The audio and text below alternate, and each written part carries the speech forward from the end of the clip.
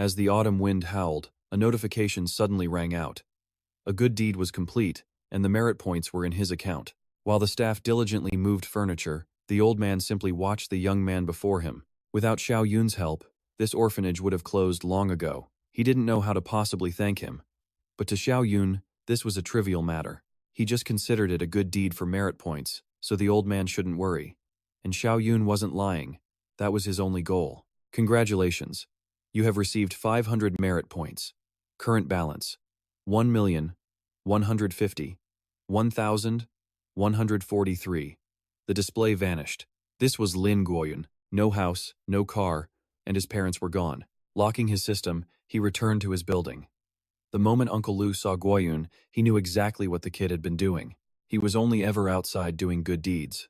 After all, it was his parents' dying wish. Lin Guoyun, 18 years old, male, with the merit system locked. He entered his room, greeting his parents out of habit, but only silence answered him. 2 years ago, his parents left him with a system and a cryptic message before disappearing. When the blood moon rises, the great calamity begins. Only merit can cross the sea of suffering. He performed good deeds for 2 years, ranking first in the world, yet his usable balance remained at 0. He slammed his glass down on the table. Guoyun still couldn't understand what these merit points were for.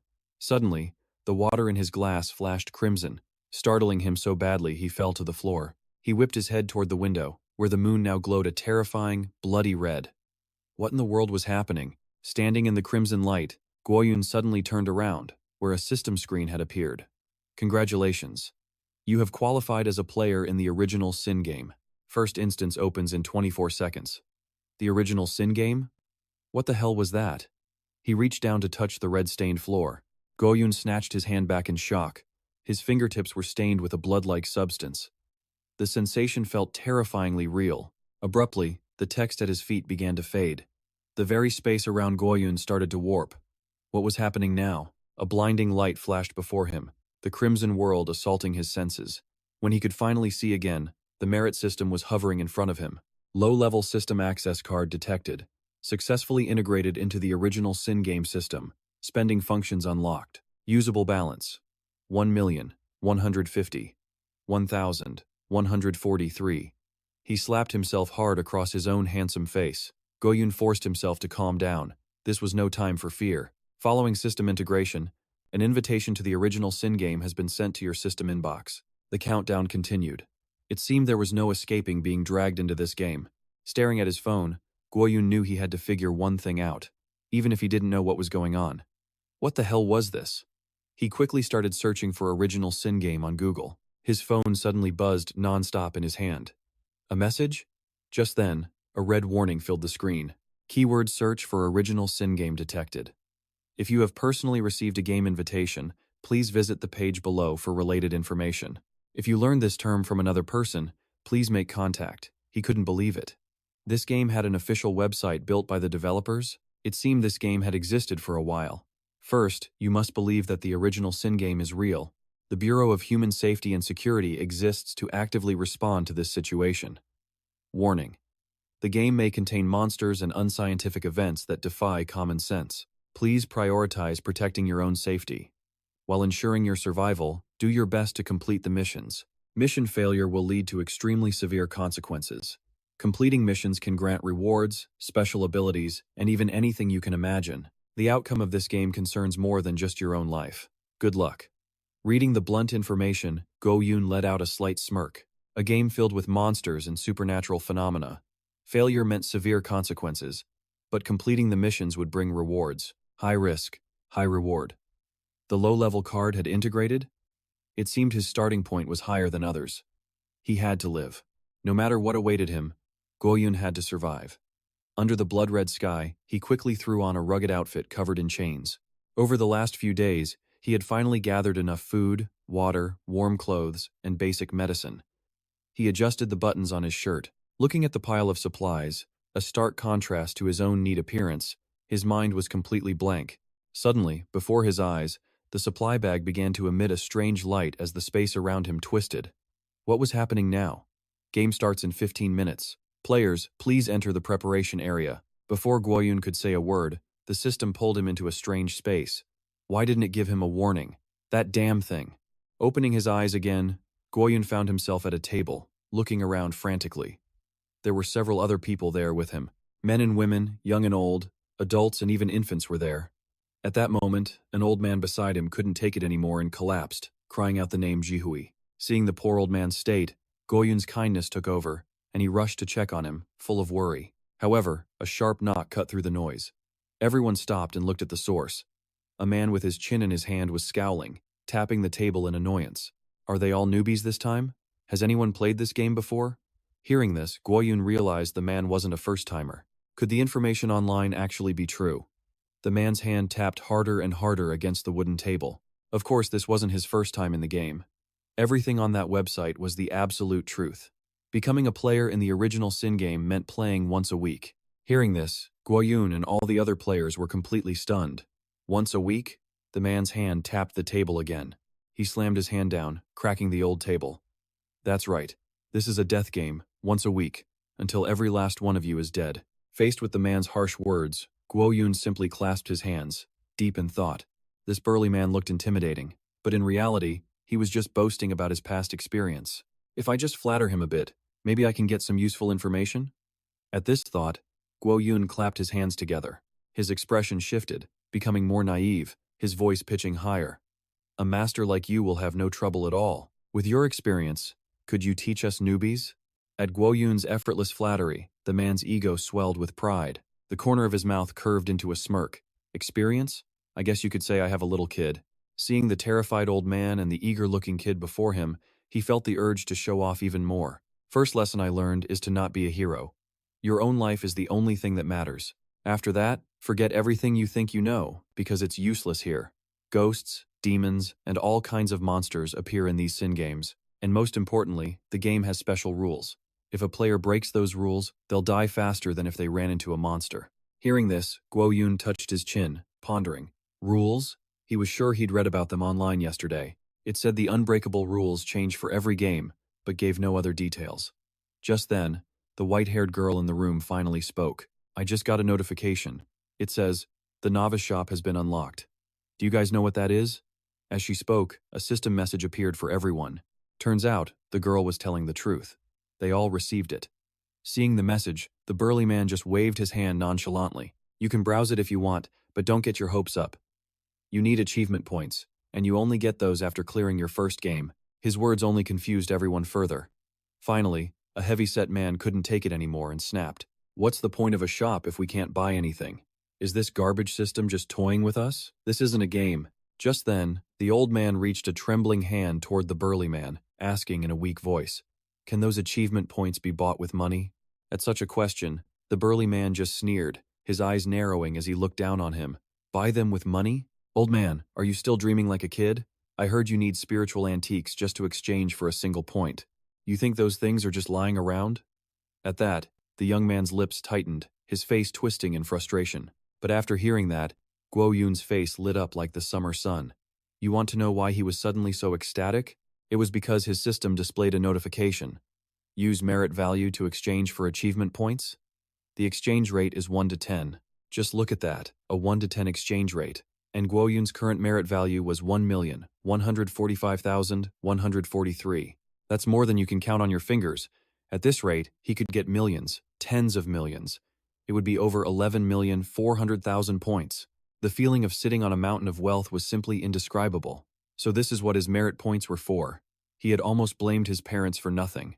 After a silent moment, a black notification screen appeared. Open the Novice shop? Right before his eyes, items began to materialize. From 3-star basic potions at 150 points, to 10-star serenity pills at 200, and 3-star invisibility talismans at 500. 1-star healing potions were 300 points, 10-star demon sealing talismans were 1,000 points, and there was even a 1-star white tiger seal for 30,000. At his exchange rate, he could buy out the entire shop with just a few thousand merit points. Snapping his fingers, Guoyun made his decision. System: exchange 10,000 merit points. 10,000 merit points spent. 100,000 achievement points received. Remaining merit: 1,140,143. With a single thought, Guoyun acquired the 3-star basic potions, 10-star serenity pills, the 1-star white tiger seal, and 10-star demon-sealing talismans, stuffing them all into his inventory. It was all done in the blink of an eye. At the same time, from outside the ancient house, a barbaric song echoed in their ears. "'Tis the season, once a year, a joyous ghost marriage is here." Hearing this melodic tune, everyone in the house shivered uncontrollably. "Who's singing out there at this hour? Hey, 2 lanterns just lit up over there." At that, the burly man slammed the table, roaring for silence. His expression grew deadly serious. "This means the game is about to start, you fools." Over in the dim candlelight, the silhouette of a bride in red appeared. Along with her came the chilling song, echoing endlessly in the silence. "Red wax, white candles, tears run dry. The bride's dowry won't return to her home." At that moment, a large notification panel appeared before all the players, startling them. "This mission is ghost marriage. The clear condition is to survive until the ghost marriage in the mountains concludes." After the announcement, the outside erupted with lively drums and horns. The sounds of eating and laughter were cheerful, yet eerily distorted and savage.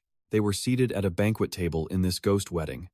While the other guests ate and chatted merrily, the players could only tremble and watch their surroundings. Just then, the silver-haired girl glanced at the banquet table behind her. The ghost-like guests were swarming the food, tearing it apart and devouring it like starved animals. -10 points for etiquette. The sight left the girl speechless. What is wrong with these people? They seem completely and utterly unhinged. Hearing her sarcastic remark, the burly man simply folded his arms and nodded. Even if this place felt terribly wrong, the mission had already begun. Whatever seems illogical or bizarre, just ignore it. Don't ask questions. The curious die first. Just then, an old man with wide, glaring eyes stepped forward. That alone sent a chill down Quavan's spine. Why weren't any of the other guests touching their food? Quavan's eyes darted back in terror, his throat suddenly dry. The old man's aura was overwhelming. He felt nothing like a living person. The girl with glasses trembled in fear, on the verge of tears as she clung to the large man. "Uncle, what are we going to do now?" Even the large man, despite his calm facade, couldn't stop the sweat soaking his shirt. "Just ignore him. We'll wait and see what he does." But that was merely the big man's hope. The old man's face began to twist with a furious anger. "You disrespectful brats. An elder is speaking, and you won't answer? On this joyous occasion, you dare disrespect us? Someone, pour the wine, now." As he finished, all the other guests moved toward their table in unison, each holding a cup of wine, ready to celebrate. Staring at the glistening pig's head on the platter, Quavan swallowed hard. These villagers all looked sickly and pale, as if the whole town was severely malnourished. Why was the feast on the table so extravagant? More than half of this food had to be tainted. They absolutely could not touch it. Approaching the handsome youth, 2 women gave him a ghastly smile. "Young man, come celebrate with your aunties. Let's have a toast. Let me feed you a little piece, open wide." As the meat and wine were shoved toward his face, Quavan's expression turned deathly pale. His lips were sealed shut, refusing to open. Eating that would be a fatal mistake. And it wasn't just him. Everyone else at the table was being pressured. "Hurry up and eat!" Finally, the old man at their table snapped and shouted, "Fine, I'll be the one to drink it. Is that what you want?" They were as persistent as leeches. Faced with these 2 little red imps offering him wine, how could he possibly refuse? He grabbed the bowl with one hand and downed the wine in a single gulp, then shakily held the empty bowl to the kids as proof. "There, good children, see? I drank it all." As he spoke, a strange sensation seized his body, and his eyes rolled back in his head. His eyes became bloodshot as foam bubbled from his mouth, and his skin turned a deathly blue. In an instant, he collapsed, convulsing violently. Seeing this, the villagers just chuckled amongst themselves. Drunk after only 1 cup? Why come to a feast with such low tolerance? What a lightweight, trying to show off. Meanwhile, the girl rushed to the poor old man. His pupils were dilated, his veins turning black. "He's been poisoned." "Just look, the wine and meat were definitely the problem. This original sin game is full of danger. One wrong move and you're dead." Just then, a system notification flashed before his eyes. "Special mission activated. Save a life. You can choose to help another player. Success will grant merit points." A special mission? Here, of all places? Quavan glanced at the others still being harassed by the villagers. They showed no reaction. It seemed this merit system was exclusive to him. At that moment, the girl with glasses started sobbing again, calling to the big man, "Uncle, what should we do now? Please, save him." Hearing this, the big man finally lost his patience. He shoved the girl away. "I told you not to touch anything." He walked right into his own death. Saving him might get the rest of us killed. If someone wants to be a hero, go ahead. I'm staying out of it. Hearing this, Quavan calmly adjusted his sleeve and spoke. Then I will be the one to save him. The clarity pill, refined from clarity herb, twin petal glasswort, and pure water, can neutralize common poisons. Looking at the item in his hand, a slight smile touched Quavan's lips. The medicine he bought from the beginner's shop would finally come in handy. Without a moment's hesitation, Quavan placed the clarity pill into the old man's mouth. Its potent fragrance made everyone turn their heads. Seeing Quavan take action, the big man behind him couldn't hide his shock. That pill is no ordinary item. But isn't this his first time in the game? Prying open the old man's mouth, Quavan made him swallow. In less than a minute, a brilliant light enveloped the old man. The dark purple marks from the poison began to fade. He cured the poison in an instant. It was truly incredible. Quavan helped the old man to his feet. "Sir, are you all right?" Though his breathing was faint, the old man thanked the youth beside him. "If it weren't for you, this old life of mine would have ended here." As he smiled, relieved, Quavan was startled as countless gold coins began raining down upon his head. Special mission: save a life. Complete. Objective: save the poisoned Chen Yu Quan. Reward: 7,770. 7 merit points. Wow, it really was a special mission. Saving a life truly is a great deed. He earned a ton of merit points. But wait. Quavan noticed something else on the screen. There was also a mission prompt. What was this? Mountain Ghost Wedding. Objective: survive until the ghost wedding concludes. Reward: 100 achievement points. Mission 2. Rescue the bride, by Ling. Reward: 3,000 achievement points, plus 3 clearance store items. Mission 3. Steal the statue of Lady Sanchuan Mingmu.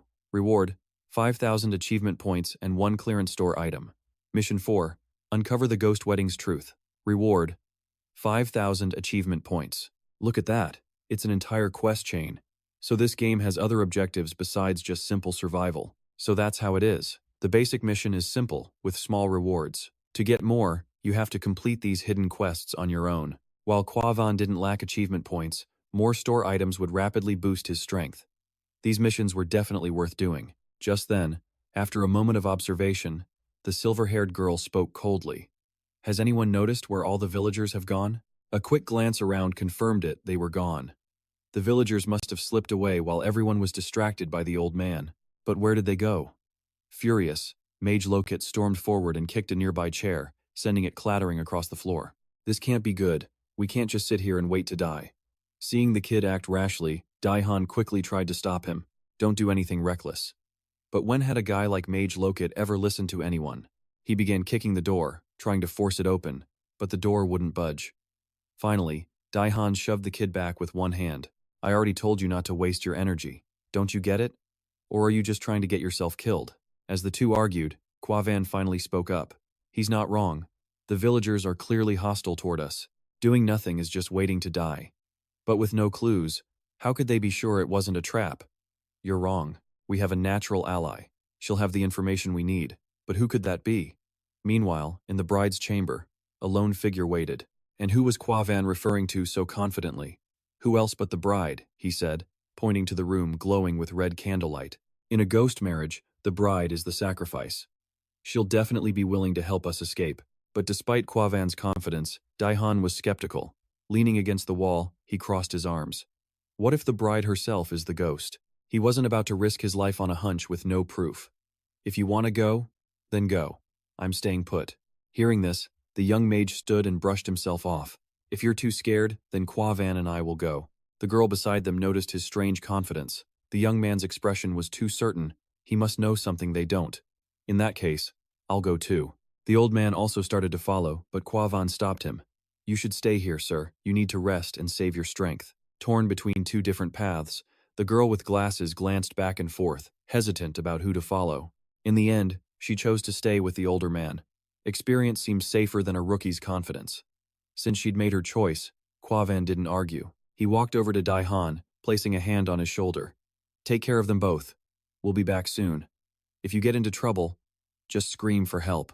With that, the three of them departed. Quavan pushed the door open and stepped inside. There, sitting on the bed, was the bride dressed in crimson. She was surrounded by eerie paper effigies. The bizarre, unsettling scene sent a chill down their spines. "Great, just our luck," paper dolls. At this, Kwa Van realized the issue. Without paper effigies, it wouldn't be a proper ghost marriage, would it? The bride herself isn't the problem here. Even as he said it, Kwa Van's hand slipped into his pocket, his fingers tracing a small seal. He then approached the silent bride. "Miss, we're travelers caught in this ghost wedding. We want to work with you to escape. What do you say?" In response, the bride remained completely still. The room was deathly silent. Losing his patience, Kwa Van reached out and lifted the bride's red veil. What he saw sent a jolt of terror through him. The bride was made of paper. He stumbled back, his face a mask of horror. Kwa Van couldn't believe his eyes. Why a paper doll? Where was the real bride? Glancing at the young man beside her, the girl grew suspicious. Based on his actions earlier, he seemed certain a real bride existed. But if this was his first time in the game, how could he know things that nobody else did? Something was definitely suspicious. Just then, a notification panel appeared before Kwa Van. Rescue the bride. Bai Ling. Reward. 3,000 achievement points. He stroked his chin, thinking hard. Kwa Van was certain of one thing. His system would never give him an incorrect mission. Bai Ling was clearly a human name, and a paper doll didn't need rescuing. So where was the real bride? Just then, the girl behind him began to search the room. "I'll check around. There might be a hidden mechanism." She moved methodically, knocking on walls, opening cabinets, and even inspecting the lamp. She tapped on desks and chairs, missing nothing. She checked the floorboards and even the ceiling. Her thoroughness paid off. When she tapped on the bed where the paper bride sat, she noticed it. Finally, she heard a distinct sound coming from beneath the bed. The sound was different from anywhere else in the room. With this discovery, a look of triumph flashed across her face. "I found it, you guys. If I'm right, there's a hidden compartment inside this bed." Hearing her cry, Kwa Van, who was searching elsewhere, whipped his head around. He crossed his arms, a thoughtful expression on his face. She was also the first one to realize the old man had been poisoned, wasn't she? She was a brave girl, with professional skills. She was clearly more than she appeared to be. Behind Kwa Van, the impulsive mage lost his patience. He strode forward and snatched up the paper bride. "Move it." He then crudely tossed the effigy onto the floor. The abrupt action was jarring, but Kwa Van didn't say a word. He quickly joined the other two. Combining their strength, the three of them heaved, managing to flip the heavy bed frame over. In less than 5 minutes, the top of the bed popped open. It revealed a deep, pitch-black void, with a cold mist billowing out. He stared down into the hidden cellar, his expression one of utter shock.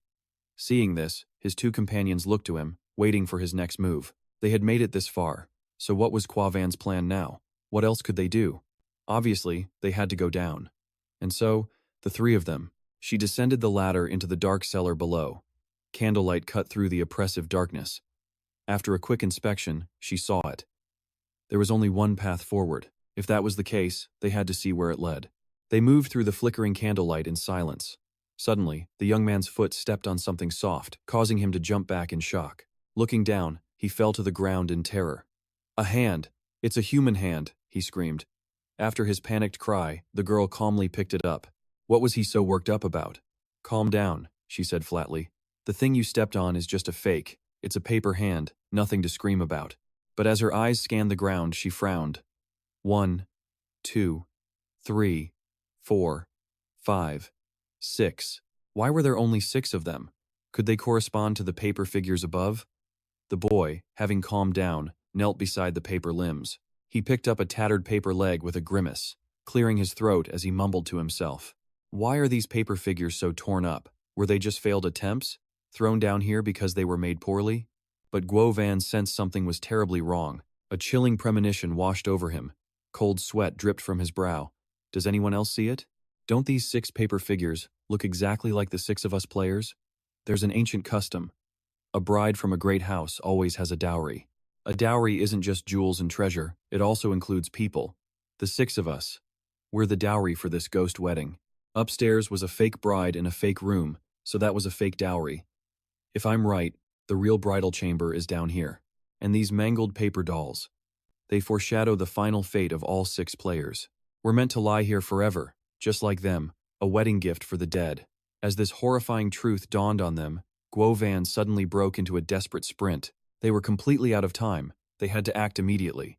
Any further delay would mean certain death. And just like that, the other 2 followed his lead, their candles flickering as they raced behind him. They had to find the bride, and fast. Otherwise, the three waiting above ground were doomed. After a frantic dash through the darkness, a brightly lit doorway appeared before them. The young man behind them spotted it first. "Hey, there's something up ahead," he yelled. At his shout, Guovan and the girl skidded to a halt. They stood before a massive door. The silence was heavy and terrifying. His pale hand reached out and pushed the door ajar. Peeking inside, his voice trembled as he called out, "Bride?" Taking a deep breath, the three of them pushed their way in. It was just as they had predicted. The real bride was lying right here. Red candles bathed the room in a bloody light. In the center was a brilliant red wedding dress. The girl was remarkably brave. Without a trace of fear, her hand reached out and pulled back the bridal veil, and there she was. This was no paper doll like the one before. She was a real person. Her face still had color. Though unconscious, she was definitely still alive. But judging by her breathing, she was in a deep coma. Guovan stepped up beside them to observe. Can we possibly wake her up? He wondered. But in her current state, nothing they did would rouse her. She was trapped in a profound coma, and there was no telling when, or if, she would ever wake up. Guovan turned to the young man. Get over here and help us. We'll have to take turns carrying her out of here. Without another second's delay, the three moved as one. One took her head, another her torso, and the last took her legs. With extreme care, they slowly lifted her from the bed. Finally, they succeeded, placing the real bride on the bed outside the cellar.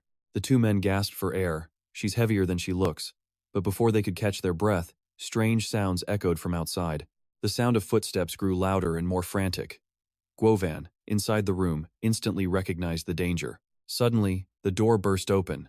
The old man and the girl with glasses from earlier stumbled in, shocking the three inside the bridal chamber. Before anyone could speak, the two began begging for their lives, their faces etched with pure terror. Their panic was contagious, making Guovan's own heart race. Why did you run in here? What's going on outside? The faces of the two newcomers were deathly pale, their voices cracking with fear. The villagers. The people from the village are coming here to kill everyone. We saw them carrying hoes and sickles. They're attacking anyone on sight. Dahan stayed behind to hold them off so we could get help. Hearing this, Guovan's expression grew grim. He shot a quick glance at the girl beside him. There was no other way out of the room. They would have to take the bride and face them head-on. Meanwhile, outside, Dahan stood as the lone barrier against the maddened crowd. He had been using his special ability the entire time. Dahan was growing exhausted from the endless fight. Even with his guardian spirit, he was nearing his absolute limit. Sweat poured from him like a river. He knew he didn't have the power left to take on this entire mob of demonic villagers alone, but as their senior, he had to protect them. He took a ragged breath and issued a final warning. Take one more step, and the demon at my back will strike you down. You have no idea how brutal it can be. Leave now, while you still can. But he knew these mindless villagers wouldn't listen to reason. His words only seemed to enrage them more. They surged forward, ready to slaughter anyone in their path, with Dahan as their very first target. Before the villagers' reckless charge, he had no choice. He braced himself as the fiend behind him swung its sword, sending them flying with one blow. Witnessing this and the fiend's immense form, Guoyun froze. This power had to be from the original Sin game, right? So awesome. But before Guoyun could admire it further, the fiend suddenly slashed its master, Dahan, across the back. A scream of agony echoed as the man's face turned deathly pale. How could this be? Was this a power backlash? That fiend actually dared to attack its own host? Still stunned by the spirit's action, Guoyun glanced at the man's muscular back. Something was terribly wrong. All those old scars. Was this the price for using the fiend? Just then, a system window appeared before him. Congratulations, host, for unlocking the Anomaly Ecology Guide. Phantom Pain Fiend Fragment unlocked, opening 9 pages of the guide. You can now claim guide rewards. Please continue your efforts. A Remnant-class Phantom Pain Fiend Fragment? A demon born from pain? It exists for the sake of suffering. Reading the notification, a chill ran down Guoyun's spine. It took pleasure in torturing others. It can strike with a long whip, and each attack inflicts a certain amount of damage back onto the user. Meanwhile, seeing the uncle use his fiend to repel the crazed villagers, the girl with glasses watched in awe, her eyes sparkling with admiration. That fighting form was truly magnificent. Uncle, you're amazing. While the others praised Dahan for his incredible skill and fiend, only Guoyun knew the truth. Wielding the fiend's power always came at a steep price. He couldn't hold out for much longer. Guoyun couldn't just stand by. He turned and grabbed the old man beside him. Sir, after we entered the room, did you investigate the courtyard? Did you find any possible way out? At this question, the old man seemed to recall something. Yes, I did. There's a low wall on the west side we might be able to climb. With no time to waste, Guoyun and the others quickly turned to run. He didn't forget to yell back to Dahan. Brother, head west, hurry! Hearing him, the villagers shrieked, block them, don't let a single one survive. And so, carrying the bride, they all fled from the savage horde. However, her strength fading, the girl was quickly targeted by one of the villagers.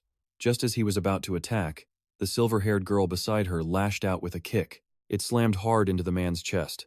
Then, she glanced back, sensing another attacker. As a clawed hand swung toward her, she ducked, then used both hands to slam the man to the ground. But she wasn't finished. She lunged forward, using her long legs to kick the man squarely in the groin. The family jewels were utterly shattered. Seeing that, Guoyun and the man beside him couldn't help but wince. They could feel the guy's pain. They were definitely crushed. After her work was done, the girl casually dusted off her hands. Don't just stand there, run. Her words snapped them out of it, and they sprinted away. But soon, their path was blocked again. What now? Dahan can't hold on much longer. The fiend only has 3 strikes left. But don't worry, where there's a will, there's a way. Guoyun pulled out a small talisman. Now, watch this. At his words, Dahan felt the fiend beside him begin to tremble violently. He whipped his head around, staring at the young man in disbelief. The talisman in his hand was so powerful that even his fiend was shaking in fear. Who in the world was this kid? What was his identity? Without saying more, Guoyun bent slightly and began to chant an incantation. By the 3,000 masters who received the evil-slaying writ, let the walking dead of the night and the 7 evil souls be utterly incinerated. After muttering these words, the talisman blazed with a brilliant light. Guoyun then hurled it forward. Evil spirits, begone, obey my command. Just like that, a volley of talismans flew toward the villagers. In an instant, a brilliant, crimson light erupted, engulfing them in flames. Watching the villagers writhe in the inferno, Dahan and the others breathed a sigh of relief. That talisman was terrifyingly powerful. Kid, you got any more of those? Finish them off. Hearing this, Guoyun fell silent for a moment, his eyes fixed on the fire. Demon-suppressing talismans are for expelling evil spirits. Though their bodies are warped, they are still fundamentally human. This talisman can't destroy them completely. At these words, Dahan's smile vanished, replaced by pure anxiety. Then what are we supposed to do now? Are we just going to stand here and wait to die? A confident smirk played on Guoyun's lips. That may be, but for now, we stick to the original plan. With that, his legs blurred as he dashed forward, leaping onto the high wall. Is there any escape route other than getting out of this place? Hurry up, old man! At that moment, the villagers' footsteps grew frantic as they fanned out with hoes and shovels, searching in all directions. They were determined to find the 6 of them. As 2 villagers searched elsewhere, a hand slowly reached out from a haystack behind them. It moved with utter stealth. Instantly, the girl and Dahan lunged out, each grabbing a man in a headlock, choking them into silence. They were completely powerless to resist. After the 2 were choked unconscious, Dahan quickly scanned the area. He then dragged the villager's body away with one hand. Once the coast was clear, the 2 entered the small room where the other 6 were hiding. Staying here any longer isn't an option. The villager patrols are increasing. We need to get out of this place, fast. Hearing this, while Guoyun was deep in thought, the puppet-like man urged him again. So, where do we go from here? At his words, Guoyun remained silent. He didn't have a new plan yet. I have to find another path. A different way out. The ritual was broken, and the bride was saved. But the ghost marriage wasn't truly over. Quo Van knew he'd missed something. Just then, the bride stirred in the girl's lap. Seeing this, the woman with glasses called out. Everyone, look, I think she's waking up. Her eyes fluttered open to Quo Van's face. Are you all right? Do you remember your name?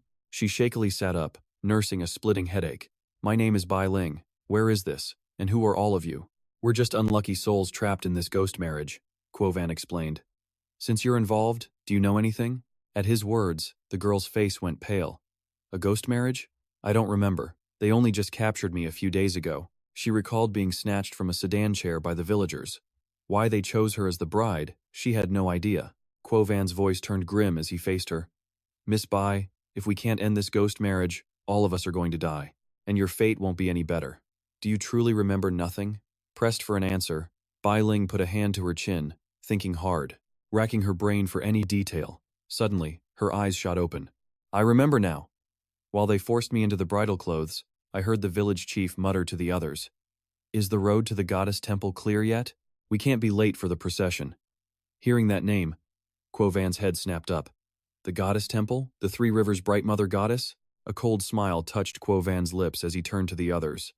It seems if we want to end this, we'll have to visit that ancestral hall. Hearing Quo Van's dangerously calm words, and thinking of the villagers hunting them, the young man panicked. Are you insane? That place is swarming with those monsters. Going there is just walking into a trap. But this was a fear Quo Van had already accounted for. Don't assume everyone is as simple as you. Quo Van then pulled out a light blue talisman, reassuring the terrified youth. Don't worry, kid. We have more solutions than problems. This was an invisibility talisman, a charm meant to conceal their mortal forms. It hides them from sight, sound, and smell. It conceals everyone within 5 meters for the time of 3 incense sticks. Without another word, Quo Van lit the talisman. An eerie blue flame flared to life.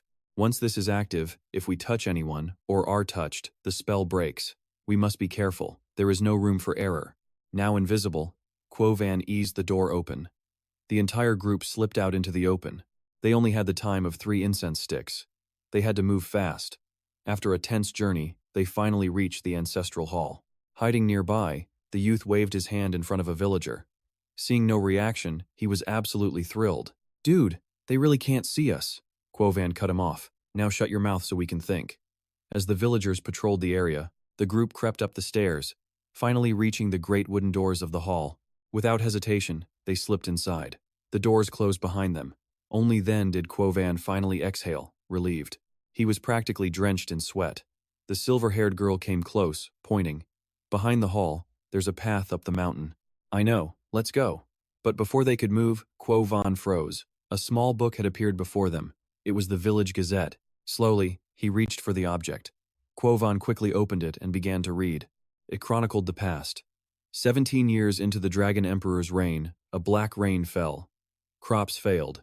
A great famine swept the land, forcing people to cannibalism as demons emerged. After reading the book, the 7 of them took the path behind the hall and started up the mountain.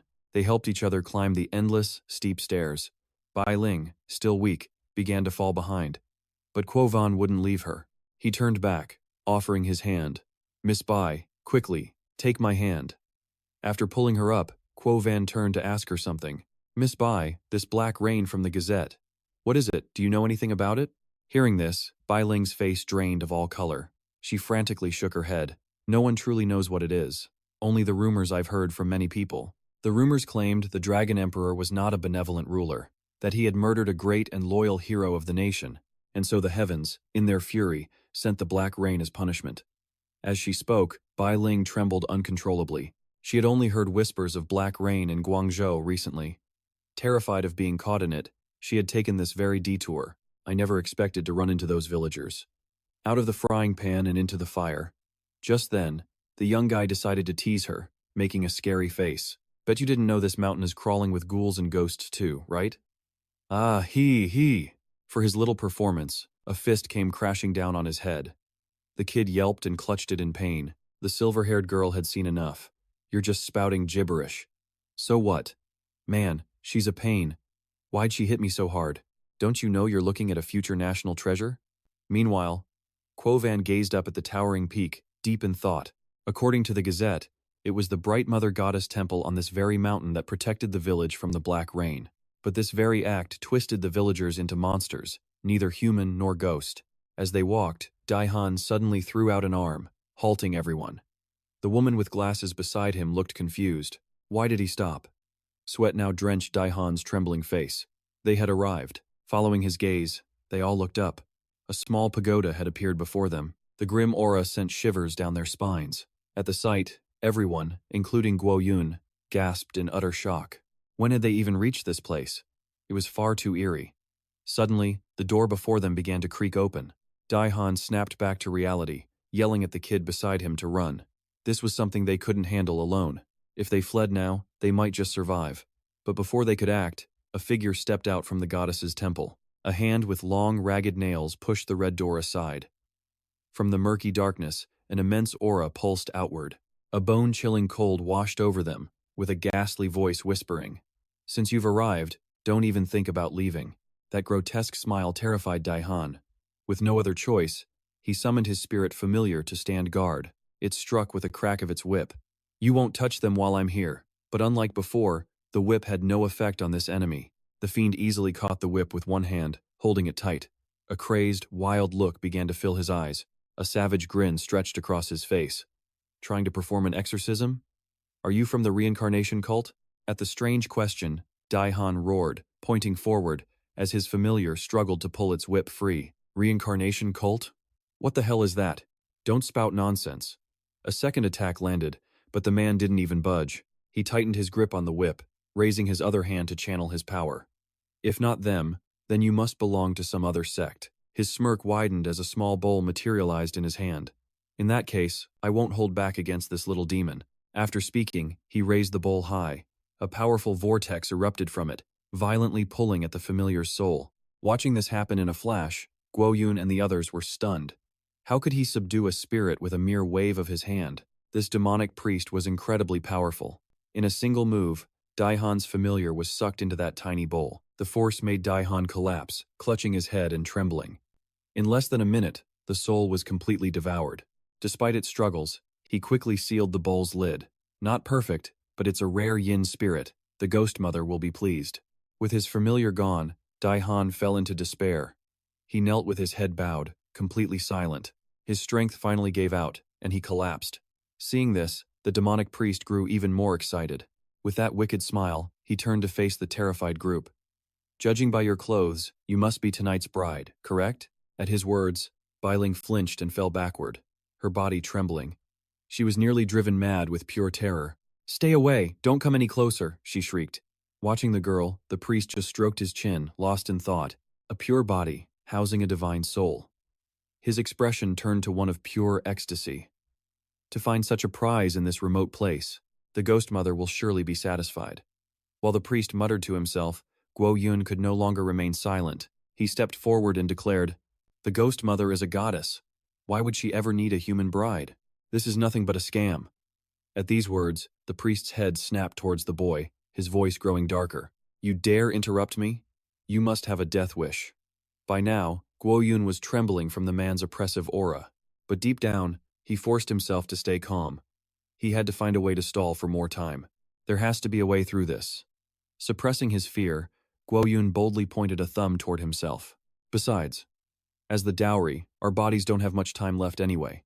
A savage laugh from the priest echoed in the air. "How amusingly you speak. I like that." He then noticed the boy was wearing a very peculiar set of clothes. An icy chill shot straight down Guoyun's spine. Before he could react, the priest's hand landed on his shoulder. A cold mist radiated from the priest's body. "You know you're going to die, yet you still dare to run your mouth before me? Such a clever tongue. What's your name, brat?" As he asked, Guoyun's hidden hand slipped into his pocket. He brought it out, a faint smile on his face. "I'm just a commoner. In my tradition, dying without reason turns you into a wandering ghost. That is why I dared to ask you, great priest." The man stepped past him, conjuring a small orb of fire in his hand. "So you simply wish to know why you must die? Very well. I shall grant you that one chance, so you won't become a lost soul. You want to know about this ghost marriage, correct?" The flame in his hand grew fiercer as Guoyun glanced back. The priest then brutally crushed a spirit in his hand, ignoring its piercing screams. "Yes, this priest is in a very good mood today.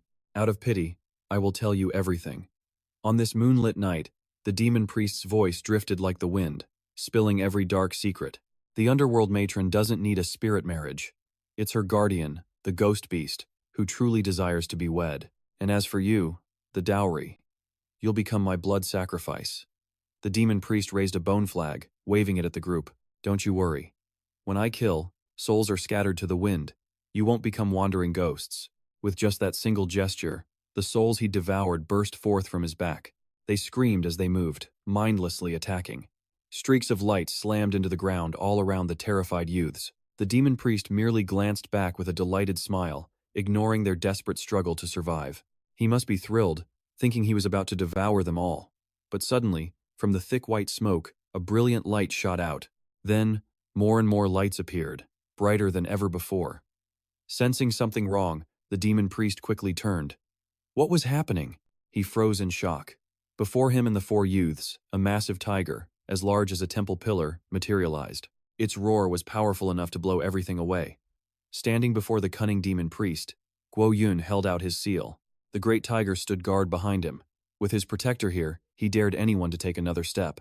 They would regret it instantly. The other boy collapsed, stunned by his ally's incredible style. He trembled and laughed, telling the cowards to go home. He thought he was a dead man just moments ago. Little bro. No, big bro is more like it. You saved my life again. Guoyun held the item forward for everyone to see. It was the white tiger seal. After that grand display, 85% of his power remained. Guoyun then turned to the others and shouted, "You all need to leave. Get as far away as you can." That single move used up 15% of his spiritual power. He had to find a way to stall for time. At his words, the silver-haired girl just stared blankly, but his warning quickly registered, and she turned to run. However, she didn't forget to urge the other two. "If we stay, we'll just be a burden to him. Everyone, follow me, and let's go." Meanwhile, the demon priest stood frozen, overwhelmed by this power. A manifested spirit weapon. That's at least a mid-grade treasure. But I'm sure I sense no spiritual power on that kid at all. How is this even possible? He pointed a finger at the boy. The demon priest demanded to know what kind of person he was. Hearing such a clueless question, Guoyun burst out laughing. "Have you been listening to a single word I've said this whole time? Are your ears just for decoration? I already told you before, I'm just a commoner from the outside. Hey priest, how about we just talk this out? No need to fight, right? Let's negotiate." But the demon priest completely ignored Guoyun's offer. He curled his hand and roared in fury. "This brat has some nerve. How dare you insult me? Do you know who I am?" After saying this, the demon priest thrust one hand forward and waved his flag. In an instant, a massive fireball shot out. It slammed violently into the golden tiger standing by Guoyun. Without stopping, the priest unleashed his wraith spirit ghost fire. Soul after soul flew towards him at terrifying speeds. Faced with this onslaught, Guoyun had enough. It was time to fight back. With a single roar, the great tiger created a protective barrier around them, blocking the filthy incoming spirits. The demon priest's lips curled into a wicked smirk. His eyes went vacant as he laughed. "So you're just relying on a useless artifact? Once I drain its spiritual energy, I will peel your skin and tear out your tendons, you rotten brat." Hearing this, a chill ran down Guoyun's spine. This is bad. The cunning demon priest figured out his secret. As a storm of spirits rained down, Guoyun desperately dodged each attack. If he didn't move fast enough, he'd be torn to pieces. The ground around him was relentlessly bombarded by his opponent's attacks. Seeing the boy's pitiful struggle, the demon priest grew more excited. His smile twisted into a crazed grin as he glared at his unlucky prey. Insanity, overriding reason, he furiously waved his flag, unleashing all the souls he had trapped. "What do you think of this? Why aren't you running that mouth of yours like before, little brat? Why so quiet now?" After dodging for what felt like an eternity, the ground where Guoyun stood was riddled with craters. His body was reaching its limit. He leaned on his knees, gasping for air. He was completely on the defensive. He knew he couldn't win by dragging this out. He had to regain the upper hand, and fast. Pushing himself up, Guoyun surged forward. He swung his arm wide and yelled out, calling the name of the white tiger. At his call, the massive white tiger charged, letting out a thunderous roar. Its paws moved with blinding speed, a clear warning to its foe. This was no mere threat. The white tiger attacked instantly. It swung its massive claws, large as pillars, right at the demon priest. It intended to smash him into paste, but a rock-hard barrier blocked the attack. The tiger's blow was stopped by a trick, just like Guoyun's. A large shield materialized, deflecting the great tiger's claws. How pathetic. There's a limit to imitation, but this priest had no shame. From within his barrier, he laughed mockingly at the boy. "Did you really think I wouldn't be prepared for that move? You're still too naive. Children shouldn't play with adults, sweetie." And the reason for the demon priest's confidence wasn't just his own spiritual power. Weapon aura alone can't break his soul banner. Even a mid-grade artifact would fail. His razor-sharp claws tensed, ready for the kill. The demonic priest displayed it for all to see, then mercilessly crushed the light within. All that remained was to end Guoyun. He would use vengeful spirits to refine this weapon. What a perfect combination of fresh prey and a magnificent artifact. But while he was lost in his monologue, 3 golden talismans shot forward. They exploded violently around the demonic priest. The blast momentarily stunned him. At the same time, the silver-haired girl moved into position, fresh talismans already in her hand. Her intense gaze had been fixed on him the entire time, waiting for the perfect chance to launch her next assault. The priest merely scoffed at her attack. One hand maintained his barrier, while the other mockingly beckoned the woman forward. "Why the rush, little girl? I know you're eager, but everyone gets a turn. Instead of saving yourself, you leap into the tiger's maw. If you're that desperate to die, then I won't be gentle." While the priest was laughing, about to threaten the girl's life, a faint sound echoed from above. Lost in his bliss, he didn't notice his barrier was starting to crack. By the time he reacted, he was horrified. The massive tiger was tearing through his personal defense barrier. Under the tiger's immense pressure and the talisman's earlier attack, the sickly green barrier finally shattered into pieces. The demon priest's panic came far too late. What was happening?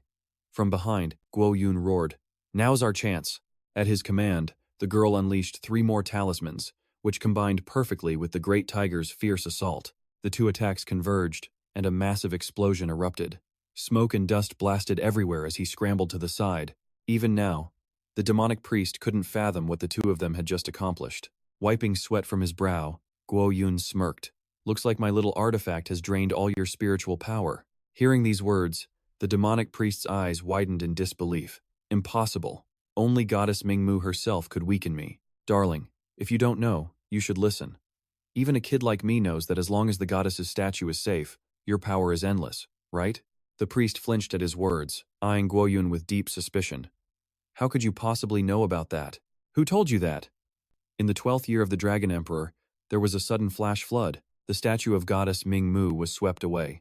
The search lasted 3 months, with a penalty of 30 lashes per day. After the statue was found, the ghost marriages returned. A great famine followed, killing 3 or 4 out of every 10 villagers. Was the only punishment for losing the statue a few lashes, or were their souls completely extinguished? As Guoyun closed the book, the uncle ran out, desperately clutching the statue of Mingmu. "I stole it. I'm the one who took it." At this sight, the demonic priest was finally pushed into a state of pure rage. His eyes blazed red as he ground his teeth and charged forward. "You die. Hey now, priest, where do you think you're going? You dare try to touch my people? You should calm down." Facing the great tiger, the weakened priest had no choice but to retreat. Even so, he was seething, pointing a trembling finger at the young man as he screamed, "You were trying to grab my attention from the start, weren't you? You cunning brat." "Yeah, that's right." Guoyun's distraction wasn't recent. It was the plan all along. "Old man, wasn't my plan flawless?" Guoyun asked with a slight smile. When evil men keep diaries, they always expose their own weaknesses. Tossing the book aside, Guoyun turned toward the uncle behind him. The others cracked their knuckles, ready to move. They had tolerated this old monster long enough. They had been waiting for this moment. Guoyun observed the details of the statue, feeling a strange emotion. "So this is the statue of goddess Mingmu." He slowly knelt and reached for it. A sudden announcement rang out. "Mission complete. The ghost marriage of Mingjia has ended. Congratulations, player, on clearing the game. Bonus rewards are being calculated. Please wait." "Young man, the system says the game is over." Hearing this, the uncle was confused, his hand still hovering over the statue. Is it really over?" Guoyun helped the man to his feet, confirming it for him once more. "Yes, we did it. It's really over." But when they turned to the girl in glasses, she was trembling and sobbing uncontrollably. But what is there to cry about? No one was injured or died. Seeing such a useless weakling was a bad omen to him. As he took a step toward her, the silver-haired girl gave him a cold look, pulling the other into a protective hug. Seeing this, the punk paled and raised his hands in surrender. Guoyun and the girl then turned their attention to the man on the ground. What's his condition? According to her observations, his vital signs had stabilized. He was only unconscious, so his life was no longer in danger. Now that the game has ended, Guoyun wondered how much longer this place could possibly exist. The resolution time is typically 5 to 15 minutes. Then, all survivors will be teleported to their original positions. Hearing this, Guoyun glanced back at her. He asked with a serious tone, "How do you know these things?" "That's a secret." "You're not the only one with secrets, Guoyun." Turning toward the bride, the silver-haired girl spoke, startling her. "What will you do now? Can you leave this place on your own? Are our saviors leaving?" Just then, a strange noise cut through the air. A chilling mist bled from the dark woods, followed by thundering hooves as an army appeared. They were completely surrounded. The soldiers formed a wall, leaving everyone stunned and confused.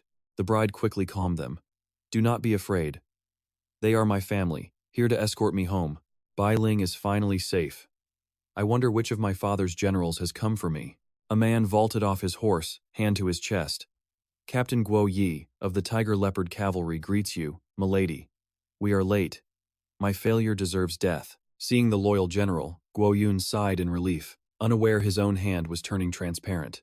He wouldn't have to worry about her fate after all. But then, panic struck. Guoyun watched his hand slowly vanish. There was no time for a proper farewell. Farewell, milady. And just like that, 6 pillars of red light shot skyward. In a flash, he and the others were gone. As they vanished, the general was baffled. They left no trace. Not even an aura. Milady, who were they? Bai Ling had no answer either. They were merely kind strangers who helped me. A system notification echoed. Game clear. Calculating rewards. Final score, 14,500. Quest completed. 4 out of 4. Special and hidden quests. 3. Unlocking 200% store access and special items. Hidden quest reward. 1. Star token. 3 golden screens swirled around him. Guoyun floated, deep in thought. The shop would stay open until the next quest. There was no need to rush. He could take his time to browse. He mulled it over. Every quest was cleared, yet he only earned 14,000 points, less than the cost of the items he used. Just clearing basic quests would mean endless grinding for store rewards. That was incredibly inefficient. No wonder that other guy had so little. But Guoyun wasn't like him. He didn't lack points, did he? He lacked things to buy. He tapped the red screen. Does the player want to log out and return to the real world? He confirmed immediately. In an instant, Guoyun materialized back in his familiar room. The transition was instant, leaving him bewildered. He patted himself down, confirming he was solid. To be back so suddenly, it felt unreal. He glanced at the clock. Days had passed in the game, but here? Only a few minutes had gone by. Suddenly, his vision warped. He grabbed his throbbing head in pain. Was this the side effect of mental exhaustion? First things first, he needed sleep. Everything else could wait for tomorrow. At sunrise, Guoyun forced his heavy eyes open, staggering to his feet. A persistent knock echoed. He dragged his exhausted body to the door. Who could it be this early? As he turned the knob, a familiar voice spoke. Mr. Lin Guoyun, on behalf of the Human Security Agency, I need you to cooperate with an investigation. Seeing her face, Guoyun was suddenly wide awake. The Human Security Agency? An official government branch? Then her appearance in the game was not a coincidence after all. And how did she find his address? She crossed her arms, calmly explaining to Guoyun. The Sin Game's player selection is entirely random. Our meeting truly was a coincidence. She glanced over her shoulder. As for his other question, she hesitated. Behind that wall, armed agents were on standby. If you cooperate with us, she stated, you will get your answers. Guoyun swallowed nervously, trembling. This cooperation. It did not involve getting cut up for research, did it? Is that it? Relax. Every player is a valuable asset. As long as you cooperate, your personal safety will never be at risk. But then her expression iced over. She stepped closer, her tone menacing. So long as you cooperate, we will never have to threaten your life or safety. With a cold snap of her fingers, the sound of a gun cocking echoed from behind her. Guoyun froze, terrified. I get it. I will cooperate, I promise. Can I have 10 minutes to change? After 10 minutes, they all departed. After changing, Guoyun was escorted to their car. Yesterday's rookie mission, she began, was evaluated at the highest difficulty. Keeping everyone alive was 80% your doing. For that, you have my thanks. But the organization sought you out for more than just your performance. Your identity is the key. That is all I can reveal for now. The convoy sped towards a massive building. She presented her credentials to the guards. Human Security Bureau, Special Ops Team Leader, Ji Qinglin. Verified. Team Leader Ji. Welcome back to HQ. Inside a conference room, Ji Qinglin offered Guoyun a glass of water. Why am I here? Can you please explain? Patience. You will know soon enough. Just then, a man in a lab coat entered the room. The moment Guoyun saw him, his jaw dropped. Little Yun, it has been a long time. How have you been? Uncle Bai. What are you doing here? That was right. This was Professor Bai, a renowned folklorist and archaeologist. He was the Lin couple's closest partner before they vanished. Seeing the boy's shocked face, Uncle Bai just smiled as the agent chuckled. Of course I'm here for research. Did you think I was a player like you kids? My old bones can't take that kind of torment. Just then, Gui Qinglin, beside Guoyun, spoke up. Professor Bai is the chief advisor for the Human Security Bureau and a key member of its research group. He's also one of the Bureau's honorary vice directors. Enough flattery. Those are just empty titles for an old man like me. If the Fengmian couple hadn't disappeared, the chief advisor role would have never been mine. At this, Guoyun shot forward in a panic. Lin Fengmian? You mean my parents worked for the Human Security Bureau too? Professor Bai sighed, his expression falling. It seems they truly told you nothing, did they? Professor Lin Fengmian and Professor Jiang Hongli were essentially the founders, the elders of this bureau. They were the first ones to discover the rule, anomalies, and predict the arrival of the original Sin game. But it's a shame. Heaven is often jealous of great talent. Hearing this, Guoyun rushed forward, grabbing the professor's shoulders and demanding answers. So my parents didn't die in a car accident, did they? What really happened to them? Are they still alive? Professor Bai's eyes shifted, avoiding the young man's gaze. He hesitated. The truth is, they. But before he could finish, Gui Qinglin stepped in, cutting him off. Professor Bai, the following is classified. Lin Guoyun doesn't have the proper clearance to be told. Guoyun was, of course, completely dissatisfied. Why don't I have the right to know about my own parents? Why is their story being forbidden from me? She held a confidential file towards Guoyun. Gui Qinglin was perfectly calm. If you really want to know, sign the consent form and join the organization. Staring at the papers, Guoyun felt completely cornered, grinding his teeth. Do you know about the monsters that have tormented humanity? Gui Qinglin hoped he understood that once he signed this contract, he would become part of the war against that distortion. You'll have to face the grotesque, the twisted, madness, or even death. Flipping through the pages, he asked, as you said before, you don't send people on suicide missions, right? Qinglin had already stated that every player is a precious asset and resource. We would never intentionally let them get hurt. Unless it could save an even greater number of lives. He signed his name on the contract. His eyes filled with absolute certainty. No problem. I will definitely survive and investigate the whole truth. In a dark room, two figures observed their entire conversation. The two men were still assessing him without pause. From their perspective, he was just an impulsive, confident, passionate, and self-righteous brat. But isn't that what makes him a good kid? It's daytime, so why is it so dark in here? Hearing his companion's complaint, the scarred man immediately scowled. Our positions are different. You are responsible for trust. I am responsible for suspicion. He took the paper. It was already signed. Now, you two are part of the same family. Professor Bai has two more topics. As for your training, I'll leave that to Qinglin. You young people will probably have an easier time. After the professor left, Guoyun and Qinglin sat facing each other. He was just about to say her name, but Qinglin leaned forward and spoke first. Gui Qinglin, former head of Special Intelligence Analysis, current leader of Special Operations Team 2. A pleasure to meet you. Taking her hand, a flustered Guoyun scratched his head and laughed awkwardly. Before he could even introduce himself, the woman recited all his information. Lin Guoyun, male, 20 years old, current employment status is unemployed, son of the renowned scholars Lin Fengmian and Jiang Hongli, physics graduate of Imperial Capital University. No relationship history. Sexual orientation is suspected male. Hearing this, Guoyun roared in frustration. There's nothing wrong with my sexual orientation, so stop spouting nonsense. Hey girls, don't listen to her, I'm straight. In short, Qinglin's side knew everything about Guoyun. As for the Human Security Bureau, it was just as he had searched online. We are the official handlers of all anomalous events, including this original Sin game. Including? What do you mean? Are there other strange events besides the game? She gently pushed a file toward Guoyun. Qinglin's voice was calm. The history of these strange events goes back much further than you think. You can take a look. Looking at the documents, Guoyun quickly opened them.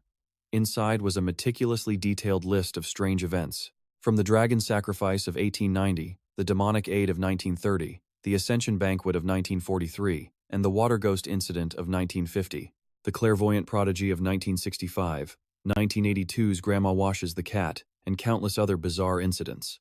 Before, these events were like sparks from a mysterious cave. Their job was to prevent that fire from burning down the entire forest. But now, the monster from the cave has crawled out. That monster is the original Sin game. Since the appearance of the original Sin game, other strange events have all disappeared. They did disappear, but not completely. According to the research of Professor Lin, Guoyun's father, they've all become small worlds within the game. commonly known as instances. It's just like the principle of a black hole. When an overwhelmingly massive strange object appears, other strange objects are devoured and merged into it. Standing up, she walked past Guoyun. In short, handling the original Sin game and its derivatives is now the Bureau's main focus. She pressed a button on the wall. A large board lowered from behind Qinglin. What are these derivative events you mentioned? These incidents are mainly divided into two categories. The first type is players who lose control. There's always a small number of players who gain power from the game only to do evil and harm society.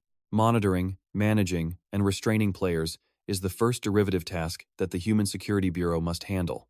As for the second type, as Qinglin's chalk flew across the board, two words quickly appeared. Real world instances.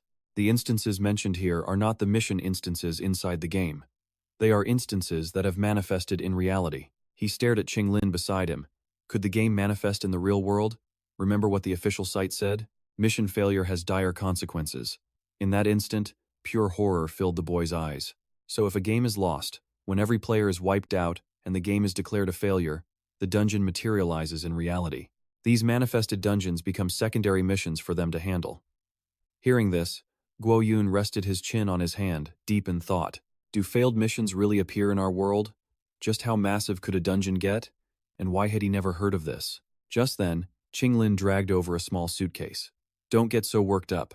Usually, high-level veterans are the ones who handle these dungeons. First, check out your welcome gift. As she opened the case, its contents were revealed. Was that a handgun? It was absolutely stunning. Qinglin expertly assembled the weapon and aimed. Your firearm license is in the box, too. I'll teach you the basics of using it later. Tossing the gun to the kid, Qinglin added a warning. This is the organization's trust in you, Guoyun. Not a license for misconduct. Abuse it, and you'll just become the Bureau's next mission. This is a custom-built satellite phone. All missions and official communications will come through here. Your watch has a built-in anomaly detector. If it senses anything, the light activates. It has 6 colors: green, blue, purple, orange, red, and white. The later colors mean extreme danger. Just as she finished, a noise from outside made Guoyun turn his head. The man from the dark room stormed in, his expression grim. Deputy Director, what brings you here? Ignoring Qinglin's question, Xu Jingyan strode in. He was the Deputy Director of the Human Security Bureau, in charge of the Special Action Unit. You seem displeased. How far along is the training? I've just finished the basic briefing and was about to take Guoyun to the firing range. Proceed with the firearms training. Holding 2 sheets of paper, Xu Jingyan's expression remained rigid. That will have to wait. I have an urgent mission for you two right now. He handed them each a document.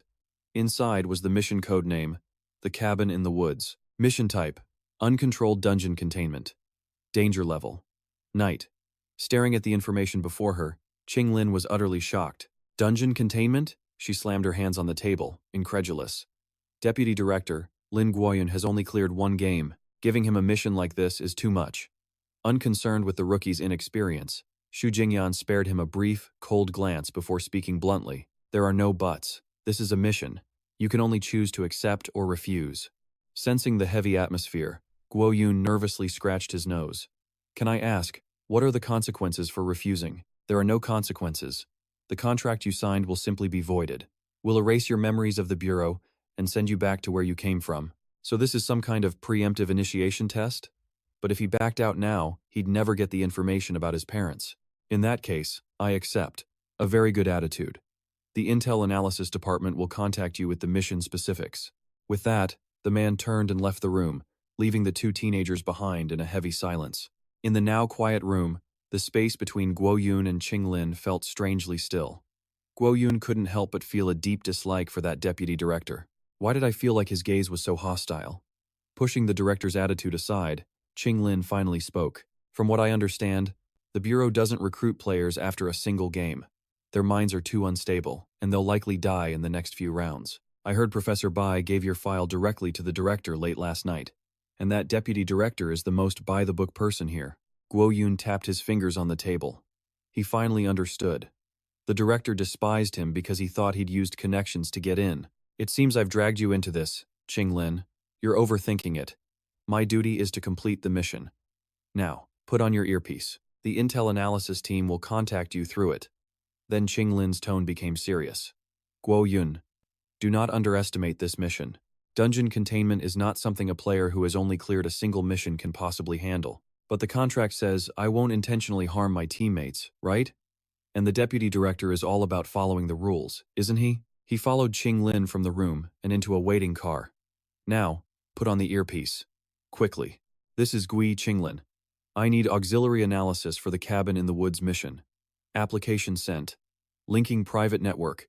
Connected to the Intel analysis team. Auxiliary agent in position. This is Specialist Ying Wei, providing Intel support. The cabin in the woods manifested 36 hours ago. The contamination zone is roughly 1,200 square meters and has been sealed. The provisional team consists of leader Li Shuyang and agents Gui Qinglin and Lin Guoyun. That is all the data on the cabin in the woods. Any questions? None. Hearing Qinglin's curt reply, Guoyun was amazed by her professionalism. So they did have a veteran team leader after all. It seems the deputy director was just testing my courage to accept this mission. At Guoyun's words, Qinglin's brow furrowed. Li Shuyang, I would advise you not to get your hopes up about him. As for why, you'll understand when you meet him. With that ominous warning, the car sped down the road. Nearby, a young man was waving around an armor case. The foul, sour stench coming from it was overwhelming. Standing aside, Guoyun could only pinch his nose shut. This is their veteran? He looks like a total wreck. Sprawled on the ground, Li Shuyang gasped for air after puking his guts out. He's 29 years old, a cast-off from the Celestial Master's order, and a 5-time game clearer. Worse, he's a raging alcoholic with a rock-bottom mission success rate. So this is the elite veteran the deputy chief sent Guoyun and Qinglin? What a genius. It's hard to tell if this guy is an asset or a liability. Now Guoyun understood why Qinglin called him untrustworthy. Get him a bucket of water. Make it ice cold. A sudden splash of frigid water slammed right into Li Shuyang's face. That one shock of cold water was enough. The dazed man jolted awake, sitting bolt upright. What's going on? Is it raining? Li Shuyang, it's mission time. Remember? He recognized that grating voice. Ah, it's Qing Diao. In that case, I'll just lie back down and chill. Rolling over to ignore Qinglin, Li Shuyang seemed completely unfazed. This has to be a dream. Otherwise, there's no way Qing Diao would be right here. Clearly, the booze is making him hallucinate. Hearing that, Qinglin was at a loss for words. Give him a few more buckets. If he's still out, have 2 men carry him inside. Now, take me and Guoyun to the site immediately. Following her, Guoyun couldn't get that man out of his head. What did he just call her? It sounded so odd. In response, Qinglin simply adjusted her earpiece. Qing Diao was my call sign back in Intel, just like Yan Wei. Suddenly, a voice crackled through their comms. Captain Qinglin was our former squad leader. Without another word, she and Guoyun followed their guide's directions toward a massive, sprawling villa. But the atmosphere radiating from the place was deeply unsettling. This mansion isn't just dark, it's bizarre. With just a glance, Guoyun sensed something was terribly wrong. It felt like a shattered piece of reality. This was an unstable dungeon. Suddenly, his watch flashed with a golden light. Seeing it, Guoyun's heart pounded. A warning? Did an aberration escape the dungeon? That's no aberration. It's a distortion. Qinglin immediately ordered everyone to don their protective suits. Ying Wei, confirm all current positions and check if the distortion is spreading. What on earth was Qinglin talking about? Guoyun, you don't understand what a distortion is, do you? And why aren't we suiting up? We don't need them. You were supposed to learn this later, but real-world experience is a much faster teacher. Aberration is the general term for all supernatural phenomena, monsters, areas, and rules. A distortion is a bizarre byproduct, like a virus or radiation. It infects normal people, twisting and corrupting them into monsters. The protective suits can slow down the rate of distortion, but if aberrations can twist regular humans, why don't Guoyun and Qinglin need a suit? Wait, normal people? The 2 of them don't need suits. Because they're players, aren't they? You guessed it. Because we were distorted by an aberration long ago, a suit wouldn't do any good now. Just then, Ying Wei's voice crackled on the comms. Captain Qinglin, the target's distortion radius expanded 50 meters in the last 2 hours, and the rate of expansion is accelerating. The distortion field is expanding fast. How long until the threat level is elevated? From what Ying Wei sees on her screen, it's already too late. No other special forces are on standby. There's a village 800 meters away. Prioritize evacuation, then expedite the call for backup. Seeing Qinglin hesitate, Guoyun placed a hand on her shoulder. Don't worry, this situation is still salvageable. I think I can give it a shot. The cabin in the woods dungeon was ranked night level, meaning it has powerful supernatural rules. Guoyun, I'm advising you not to underestimate this. Our primary objective here is reconnaissance only, and we are prepared to evacuate at the first sign of danger. With that, she pushed the door open and entered. According to Qing Lin, they had to stick together. Absolutely do not get separated. The moment she said it, she whipped around, but no one was behind her. Meanwhile, Guoyun, still supporting Li Shuyang, looked up to find Qing Lin had vanished without a trace. With no other choice, Guoyun frantically contacted Ying Wei. Qing Lin just disappeared right in front of our eyes. What in the world happened? On Ying Wei's monitor, Qing Lin's locator had vanished. I repeat, we've lost Qing Lin's signal. We cannot make contact. But doesn't the special satellite tracker have a signal everywhere? Hearing this, the slumped-over Li Shuyang finally spoke. It only works as long as you're still on Earth. He stepped away from the young man. My guess? Qing Lin was dragged into a different dimension. Of course you can't contact her. He took a long swig from his flask. Did the initial recon team mention anything about spatial phenomena? Ying Wei confirmed it. The recon team did report spatial folding and location displacement. The hallway's length exceeded the building's actual dimensions, and the doors were all scrambled, but there's never been a forced spatial transfer like this. The dungeon's rules have changed. Intel recommends aborting the mission and waiting for backup. Spatial rules are always the trickiest. So, kid, ready to give up yet? Guoyun took a deep breath. Just, give me 1 minute. System, open the reward exchange center. As he muttered the command, his personal system interface materialized, its options scrolling endlessly before his eyes. Meanwhile, Qing Lin realized something was wrong. She tried calling Ying Wei again and again, but it was no use. No matter what, she couldn't get a signal. No signal, no connection whatsoever. It was clear she was trapped. Turning towards a nearby door glowing with a pink light, Qing Lin knew her first priority was finding a way out. With no hesitation, she plunged forward, crossing through the gate and into the space beyond. The moment her feet touched the ground, Thonlam's eyes flew open in shock. Before her was the very same gate. Was this space folded? Refusing to quit, Thonlam charged through again and again and again. Trapped in this strange place, Thonlam was wearing down. Every attempt to leave just forced her right back to the start. There was no way out, only deeper in. Meanwhile, Quavan and Li Tudung stared at the dark entryway. Should they follow? Seeing his partner's doubt, a sly grin crossed Quavan's face. Of course we're going in. Without another word, he stepped forward. In parallel dimensions, two people approached the same door. Quavan adjusted his earpiece, calling Oan Veer. Run the intel on this instance for me one more time. The Vanguard had 3 leads. The art museum was run by a family of 3, and a member had a spirit vision of their lives. Second, human bones were found inside the statues. Many have died. Finally, the team encountered a wandering killer. Firearms are less effective on him. We think he's a core anomaly. Hearing this, Quavan thoughtfully stroked his chin. An art museum, a killer, and a family of 3? As he pondered this, a ghostly figure appeared right behind them. You're finally here. Those chilling words sent a shiver down their spines. Both Li Tudung and Quavan froze. In the silence, they slowly turned to look. They had no idea what was waiting for them. Peekaboo! They turned to see a schoolgirl whose eyes glowed like headlights. After muttering a strange phrase, she drifted towards them. The 2 men scrambled out of her path. The ghost then snapped her head around, her gaze fixed on Quavan. She leaned in unnervingly close, inspecting him. Okay, I get it, I'm handsome. But you don't have to count my pores. This is awkward. After a moment, the ghost moved on. You two, follow me. At her command, Li Tudung shot an uncertain glance at Quavan. He wanted to see how his partner would act. Who's the senior agent here, anyway? What else can we do? Just stand around.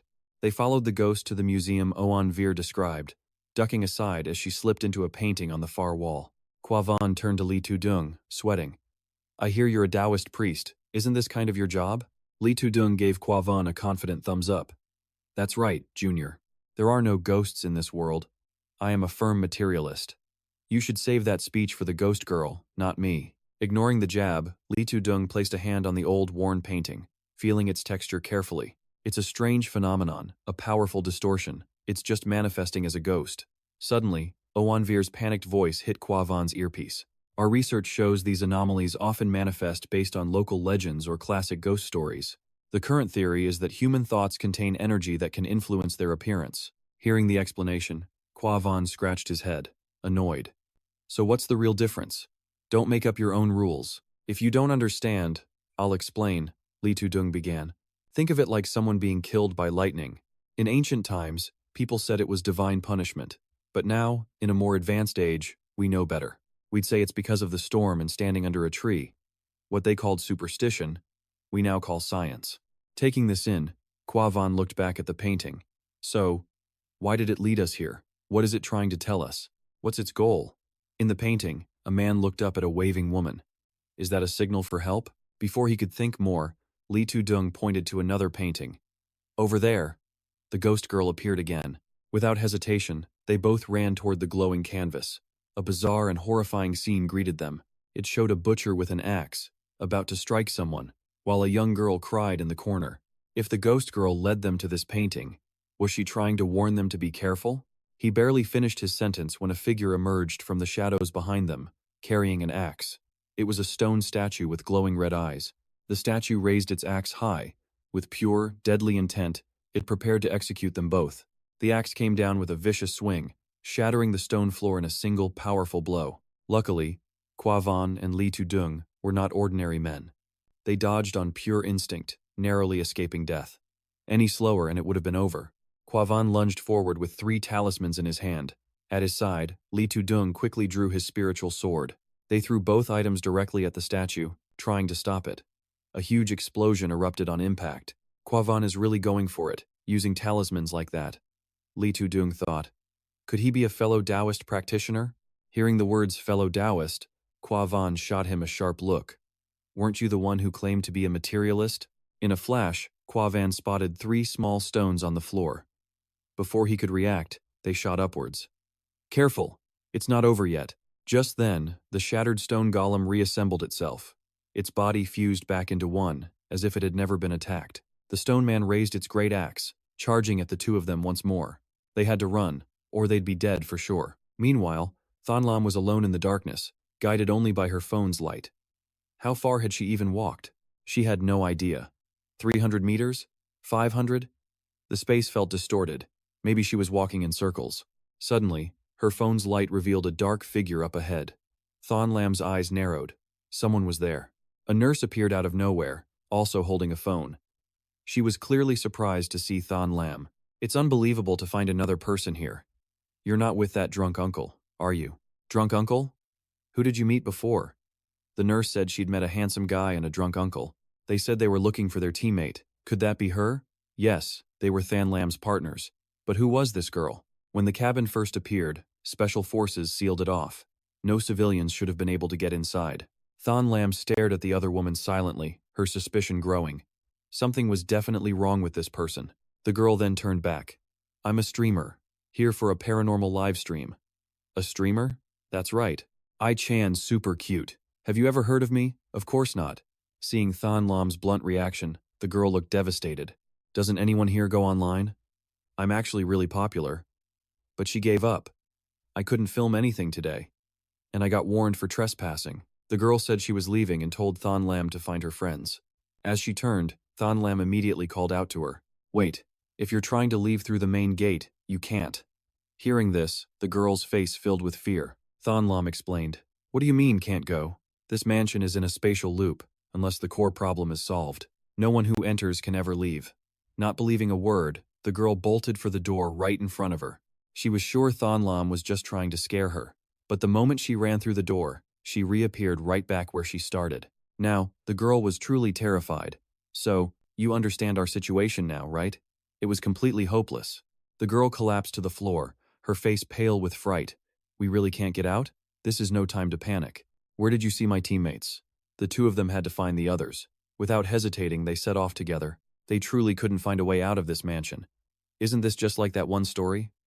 What did she mean? What story? The one about the ghost that kills people in an art museum.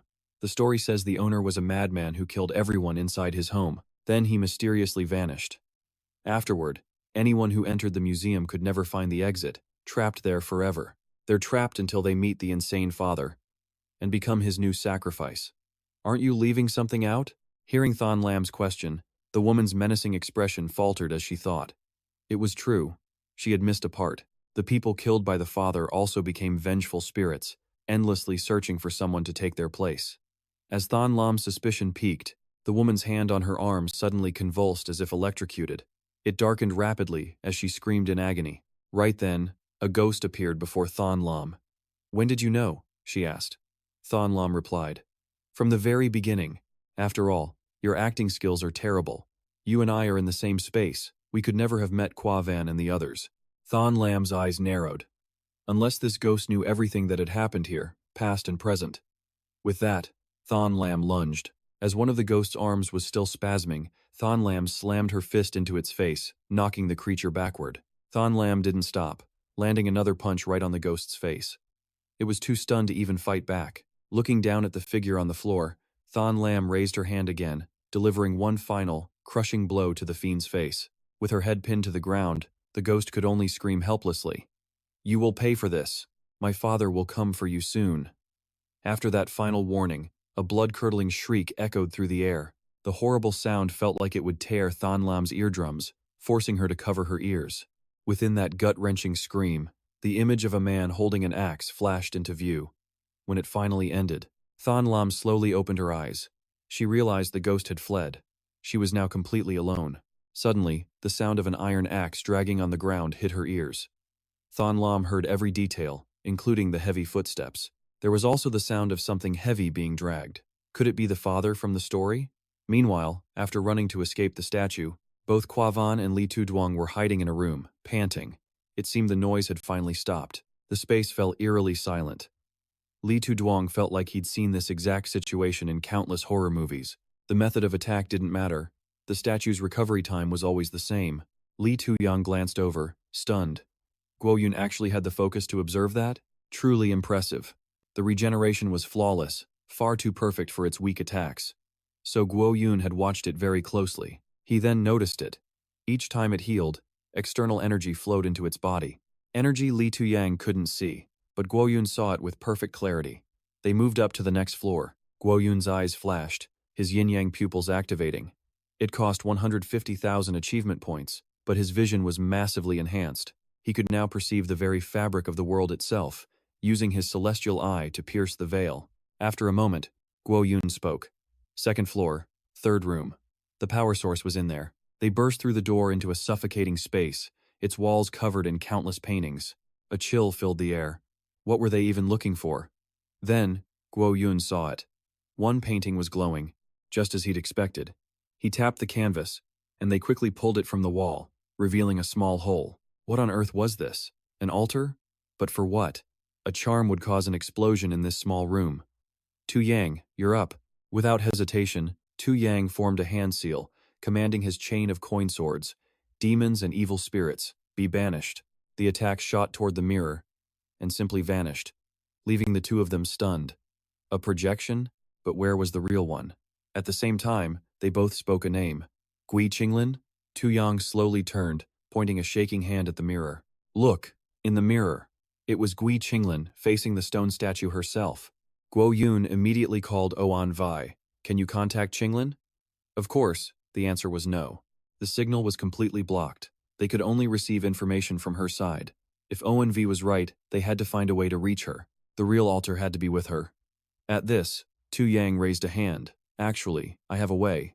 In a previous dungeon, he'd obtained an ability called the Drunken Dream Divine Mechanism.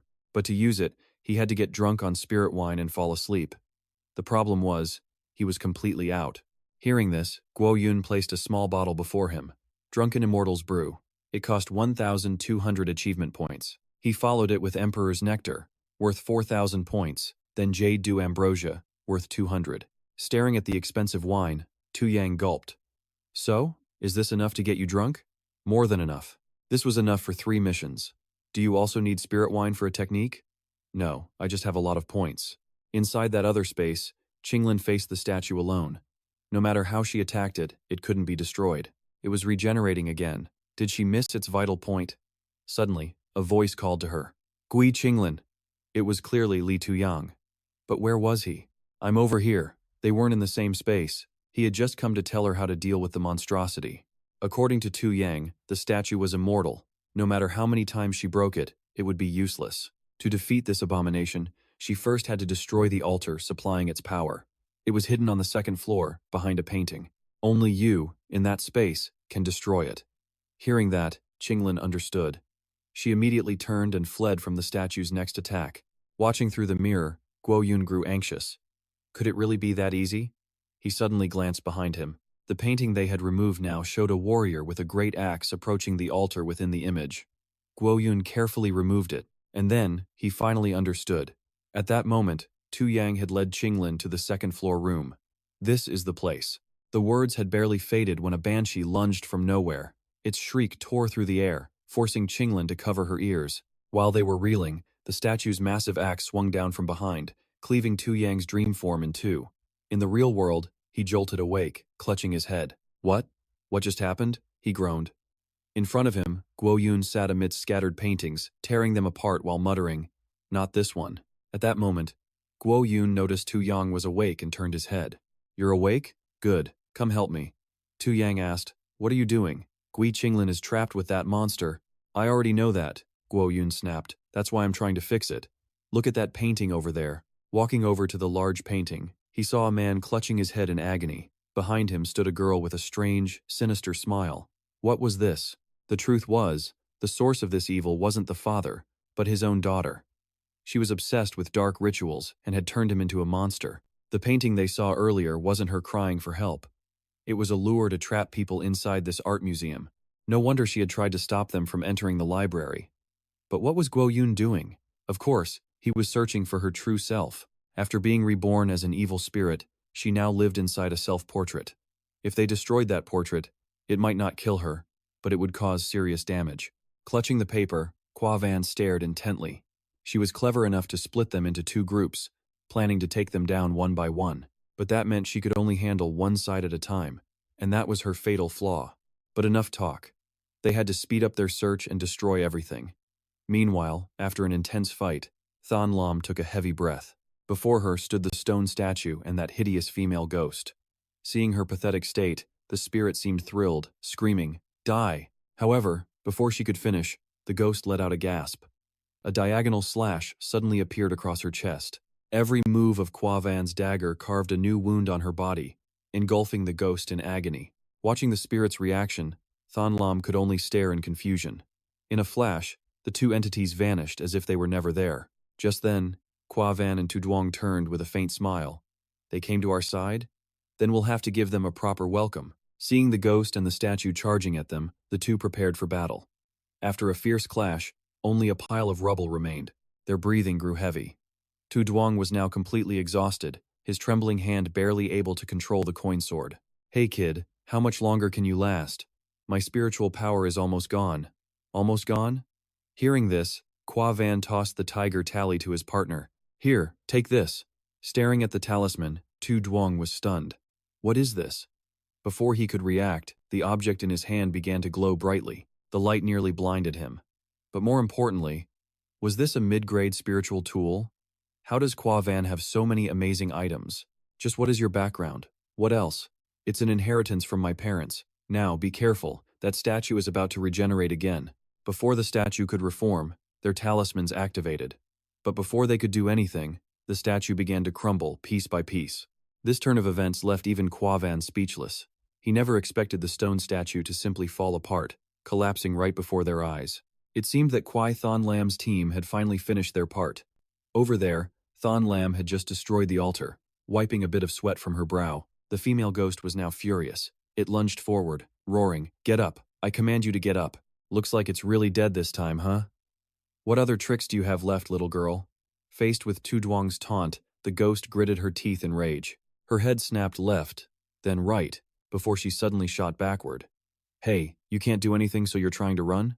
Gliding across the ground, Qua Van blocked the vengeful spirit's path, trapping it in a golden pouch in an instant. Just like that, it was sealed away. Did Qua Van really just capture it? How is that even possible? This kind of monster creates a distortion. Technically, it can't be privately owned.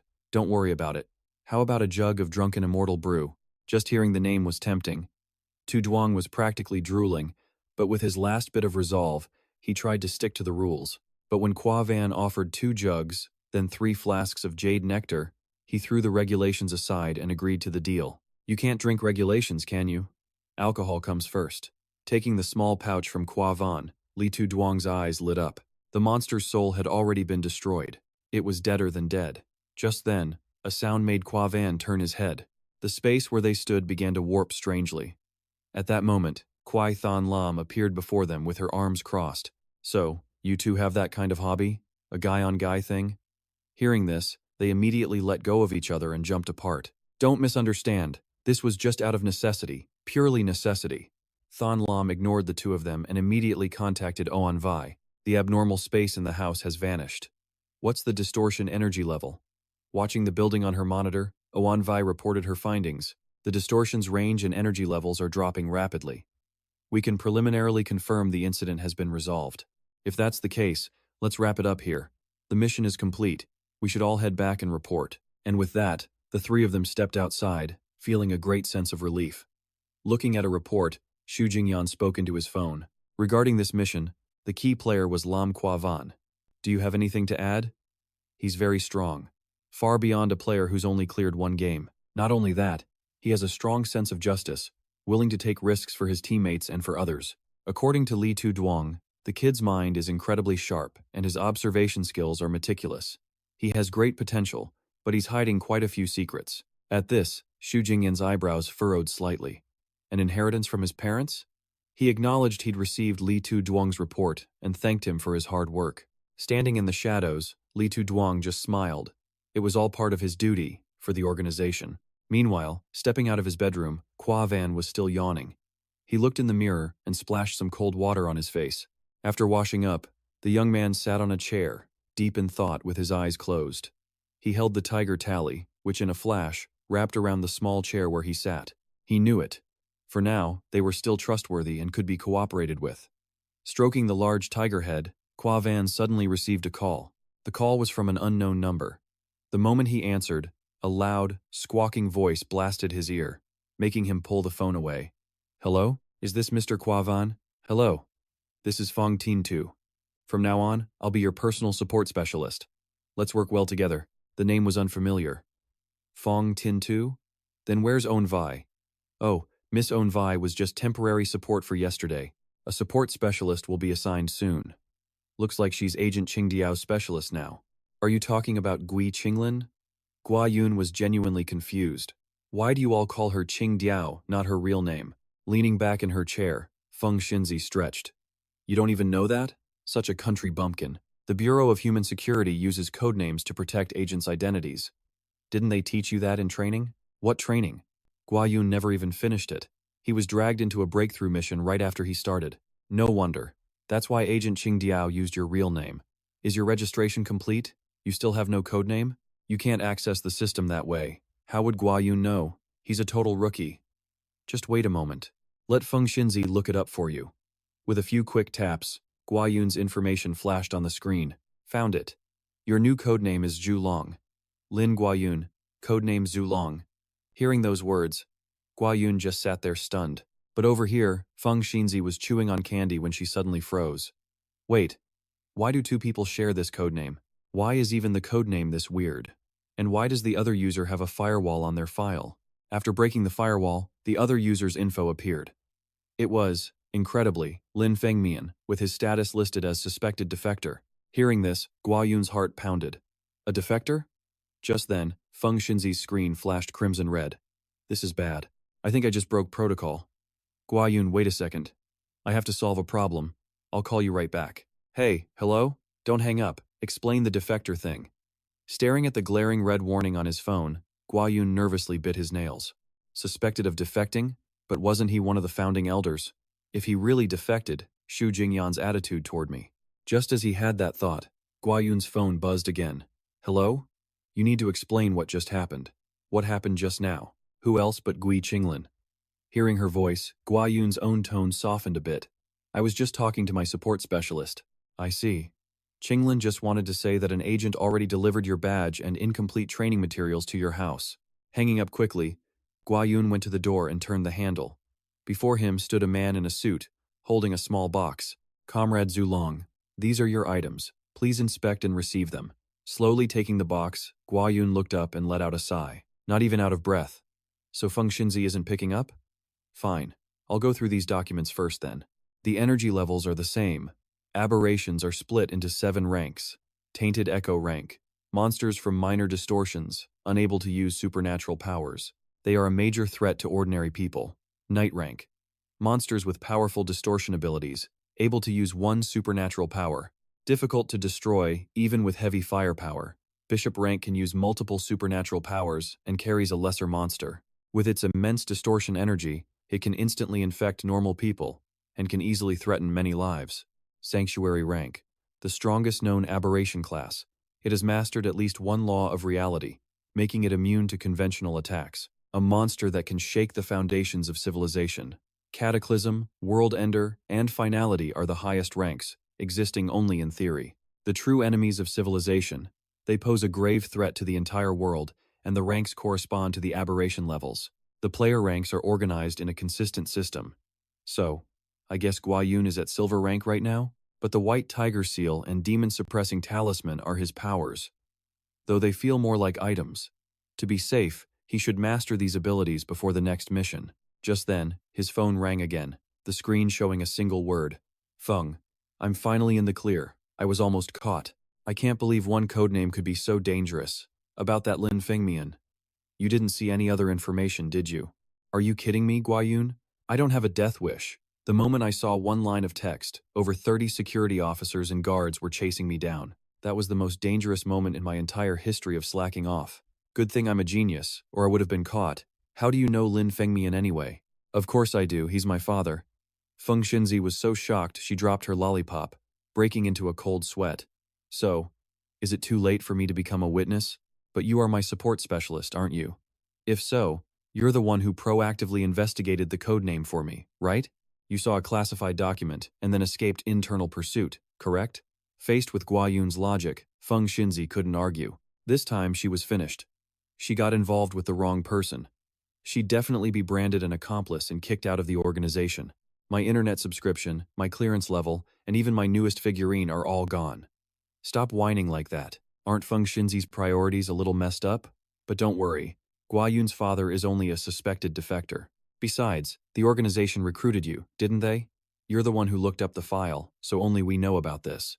As long as Guoyun doesn't report it and you don't report it, no one will ever find out. I give you my word. But I need your help with something.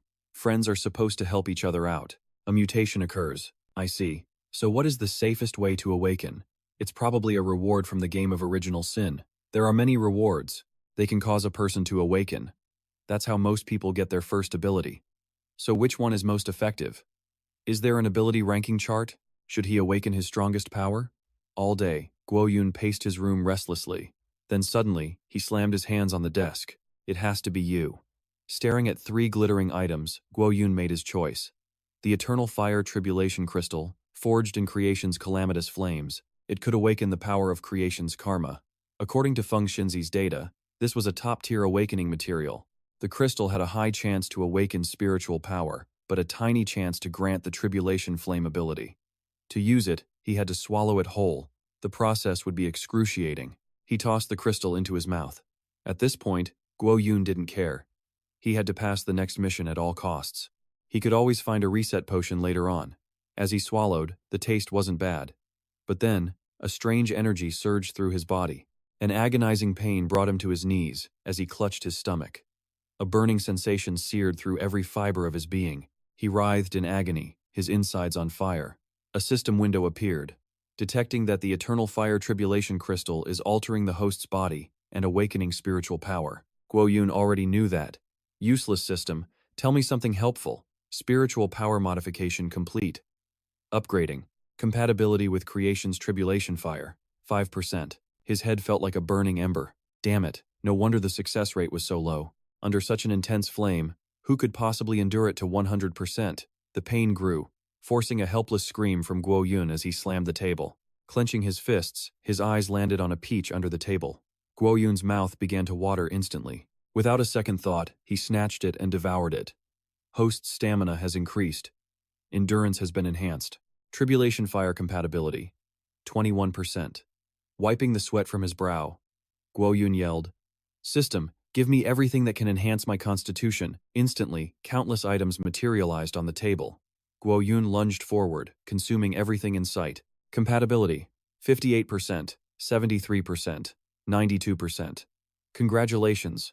Host has unlocked a new skill, Creation's Tribulation Fire. Steam finally billowed from Guoyun's body as the heat subsided. The ordeal was finally over. System, open inventory. A wry smile touched Guoyun's lips.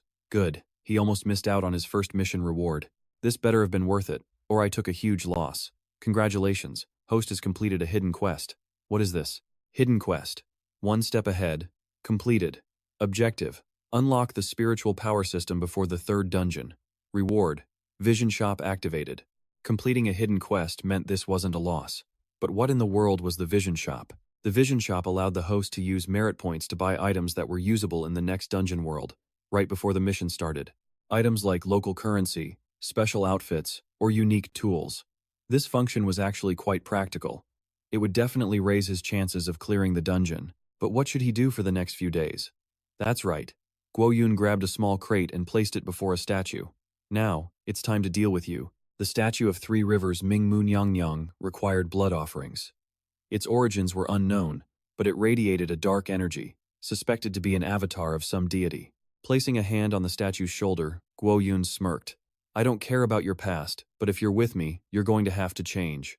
Do a good job, and forget about any blood offerings. He set down a golden bag, which held the aberrations from the forest villa. As the contents of the bag squirmed, Guoyun spoke clearly to Lady Mingmu. These were the aberrations he'd captured in the original Sin game, and he was giving her dominion over them. After a moment, the squirming in the bag ceased. The Mingmu statue began to feel strange. Suddenly, the contents inside the bag began to thrash even more violently. As he marked off the days on his calendar, his phone rang. It was Gui Qinglin. Why are you calling? To give you a heads up, of course. Today's the day for your second dungeon in the original Sin game. The Bureau has dispatched an action team to your house. They should be arriving soon. He couldn't believe the day was already here, so fast. After putting on his familiar gear, Guoyun felt ready. He probably hadn't missed anything. He glanced to the side. When did three men suddenly appear in his room?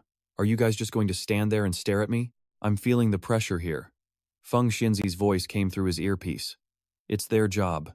Just bear with it.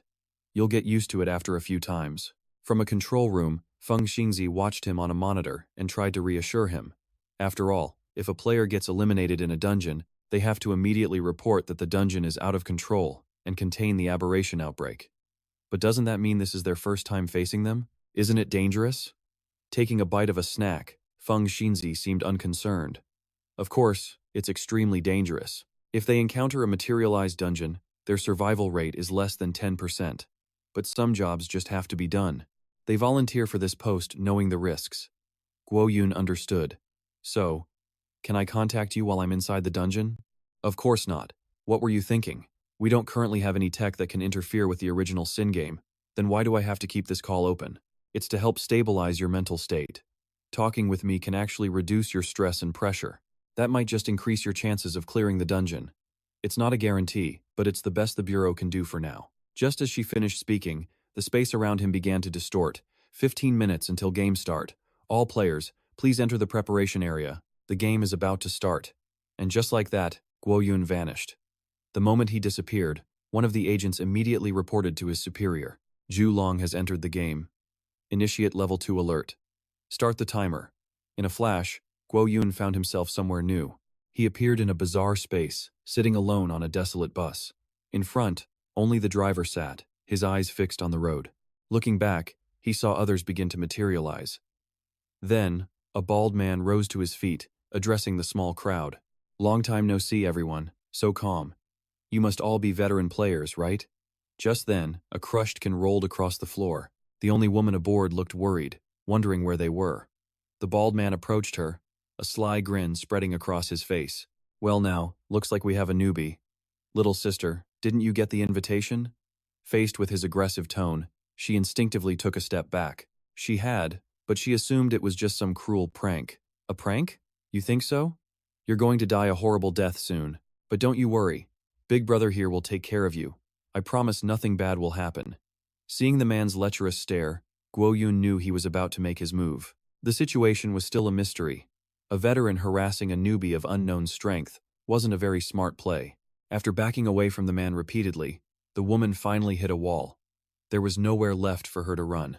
He cornered her, his eyes gleaming with a predatory smirk. What are you running from? Aren't you afraid of death? His hand snaked out, reaching for her. Let me have some fun, and I might just save your life. It's a great deal for you. At that moment, Guoyun had finally seen enough. He couldn't just stand by and watch this happen any longer. His arm shot out, seizing the brute's hairy wrist. The action was a clear challenge, infuriating the man even further. You little brat, sticking your nose where it doesn't belong? So what if I am? He looked bigger, but could he break free from this kid's iron grip? The bald man struggled to pull his hand away, but it wouldn't budge. The kid's grip was impossibly strong. Suddenly, searing heat flared from his wrist, forcing him to leap back. He scrambled away like a total coward. Guoyun warned him, focus on completing the mission first, if you dare interfere with it. As his opponent stumbled, Guoyun held out his steaming hand. If you try that again, he said seriously, I will sever that hand from your arm. Hearing this threat, his pride utterly shattered. The bald man gritted his teeth in fury. He then charged forward, ready for a life-or-death battle. Once again, Guoyun unflinchingly held out his flaming hands.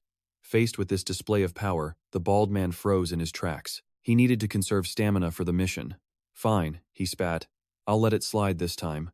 Whether that was true, or he was just a coward, was anyone's guess. Hearing that, Guoyun retracted one hand, extinguishing the flame. Just then, a system notification echoed through the bus. Special quest. Hero saves the damsel has been completed. Reward. 300 merit points. Well now, what an unexpected bonus. At that moment, a hand gently tugged on Guoyun's sleeve.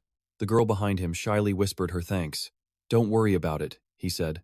I only did what anyone should. Just then, a man with glasses from the front seat stood up.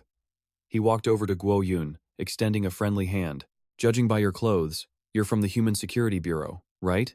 How should I address you? Guoyun politely shook the man's offered hand. I'm Zhu Long. This man is Zhuge Guang, but my friends call me Zhug. The person behind me is Xiao Dao. He's with me. The two of us are from the Tianya Guild. Hearing this, the bald man glanced back in utter shock. The Tianya Guild? The Tianya Guild? Guoyun recalled reading about it in a file. It was Huaguo's very first player organization, and he said they entered together. Does that mean there's a way to join the game as a fixed party? Walking past Guoyun, Zhu Guang moved to the front. Leave this to me. It seems our friend here knows of the Tianya Guild. How about you give me some face, and we'll pretend this little incident never happened. He approached the brute, placing a hand on his shoulder. Our brother Zhu Long has a point. We should prioritize completing the mission first. Although Zhug said it with a peaceful smile, his words carried a bone-chilling threat. Wouldn't you agree? The brute's body trembled uncontrollably. He stammered. Mr. Zhug is absolutely right. Satisfied with the answer, Zhug ordered the brute to make amends. Now, go apologize to our brother Zhu Long and the young lady. Zhug's words were an absolute command.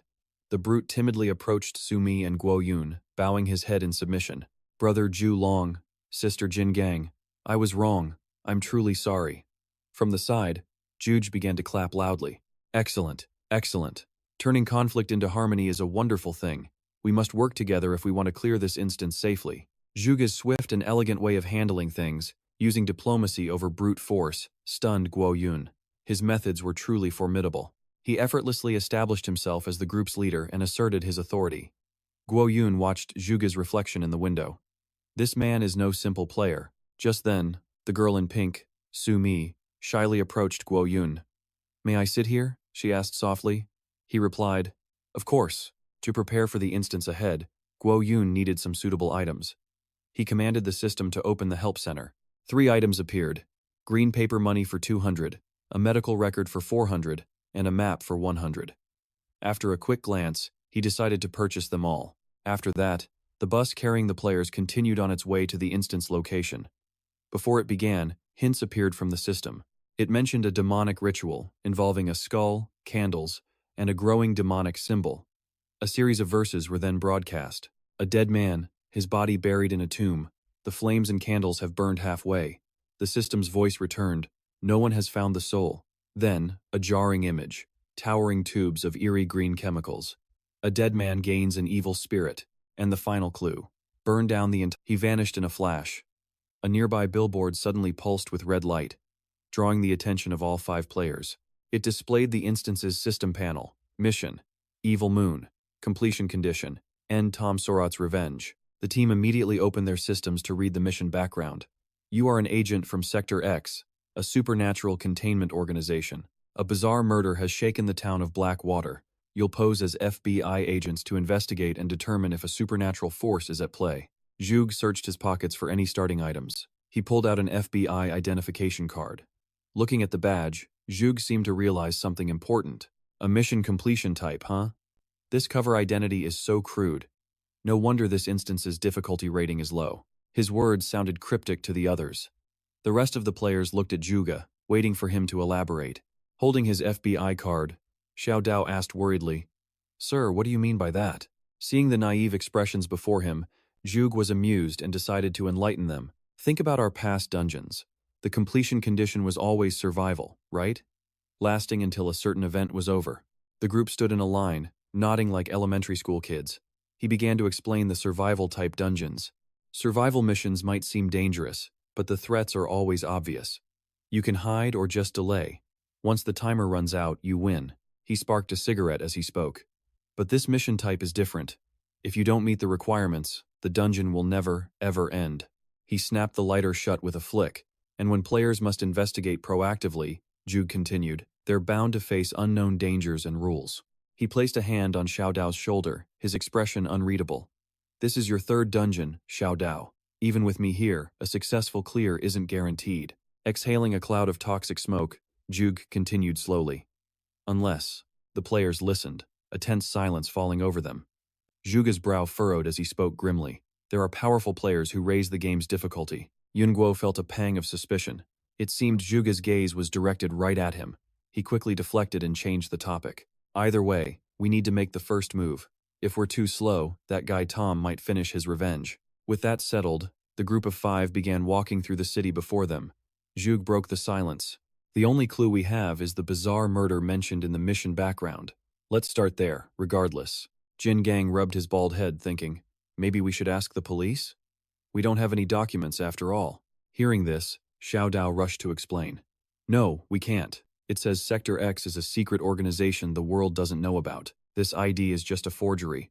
It's only meant to fool regular people. With everyone debating and getting nowhere, Yunguo took the lead. He smiled confidently. It's simple. I have an idea. On a sidewalk at the edge of town, a cowboy-looking man was dozing off, his hat pulled low over his face. Yunguo tapped the bench to wake him. The old man irritably lifted his hat, glaring at the kid who dared to ruin his nap. Yunguo used the chance to introduce himself. Hello, I'm a reporter with the paper. I need to get to the recent murder scene in town. Could you give me directions? The man frowned and cursed. You psycho.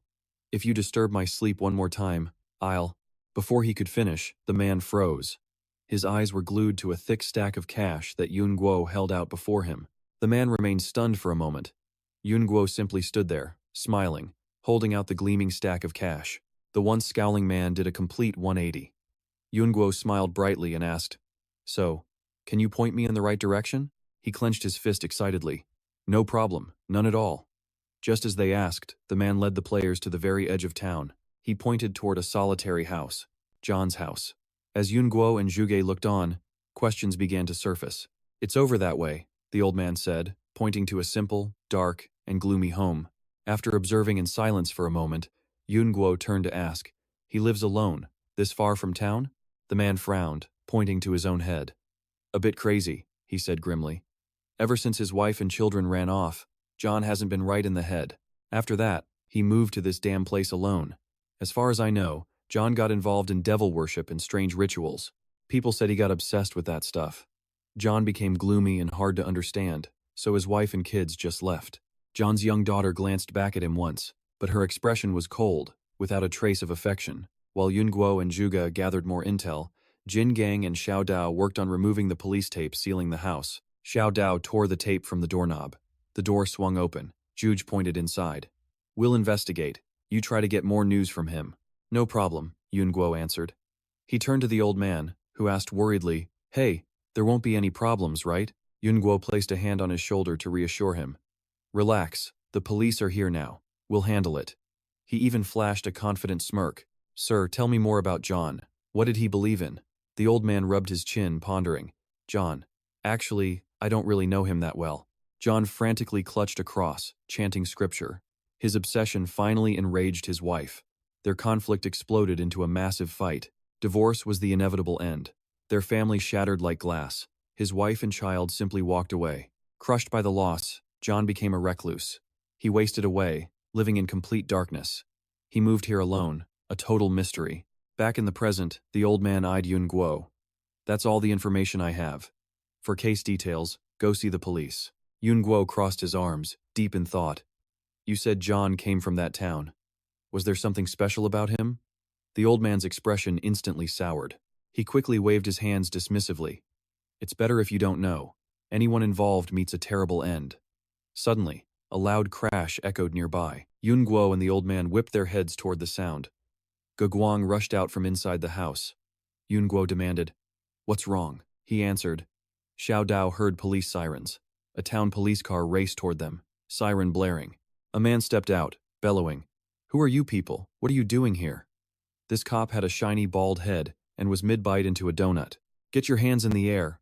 The old man seemed to know him and waved. "Officer Mack, they're reporters, here for a story." The cop didn't care, just roared back. "Shut it. Reporters? You think you can just waltz onto a crime scene? That's illegal, you hear me? Illegal." Without hesitating, Yun Guo stepped up to Officer Mack. The cop actually took a step back. Yun Guo smiled. Of course. The officer frowned, suspicious. "You're really reporters?" the cop asked. "See for yourself. Our press credentials." Nearby, Xiao Dao gave Guguang a worried look. "Sir, where did we get press passes? Let's just see what he's planning." Officer Mack's face lit up as he took an envelope from Yun Guo. He tossed his half-eaten donut aside. His entire demeanor shifted, all smiles now. "Ahem. These are indeed press passes. But you can't go destroying the crime scene." Officer Mack quickly pocketed the envelope. Yun Guo casually draped an arm over his shoulder, laying on the flattery. "Destroy it? Never. We're just here to take a few photos for the report. A case this thrilling needs an expert like you to explain the details." Yun Guo reached into his pocket, pulling out another thick envelope. Officer Mack still seemed a bit wary. Before the case is closed, evidence is off limits. Before he could finish, Yun Guo gave a knowing look, certain the officer would get the hint. "We aren't outsiders. We're good friends." The cop understood immediately, grinning from ear to ear. Right. We're the best of friends. So, what was your name again?"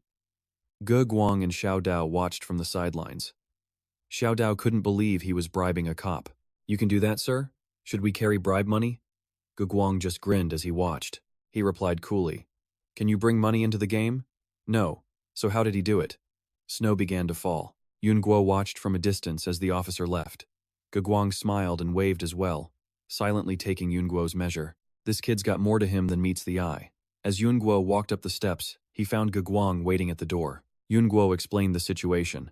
"Officer Mack is getting the evidence for us. What about you? Find anything?" "A little something." Ge Guang shared what they'd discovered. The victim seems to have died by suicide. Xiao Dao's power can replay visual fragments. He saw it. Ge Guang hesitated, finding the words difficult. Xiao Dao closed his eyes, replaying the scene's last moments. The memory formed. A circle with a star inside. A candle was placed on each point of the star. On the wall, a shadow held an axe high. Red liquid splattered across the ritual circle. The victim, his face cold, cut himself into 7 or 8 pieces. As Yun Guo and Sumi saw the vision, they looked horrified. Sumi covered her mouth in fear. Yun Guo summoned the system. System mission notification. The system displayed the current quests. Mission 1. The Vicious Moon. Reward: 2,500 achievement points. Mission 2. Solve John's mysterious death. Reward: 1,500 points.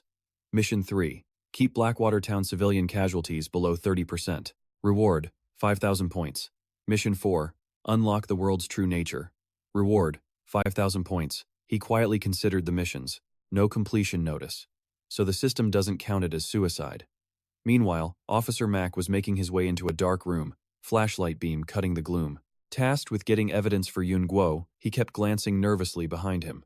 Officer Mack reached the room and pulled out his key. From a records shelf, he grabbed an envelope. With the file in hand, he let out a sigh of relief. Let's hope that officer brings back something useful. A steaming cup of tea was placed before him. Yun Guo held the cup, staring into it, lost in thought. Yun Guo looked up at Sumi. "Thank you." Hearing his words, she blushed shyly. It was nothing. Jin Gang couldn't believe Yun Guo's calm demeanor. He snapped at him. You have the nerve to drink tea here? Aren't you scared? Yun Guo raised the cup to his lips. He replied casually. I've checked. There's nothing unclean in this house. Guguang leaned on the table. He asked Yun Guo, my friend, did you learn anything? Holding his tea, Yun Guo recounted what he'd found. A little. The victim, John, was from another town. Blackwater Town. Rumor has it, the whole place is devoted to some dark cult. No surprise there. That's the real mission site. Hearing this, Sumi asked, so we have to go to Blackwater Town? Not yet. We need more clues before rushing the boss's lair. Just then, police sirens screamed from outside once more. Hearing a car horn, Vanhua immediately stood to look. He already seemed to know who had arrived. Looks like our police friend is back. Let's hope he brought us a little surprise. Vanhua strolled outside, his hands in his pockets. Facing him was Officer Muck, holding a box. The officer was also walking slowly into the house. Officer Muck glanced back nervously with a warning. You kids had better make this quick. You should know I took a huge risk bringing these out. He then handed the box of documents over to Vanhua. Inside, everyone passed around the files Officer Muck delivered. As Vanhua distributed them, he replied, Understood. Understood. We will absolutely make the most of this time. He slipped some money into Officer Muck's hand. A little something for his trouble. Of course, seeing the bills, the officer was stunned. We never let our friends take a loss. Everyone gathered around. Every face was serious, intently reading the documents. Kim Kang rubbed his forehead when suddenly, his eyes shot wide open. He immediately shot up, slamming the table and shouting, I found it. He held up the file, pointing at a photo. This says his death was an accident. The article detailed an experiment accident at Fataleo Medical Center, where a patient named Tom Soros unfortunately died. Vanhua turned to Officer Muck, who was counting money in the back. He asked, Officer, what year is it? Clutching the cash, the man replied, 1957. Why? Vanhua recalled the words from the newspaper. An experimental accident at Fataleo Medical Center. A patient tragically died. He questioned himself. The report is dated 1927. In other words, their mission was to solve the revenge of a man dead for 30 years. Just then, Tumi raised her hand. I found something, too. She had been searching the file box and found a journal. It was John's journal. She opened the book, relaying the information inside for everyone to hear. The journal said he began believing in various religions because he was being haunted by an evil spirit. She then shared a few more details. He also mentioned that even after he fled the town, the evil spirit wouldn't let him go. This man, John, had written down everything he had experienced. Everyone who participated in the experiment was already dead. Very soon, it will be my turn. His face in the photo was terrifying. He had written words of repentance in the journal. Oh God, I have repented for my actions that year. I beg for your mercy. Suddenly, a hand reached out and closed the journal. Tumi was surprised to see it was Vanhua. He simply explained, I get the general idea now. Officer Muck was puzzled, unsure of what Vanhua meant. What do you get? How come I don't understand? Vanhua walked toward the officer, holding the file box. He replied softly, It's nothing, just a few new leads. He held the box, offering a grateful smile for what the officer had done. Thank you for your trouble, officer. This has been a huge help. You can go now, don't get discovered. Vanhua stepped into the yard, hands in his pockets, standing silently and looking ahead. The police car quickly sped away as everyone went outside to watch it go. Suddenly, Vanhua coughed twice, shattering the silent atmosphere. Ahem. He turned and walked up the steps into the house. Vanhua faced everyone, bringing up their earlier discussion. Everyone, I have a few thoughts. Do you remember the nursery rhyme from before the mission? Tumi seemed to recall it and began to recite. I remember it was, a man is dead, his body buried, his soul unfound. And another man is dead, gaining one evil spirit, losing one whole town. Using the clues John left behind, Vanhua stated his deduction. Based on John's journal, we can basically confirm Tom Soros became an evil spirit after dying in some experiment 30 years ago. Kim Kang seemed to understand Vanhua's assessment. You mean the first line of the rhyme was also a hint? I think so. Hearing this, Kim Kang clutched his head in confusion. Can we please stop with the riddles? What are you guys talking about? I don't understand a single word. Vanhua turned to explain it to him again. We think the first line is a hint that the phrase his soul unfound can be interpreted in reverse. If we find his soul, we might get some more clues. Someone's hand rose to gently touch their hair. It turned out to be Tu Dao. After a moment of silence, he finally spoke. I can trace John's footsteps before he died. However, I need more items connected to him. Van Qua bowed his head in thought for a moment. Then an idea struck him. He smiled brightly at everyone and said, I know. Follow me. His hand reached out to grab something. A shovel. Everyone was holding a shovel. Tu Dao looked at the tool in his hands, confused. Brother Truc Long, what is this for? Van Qua flashed a grin at everyone and shouted, grave digging. Hearing this, Tu Dao grew a little anxious. He stared at the grave in front of him uneasily and asked Van Qua, are we really digging? The shovels were already breaking the earth. Van Qua dug tirelessly into the grave. He glanced over at Tu Dao and reminded him, enough nonsense. Someone will be here soon. After a while of hard digging, the group was gradually getting deeper into the grave. Kim Kang was exhausted, breathing heavily as he wiped sweat from his forehead. He looked up at the sky, surprised by its strange hue. Was the sky this dark a moment ago? A strange light glinted off the polished tombstones. Suddenly, the sound of hurried footsteps approached. Tumi rushed over to Van Qua's side with a report. We've got company. Hearing this, Van Qua looked up and asked, someone's coming? Tumi's eyes went wide as she stared and cried out, no, not someone. It's a fish, it's a fish. As she spoke, a glowing fish began to fly through the air. A confused Kim Kang pointed ahead. What is that thing? Tumi looked up and stammered, I don't know. It suddenly came out of the grave. The fish gradually floated higher. Van Qua narrowed his eyes, thinking, my yin eye isn't reacting. It's not a ghost. He reasoned internally, it doesn't interact with objects. It's just an illusion. Just then, all kinds of creatures began crawling out from beneath the graves. Surrounded, Xiao Dao yelled, they're multiplying. What's the plan? Just then, a chilling laugh echoed from the shadows. Trembling, Sumi hid behind Yun Guo, whispering, there's someone laughing. Jin Gang's expression hardened as he readied for battle. A red fish-like spirit struck Jin Gang from behind with a blast. He nearly choked on his own rage. Clutching his head, he fell, his weapon clattering aside. Yun Guo, confused, asked, what's going on? Zhuge knelt beside him. No external injuries. It must be a spiritual shockwave. He then warned, he can recover from one hit, but a few more will be dangerous. Yun Guo turned. Then we have no choice but to fight. As he spoke, both men drew their weapons, prepared for combat. Yun Guo launched his weapon at the creatures. Zhuge shouted, these are pure spiritual forms. Talismans are useless. Do you have a mental attack? Yun Guo replied, let me try something. He empowered a talisman and hurled it toward the spectral fish. Xiao Dao cried out, sir, that dolphin is regenerating. Sumi scanned the area. More and more of them are appearing. Yun Guo observed, that laughter is the key. If we find its source, we can end this. But where is it hiding? Sumi suddenly exclaimed, I think I know where it is. Yun Guo turned, skeptical. You do? Sumi said. It was a faint feeling at first, but it's getting stronger now. Her eyes widened. Something's hiding in that tree's roots. Zhuge holstered his weapon. We'll have to trust her. Let's take the gamble. Yun Guo gave a slow nod. Agreed.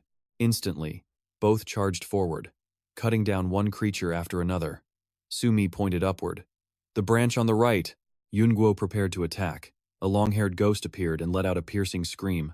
The psychic assault forced everyone to cry out in agony. The scream triggered a painful memory for Yun Guo. He placed a small statue on the ground, and a powerful tiger spirit materialized. The tiger's claws terrified the ghost, dragging it back toward Yun Guo. His goal met, he muttered. I won't give you a second chance. The creatures in the air began to dissolve. A single piece of paper floated down. Yun Guo caught it. He leaped from the tree and calmly read it aloud. Test subject number 11. Ability: Emotional Resonance. It can project its emotions, creating an instant psychic shockwave. The organization is named the Padaleo Medical Center, where Tom had his accident 30 years ago. The hospital is most likely a front. Its true purpose is the Center for Abnormal Human Research. Zhuge frowned.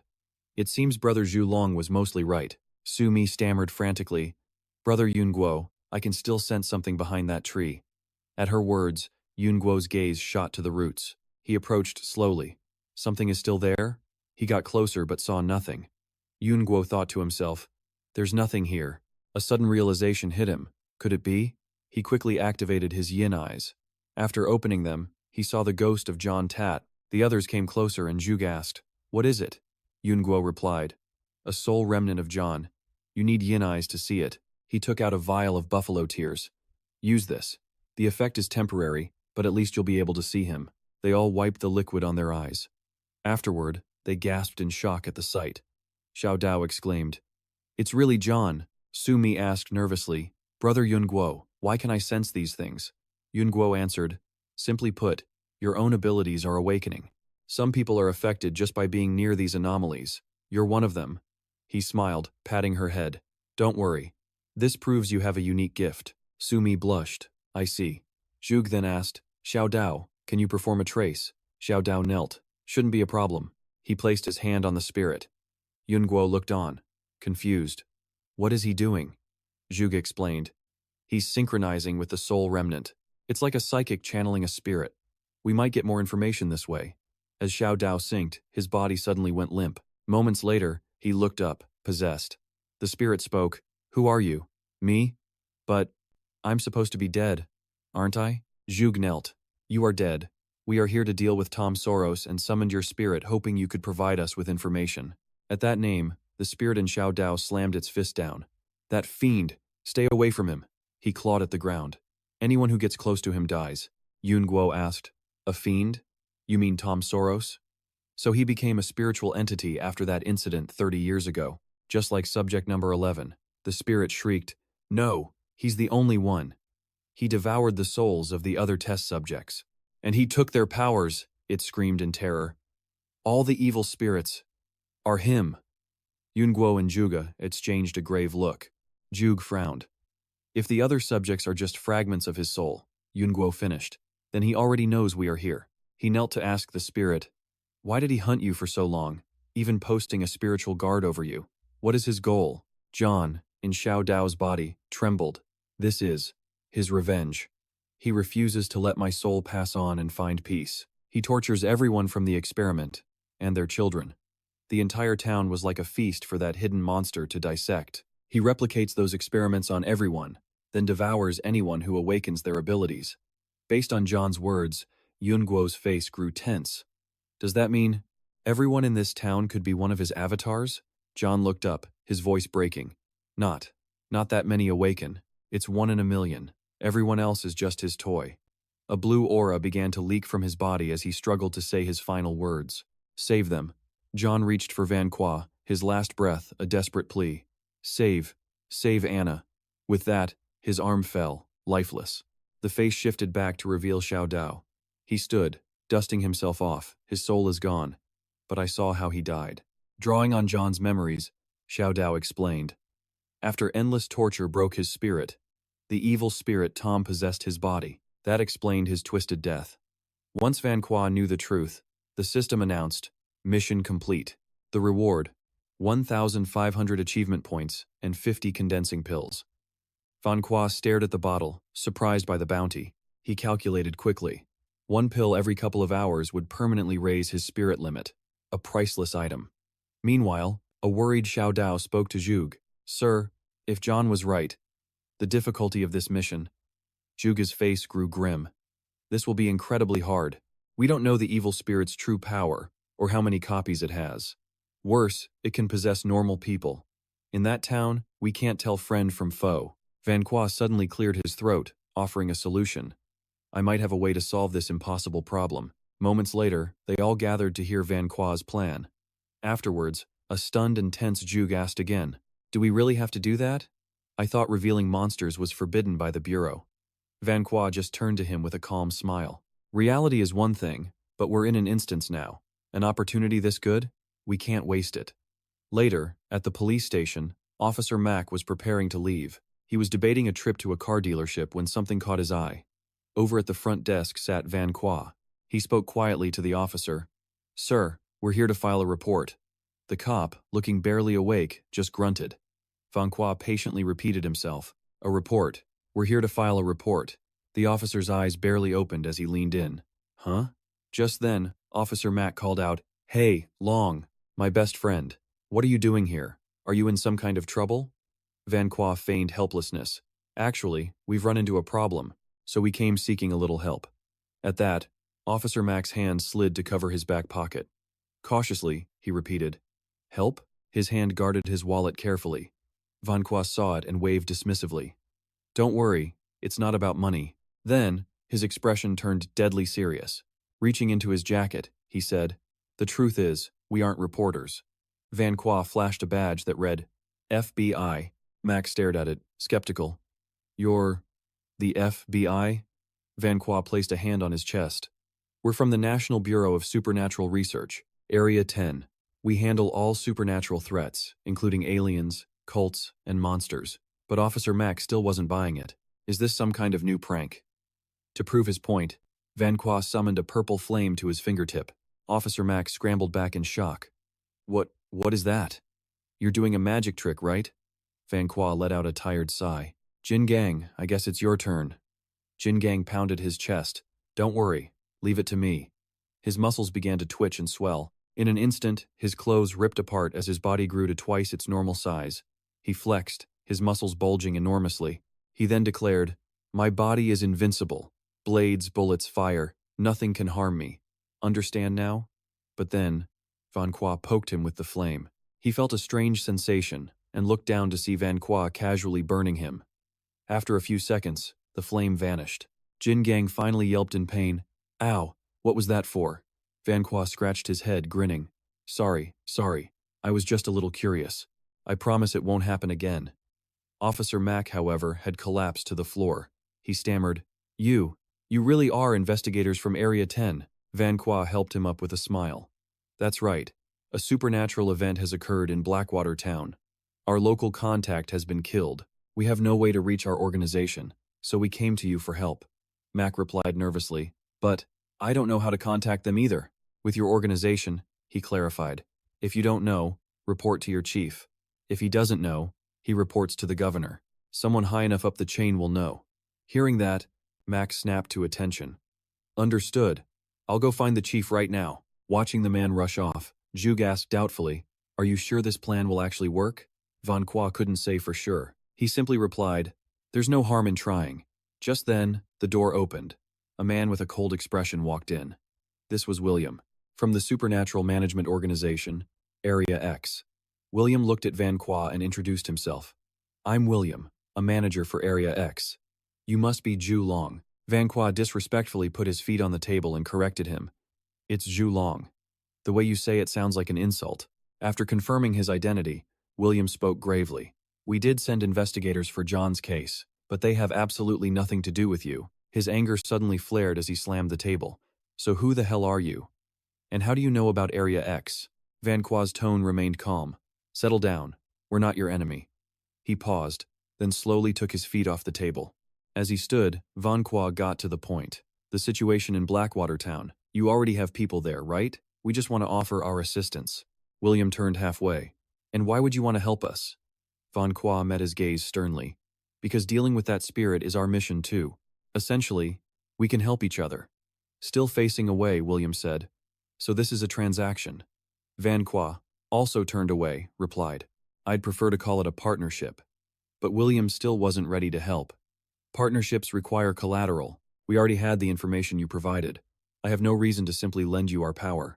Hearing this, Van Qua unhesitatingly took off his wristwatch and held it up. He presented it, proposing a trade. What do you think, Mr. William? Van Qua explained the watch has a built-in geyser meter. Igniting a purple flame, he gave William a live demonstration. It can detect distortions of varying intensity, the very supernatural power you mentioned. I trust you understand its immense value. William's interest was piqued, so he asked, May I run some tests? Van Qua handed him the watch and told him to go ahead. William's face grew tense. Please wait a moment. Van Qua simply put his feet back on the table. He casually added, Just try to be quick. A moment later, William's blurry image appeared with a voice calling, Mr. Trucklong. Mr. Trucklong. Still drowsy, Van Qua slowly opened his eyes. He stretched and asked, Have you made a decision yet? William announced the results with a satisfied look. After deliberation, the organization agrees to cooperate. We'll solve the Blackwater Town anomaly together. Van Qua stood, stretched, and let out a huge yawn. He then suggested, We can't delay this. Let's negotiate the terms of our cooperation now. Meanwhile, in Blackwater Town, a grim atmosphere prevailed. Soulless townspeople wandered the streets. Just then, a piece of paper drifted down from the sky, landing before a skeletally thin young man. His face was utterly lifeless. He grunted in confusion, then curiously approached the paper. He picked it up and saw it was a rescue notice. It said the government had sent aid and urged all citizens to evacuate the town, promising that everyone would be kept safe. As more rescue flyers rained down, the people grew confused. But the skinny young man, after reading the words, began to cry with relief. He fell to his knees on the ground, shouting, "Can we finally leave this place? We're saved, thank God." The people's spirits began to lift as they clutched the notices and ran. "Wait for me! Hurry to the town entrance!" At that moment, at William's position, a soldier arrived to report to him. Reporting, Commander. The first helicopter group assigned to the leaflet drop has returned. The second group is now preparing for launch. William then asked, "Where is the broadcast team?" Elsewhere, a massive speaker was being set up. "Please, all residents, evacuate Blackwater Town immediately." The soldier continued his report. "The broadcast unit is entering from the opposite direction to ensure total coverage." William nodded, satisfied. "Good work. Maintain the operation." The soldier stood at attention and replied sharply. Suddenly, applause echoed from behind them. Lam Van Qua, and to me, slowly approached the group. He couldn't help but praise them. "Highly efficient, very professional. As an ally, you are truly dependable, Mr. William." William replied humbly. "A disaster can crush an individual, but for a nation's machine at full power, it's merely a small problem. Still," he sighed as he watched the crowd of rescued refugees. Finally, William issued a new directive. "Everyone, please maintain order. We will be conducting one final screening process for your safety." Soldiers carefully contained the crowd as they neared to me. William turned to Van Qua's team. "According to our agreement, identifying Tom among the evacuees is now your team's responsibility," Lam Van Qua stated firmly. "Don't worry, I brought the right person for the job. Just leave it to us." As he spoke, he patted the shoulder of a blushing to me. A trembling refugee cried out in frustration, "Aren't you here to protect us? Then why won't you let us leave?" Instead of calming them, a soldier replied coldly, "There is one final step. Please remain silent." A wave of fear sent shivers through the crowd. They were both confused and utterly terrified. From a safe distance, Van Qua, to me, and William silently observed the refugees' every move. Van Qua turned to Toomey reassuringly. "Any problems?" She gave a small nod. Toomey answered softly, "I can deploy my ability." With that, she activated her power, sending a sensory field sweeping over the crowd. After a moment, she opened her eyes. 3 of them are compromised. They were an old man, a fierce-looking youth, and a one-eyed woman. William immediately waved his hand, signaling his soldiers to act. 2 soldiers swiftly moved in, subduing the 3 suspects with stun guns. William gave another order, "Take them away and restrain them. Monitor the rest closely." The soldiers successfully restrained the suspects and reported in unison, "Yes, Commander, everything is secure." Van Qua didn't linger, entrusting the rest to Toomey. "So I'm leaving this side to you." Toomey happily accepted. I'll do my best." He departed silently. At a tent flap, Van Qua called inside. "Is everyone ready?" He didn't need a verbal answer. His eyes widened. Before him, an energized Kim Kang was preparing heavy weapons, while Jia Kat Kwang reacquainted himself with his rifle. And there was Tu Dao, fully suited up in armor. Van Qua couldn't help but grin. "It's our turn to take the stage." The team quickly assembled before William. Seeing them all gathered, William began his briefing. "The evacuation is mostly complete. We have secured 85% of the civilians. There are still approximately 80 hostile elements inside Blackwater Town." He then explained the team deployment. "We will be dispatching 2 teams. A total of 30 soldiers will provide support, but they possess no paranormal resistance themselves." William's final warning was grim. "So, Fighting Tom, so. You can only rely on yourselves." Just then, a system notification appeared for Van Qua. The mission was complete. Blackwater Town casualties were below 30%. The reward was 5,000 achievement points and a skill roulette spin. He eagerly requested to claim his prize. The lucky wheel spun at a terrifying speed. Finally, the arrow landed on cloud stepping. The system announced the skill had been acquired, then provided more detailed information. The unique lightness skill of Dian Ba Kuang, ranked among the legendary Lingbo Weibu and Shengxing Baibian, one of the 3 most famous movement arts. This technique specializes in long-distance running, drastically increasing straight-line speed. Van Qua was bewildered. Dian Ba Kuang, isn't that the infamous pervert? Still, he thought, this skill doesn't sound bad. William saw his zoned-out expression and asked, What are you thinking about? Van Qua snapped out of it, his spirit high. Nothing at all, just thinking of something pleasant. He closed the system, solemnly activating an enchantment. Trong assured Quillum, "The situation is better than I expected. Leave the rest to us." Van Qua, Kim Kang, Jia Cat Kwang, and Tu Dao led the charge into Blackwater Town. The sky itself seemed to clear, matching their burning resolve. Meanwhile, Tu Mi focused 100% of her power.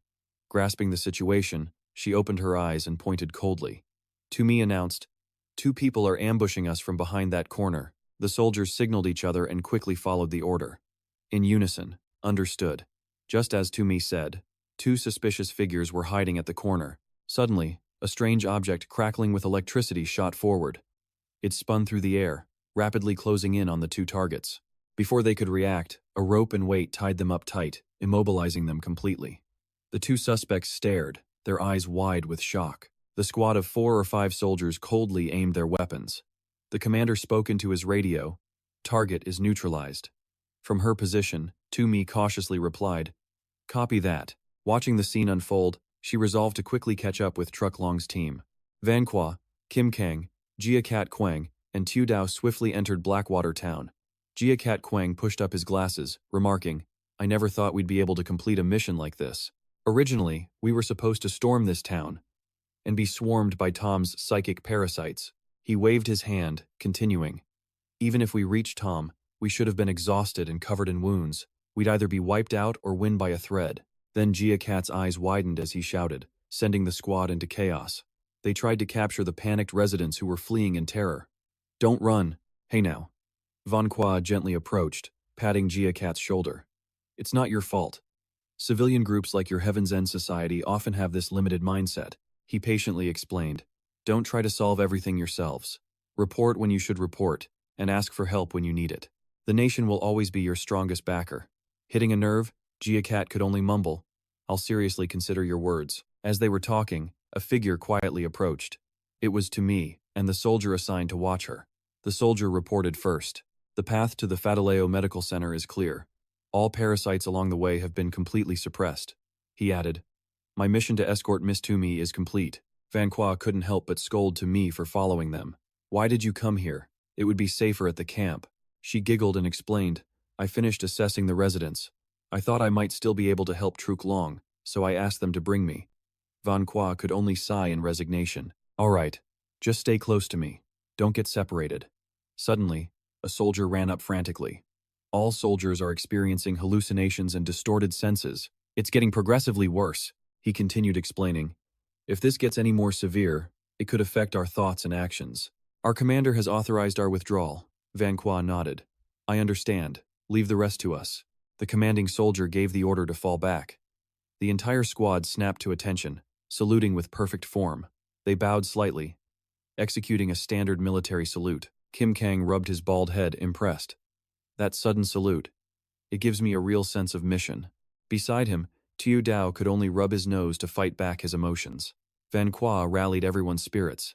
"After all, if we lose, both worlds will be in trouble. Let's go." Soon, the group arrived at the Fataleo Medical Center. The sign was yellowed with age, and the dark sky swirled above, threatening to devour any trespassers. The dilapidated building only added to the terrifying, ghostly atmosphere. Tu Mi hid behind Van Qua in fear. Her eyes were wide. "This is the Fataleo Medical Center." Van Qua calmly turned to Kim Kang. "Kim Kang, break down the door." He confidently rolled up his sleeves. "Leave it to me." Kim Kang activated his skill, gathering immense power in his fist. He unleashed a devastating punch with terrifying destructive force. The door shattered in a single blow. Van Qua led the group inside, ordering, "Everyone, let's move in. Stay alert and watch your surroundings." Jia Cat was suspicious. "I can't believe we reached the enemy's lair this easily." Tu Mi was terrified by the heavy, cold air of the place. She trembled. "It's so dark in here, I can't see a thing." Suddenly, Van Qua detected a deadly presence rushing towards them. 3 sharp needles shot forward at an insane speed, ready to kill. He grabbed Tu Mi's wrist and yelled, "Watch out!" In a flash, Van Qua pulled Tu Mi aside, easily dodging the 3 needles. He scanned the area cautiously. "Who's there? Stop hiding." A voice echoed out as a spiritual body, a green aura enveloping a man. Tu Dao looked at Van Qua nervously, pointing ahead. "There's another one over there." At the same time, Figures radiating green auras appeared in the air, surrounding Van Qua's group. A hand grasped a glowing tiger emblem. Van Qua tossed the emblem behind him and said defiantly, "So, you realized we'd defeat you one by one, and decided to gather your strength?" The emblem transformed into a majestic tiger standing behind him.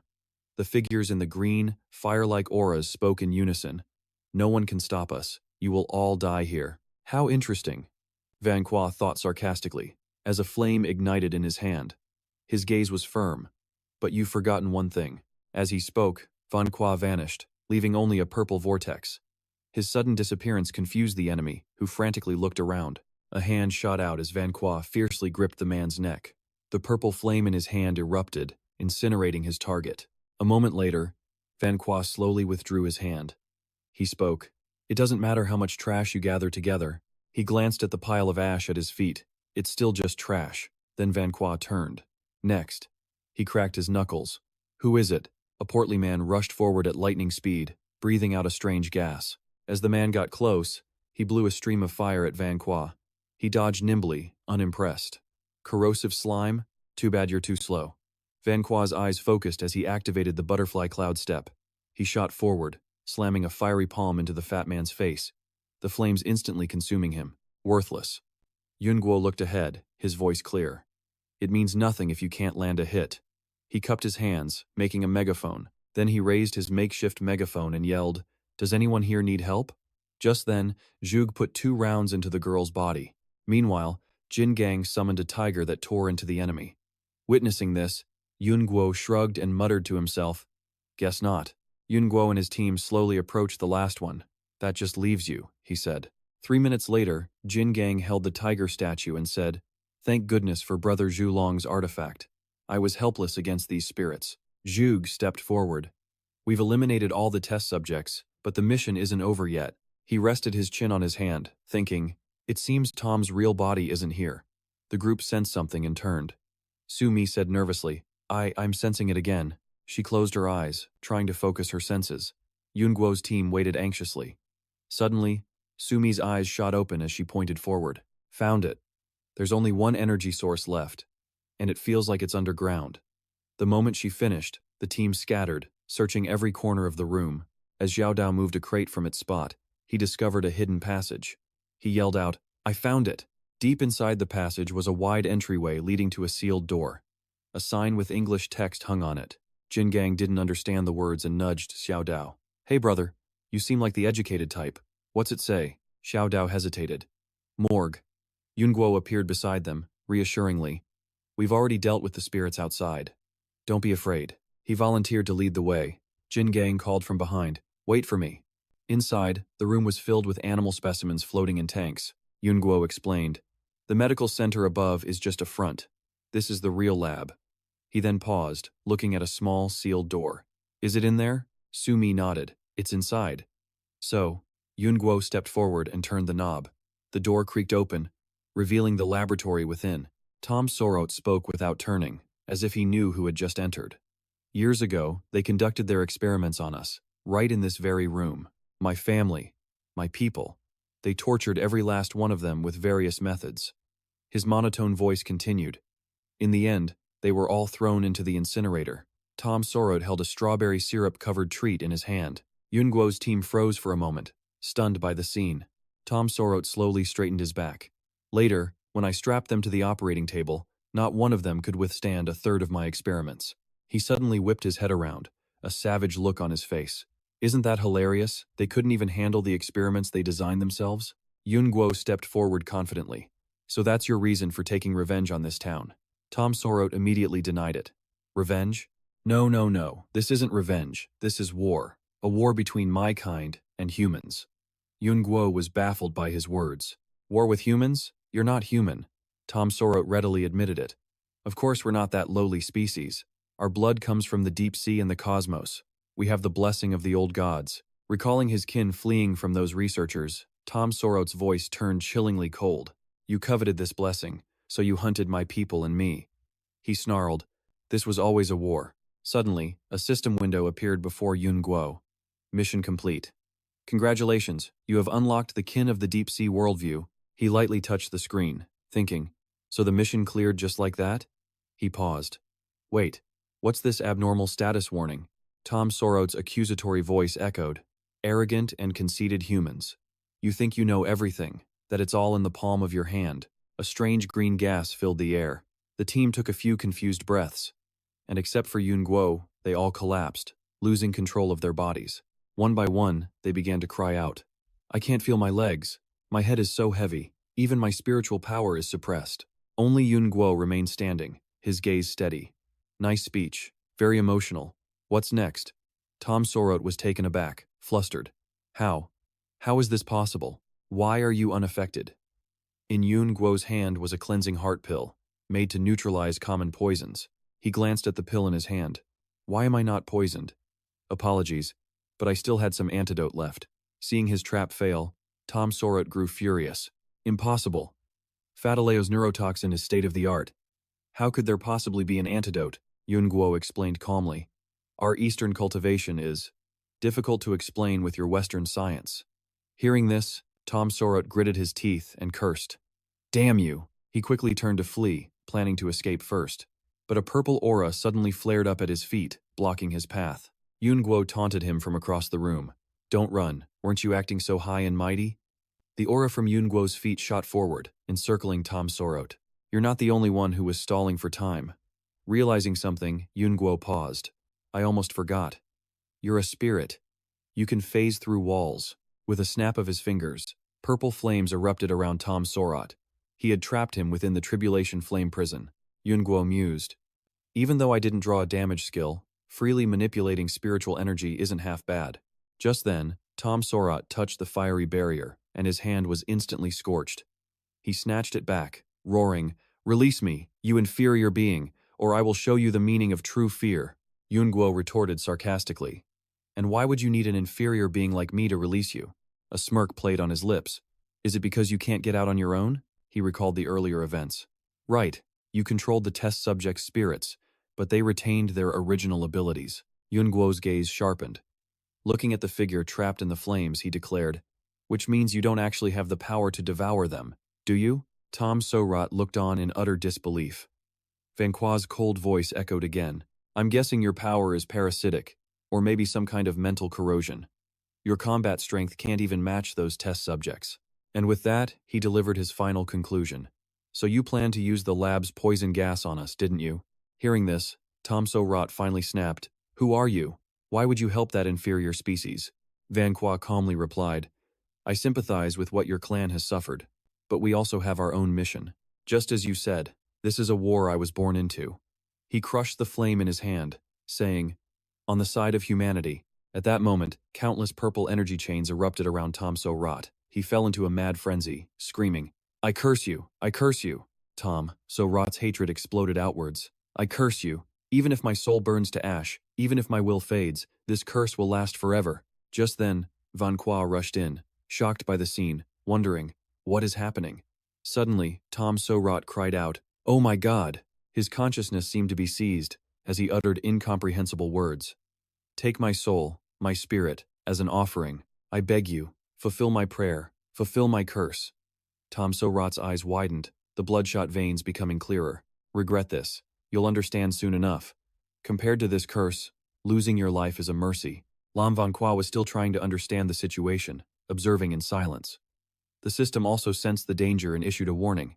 Warning, chaos intrusion detected. Warning, dungeon has been breached. High danger level warning. Extreme danger warning. An immense power was unleashed into the open. A man in a black suit watched from a distance through binoculars. Guoyun lowered his binoculars and asked the person beside him, What's the situation? His subordinate replied sternly, Reporting, my lord. He explained the situation clearly. The Daedu prototype alarm has been activated. According to the chart provided by Lord Truklong, the color is red, indicating a disaster-level threat. Guoyun calmly watched the immense power, wondering what had happened. Meanwhile, inside, dark smoke began swirling above Vanquois' head. Faint red lights appeared in the center of the dark smoke. The eye of Karo-Ot appeared, illuminating the entire area. Vanquois watched it cautiously, wondering, what is this thing? Could it be the evil god that man summoned before he died? Vanquois tensed, swallowing hard. He didn't understand its nature but decided to take a risk. White Tiger, go for it. Receiving his command, the white tiger shot forward like a rocket. It leaped, pouncing towards the central eye, but the eye showed no caution. It widened its gaze and counterattacked, instantly obliterating the white tiger. Van Qua watched the fragments fall, stuttering, shattered. The eye seemed excited, making a strange sound in response. Van Qua immediately realized something terrible. Crap, it's noticed me. Just as he predicted, the eye had locked onto him, unleashing an invisible killing intent. Van Qua seemed to be hit by its attack. His eyes rolled back as he began to lose consciousness. His knees started to buckle, and he collapsed. His entire body was about to give out. Van Qua struggled, propping himself up and gasping. He grit his teeth, amazed by its power. Just a single glance was enough to knock me unconscious. The eye darted back and forth, searching for his silhouette. It kept moving, which slightly terrified Van Qua. Oh no, it's about to see me again. But then, he suddenly realized something. Wait, being seen. Van Qua immediately placed his hands on the table, releasing a surge of power. It grew larger, rushing forward like a wall. Van Qua used his power to create a solid wall, blocking the eye's line of sight. This was the plan he had just come up with. Block its vision, and maybe I can avoid the attack. But just then, an arrow appeared in the center of the eye. The arrow shot forward without hesitation, shattering the wall he had just created. Van Qua stood behind it, bracing himself against the powerful blow. He grimaced. His spiritual power was draining 10 times faster than normal. Could he hold on for a few seconds? 10 seconds? Or maybe 8? A system notification suddenly appeared, attempting to expel anomaly. Dungeon shield is regenerating. Van Qua grit his teeth, urging it on. I can't hold on much longer. Hurry up. Out of options, Van Qua took out a gourd. It contained condensing chi pills, used to permanently increase the spiritual power limit by 1 point. He poured a few small pills into his hand. Regulations stated only 1 could be used per hour. Van Qua stubbornly shoved a handful of condensing chi pills into his mouth, muttering, "Forget the rules." He didn't hesitate to swallow them all. A profound look entered Van Qua's eyes. It seemed the pills were taking effect. A blazing flame suddenly appeared. Van Qua's entire body was enveloped in a fiery orange light. He was now brimming with fighting spirit, ready for battle. The eye continued to launch its attacks toward him. The system's shield construction progress had reached 85%. It crept up bit by bit, soon reaching 95%. Van Qua suddenly collapsed onto his knees. He knelt on the floor listening to the system's announcement. The dungeon shield construction is complete. The anomaly has been expelled. Lam Van Qua grit his teeth in doubt. Is it over? The eye drooped slightly, looking down at him. Just then, something appeared before it. It was an arrow, fired with perfect speed and precision, flying as fast as the wind. Should I report this to the organization? He glanced at the unconscious group, wondering what they saw. But first, I have to save them. Yun Guo immediately went to Sumi. He lifted her head and gave her a purifying pill. The pill took effect instantly. She woke up groggily, relieved to see him. Brother Zhulong, did you deal with that evil spirit? Yun Guo raised an eyebrow. You didn't see the whole thing? Su Mi honestly shook her head. I lost consciousness right after I fell. Hearing that, he felt a bit more at ease. I see. You should rest for a bit. I need to detoxify the other 3. Yun Guo turned and hurried to help the others. Xiao Dao was the second to regain consciousness. Right after him, Zhug also started to recover. The last one was Jin Gang. He rubbed his bald head with a scowl. Jin Gang roared impatiently. What happened? Why did I pass out? Xiao Dao clutched his stomach. Where's the evil spirit? Zhug was calmer than both of them. The mission status shows complete. It seems Brother Zhulong handled it. Yun Guo quickly waved his hand humbly. Its true form was weak, and it didn't expect my antidote, so it was a simple fight. Xiao Dao noticed something, eyeing the wreckage hesitantly. A simple fight? Yun Guo walked over, patting his shoulder. You have a problem with that? This simple act made Xiao Dao jump. He quickly tried to explain himself. If you say it was simple, it was definitely simple. Zhug cut in with a pleased smile. Regardless, the mission was a success. We owe it all to Brother Zhulong. By the way, are you interested in joining the Tianhai Guild? Yun Guo pointed to himself. Mr. Zhug, did you forget I'm with the Public Security Bureau? But Zhug didn't seem to care. No problem. The two aren't in conflict. Many of our members are also from the Bureau. He explained the guild is just a platform for players. All interactions are voluntary. We don't exclude members with other affiliations. He then took out the guild's business card. Zhug smiled brightly at Yun Guo. We may not be as powerful as the Bureau, but we have our own unique information channels. It might be helpful to you someday. Yun Guo politely took the card. He neither refused nor agreed, simply saying, I will consider it. Zhuge was fine with that answer. No problem. You can register any time you've made up your mind. As he examined the card, the space around them began to distort. Jingang spoke up. Looks like the settlement period is about to end. Yun Guo remembered something important. He turned to Sumi. I almost forgot one thing. He rushed over, asking her name, her real name, and her address. Sumi was surprised, only managing to reply. Huh? She shyly began to introduce herself. My name is Sumi. My address is. Before she could finish, everyone in the room vanished. Yun Guo was transported elsewhere. He scratched his head, muttering, Why was she so flustered? Don't tell me she thought I was hitting on her.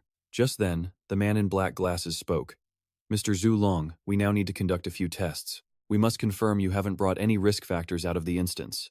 He approached Yun Guo, asking for his cooperation. Yun Guo gave a wry smile at the request. Right, I almost forgot about this part. The man in glasses began his assessment. Mental state is stable. No physical mutations. No hidden parasites, personality, identity confirmed, no distortions. After finishing, he carefully handed the contract back to Yun Guo. Thank you for your cooperation. Now, if Mr. Zulong could just sign here. Yun Guo took it and replied. Got it.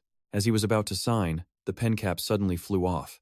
It shot out, unluckily striking a nearby green vase. The vase fell and shattered right in front of him. A shard flew straight toward his handsome face. Luckily, his quick reflexes let him dodge.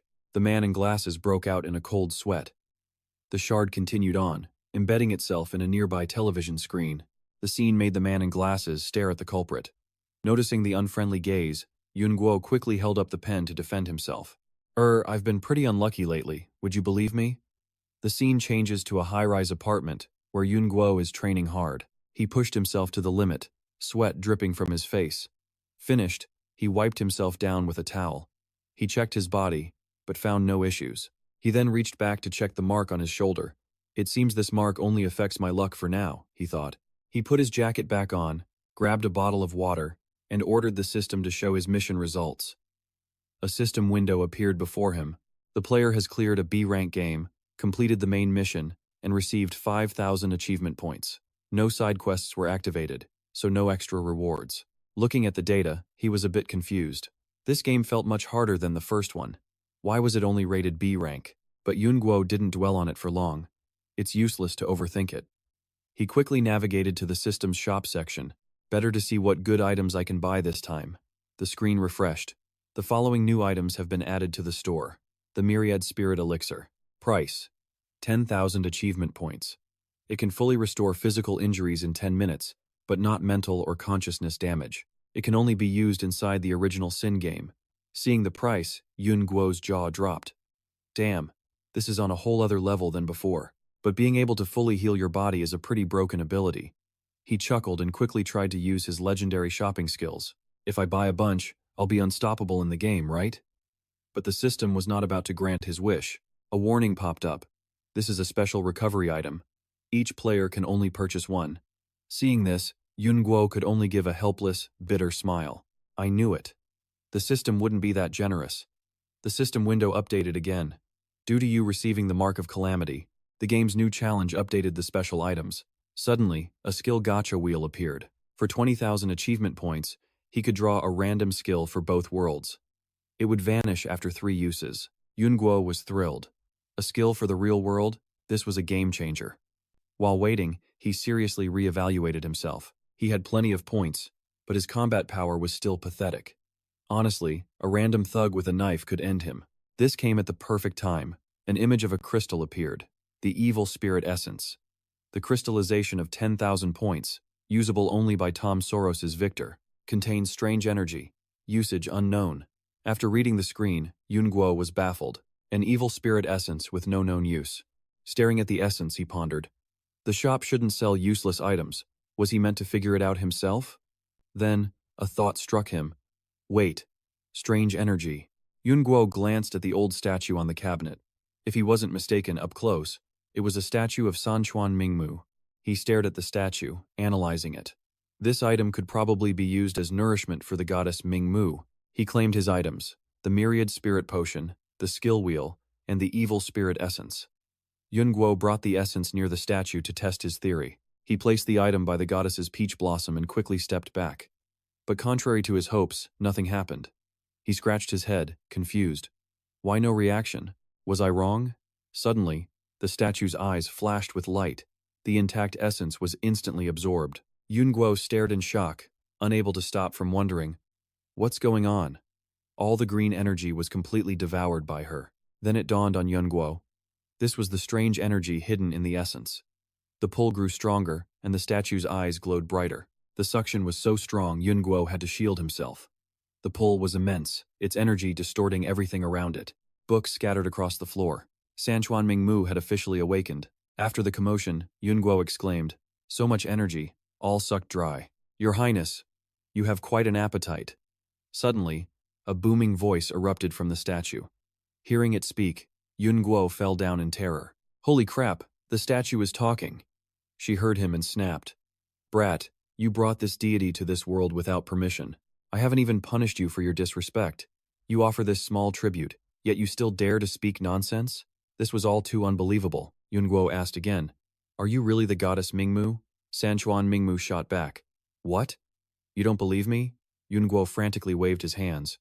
No, I believe you, Sanchuan Mingmu continued. You have a strange evil aura on you. However, this deity has just recovered a fraction of her power and cannot waste it. Wait until you've offered more tributes, then this deity will consider helping you. With that, she returned to being a normal statue. Seeing this, Yun Guo sighed in relief. It seemed he'd really brought a god home. He just didn't know if that was a good thing or a bad thing. Just then, his phone rang. It was Qing Yun. He picked up. Hello? On the other end, Qing Yun got straight to the point. How are you? You sound exhausted. Are you unwell? Yun Guo replied. Just a bit of heart fatigue. Qing Yun looked at a data sheet, asking, I received a report that you encountered an unusual disaster after your mission. What happened in the game? Yun Guo sank into the sofa, calmly replying. Indeed, some things were unexpected. He tiredly looked at his phone. It's a long story. Hearing this, Qing Yun's expression turned serious. She immediately demanded, then submit a written report at once. The organization wants every single detail about this game. A moment later, at the Public Security Bureau, Qing Yun scanned the document in her hand. She turned to him. Anything else to add? Yun Guo scratched his head nervously. That's it, really. Everything from the instance is in the report. Just then, a worried Professor Bai burst through the door. Where's little Yun? Where's Lin Yun Guo? Looking exhausted, Yun Guo raised a hand. Professor Bai, I'm here. The professor rushed over to them. He stopped before Yun Guo, asking, Your report says a strange entity invaded your instance during the last mission. Yun Guo nodded. Yes. He then paced back and forth, deep in thought. So it's true. He stopped, speaking slowly. I understand now. The hypothesis was correct. As they were talking, a knock came at the door. Shilin went to receive a document from a guard. Seeing the professor pressuring Yun Guo relentlessly, she gently interjected, Professor Bai, please calm down first. Let's explain his current situation to him. Hearing that, he finally calmed down a bit and began to explain the situation to the boy. Little Yun. No, Comrade Zhu Long. Based on your intel, we checked the database. Professor Bai continued his analysis for Yun Guo. There's only one entity matching the name, mark, and form. The Calamity Herald, Gao Root. After hearing this, he was completely lost and confused. Gao Root? What's that? Seeing Yun Guo's confusion, the professor simplified it. An evil god.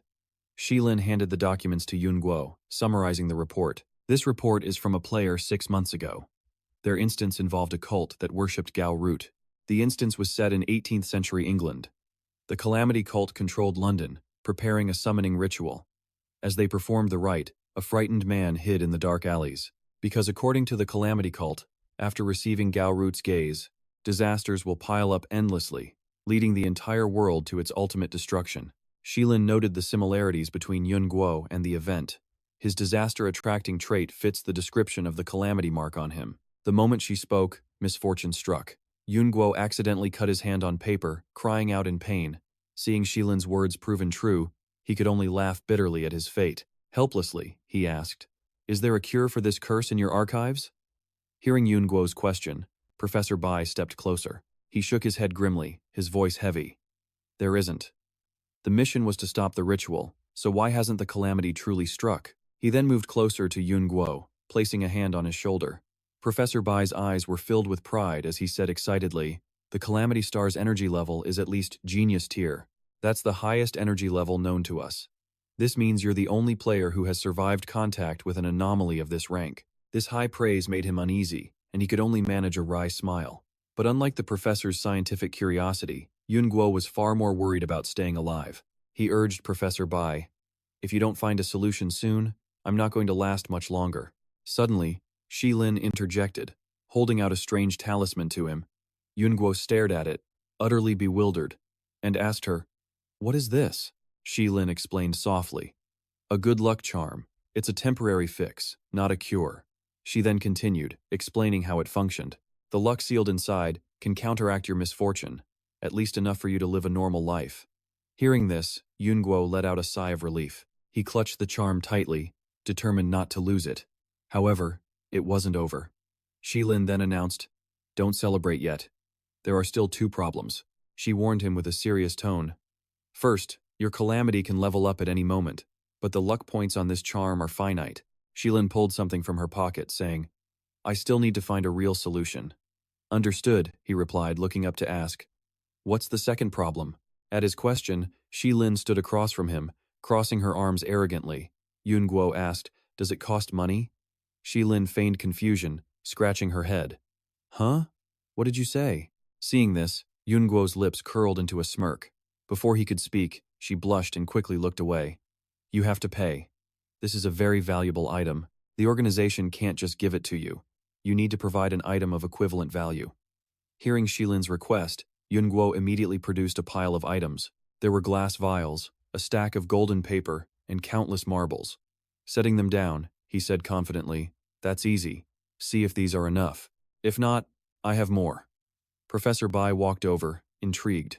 He looked over the items in amazement, asking, "Clarity pills, golden ointment, vermilion fruit, and both water and fire-repelling pills. These are all mission rewards. How do you have so many?" Yun Guo replied humbly, his voice laced with a hint of sorrow. "They're just minor items, barely keeping up with my power level now, but luckily I have plenty. As for their origin, they're my mother's inheritance." At his last words, Professor Bai's curious hands froze mid-air. He immediately returned to his serious demeanor, clearing his throat as if recalling something. "Let's set aside the matter of the charm for now. Right now, there's some intelligence I want to share with you concerning your parents." The mere mention of his family made Yun Guo intensely curious. He shot up from his seat, asking in a sharp voice, "What is it?" Before Professor Bai could even speak, Yun Guo lost his cool, firing off a volley of questions. "News about my parents? Have you found where they are?" Seeing how agitated he was, the professor tried to calm him down. "Not yet. First, calm down." Professor Bai then pulled out an auction item catalog from his pocket, urging him, "Take a look at this." Confused, Yun Guo took it, having no idea what he intended. An auction catalog. "What is this for?" Professor Bai began to explain, providing him with information. "In 3 days, the country's largest black market, the Black Stone Guild, is holding an auction in Jiangcheng. What you're holding is the list of auction items," he continued, guiding Yun Guo toward a clue about his parents. "As for how it's related to your parents, turn to page 3. Once Yun Guo flipped to the page, Professor Bai asked, "Do you see the symbol in the corner?" He stared intently at the strange symbol on the page, lost in thought. "I see it." Suddenly, a flood of memories rushed into his mind. He saw an image of his father, Feng Mian, meticulously fixing every component of a toy for him. After a while, Feng Mian finally finished. He happily handed it to his son. "It's done. Go on, Xiao Yun, go and play." Overjoyed, Yun Guo took the toy car in his hands and cheered with delight. Suddenly, a strange symbol on the underside of the car caught his attention. Yun Guo asked his father in confusion, "Dad, what is this symbol?" Feng Yunxian gently patted his head. He explained softly to his son, "That's my personal mark. I leave a symbol like this on all of my creations. That way, Xiao Yun will know which things were made by me." As the memory faded, Yun Guo finally recognized the symbol. "This is my father's mark. So what is this glass flask?" Professor Bai already knew this and offered his own theory. "It's a signal," he continued, explaining its benefits. "You know the activation cycle for an original sin is 7 days, but using a signal can help you instantly start a game at any time. Because it can increase your power, it is an extremely precious item." Yun Guo nodded, finally grasping its significance. So that's how it is. Returning to the main issue, he was extremely puzzled. Then why would my father's symbol appear on a signal? This was something beyond even Professor Bai's knowledge. He could only shake his head, defeated. We don't know either. We only know that sometimes, players acquire items with your father's symbol, and they also manage to get some information from them. It's for this very reason that your father's file was flagged with suspicion of treason. Hearing him unload all of this, Yun Guo asked nervously, "You know that I've seen the file?" Professor Bai, seeing he'd finally caught on, replied confidently, "Don't tell me you thought your call sign, and the selection of that girl, Feng Xinxi, as your support specialist were all just a coincidence." Stunned, Yun Guo finally pieced it all together, shouting in astonishment, "It was you?" Professor Bai didn't hide anything, directly stating his desire to acquire the signal. "We leaked the information to you on purpose. The higher-ups at the Bureau may have sealed the case, but many of us don't accept their conclusion. That's why, Xiao Yun, we absolutely must get that signal." Seeing his resolute expression, Yun Guo got straight to the point. "So, Professor Bai, you want me to participate in this auction?" Suddenly the notebook was snatched from his hand. Shilin stepped forward, correcting Yun Guo. "Not you. Us. Professor Bai wants us both to represent the organization at the auction. The organization has already approved," Professor Bai added excitedly.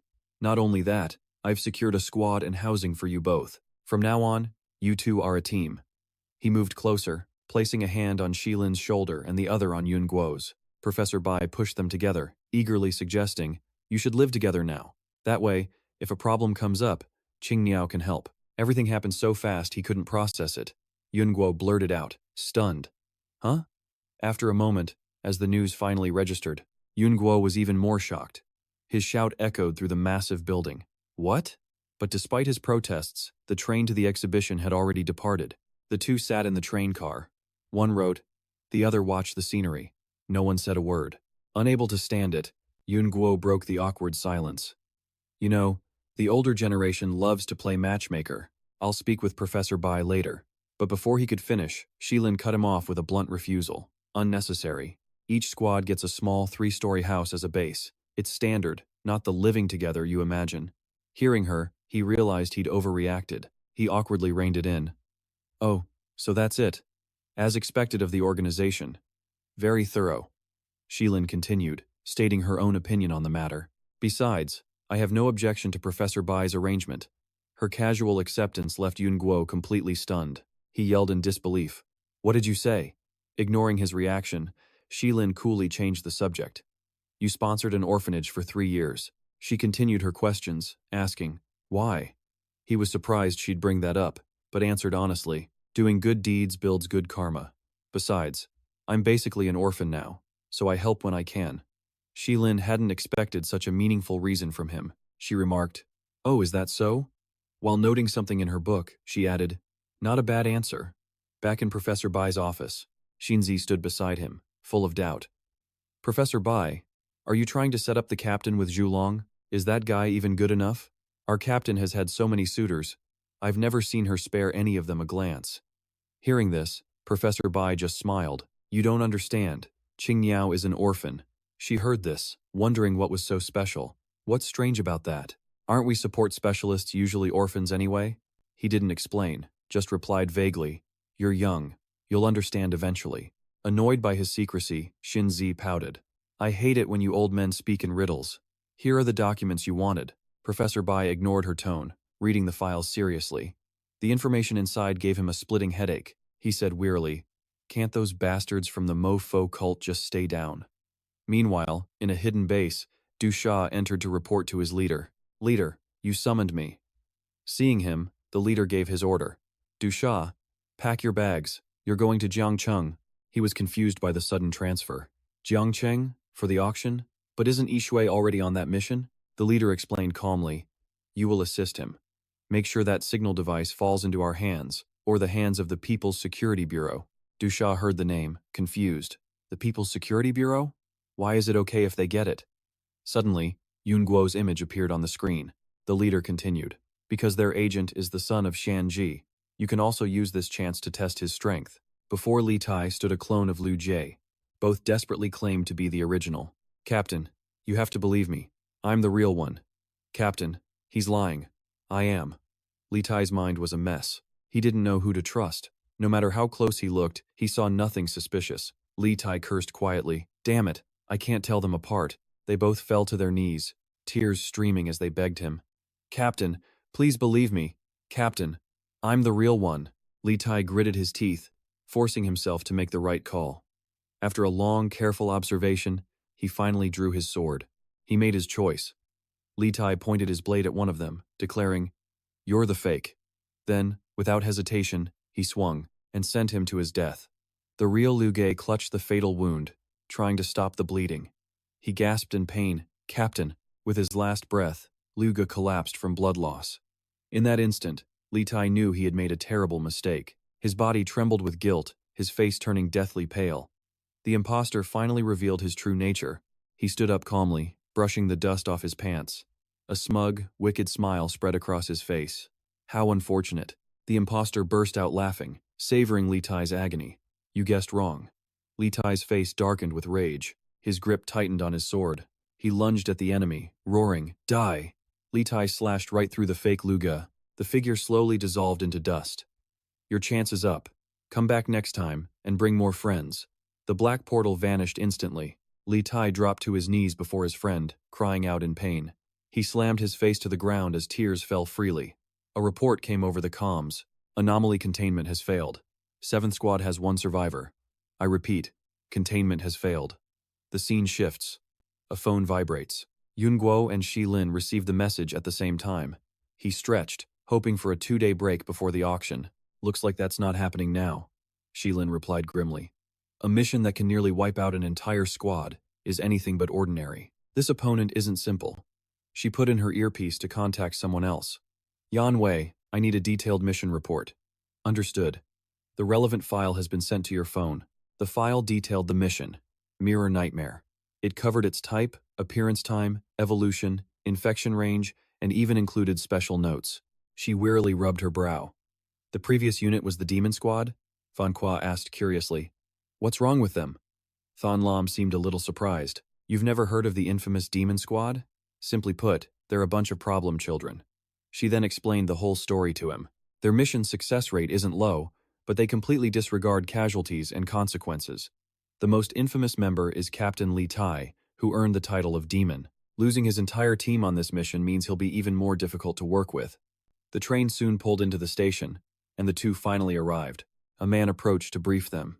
This is the latest intel for the mission. We have confirmation. Van Qua's eyes shifted, meeting a gaze filled with death.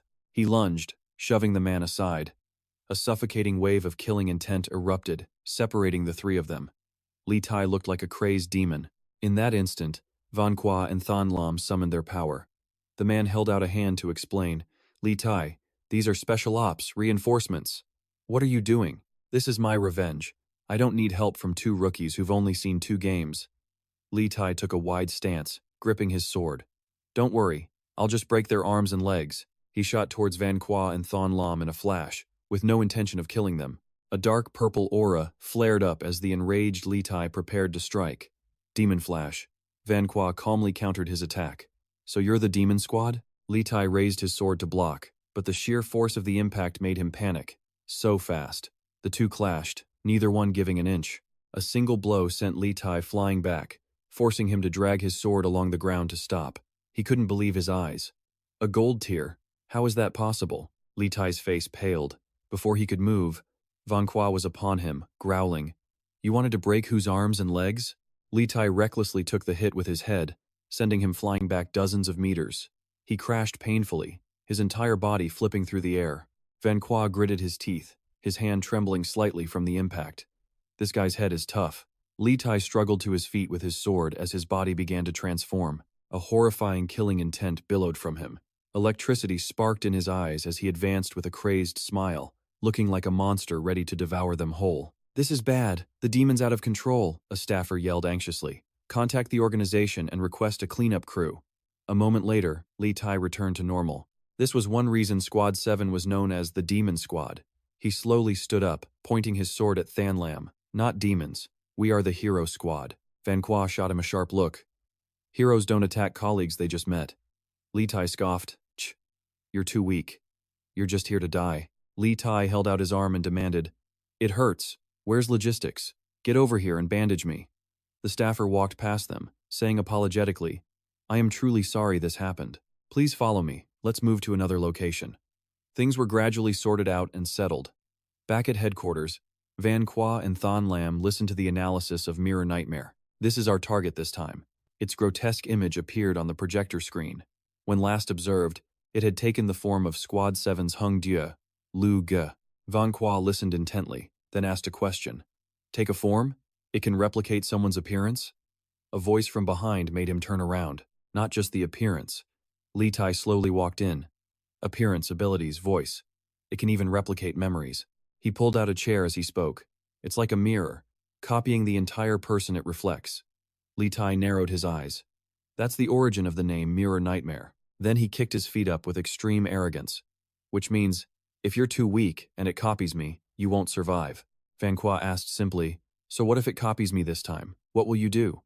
Li Tai slammed the table and shot up, yelling, "Do you really think I can't kill you?" Thon Lam tapped the table, cutting them off. "Stop fighting.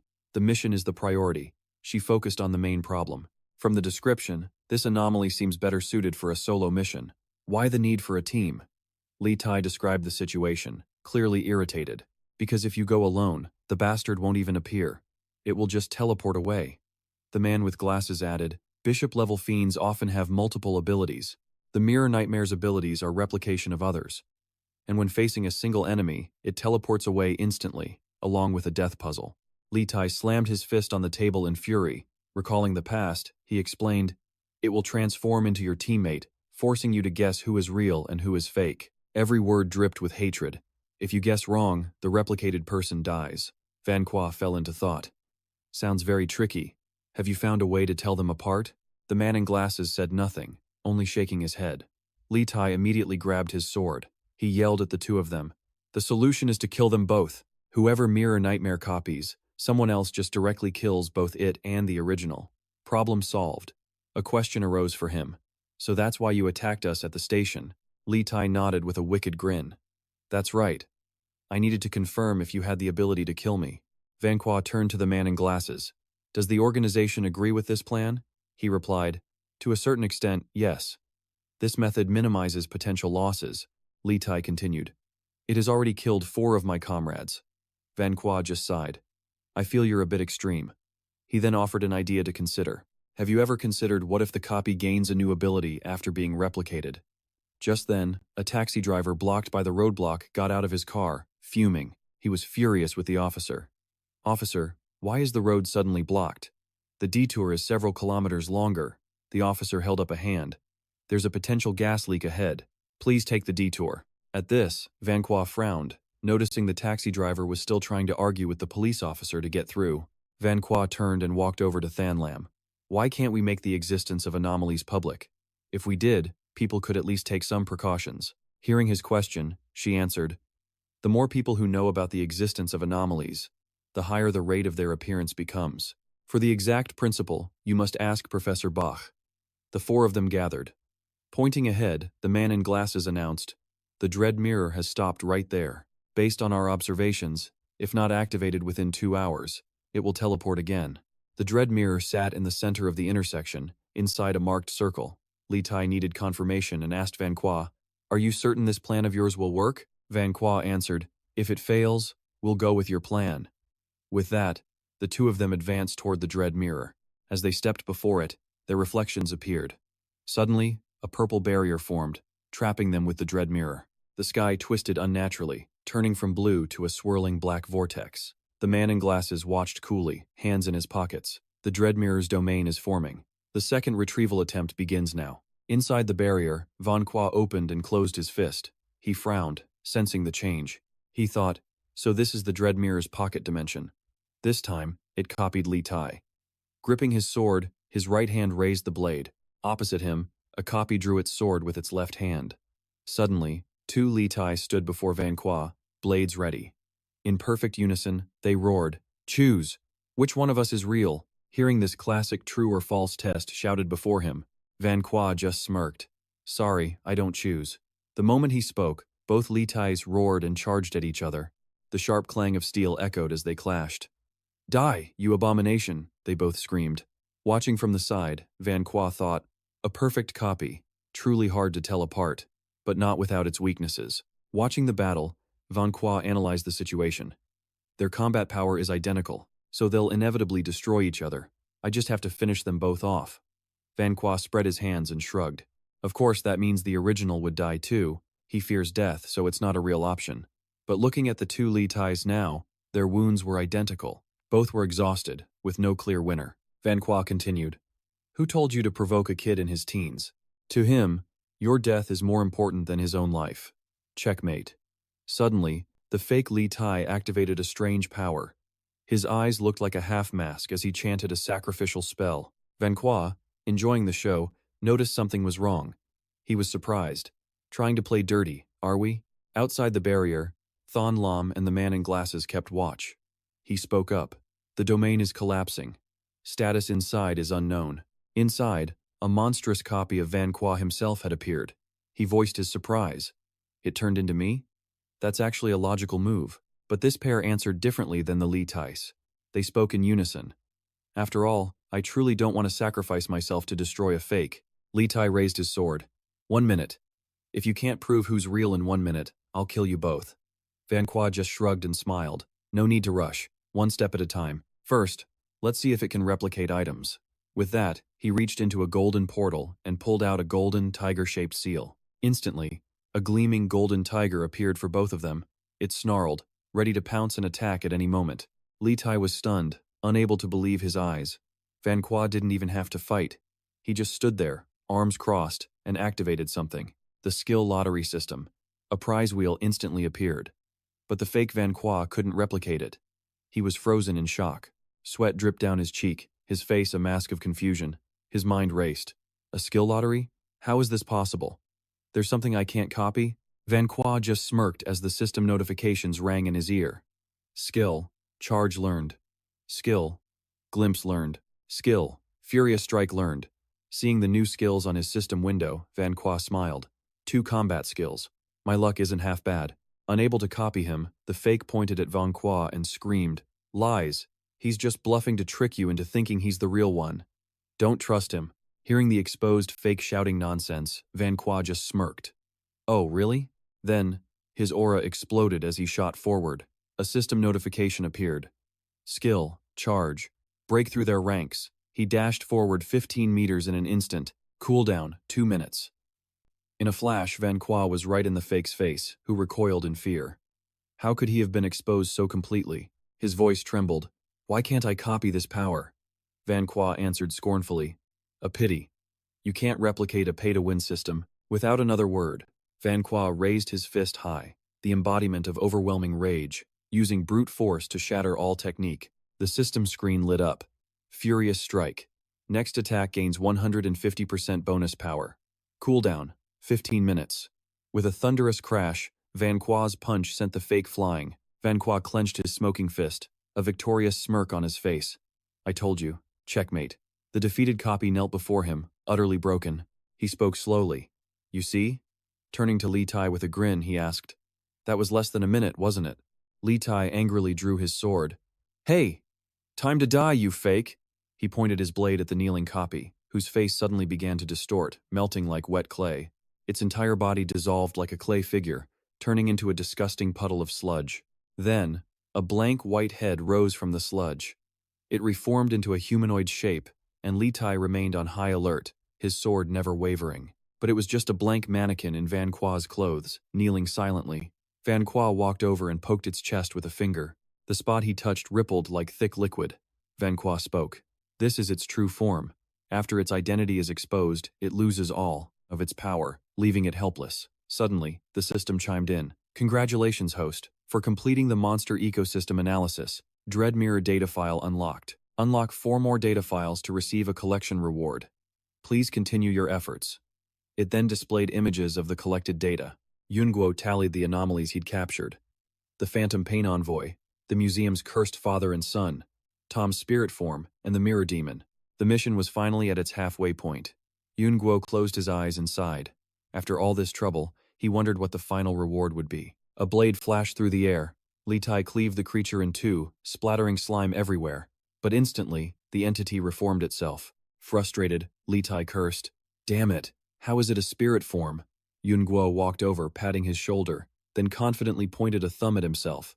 If you don't mind, why don't you let me handle this? A dark smile crossed Yun Guo's face. I'll make it wish for an oblivion it can't have. Yun Guo reached into a void and pulled out a statue of a female immortal on a lotus blossom. It was the infamous San Chuan Mingmu. Immediately, the statue began to levitate, radiating a heavy, oppressive red aura. Stunned, Li Tai gripped his sword handle tightly. Full of suspicion, he demanded, "What is that thing?" Seeing his fear, Yun Guo waved a hand. "Relax, it's not dangerous. To us." With that, Yun Guo leaned close to San Chuan Mingmu, whispering a chilling command. "Now, feast for me." At his word, she began to move. She tore the spirit apart before it could even begin to regenerate. It was a state worse than death, an endless cycle of destruction and rebirth. The scene shifts to a crowded city street at night. A lone figure with a striking red umbrella stands out. She moves like a phantom through the bustling crowd, through the endless flow of people. Suddenly, a hand landed on her shoulder. The woman, known only as Evil Blood, turned in surprise. Before her stood a trio of smirking thugs. One with a mohawk spoke up. "Hey, pretty thing, it's dangerous to be out alone. Why not come have some fun with us?" Most women would flee in terror from such a scene. But Evil Blood merely covered her mouth with a sly, knowing grin. Her mysterious laughter was followed by an alluring voice. "Okay." They led her into a dark alleyway. Evil Blood slowly, deliberately, licked her thumb. Her face filled with excitement as she whispered, "Is it over already?" A twitching arm reached up from the ground. A green snake coiled around it, its tongue flicking. Still holding her umbrella, Evil Blood sighed. "And I thought we could play for a little longer." All three thugs lay poisoned and unconscious on the pavement. Their eyes and lips had already turned a deathly black. Evil Blood crouched, extending her hand to her pets. "All right, my darlings, it's time to go home." Suddenly, the sound of footsteps echoed from behind her. With her sharp senses, Evil Blood instantly reacted. She launched the green viper toward the noise. The snake lunged, fangs dripping with venom, but the newcomer was none other than Slaughter. He casually caught the viper by the neck and spoke. "Is this a welcome gift?" "You shouldn't have." He released the snake. Evil Blood looked genuinely surprised to see a familiar face. "Slaughter? What brings you here?" As she retrieved her snake, he put his hands in his pockets. "The leader sent me to Yugu City," he replied. Evil Blood looked confused. "Just for that little signal? When did our master become so generous?" Slaughter just chuckled. "It's not just the signal. The prophet's son joined the Public Security Bureau. The leader wants me to test his abilities." He drew closer. "So, what have you been doing lately?" Evil Blood began counting on her fingers. Sightseeing around Jiangcheng, trying local snacks and cakes, buying some souvenirs. Then, her eyes lit up with excitement. "Oh right, I also deployed the Mirror Demon. It wiped out a small bureau squad. This city should fall into chaos any minute now." She turned to him with a savage smile. "You're too late. There's no work left for you here." Biting her thumbnail, Evil Blood continued to taunt him. "The golden silkworm goo has gone dormant, and someone dealt with the Mirror Demon. The Bureau? Or someone else?" Slaughter replied, "My guess is the prophet's son. The leader must have predicted this. That's why he sent me." Slaughter turned to face her directly. She asked, "So what did you bring with you?" A deep, knowing smile spread across Slaughter's face. "Don't worry, it's something truly earth-shattering, enough to drive this entire city into madness. But we have to wait until after the auction." He turned, patting her shoulder with a cryptic smile. "Be patient. I crave chaos even more than you do. However, we need the prophet's knowledge, and must prepare for his contingency plans." But at these words, Evil Blood's face twisted into a sneer. In the guard's hand was a yellow, solid mass that looked unpleasant. The guard looked at it with pure disgust. "What in the world is this?" Yun Guo answered calmly. "Found inside the Mirror Demon's body. It doesn't look natural. Take it back for analysis." The guard immediately complied. "Understood." Another guard made a call. Anomaly contained successfully. With his mission complete, Yun Guo turned to leave. Qinglin and another agent followed behind him. 2 days later, night fell over the apartment building. Yun Guo sat on his bed and spoke into the air. "System. Open inventory." A holographic screen blinked into existence before him. Merit points. 55,101. He checked his balance and muttered, "It's not a lot, and the balance keeps draining. So annoying." Just then, he noticed a red dot on a mail icon in the screen's corner. What's this? His curiosity piqued. He tapped the icon. A new panel appeared, listing all of his major achievements. Black Rain, Feigned Offensive, Terror at the Art Museum, Unsolvable Case, 0 fatalities. Next to each was a massive sum of merit points, waiting to be claimed. A grin spread across Yunguo's face. He felt like a tycoon whose wealth only grew. I'm a living money cheat. Just then, a sharp knock echoed from his door. It was Qinglin. It's time to go, she said. The auction is about to begin. The two of them quickly made their way into the hall. Qinglin explained their plan. To hide our identities, we'll all use different entrances. First, we need to get our masks. Yunguo simply nodded. Okay. The elevator ascended to the 28th floor. He and Qinglin stepped out and walked down the corridor. 2 staff members greeted them up ahead. One presented a table laden with masks. The other asked, "Honored guests, are you here for the auction?" The staff member said to please pick a mask. Yunguo and Qinglin surveyed the masks on the table. Qinglin quickly found one she liked. I'll choose this one. Yunguo also picked one out. Holding the mask, he felt something. A pulse of spiritual energy. Is this enchanted with some kind of magic? He quickly used his system to check. The insight skill activated, turning his eyes red. A system window popped up. A rare grade disguise tool. It conceals one's spiritual signature and appearance, making them unrecognizable. Only now did he see the skill's true power. He'd bought insight to counter some enchanted glasses, but it was actually for appraising items. It was perfect for an event like this. Business done, he and Qinglin headed out. In front of the building, a car was already waiting. As they approached, a staff member opened the car door.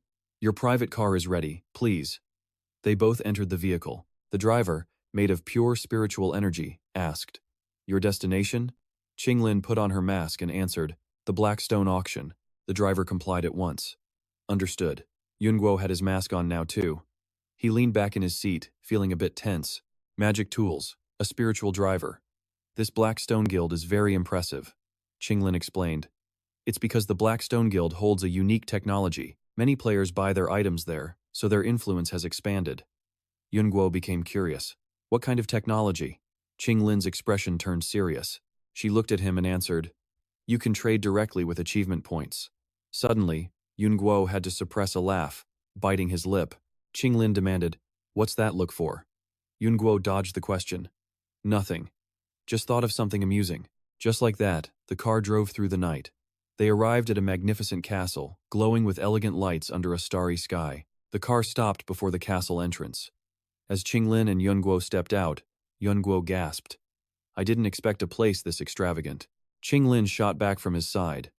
What were you expecting? A scrap heap? Just then, a staff member approached to greet the pair. This way, valued guests. The auction is about to start. As they walked inside, a loud voice suddenly shouted, Please, I'm begging you, let me in. That voice belonged to Su Jiangguo. He struggled against 2 guards, still screaming, I only need to buy one item. I have a lot of money. I'll give you 50 million to let me in. The scream made Yunguo turn his head.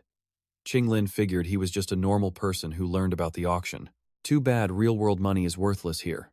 Jiangguo continued to struggle against his restraints. He didn't stop shouting. My daughter is also a player. Please, I just need one awakening item. I don't want her to die. Those words stopped Yunguo in his tracks. He seemed to realize something. Yunguo activated his insight skill. The system showed Su Jiangguo had no powers and was blood-related to Su Mi. After seeing Jiangguo's identity, Yunguo told Qinglin, Wait here a second. He approached Jiangguo and ordered firmly, Stop. At his command, the 2 guards released their hold. Yunguo then leaned down closer to Jiangguo. He asked, You're Mr. Su, right? Here for an awakening item for your daughter? Jiangguo replied instantly, Yes, that's right. Sir, can you help me buy it? His face was filled with desperation, his voice pleading. I'll give you 100 million. Just please help me get one. Yunguo replied with confidence. That's not necessary.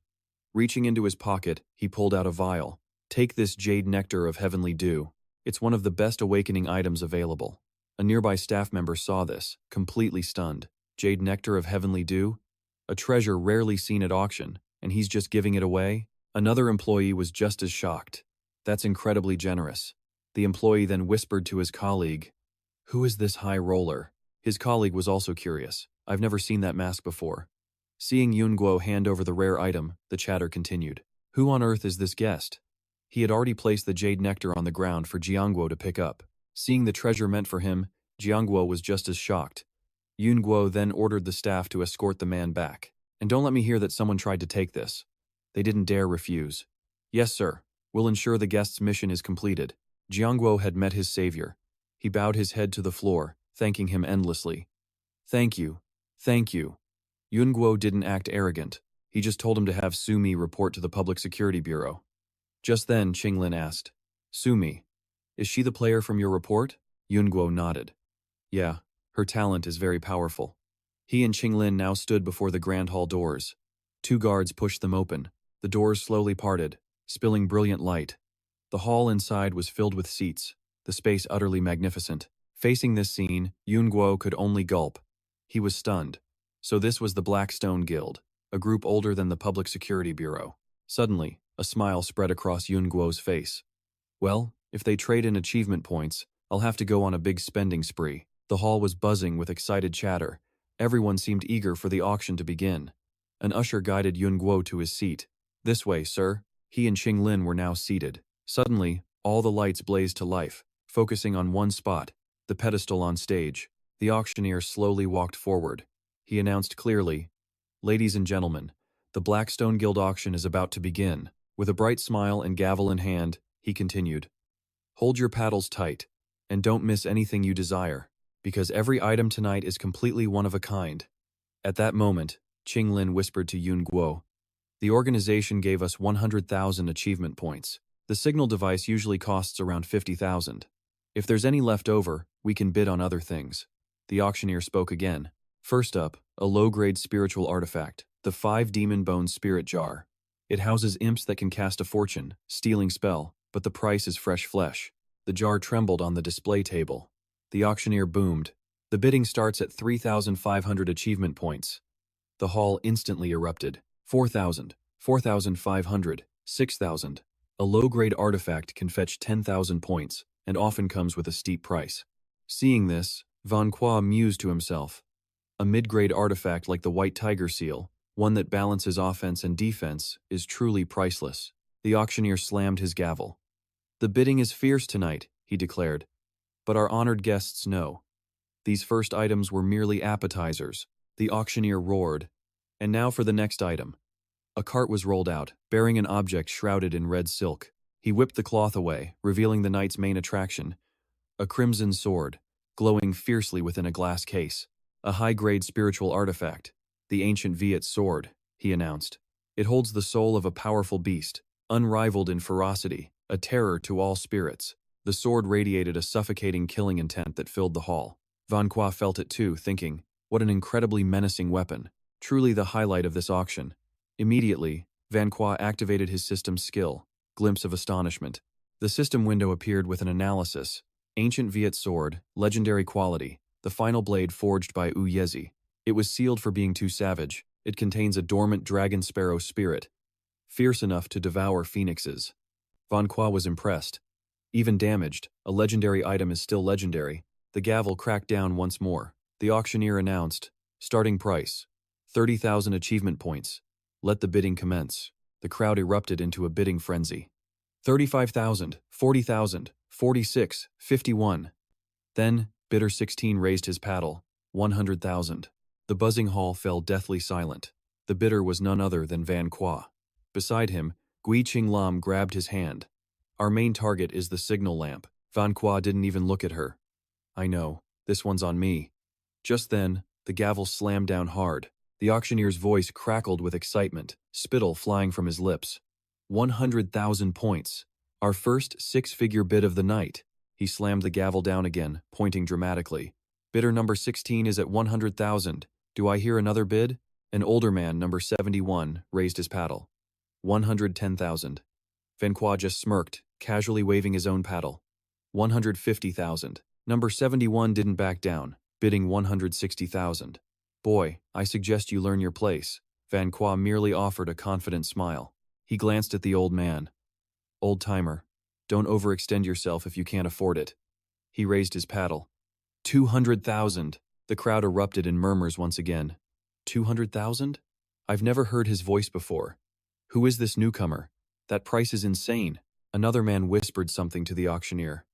He nodded, then addressed the crowd. A moment, please. Bidder number 16, our system shows your bid exceeds your verified balance. Before we can accept, you must submit to a balance verification. Hearing this, the old man sneered at Van Qua. So, just an arrogant brat putting on a show. His glare was sharp enough to kill. The price for defrauding the Blackstone Guild is steep, but Van Qua remained perfectly calm, crossing his legs. Fine. How do you want to verify it? Suddenly, a large, translucent orb was brought out on a velvet pillow. The auctioneer gestured towards the crystal and explained. Sir, simply place your hand on this verification orb. It will read your account balance. Rest assured, no other information will be accessed. Van Qua nodded, his eyes fixed on the orb. All right. In his mind, he commanded, System, convert 1 million achievement points. For a moment, he stood perfectly still. The entire hall held its breath. Then, he placed his hand upon the crystal orb. Instantly, it erupted in a blinding golden light. The light was so intense it forced the guests to shield their eyes. Their faces were a mixture of shock and awe, filled with nervous anticipation. From within the brilliant light, glowing characters began to form. Everyone in the room craned their necks to see the number. 1 million. The old man's eyes went wide with shock, nearly falling from his seat. 1 million? Impossible. The crowd erupted into another frenzy of whispers. 1 million achievement points. I've never seen a number that high. Is he gold rank? No. He must be a Dharma regulation level master. Who is he? Van Qua removed his hand from the orb. Are there any further issues? He asked. The auctioneer, visibly shaken, cleared his throat nervously, but he quickly recovered, offering an awkward smile. No, of course not, sir. The auctioneer slammed his gavel to resume the bidding. The auction continues. The bid is 200,000 from number 16. Do I hear any other offers? The hall remained completely silent. The auctioneer smiled. It seems we have our final price. He raised the gavel high, his expression turning serious. The gavel came crashing down. The auctioneer turned to Van Qua and announced, Congratulations to bidder number 16. The ancient Viet sword is yours. Applause thundered through the hall, with some guests rising to their feet. Van Qua gave a polite bow in acknowledgement of the crowd's ovation. Thank you, everyone. The auctioneer's voice boomed again. Now, on to the next item. A mid-grade material, the Scarlet Blood Vine, starting at 1,000 achievement points. An hour passed, and the gavel fell once more. The host gestured grandly, a wide smile on his face. Sold. Congratulations to bidder 42 on winning the Vengeful Spirit Mirror. Below, Van Qua sat with his chin propped up, lost in thought. These are all items available in the system shop. Nothing special. Just then, a staff member wheeled out another cart, carrying a box shrouded in red. At the same time, the auctioneer's voice rang out. This next item is quite peculiar. Even our guild's own expert appraiser couldn't identify it. Give a specific appraisal report. He added to the crowd. But we know it holds immense spiritual power. The auctioneer's hand reached for the red cloth, and can react to most anomalies. The cloth was yanked away, revealing a golden star inside a transparent box. So the starting bid is 1 point. Bidding may begin. Van Qua suddenly grit his teeth in pain, glancing at his suddenly aching shoulder. It's burning. Is the mark of calamity reacting to this thing? Van Qua's head snapped toward the item. A single glance was enough to trigger it. A notification panel appeared. Item name: Seal of the Hidden. Quality: hidden. Description: hidden. After reading, he thought, a mere glance can't identify it. Van Qua told himself, better safe than sorry. I'll get it first. With that, he immediately raised his paddle. I bid 10,000 N. The old man from before shot him a surprised look. Even the auctioneer was shocked. Thon Lam's expression was no different from the others. Van Qua scratched his face with an awkward smile. Someone already bid 10,000 N? Then I bid 50,000 N. Kwai Thon Lam was exasperated. The last call was 25,000. Van Qua was stunned. Huh? The gavel slammed down on the table once more. Sold, the auctioneer announced cheerfully. Congratulations to player number 16 for acquiring the unknown stone carving for 50,000 achievement points. The crowd murmured. Does he think achievement points grow on trees? Did he suffer a head injury in the last instance? Or maybe he's bidding for the Blackstone Guild? The comments made Lam Van Qua too ashamed to look up. Fool, new money, idiot, those were the words they used. Beside him, Thon Lam was still in disbelief. Van Qua angrily crumpled the papers in his hand. Then he threw them on the ground. Call me a big shot. I got what I wanted. The auctioneer adjusted the bow tie on his neck. After fixing it, he spoke, I believe you've all waited long enough. Next up is our most valuable item. Behind the auctioneer, a woman held an item on a pillow. He took the item from her as he spoke. This is a signal flare. Its preciousness. I'm sure I don't need to explain, but this flare is even more special. An enlarged image of the flare appeared. He stood in the center of the frame and declared, That's right. This flare bears the prophet's symbol. An image of 3 faceless figures appeared. The one in the middle had a bizarre shape, its hand gripping a scythe. Whether it's the Public Security Bureau, the Doomsday Cult, or the newly risen evolution theory, everyone is gathering the prophet's knowledge. The auctioneer grew more excited as he spoke. Therefore, the starting bid for this signal flare is 100,000 achievement points. The person with paddle number 1 immediately bid 100,000. Right after, paddle number 23 bid 150,000. Next was paddle number 55 with 180,000. Van Qua grew anxious watching the countless paddles rise. He thought to himself, none of these bidders raised their paddles before. They were all waiting for this signal flare. The auctioneer watched as paddles shot up from below, the price climbing to 210,000, 220,000, 225,000. Quaithon Lam spoke as he passed his paddle to Van Qua. The organization underestimated this catalyst's value, but we desperately need it. Lam Van Qua's hand touched the paddle Thon Lam held. He took it with a confident smile. Don't worry, I won't let my father's work be stolen. Then, with a casual air, Van Qua raised his paddle to bid 500,000 N. The 2 men with brown and black hair were left completely speechless. The others were just as stunned, their jaws dropping. The auctioneer's hand, holding the gavel, began to tremble as his face turned grim. Bidder, number 16, are you certain you didn't misspeak? Van Qua crossed his arms and shook his head. Of course not. 500,000 N. I will have that flare. The auctioneer's body was still shaking, his expression wary. Are there any other bids? The man with paddle number 1 snapped it in half with rage. The hand of bidder 23 began to tremble, while bidder 55 clasped his hands in defeat. The auctioneer looked down, his body shaking uncontrollably. Then congratulations to player number 16. He looked up, his mouth wide with excitement, and yelled, Sold! The gavel slammed down on the table once again. The hall fell silent. A brilliant chandelier hung from the ceiling. But then, something went wrong. It suddenly went out. The old man glanced up, confused. What's happening? Someone else shouted, The lights are out. Van Qua froze for a moment. A power outage? But Kwai Thon Lam beside him was calm. No. The Black Market Guild doesn't make such low-level mistakes. Someone is behind this. Suddenly, the chandelier flickered back on, and the crowd erupted in chatter. Then, the auctioneer's panicked voice cried out, Huh? Everyone in the hall snapped their heads toward him as he stared at the item box. Inside, the item had vanished. The auction item. The auction item is gone. Van Qua shot to his feet in disbelief. What? He immediately activated a system skill. Yin pupil, activate! His pupils began to glow intensely. Van Qua frantically scanned the area, searching. Then, he spotted his target. On the stage, among the staff, stood a girl radiating magical energy. Van Qua pointed at her and yelled, Something's wrong with that server. You, put the flare down. The female staff member broke into a savage grin. My, you've already found me? With that, she ripped off her uniform, revealing a completely different form. Akhu yet, she spoke with glee. Then let me give you a little gift. As she finished, a hand suddenly burst from the ground. The arm was grotesque, clawing its way up. Soon, its entire body emerged from the earth, and it wasn't alone. Van Qua was shocked by the scene. Undead? And all 4 of them are night class. At the same time, others were suddenly attacked by swarms of insects. They screamed in terror. Snakes! There are snakes! I've been bitten! It's poison! The hall was filled with venomous, deadly insects. Van Qua was horrified. Meanwhile, Ak Huyet was about to vanish with the flare. Have fun with my little pets. He's getting away!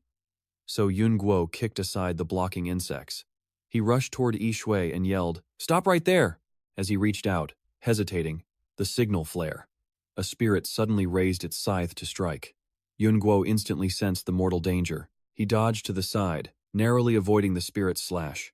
Its horrifying gaze locked onto Yun Guo. Standing back to back with Qing Lin, she said, 2 each. Yun Guo agreed. Deal. Energy began to envelop both his hands. He strode fearlessly toward the spirit. Seeing its target approach, It swung its death scythe, but Yun Guo easily dodged the blow. Without hesitating, he slammed a magical fist into the spirit. The punch tore from its stomach to its neck, ripping its head off. Not stopping there, Yun Guo leaped into the air. He unleashed a relentless barrage of powerful blows, leaving the spirit defenseless. Just like that, the spirit collapsed at Yun Guo's feet. He turned and asked, "I've handled one. How are you doing over there?" He thought Qinglin might be struggling, but no, she was fast. She had already dealt with both of her spirits. "What did you just say?" Witnessing this, Yun Guo exclaimed in shock. "Are you kidding me?" While he was distracted, another spirit attacked him from behind. Luckily, he dodged. He seemed to spot something, glancing down. Yun Guo saw the terrified auctioneer hiding under a table, next to the ancient Viet sword. He knelt beside the auctioneer and asked, "I won this, so I can use it, right?" The frightened man stammered, "Yes, just take it." Yun Guo used his power to shatter the sword's protective glass, then grabbed the hilt. As he held the treasure, a bone-chillingly dense killing aura erupted from it. Facing the massive spirit, Yun Guo showed no fear. He decisively swung the ancient Viet sword, unleashing a terrifying wave of magic. That wave of power struck the spirit, effortlessly cleaving its head from its shoulders in a single strike. Yun Guo stared at the sword, his eyes wide with amazement. So powerful, even in this damaged state. Truly a legendary weapon. Suddenly, a notification came through Yun Guo's earpiece. It was Qinglin's voice. "This is bad. A horde of anomalies has appeared in the Jiangcheng area, from remnant to prelate class. They've begun attacking civilians. This is escalating into a catastrophic disaster." At that moment, on a rooftop, a monster known as the pianist was frantically playing a piano, and it was the piano's melody that drove all the anomalies into a chaotic frenzy. Beside him, Tusha watched the horrific scene with excitement. "More chaos, a little more. The end of the world is here. Ha ha ha." Qinglin continued her report. "It's the Doomsday Cult. Their member, Yi Shu, just attacked the auction and stole the signal flare." At the same time, Xin Zi was studying a map, saying, "I'll report any relevant info. I need you two to act quickly." Her face was filled with worry because, due to the cursed mirror incident, the Jiangcheng division had suffered heavy losses. They couldn't possibly handle so many anomalies. Hearing this, Yun Guo immediately started searching for a solution. The anomalies were out of control, and their team was too small. Suddenly, his eyes fell on the auction attendees, who were struggling with poisonous insects. An idea sparked in Yun Guo's mind. "That's it. The buyers at this auction are all players, aren't they?" Nearby, a poisoned man was foaming at the mouth, his face pale. "Antidote, antidote. Someone help me." Just then, words appeared on a board. "Free antidote." At the same time, plates filled with purple antidote pills appeared. It was all Yun Guo's doing. He even used a megaphone to announce that any poisoned player could get a free antidote. Yun Guo's voice echoed through the speaker. "If you're passing by, don't miss out." This act quickly drew everyone's attention. They all rushed toward him, fighting over the cure like hungry tigers. "I want one. Give me a pill, quick. Give it to me, I was first." Yun Guo immediately quieted the crowd. "Wait, I can give you the medicine, but you have to do something for me in return." They seemed desperate for the antidote. "What is it? Just say it," Yun Guo explained. "Help suppress the strange things appearing in Jiangcheng," he continued. "Of course, your efforts will not go unrewarded. Remnant class is 1,000 achievement points per kill, Knight class is 5,000 points per kill, and Prelate class is 30,000 points per kill. What do you all think?" Hearing the offer, the players began to calculate. 1,000 points for just a remnant? That was an absolute steal. This was far safer than risking their lives to clear the game. After careful thought, they all responded, "We agree." Then someone raised a question. "But what if you don't pay up and run away at the end?" At that, he pointed to Qinglin and answered, "The person next to me is a representative of the Public Security Bureau. Even if you don't trust me, you should trust her." At this, Qinglin removed her mask. She also took out her official badge and declared, "This commission is considered an official mission of the Public Security Bureau, and we request your full cooperation." An old man stroked his beard thoughtfully, then spoke up. "Young lady, the anomalies in the city right now are not a small number. Based on the prices this young man is offering, a preliminary estimate puts the total value at over 20,000 achievement points." His expression grew concerned. "Can the Public Security Bureau guarantee that all payments will be made?" Faced with this question, Qinglin was a bit flustered. Just then, Yun Guo's voice rang out. He placed his hand on a crystal ball and said, "It's only 2 million. No need to bother the Bureau. The crystal ball then displayed his account balance. 500 million. Yun Guo looked at the crowd. Are you all at ease now? 1 hour later, the city was shrouded in smoke. A young girl with a pale, terrified face. She was crawling on the street, screaming in horror. A monster! A monster! The anomaly was about to attack. The girl burst into tears and yelled, "No!" At that very moment, the monster took a massive blow from behind. The girl had been saved. It was a man with a large sword who had neatly dispatched the anomaly. Though exhausted, his face was filled with excitement. Excellent! Now, what's next? Another 1,000 achievement points banked. He immediately contacted Shinzi. Chaining Street is completely cleared. So, where am I headed next? Shinzi asked, surprised. You're seriously not resting? You just hit silver rank, right? After 3 straight kills, you still have energy? He puffed his chest out with confidence. Just give me the points, and I'm fully charged. I could take down 5 more, no problem. Shinzi sounded utterly defeated. Fine, head 300 meters east. There's a night-class monster there. 2 other players are already waiting. Hearing that, he instantly took off. The girl from before could only stare in shock. Thank you, she managed to say. He muttered while running. A night class is 5,000 points. Split 3 ways. That's 1,500 each. Gotta hurry. Watching the monitors, Shinzi pulled at her hair and questioned Yun Guo. Where in the world did that Zhu Long find these guys? Every single one of them is running on pure adrenaline. As Shinzi's head was spinning, her phone rang. It was Yun Guo. While taking down monsters, he asked, "What's the situation?" Shinzi replied instantly, "Good work, Zhu Long. The new players are effectively stopping the monster's spread. The affected area has shrunk dramatically," she added. But about the unapproved achievement point rewards, the organization might not be able to cover the cost. But to Yun Guo, that was no big deal. It's fine. As long as the problem gets solved. In his mind, he commanded, "System, open achievements." The system panel appeared.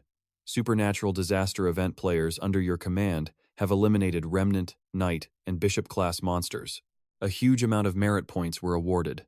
After reading it, Yun Guo was satisfied. I knew it. This run netted me a huge profit. So good. Behind him, Qinglin was on the line with Shinzi. Has the cause of the mutation been confirmed? From the control room, Shinzi replied, It has. Based on the clues you gave us, we narrowed it down to the Doomsday Cult. Our intel division has identified the cause of the mutation. She presented a file. The cause of this supernatural disaster is a cathedral-class monster from the Doomsday Cult. Codename, the Pianist. Hearing this, Yun Guo and Qinglin were stunned. A cathedral, class, Shinzi continued. The Pianist's last appearance was in Muto City, North America. Over 300,000 died. The city was totally wiped out. Looking at the smoking ruins, Yun Guo asked, Are they trying to repeat the Muto tragedy here? He frowned, his eyes filled with doubt. But why? Suddenly, Qinglin placed a hand on his shoulder. She spoke gravely. The Doomsday Cult believes chaos is the ultimate truth, so they destroy everything to speed up the apocalypse. Qinglin's expression turned resolute, but this time, we absolutely will not let that happen. The file said as the music progresses, the monster levels increase. Eventually, it will summon Cathedral class and higher. Just then, Shinzi cut in. One of the final defense lines has arrived in Jiangcheng for support. Before they get here, do everything to stop the Pianist's performance. Yun Guo turned to Qinglin, confused. The final defense line? What's that? Qinglin quickly explained. The final defense line is the Renan Bureau's most elite force. She added, Only 5 of them are rule-level players. They are truly humanity's last line of defense. Hearing this, Yun Guo just sighed and scratched his head. But even if we have to stall, I have no idea where this pianist even is. Meanwhile, keyboards clacked furiously. Shinzi was completely focused, using the new monster spawns to pinpoint the pianist's location. I've triangulated a general area. Both of you, get to the West City District. I'll send the exact coordinates the moment I have them. Hearing the order, Qinglin and Yun Guo exchanged a look and nodded in perfect sync. Got it. Elsewhere, Li Taijiang soared through the sky on massive wings, sword in hand. He weaved between skyscrapers, all while reporting back to the info department. I've reached the West City District. No monsters spotted yet. But just then, Li Taijiang saw something. He looked up. Music drifted from the rooftop of a tall building. Li Taijiang immediately flew higher to get a better look. Just as he suspected, his expression turned grim. Target spotted. The pianist is on the roof of the Liangmao building. He's beginning the summoning. Shinzi immediately warned him, "Don't be reckless. The pianist is cathedral class. You can't beat it alone." But Li Taijiang ignored her. For a hero, nothing was impossible. He unleashed his soul-devouring demon slash. A powerful arc of energy shot toward the pianist. But in that instant, Li Taijiang's eyes widened in shock. Tu Sha had appeared from nowhere to block his attack. So, someone finally made it here.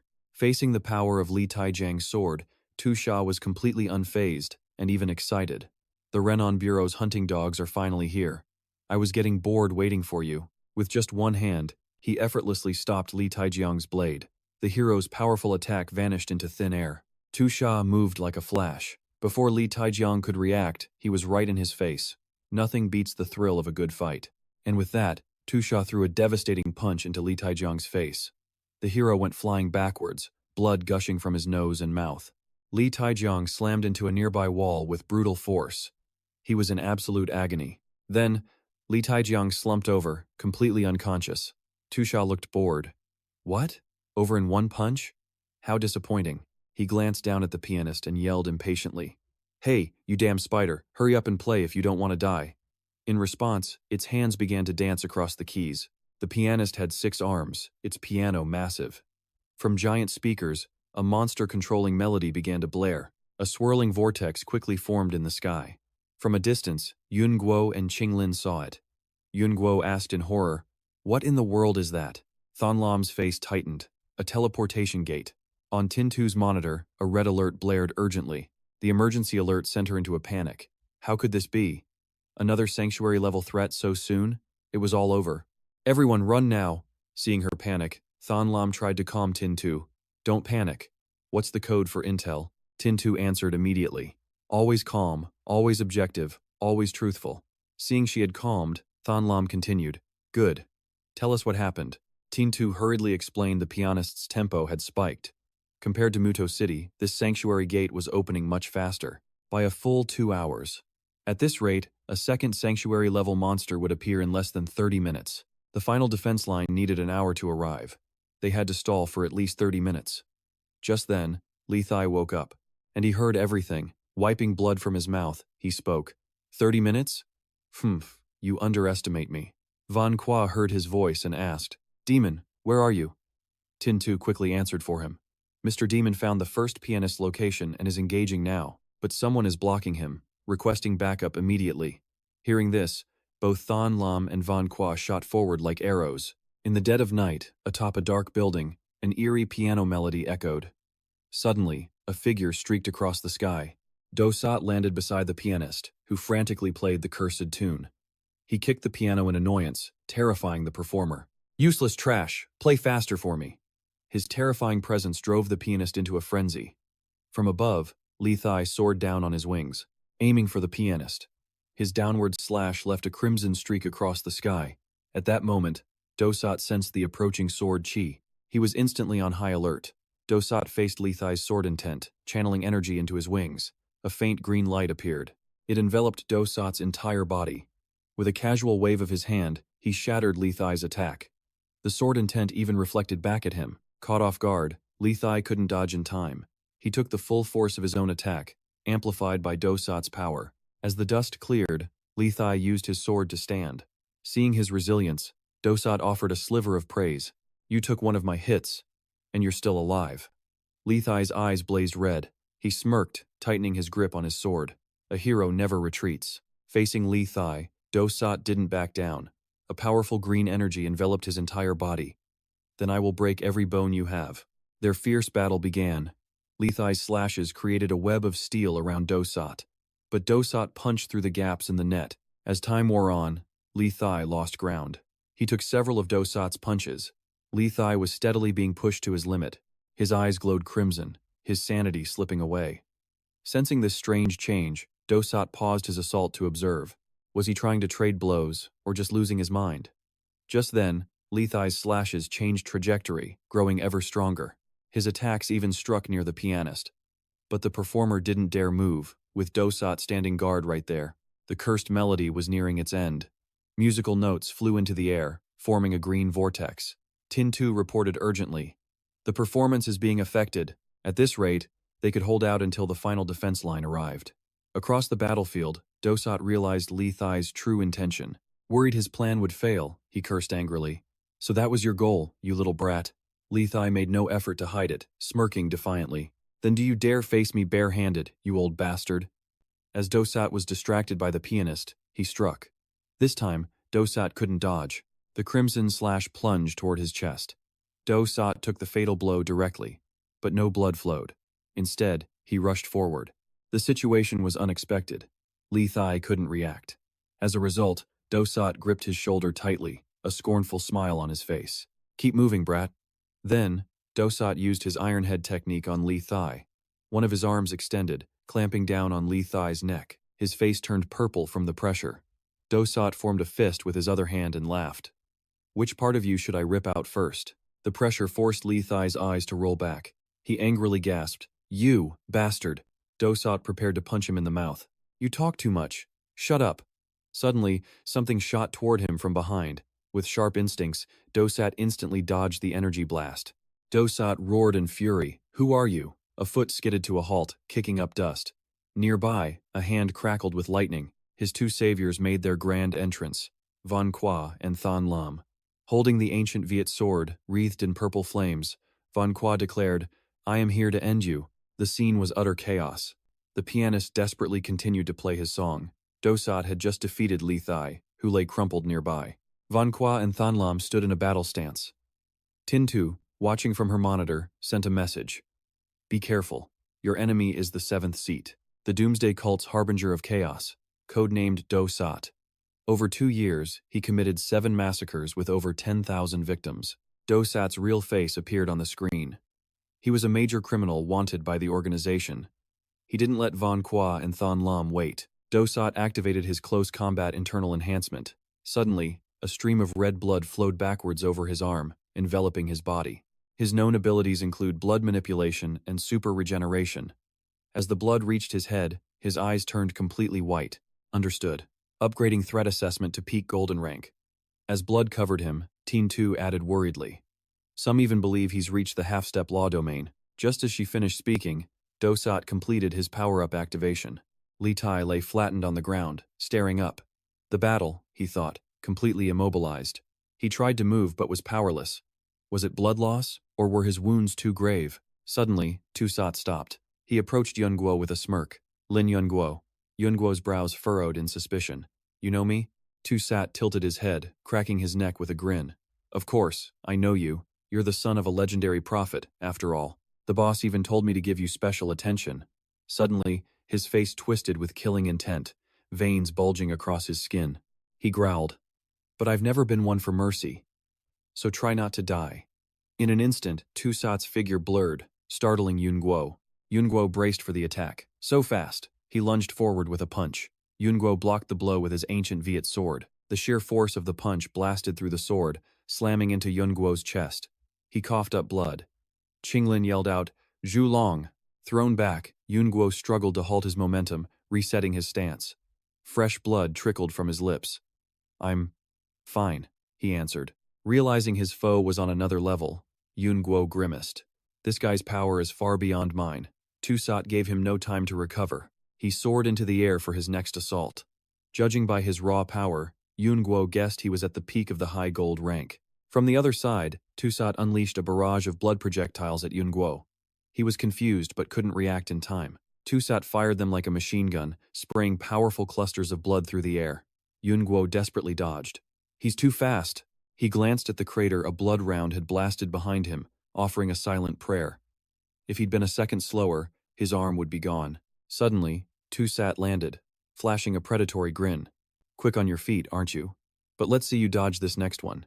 With that, he fired a volley of blood bullets toward Yun Guo. The technique was called Blood Bullet Meteor Swarm. The speed was overwhelming. All he could do was curse. Damn it! Unseen, a powerful bolt of lightning descended. Qinglin had struck from behind, giving Dosat no chance to dodge. However, he ducked low, evading her second strike. This created a huge opening for Yun Guo. As Dosat had dropped his attack to deal with Qinglin, he glared at Qinglin, snarling, You're courting death. Despite his threat, Qinglin stood her ground, ready for his next move. As Dosat's fist descended, Qinglin's lightning-wreathed body flickered and faded. Then, she reappeared in a different location. Unable to track her movements, Tusat's face darkened with rage. He thought, not teleportation, it's semi-elementalization. She's becoming lightning itself to gain incredible speed. Yunguo contacted Xinzi, asking her, what exactly is semi-elementalization? Xinzi replied, it's the ability she got from the Qingdiao dungeon. She stared at the chaotic data and frequencies on her screen. Her voice grew urgent. It's a deeper elemental resonance, temporarily turning part of the body into that element for a massive attribute boost. She explained that while Earth grants density and water grants flexibility, the lightning element Qinglin controls provides devastating power and speed. Right then, Qinglin's entire body was cloaked in crackling lightning. She faced a formidable foe like Tusat, yet she showed no fear. Qinglin readied her stance for the next technique. Meanwhile, Tusat was growing more frenzied, enraged at being thwarted so unexpectedly. Then, the two clashed again like a raging storm. The battle resumed. Blue lightning and crimson blood energy collided violently, while Li Tai remained paralyzed. Watching Qinglin being constantly overwhelmed, Li Tai couldn't bear it. He tried to awaken the demon within his soul. Move! Just move! An arm, a leg. Just move for me, he begged himself. Are you going to watch a comrade die, or just wait for someone to save you? At that thought, his eyes began to change color. Li Tai pleaded with the demon in his heart. Hey, demon, take what you want, just give me your power. Back in the fight, Tusat suddenly slammed a blood-infused fist into the ground. Qinglin used her lightning speed to leap clear of the impact zone. Her boots skidded across the ground, kicking up dust. Suddenly, Qinglin realized something was wrong. Her pupils constricted. A red slime was wrapped around her leg. Tusat gripped the other end of the tendril like a rope. He laughed maniacally. Got you now. Qinglin struggled to free her leg, cursing, you bastard. The more his prey struggled, the more delighted Tusat became. The weakness of semi-elementalization is that the physical body remains. He spun and charged towards her. This time, victory seemed certain for Saturday. Time for your last words. Qinglin was stunned, completely trapped. It's over. Suddenly, like a flash of wind, Yunguo appeared before Qinglin. He glanced back at her and whispered, thanks for buying me some time. Tusat leaped high, preparing to bring his fist down on Yunguo. But Yunguo was ready, having already concentrated immense power into his own arm. With a face full of absolute confidence, Tusat threw his punch. Yunguo met the attack head-on, throwing his own fist forward to retaliate. Their fists collided, erupting in a massive flash of light. As he struck Tusat, Yunguo roared the name of his ultimate skill, Raging Strike. Qinglin watched from the sidelines, her eyes widening in sheer disbelief. With that one blow, Yunguo sent Tusat flying into the distance. The force sent him reeling backward, but Tusat quickly regained his balance. He somersaulted in midair, landing perfectly in a crouch. It seemed Yunguo's attack hadn't broken his spirit. He had landed safely. However, the hand he'd used to block the punch was now horribly twisted. He hadn't expected Yunguo to use a skill. A skill? He wasn't afraid. In fact, he was thrilled. Finally, he thought, this is getting interesting. The pianist sat before a piano, its 6 arms playing furiously across the keys. The musical notes that emerged were absorbed into an endless void. Xinzi, observing from afar, realized something terrible was happening and sent a warning. This is bad. The pianist's summoning is regenerating. The monster's timer. The second holy temple was fading fast. Yunguo trusted Qinglin to handle it. That pianist is in your hands. She understood him completely. I know. With a grim look, Yunguo made his calculations. This was the only way to stop the monstrous advent. For a moment, Qinglin was unsure who stood before her. Julong? No. It was Yunguo. Then, a red liquid pooled at her feet. As she prepared to fly to her mission, she sent a silent prayer to Yunguo. You have to make it out alive. Despite his injured arm, Tusha was utterly fearless, his taunts unending. Hey. You don't really think you can take me on alone, do you? Yunguo smirked, gesturing behind him. No, I brought some help. The killer turned to follow his gaze. There stood Li Tai, one wing missing, slowly getting to his feet. His face was a mask of pure fury. Tusha's eyes widened, shocked to see him alive. How are you not dead yet? Red energy blazed in Li Tai's eyes. Because I am a hero, he roared, lunging forward to attack. Both Yunguo and Li Tai charged the killer. A powerful blast of energy from Yunguo shot directly towards Tusha. Meanwhile, Li Tai's sword carved a vicious arc into their foe. Together, they unleashed a relentless barrage of coordinated strikes. Yunguo's blade flashed like lightning, severing one of the killer's arms. His face twisted in a mask of pure agony. Now with one arm gone and the other broken, Tu Sha demanded an answer. What in the world is that sword of yours? Yun Guo held his Guyue sword, mocking his enemy. It would be pointless to explain it to you, anyway. I guess a poor wretch like you has never seen a real treasure.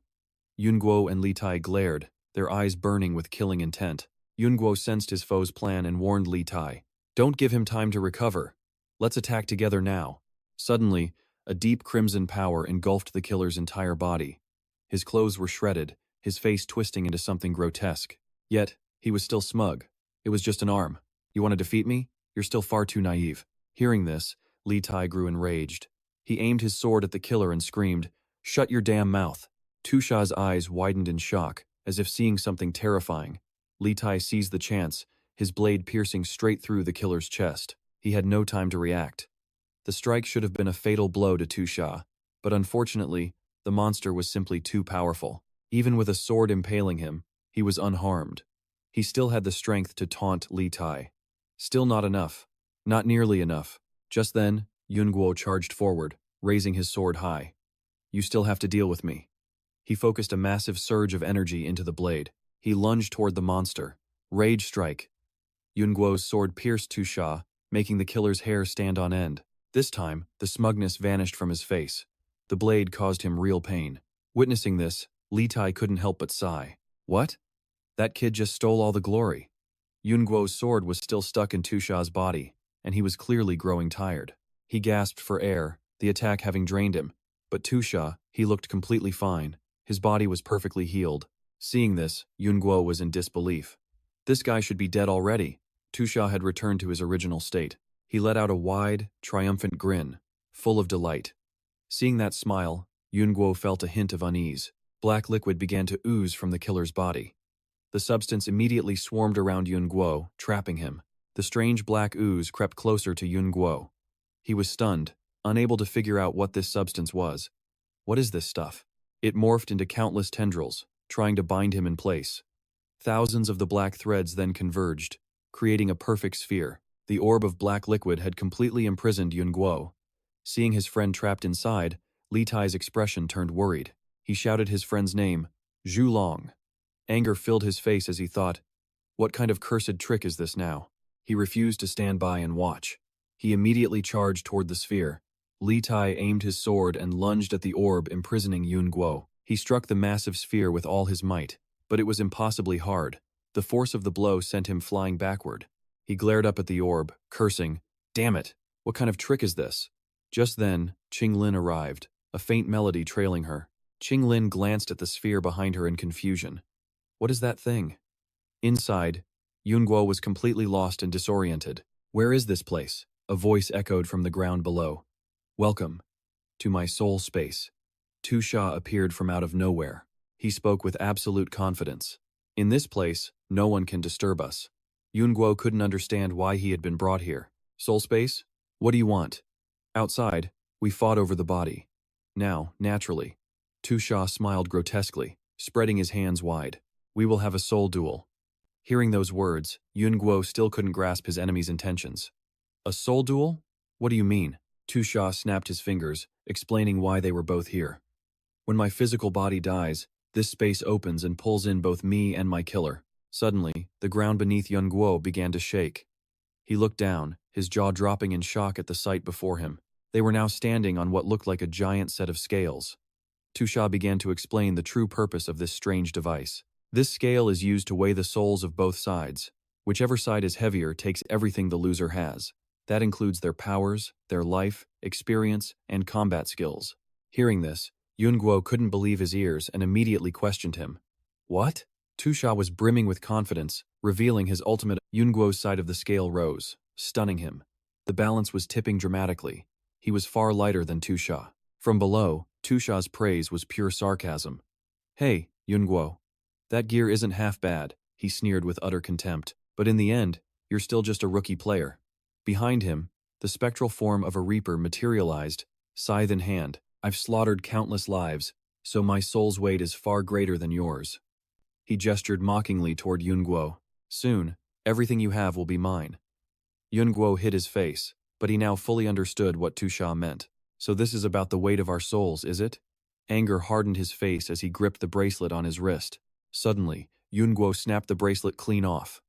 The massive scale shuddered as his side began to plummet downward. Shot upward by the sudden shift, Tusha stared in disbelief. What's happening?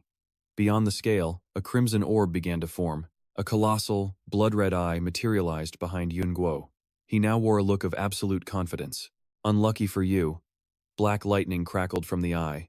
Even Tusha looked terrified before the massive, staring orb. He stammered, "What is that thing?" The scale's needle rocketed past 600. Tusha couldn't believe his eyes. Impossible. How can anything outweigh thousands of souls? Yunguo, completely calm, answered him coolly. Because this isn't an ordinary soul. The massive eye blotted out the sky as Yunguo revealed its true nature. It's a god. Tusha trembled in absolute terror, his teeth chattering. The scale's needle slammed against 1,000. The scale was now maxed out. The difference was absolute as Yunguo's weight sent Tusha's platform soaring high. Looks like this match is settled. Below Tusha, thousands of ghostly hands clawed their way up from the abyss. As the hands touched him, his body began to disintegrate. Still, he refused to accept defeat. Impossible. I can't lose. I absolutely cannot lose. Watching Tusha fade into nothing, Yunguo simply gave a cold, mocking smirk.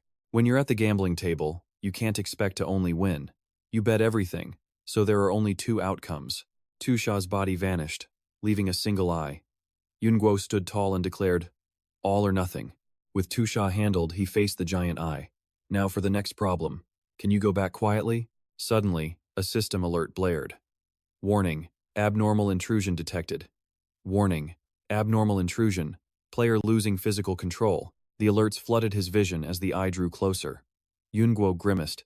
I had a feeling this would happen. In the control room, Xinzi saw the alerts and frantically reported. Portal expansion estimated at 90%. Projected arrival of Phase 2 Sanctuary Class Anomaly in 3 minutes. Meanwhile, Qinglin's hands crackled with power. The news shocked her. A Phase 2 Sanctuary Class Anomaly? She and Li Tai were already fighting the pianist. They struggled to form a new plan. We can't get past the rule barrier to even touch the pianist, so all we can do is stall. How long until the final defense line arrives? Xinzi's reply was grim. Signals heavily jammed. I can't get a fix. Two massive hands began tearing a hole in reality, horrifying Qinglin. What is happening? Xinzi was panicking, her body trembling. The anomaly was aggressively tearing the portal wider. Li Tai made a desperate move, lunging at the pianist with his sword. Damn it! But a powerful barrier protected the pianist. Li Tai's sword glanced off harmlessly. These blasted rule barriers. How much time do we have left? Sweat poured down Xinzi's face. No time. It descends in 10 seconds. The anomaly ripped the portal open, its head pushing through. Snow began to fall as the icebone giant landed in the city. The sanctuary-class giant wielded the rule of hoarfrost. The city began to freeze as a mysterious sword slammed into the ground. A man stared at the monster in terror. What will happen to Jiangcheng? Just then, a helicopter cut through the sky. A man with a goatee gave a reassuring smile. Do not lose heart, do not despair, he shouted, hanging from the door. Victory in this battle is assured, because I have arrived. In the control room, Xinzi leaped up. It's Mr. Po Jun. Po Jun leaped from the helicopter, his voice booming. We are the voice of civilization, and the agents of order. A streak of red light blasted the icebone giant.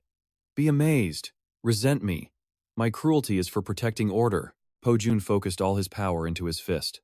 The red beam of light instantly tore straight through the icebone giant. Qinglin and Li Tai were stunned by his overwhelming power. So this is humanity's final line of defense. Meanwhile, Yunguo returned to reality, sprawled on the ground. System alerts flashed. Intrusion, 65%. Intrusion, 66%. Player's body is out of control. Suddenly, Yunguo's eyes snapped open, his irises now blazing a terrifying crimson. Another punch tore through the giant's chest, then its waist, leaving gaping holes.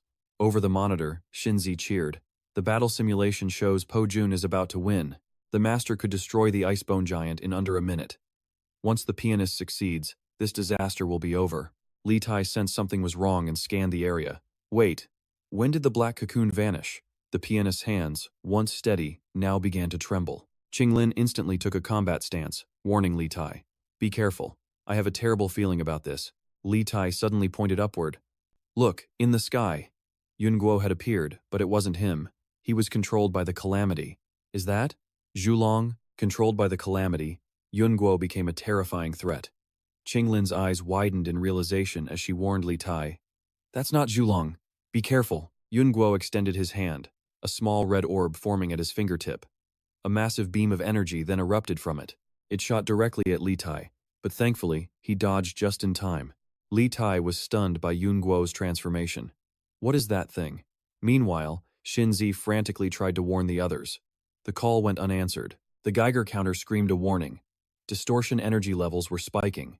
On screen, the system confirmed the entity's true identity. After a quick search, Xinzi discovered the horrifying truth. Former Pontifex, peak Pontifex, a sanctuary-level threat. The system judged Zhulong had lost all control. A terrifying aura erupted from Yun Guo's body. They were now facing another sanctuary-level monstrosity. Meanwhile, the pianist played on without stopping. The melodies drifted upwards, slowly enveloping Yun Guo from above. Witnessing this, Li Tai was completely stunned. Is this some kind of internal conflict? Qinglin silently watched the pianist perform. The pianist played relentlessly, but his shoulders began to tremble. Seeing this, Qinglin realized the musician was shaking. It was a reaction born from pure fear. Suddenly, a blast of red energy tore right through the music. With a single wave of his hand, Yun Guo shattered the melodies. His eyes burned with arrogant fury. The Eye of Calamity materialized right behind him. It was controlling his every move. A red ring appeared over the pianist's head, but he still refused to stop playing. The shock waves from Yun Guo's power forced Qinglin and Li Tai to their knees. Just the aftershock. Has this much oppressive force? What in the world is this thing? Qinglin stammered through the pain, revealing its true name. A genius-level aberration. The Star of Calamity. The possessed Yun Guo gathered power in his palm, ready to punish the pianist. Rebels must be annihilated. The pianist was lifted into the air by Yun Guo's power. As Yun Guo clenched his fist, the artist exploded. Qinglin glanced back. The piano was now empty. Her face filled with terror, she looked up, her voice trembling. He was killed in a single blow. Xinzi reported with a grim expression that the pianist was gone. Zhulong's distortion energy kept rising and is now a secondary-level disaster. Before Xinzi could finish, Yun Guo's eyes flashed menacingly. He turned his head, a sinister smile spreading across his face. Qinglin and Li Tai were completely paralyzed. He's noticed us. Damn it, I can't move. A blast of energy shot from Yun Guo's palm. Qinglin and Li Tai could only stare in horror. But just in time, Po Jun appeared, shielding them both. Po Jun raised a hand, effortlessly blocking Yun Guo's attack. As he held it back, he chided them. I told you not to worry, didn't I? Because I am here. Qinglin stared in disbelief at their rescuer. Master Po Jun. But wait, what about the Icebone Giant? Over there, the Icebone Giant lay shattered to pieces. Po Jun had already finished it. Po Jun faced the possessed Yun Guo. The real problem is Yun Guo's consciousness, trapped in the void. Did he really think his body couldn't be stolen? How could this have happened? This is a nightmare. He slammed his fist against the barrier. The system announced, mission complete. Congratulations, player, for ending the disaster and saving a city. Reward, 3 million merit points. But Yun Guo felt no joy, only despair. At a time like this, what good are merit points? What can I even buy? But then, a radical idea sparked in his mind. Yun Guo commanded the system. System, summon the achievement reward. Scourge of the Heretics. The system obeyed, presenting the reward. Malicious intent retrieval. Can be used on any level of aberrant unit.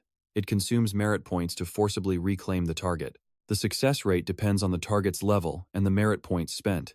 If successful, the aberrant becomes the host's slave. If it fails, the consumed merit points are lost forever. Yun Guo's expression hardened with resolve. It's not over yet.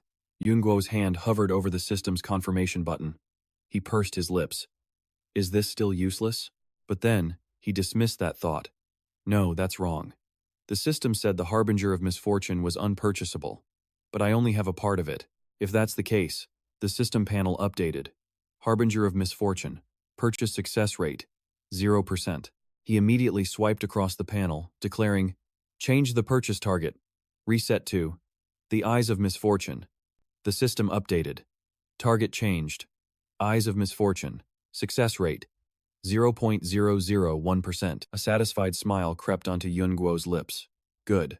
The rate isn't 0. He loosened his tie with a look of pure confidence. Then I guess it's my time to shine. He then declared loudly, "Begin purchase." The system displayed, -1,000. Then, purchase failed. Failed. Panic seized Yun Guo as he issued the command again. "Continue." But the answer was the same. Purchase failed. The system repeatedly displayed, "Purchase failed," but he just kept ordering, "Continue." And then, a friendly reminder from the system popped up. The system warned of a low success rate, but Yun Guo ignored the panel, his command unwavering. I said, "Continue." Unsurprisingly, the purchase failed, costing 1,000 points. He cursed the 1 in 10,000 odds. It was just a numbers game. A dark smile spread across Yun Guo's face.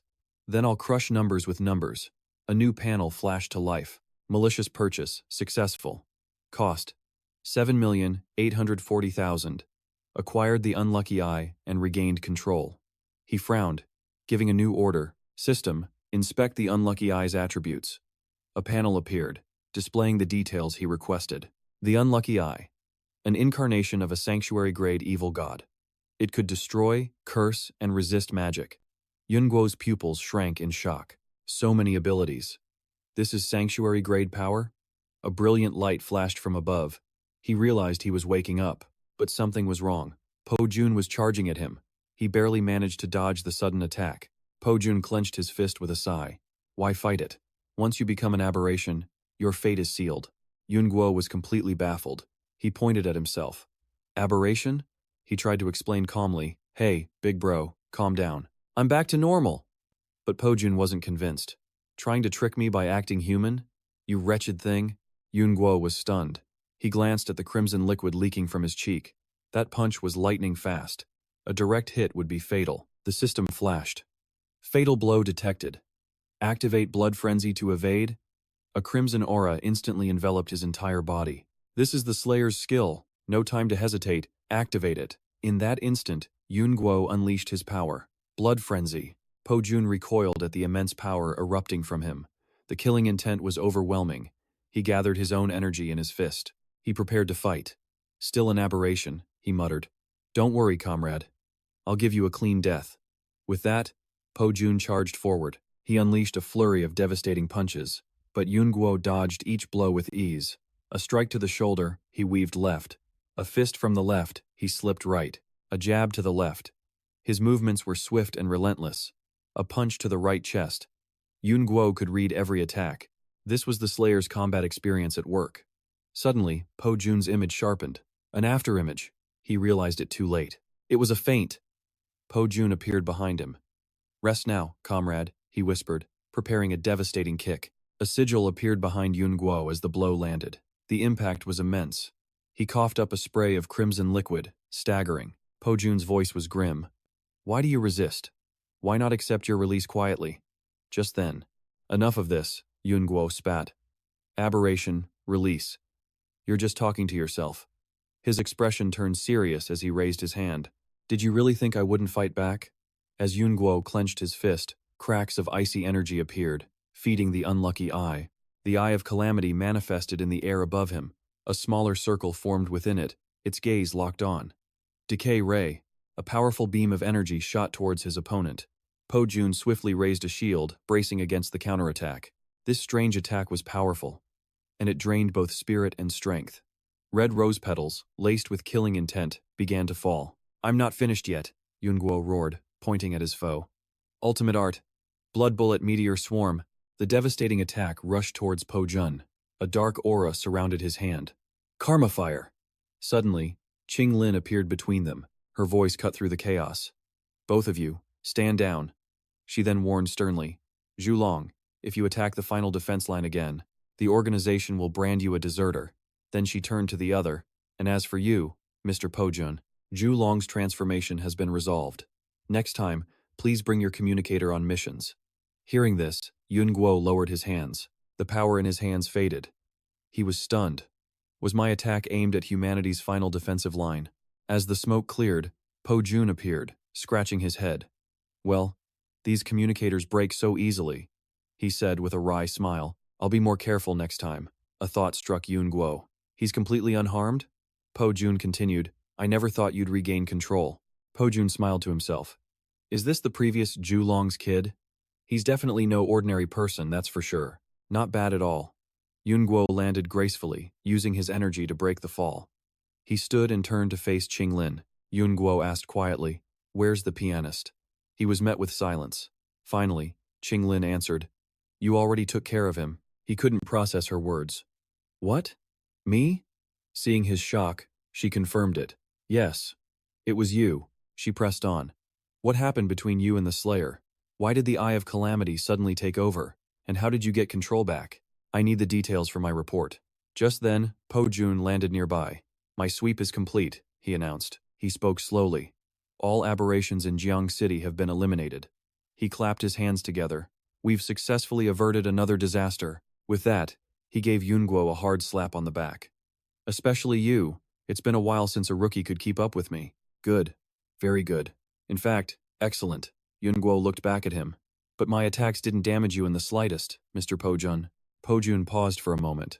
"No, you definitely did damage." He looked up with a confident smirk. "It's just that my regeneration is faster." He's just that powerful. The other two stared in utter shock. How could he possibly damage Po Jun? Qinglin wondered aloud. "Mr. Po Jun, you should take this communicator. There's an urgent message." Suddenly, a voice crackled through the device. "Mr. Po Jun, a dungeon has gone haywire on the coast.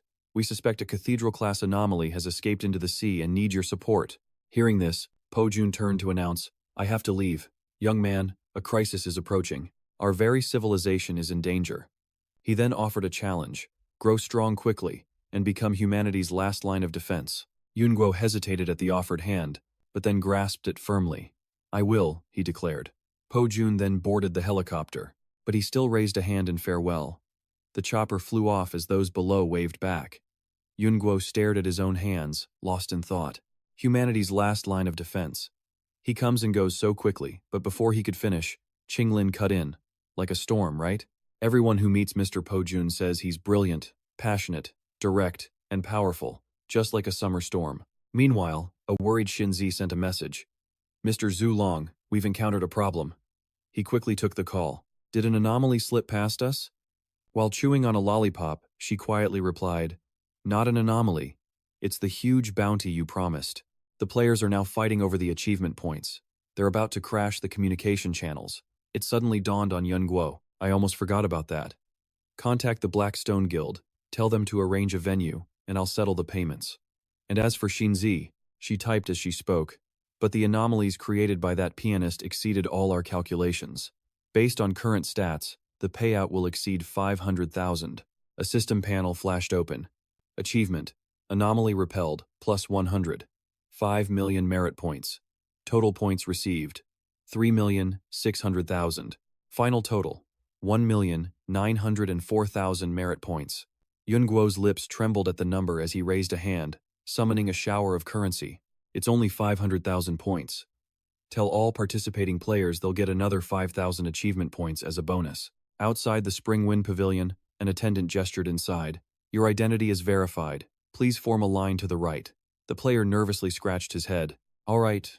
The attendant then announced, "Everyone, please line up. Don't crowd or push. There are enough points for everyone. No need to rush." Inside the pavilion, the man from before presented his info to Yun Guo. "Mr. Zulong, here is my kill record." Yun Guo took the phone he was offered, scanning it briefly. He looked up, impressed. "Silver rank. You killed 4 Echo-class anomalies alone? And you also helped stop 2 Night-class anomalies." The man answered shyly, It was just luck." Yun Guo handed the phone back to him. "Want to join the Public Security Bureau? We always welcome that kind of luck." The man took back his phone. "I'll need to think about it." Yun Guo then ordered his aide, "Transfer the points." The aide quickly complied. "Understood." Instantly, he received a credit of 15,000. The man panicked. "Mr. Zhulong, is this a mistake? According to my kill record, I should have only received 12,000. Yun Guo calmly explained, "The extra amount is a bonus, for protecting civilians while you fought those anomalies." Hearing this, the man bowed a full 90 degrees. "Thank you, Mr. Zhulong. Thank you so much." At this, Yun Guo waved his hands. "It's nothing. Just remember to do more good deeds in the future. It will earn you merit." The aide immediately shouted, "Next." Much later, Yun Guo sighed wearily. Finally, all the points are distributed. "I never knew giving away points could be so exhausting." His aide remarked, Perhaps it's because no one has ever given out so many at once. Suddenly, Yun Guo asked a question. You're still alive? The man replied quickly, only by your grace. Otherwise, I would have died at the auction. With that, he placed a VIP card on the table and spoke with gratitude. To thank you for your help, the guild asked me to deliver this. Yun Guo took it, his curiosity piqued. A black card? What does it do? The man bowed and began to explain. This card signifies you are the guild's most honored guest. You get priority purchasing rights and a permanent discount on all our merchandise. You can also use this card to request assistance from the guild at any time. Hearing that, Yun Guo shot to his feet. And the beacon? Is there any news? Immediately, the man reported. The beacon is still in the hands of the blood demon. But please don't worry, all guild merchandise is specially marked. We're already close to tracking it down. The beacon will be delivered to you within a day at the latest. Yun Guo turned away. Good. I'll sleep and await the good news. The man replied, Thank you for your trust. Outside the Spring Wind Pavilion, Qinglin had been waiting for him this whole time. Her brow furrowed as she asked, Is everything settled? Yun Guo stretched and yawned. Almost. The Blackstone Guild is handling the rest. The bridge of Qinglin's nose reddened slightly as she pointed. Want to get something to eat? My treat. He grinned. Definitely. After all that, I'm starving. Yun Guo and Qinglin were walking down the street. As they neared a food stall, Qinglin suddenly spoke to him. Let's eat here. The stall was small, with an old man frying meat. Qinglin raised a finger. Sir, 2 bowls of your famous specialty, please. The owner smiled warmly and replied, All right, 2 bowls of spicy red noodles coming up. He brought the food out quickly. Yun Guo had a look of concern. Sir, weren't there reports of anomalies in the city today? Why do you still dare to operate your stall out here? The owner set down 2 steaming bowls and chuckled. What's there to worry about? Wasn't it just a chemical plant explosion in East City that made some people hallucinate? He smiled confidently, flexing his arm to show how healthy he was. During the war, I even delivered meals to the front lines. My stall's been here for 40 years, come rain or shine. Yun Guo asked Qinglin nervously, Is the chemical plant explosion the official cover story? Qinglin was calm. While eating, she replied, We can't tell ordinary people the truth. Still curious, Yun Guo pressed on. And the ones who actually saw the anomalies? Qinglin didn't answer immediately, simply chewing her food. After a moment, she looked up and said, They get special treatments. Medicine, hypnosis, and even players' abilities. Soon, they'll forget, believing it was just a nightmare. The deceased are all listed as victims of the blast, and the organization provides pensions for them. Yun Guo quickly finished his meal, gently placing his chopsticks down, but his eyes remained glued to the bowl. How many people died in this incident? Qinglin's hands froze midair. Her face grew grim as she stated the figures. The files list 260, but the total is probably closer to 300. Unexpectedly, Yun Guo forced a small smile. That many, huh? But his smile faded, his gaze dropping to the floor. The original Sin game. I used to think it was all just a game. If only I had been a little stronger. Before he could finish, Qinglin interrupted him. Don't put so much pressure on yourself. If you hadn't been there, Jiang Cheng's losses would have been catastrophic. Far more innocents would have been involved. She gave a slight smile, brightening the entire space. Thank you, Yun Guo. At her words, a blush crept up his cheeks. His sudden shyness was impossible to miss. But he quickly recovered, adding, Why have I never noticed before? That you have such a beautiful smile. As soon as the words left his mouth, Qinglin slammed her chopsticks down. The sudden noise made Yun Guo flinch. He peeked at her cautiously. She turned away, her own face blushing furiously. What nonsense are you talking about? Go pay the bill if you're done. Yun Guo scratched his cheek, completely confused. Huh? But weren't you treating me? Meanwhile, in another location, outside a private room, the atmosphere inside the room was incredibly tense. Seated were 3 or 4 people. Xu Jingyan, Professor Bai, Deputy Chief Mo Veston, and another individual. Deputy Chief Mo slid a radio forward, closed his eyes, and spoke grimly. Now that everyone's here, this meeting is in session. Xu Jingyan's face was a mask of fury as he tapped the report before him. I trust you've all read the Jiangcheng report? In sharp contrast to Xu Jingyan's fury stood Professor Bai. The professor laughed heartily. Considering it was a super disaster, the low casualty count means it was handled perfectly. Suddenly, Xu Jingyan slammed his fist on the table. He thundered, glaring furiously at Professor Bai. Our topic today isn't the anomaly, it's Zulong. The question is whether Yun Guo is safe for us to keep around. Professor Bai, unbothered, simply glanced his way. Didn't he perform admirably? He took down the pianist and the massacre by himself, foiling the Doomsday Cult's entire plan. Xu Jingyan's tone became more aggressive. The report also says a sanctuary-level anomaly possessed his body. Deputy Chief Mo rapidly twirled a pen between his fingers. He stopped, then cheerfully replied to Xu Jingyan. But he took back control of his body, didn't he? And then he even managed to enslave that very anomaly. Deputy Chief Mo was perfectly calm. A fourth sanctuary level, plus a fifth. We've just gained another last line of defense. He finished by humming a cheerful little tune to himself. Xu Jingyan's face remained grim. But he's only gold level. Enslaving something tiers above him is impossible. What if this is a disguised anomaly, biding its time? If he becomes a last line of defense, he could devastate the organization. Hearing this, even Professor Bai grew tense. Then what is your proposal? An image appeared. Yun Guo, chained hand and foot, thrown into a containment cell. Xu Jingyan said gravely, his expression darkening. Confine him. We need to guarantee he is under control and avoid all possible risks. Deputy Chief Mo smiled sheepishly, trying to reason with him. His power has already reached peak gold level. Plus, he has a sanctuary-level pet. Should we deploy another last line of defense just to monitor him? His tone grew fiercer. His eyes filled with disbelief. Do you realize how desperate we are for high-level combat power? Just then, the radio on the table crackled and buzzed violently. Director Xu's concerns are well-founded. Cross-tier enslavement, potential for regression, and his abnormal growth rate. This young man carries a high risk of losing control. The three of them jolted in surprise at the voice from the radio. Together, they cried out, "Director!" The director's voice spoke again. "But we shouldn't throw the baby out with the bathwater. He has rendered great service. We can't imprison him over a potential risk. Kaka, what's your take on this?" Kaka remained absorbed in the video game in her hands. She didn't respond, lost in her game. Not until the game over screen appeared did she grunt in frustration. Kaka angrily threw her gaming device onto the table. She finally spoke up casually. Risk is a matter of perspective.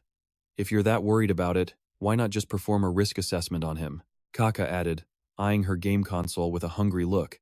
Besides, I've been wanting to research a sanctuary-level specimen for a very long time. The city was now shrouded in gloom. Under a gray sky, wind scattered black leaves across the empty streets. As Yun Guo walked along, a gust of wind made him sneeze. He rubbed his nose, wondering, is someone talking about me? Qing Lin? Or Feng Xinzi? Suddenly, a loud voice boomed from behind him. Zhulong. Hearing the call, Yun Guo whipped his head around. Li Tai approached, his face a grimace of pain. Bandages covered his head and hands as he limped forward on a cane. Yun Guo watched him, then voiced his concern. You're out of the hospital? No, wait. You don't look like you were discharged. Li Tai scowled, struggling forward. Cut the crap. He suddenly grabbed Yun Guo's tie. Li Tai's eyes blazed with fury as he roared. I heard you took down another mirror specter 2 days ago. Hearing this, Yun Guo's gaze faltered, unable to meet Li Tai's eyes. Yeah. He gently pried Li Tai's fingers from his tie. He straightened his clothes with a serious expression. According to the Blackstone Merchant Guild, this one was left behind by the vile blood when it fled. Yun Guo held out a clenched fist, and from the specter's remains, I found this. Li Tai watched intently as Yun Guo opened his hand. In his palm rested a shapeless golden object, pulsing with a strange light. Suddenly, an explosive rage erupted from Li Tai. His wings burst from his back as his body flared with power. So it really was them. A fearsome energy shot from his eyes, which burned with a murderous intent. The Doomsday Cult. Yun Guo stared in shock at Li Tai's transformation. Are you crazy? He hissed, glancing around nervously. We're in the middle of the street. Li Tai suddenly clutched his face, his expression twisted in agony. Tendrils of dark energy writhed around his body. He clawed at his throat, his eyes looking ready to burst from their sockets. His form became monstrous. Then, he snapped like a rabid beast. He threw his head back and let out a savage roar. The dark power around him surged more violently than ever. People on the street stared at the chaos, murmuring amongst themselves. What's wrong with that guy? Is he shooting a movie? Li Tai's fury intensified. His eyes turned a milky white as he continued to scream. Yun Guo reached into the air, summoning the ancient Viet sword. The blade materialized, glowing with immense power. He gripped the hilt firmly. Then, Yun Guo coldly aimed the sword's tip at the rampaging Li Tai. Calm down, Li Tai. Yun Guo tried to reason with him. If you can't control yourself, you'll just let that power slaughter indiscriminately, then you'd be no different from the Doomsday Cult. The sword's point remained steady. In response, Li Tai's rage flared, his power blanketing the area. But then, the feral look in his eyes slowly faded. The milky white receded, returning to normal. Li Tai strained, his body trembling in immense pain. He clenched his fists, fiercely suppressing his own power. The massive aura began to recede, absorbed back into his body. Damn it. I'd rather die than become one of those things. Get back inside. Suddenly, Li Tai collapsed, his hands and knees hitting the ground hard. The immense aura vanished completely. Li Tai braced himself on the ground, breathing heavily.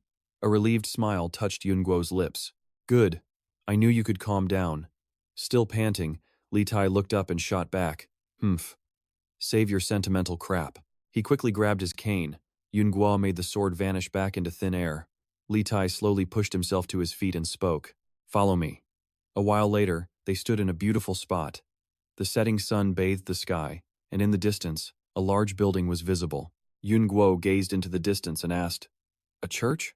Still staring, he turned with a puzzled look. Why did you bring me here? Li Tai answered quickly. There's a cemetery on the mountaintop. An image of a graveyard appeared, filled with simple, orderly headstones. Li Tai's voice continued.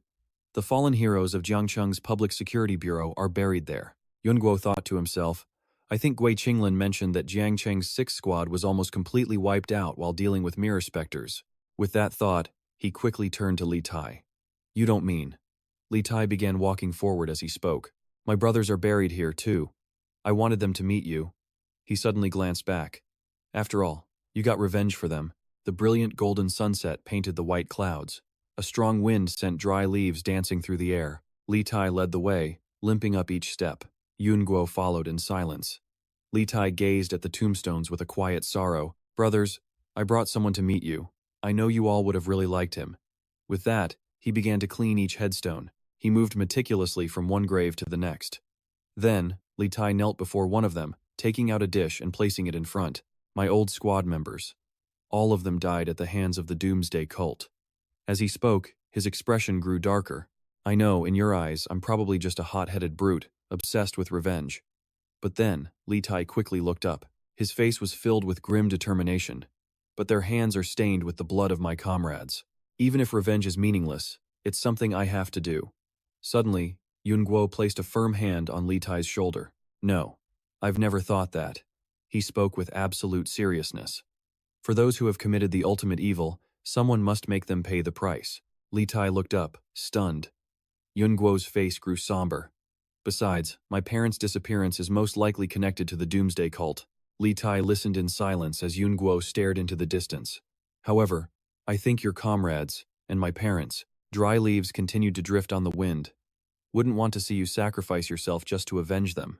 He suddenly turned with a gentle smile. Seeing the enemy cornered and destroyed.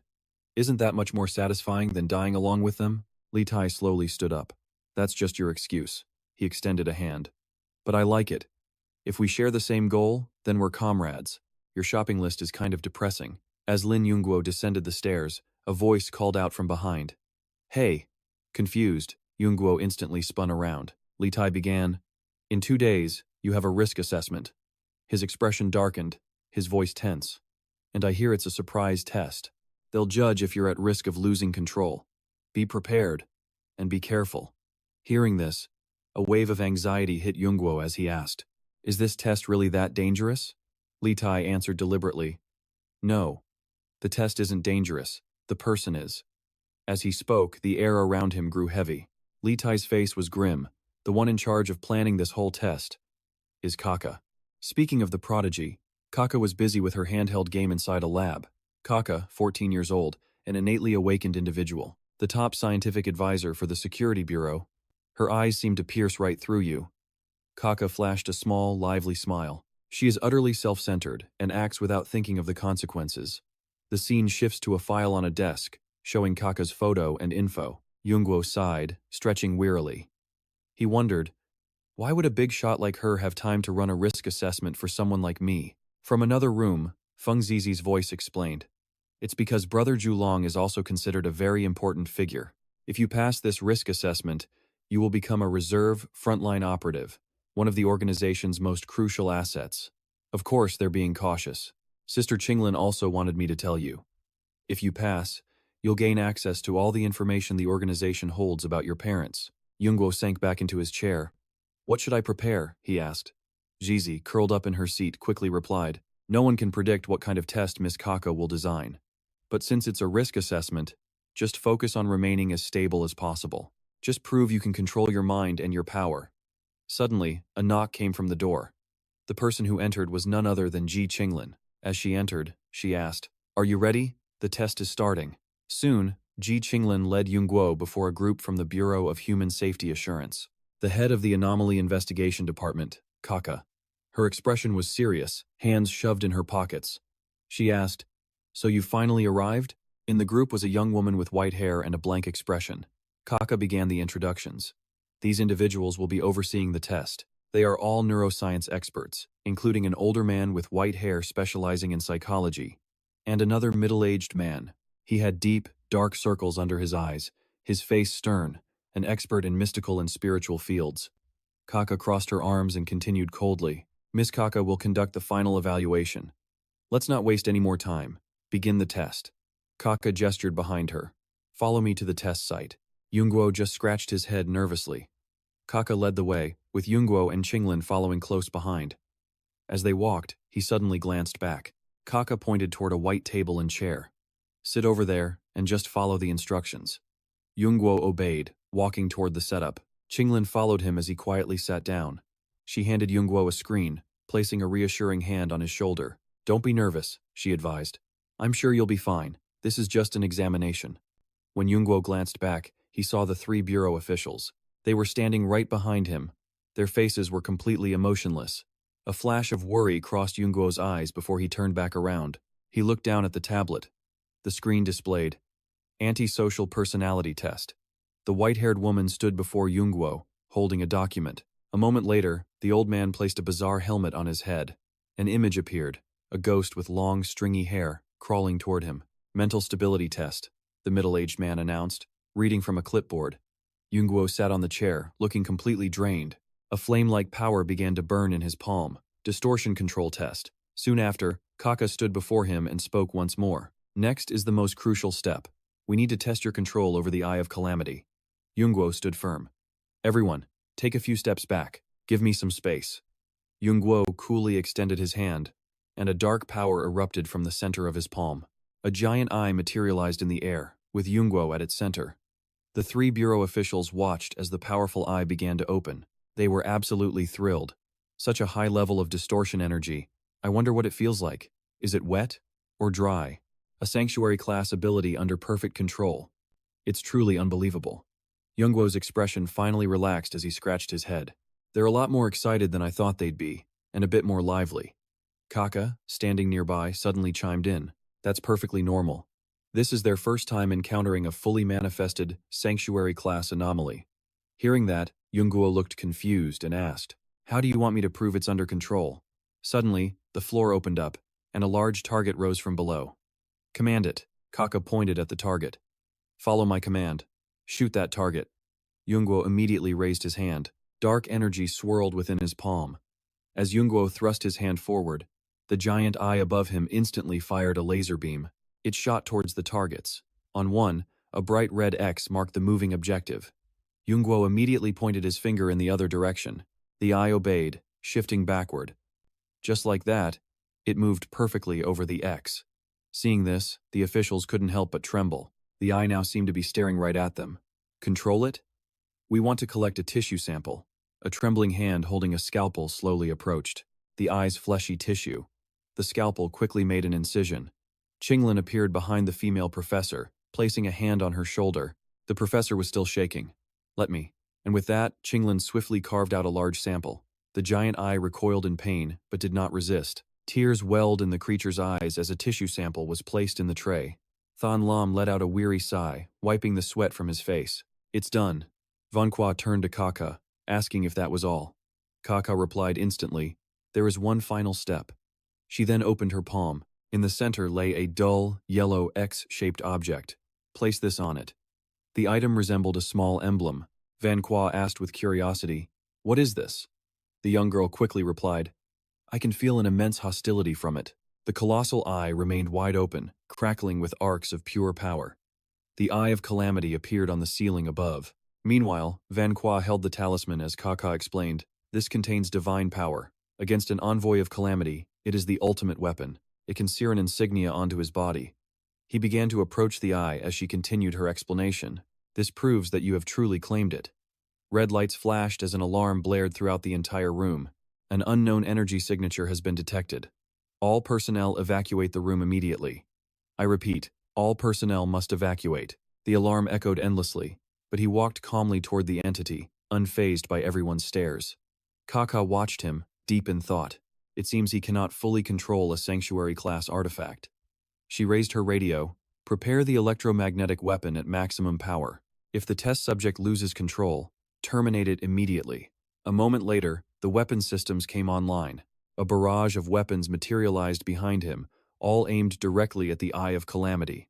The neurospecialist looked on with concern. She called out to Kaka, but Lam Van Qua will be caught in the crossfire. The girl replied with unwavering confidence. He volunteered to wield this sanctuary-class artifact. He must have come prepared for this. Then, she glanced at the person beside her. What do you think, Than Dieu? She answered without a moment's hesitation. I believe he can resolve the problem. He stopped before the eye when a system notification sounded. The Eye of Calamity's attack instinct has been activated. It is attempting independent action. Hearing this, he asked in confusion. Attack instinct? Independent action? Is there any way to resolve this? The system replied instantly. Suppression is possible using achievement points. Each attempt costs a minimum of 5,000 points. The more points consumed, the higher the chance of suppression. He sighed in relief. You startled me. I thought this was something serious. The system screen appeared, displaying the cost for suppression. He pressed it without hesitation, murmuring, problems that can be solved with money aren't really problems. He then rapidly increased the number until satisfied and commanded, suppress. Instantly, 1,000,000 points blasted into the Eye of Calamity, easily crushing it. That it collapsed so quickly was beyond his expectations. He thought to himself, it seems I used too much force. An alert sounded after its defeat. The Sanctuary-class artifact's energy has vanished. The alarm has been deactivated. He then placed the talisman upon it. Applause erupted as a voice said, Very good. I'm not sure what method you used, but you have successfully met the test's requirements. Hearing this, he turned and asked, So does that mean I passed? CCA replied with a satisfied expression, Of course. You are now an official candidate for the organization's frontline. The girl reached into her pocket, pulling out a handheld gaming device. She turned to leave, but not without giving him one last warning. However, allow me to remind you, Kaka continued. There is no such thing as a free lunch in this world. Life's gifts always have their prices marked in advance. After that warning, his expression grew much more tense. He raised his hand, tapping the air to open the system screen. He instantly appeared in a mystical space and asked aloud, A gift from life? System, what is your price? But he only received an automated response, unable to answer player's query. Please rephrase the question. Elsewhere, in a meeting room, 3 people were waiting. Suddenly, the door opened and a psychologist walked inside. He held a stack of papers in his hands. He announced, The psychological health and antisocial behavior screening results are in. Xu Jingyan asked sternly, And? The psychologist smiled warmly. Perfectly normal. There are no signs of any sociopathic tendencies. He displays a positive attitude, sound mental health, a strong sense of justice, and profound empathy, with a clear tendency toward altruism. There are no problems whatsoever with his personality profile. With that, he set the papers on the table. Professor Bai picked them up and let out a hearty laugh. His stability was proven by Tarp, and his mental state is sound. He then looked at Jingyan and asked, Old Xu, do you have anything left to say now? Though reluctant, he finally conceded, I respect the results of the test, but I will still maintain my own personal reservations. Hearing this, another man spoke into the intercom. Director, what are your thoughts? A voice crackled back from the speaker. If there are no issues, then grant him the corresponding authority and honor he deserves. The vice director then spoke up. I have a proposal. Regarding Zhu Long's promotion to a frontline candidate, we should generate some publicity. He then spoke grimly about the world's current state. The so-called pantheon in India is promoting their God awakened. America just introduced 2 geniuses, said to be heirs to the King of Shura. In the virtual space, the Europeans have even proposed creating a genius club. He used a red pen to circle the boy's photo as he continued. We cannot afford to lose to them. We must create a major headline of our own. The voice from the intercom responded. Then proceed with this plan. In another place, a door burst open. A man rushed in holding a paper, yelling, Sir, sir, you have to see this. The sudden outburst startled Zhu Ge, who asked irritably, What is it now? Gui Qinglin explained everything to him. The organization now officially recognized him as a frontline reserve. These were his issued support materials. As he reached for the regulations, she slammed the table to grab his attention. This sheet outlines your rights and duties, including a personal liaison, a special logistics team, and a mission handler. You can study this at your leisure. She pushed a confidential file toward him. This is about the previous Zhu Long, your predecessor, and your father, Lin Fengmian. Those words sent a shock right through him, sparking the image of a powerful man dressed in white. She went on. Lin Fengmian, male, 48 years old, a former researcher at the Academy of Sciences and the lead expert for the Public Security Bureau, who discovered the original Sin game. 2 years ago, late one night, he and his wife, Jiang Hongli, vanished from their lab.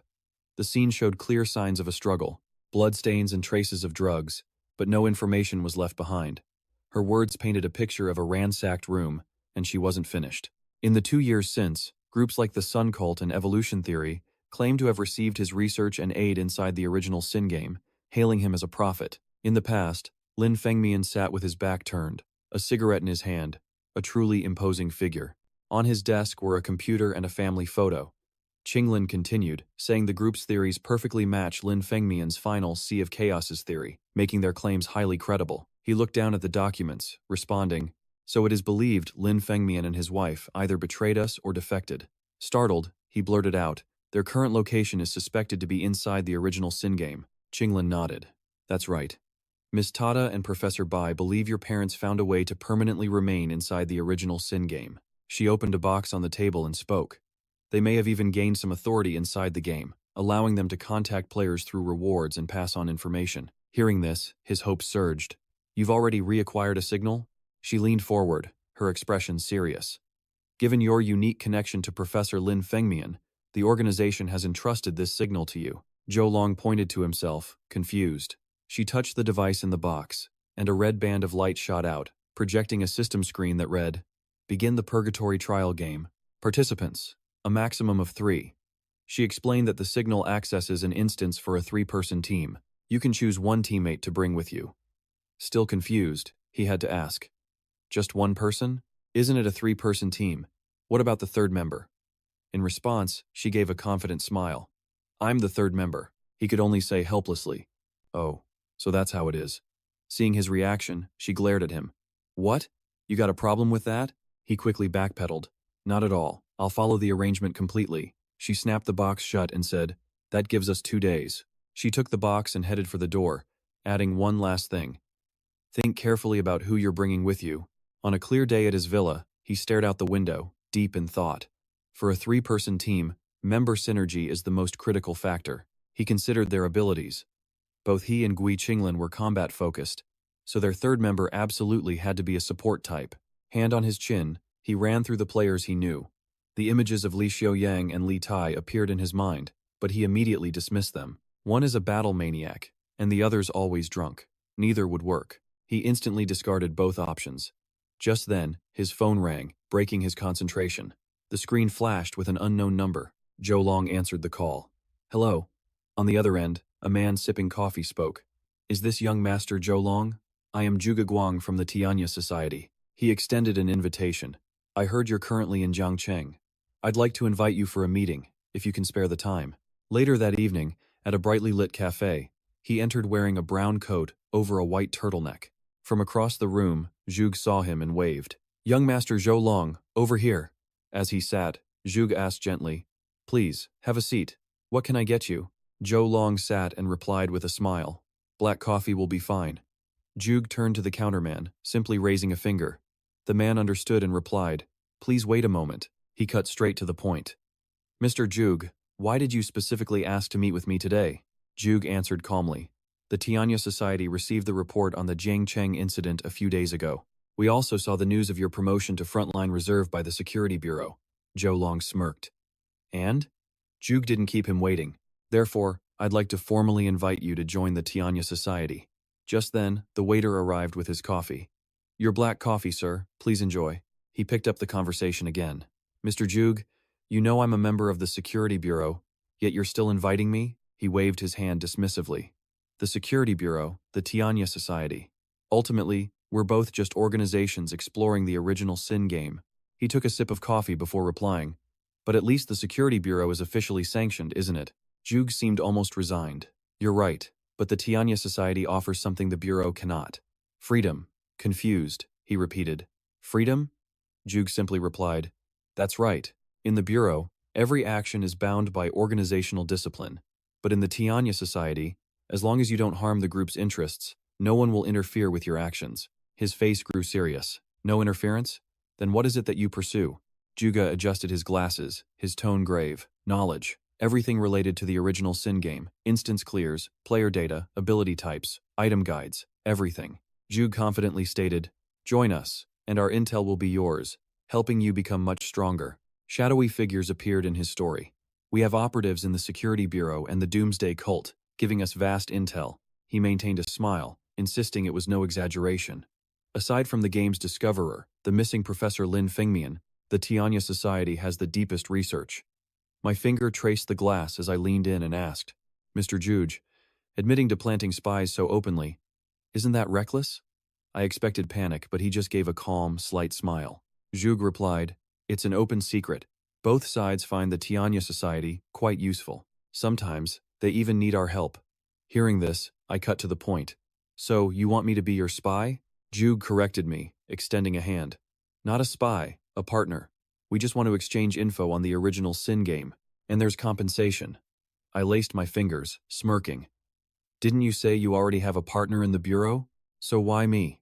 Matching my energy, Zhug replied, because you're leveling up too fast. A newcomer to the reserve front line, yet you're already impossible to ignore. Besides, we've played a game together. I also highly value your skills. I took a sip of coffee, then slammed the cup down. Yun Guo stood up with a radiant smile. I understand everything, Mr. Zhug, but I can't decide right now.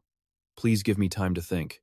I turned to leave, but Zhug replied cheerfully, No problem. Contact me anytime you decide to join.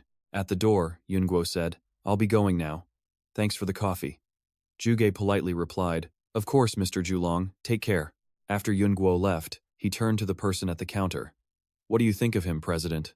The President replied calmly, An interesting young man. Let's watch him a bit longer. Meanwhile, I left the cafe, lost in thought, news and intelligence. So that's how they balance the Bureau and the cult. Suddenly, a loud shout broke my thoughts. Please, let me pass. But the man blocked her. Just listen to me, don't be so hasty. I turned around. That voice sounds so familiar, I thought. The girl shoved him, yelling, I said move. Sumi tried to flee, and I realized who she was. I called out, Sumi, is that you? Her face lit up. Mr. Zulong, what are you doing here? She rushed toward me as Nan Tian gritted his teeth. Nan Tian stewed. Who is this punk? How does Sumi know him? Meanwhile, Yun Guo answered her.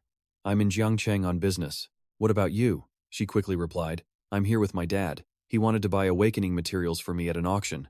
I recalled seeing Jiangguo surrounded. I think I've met her father before.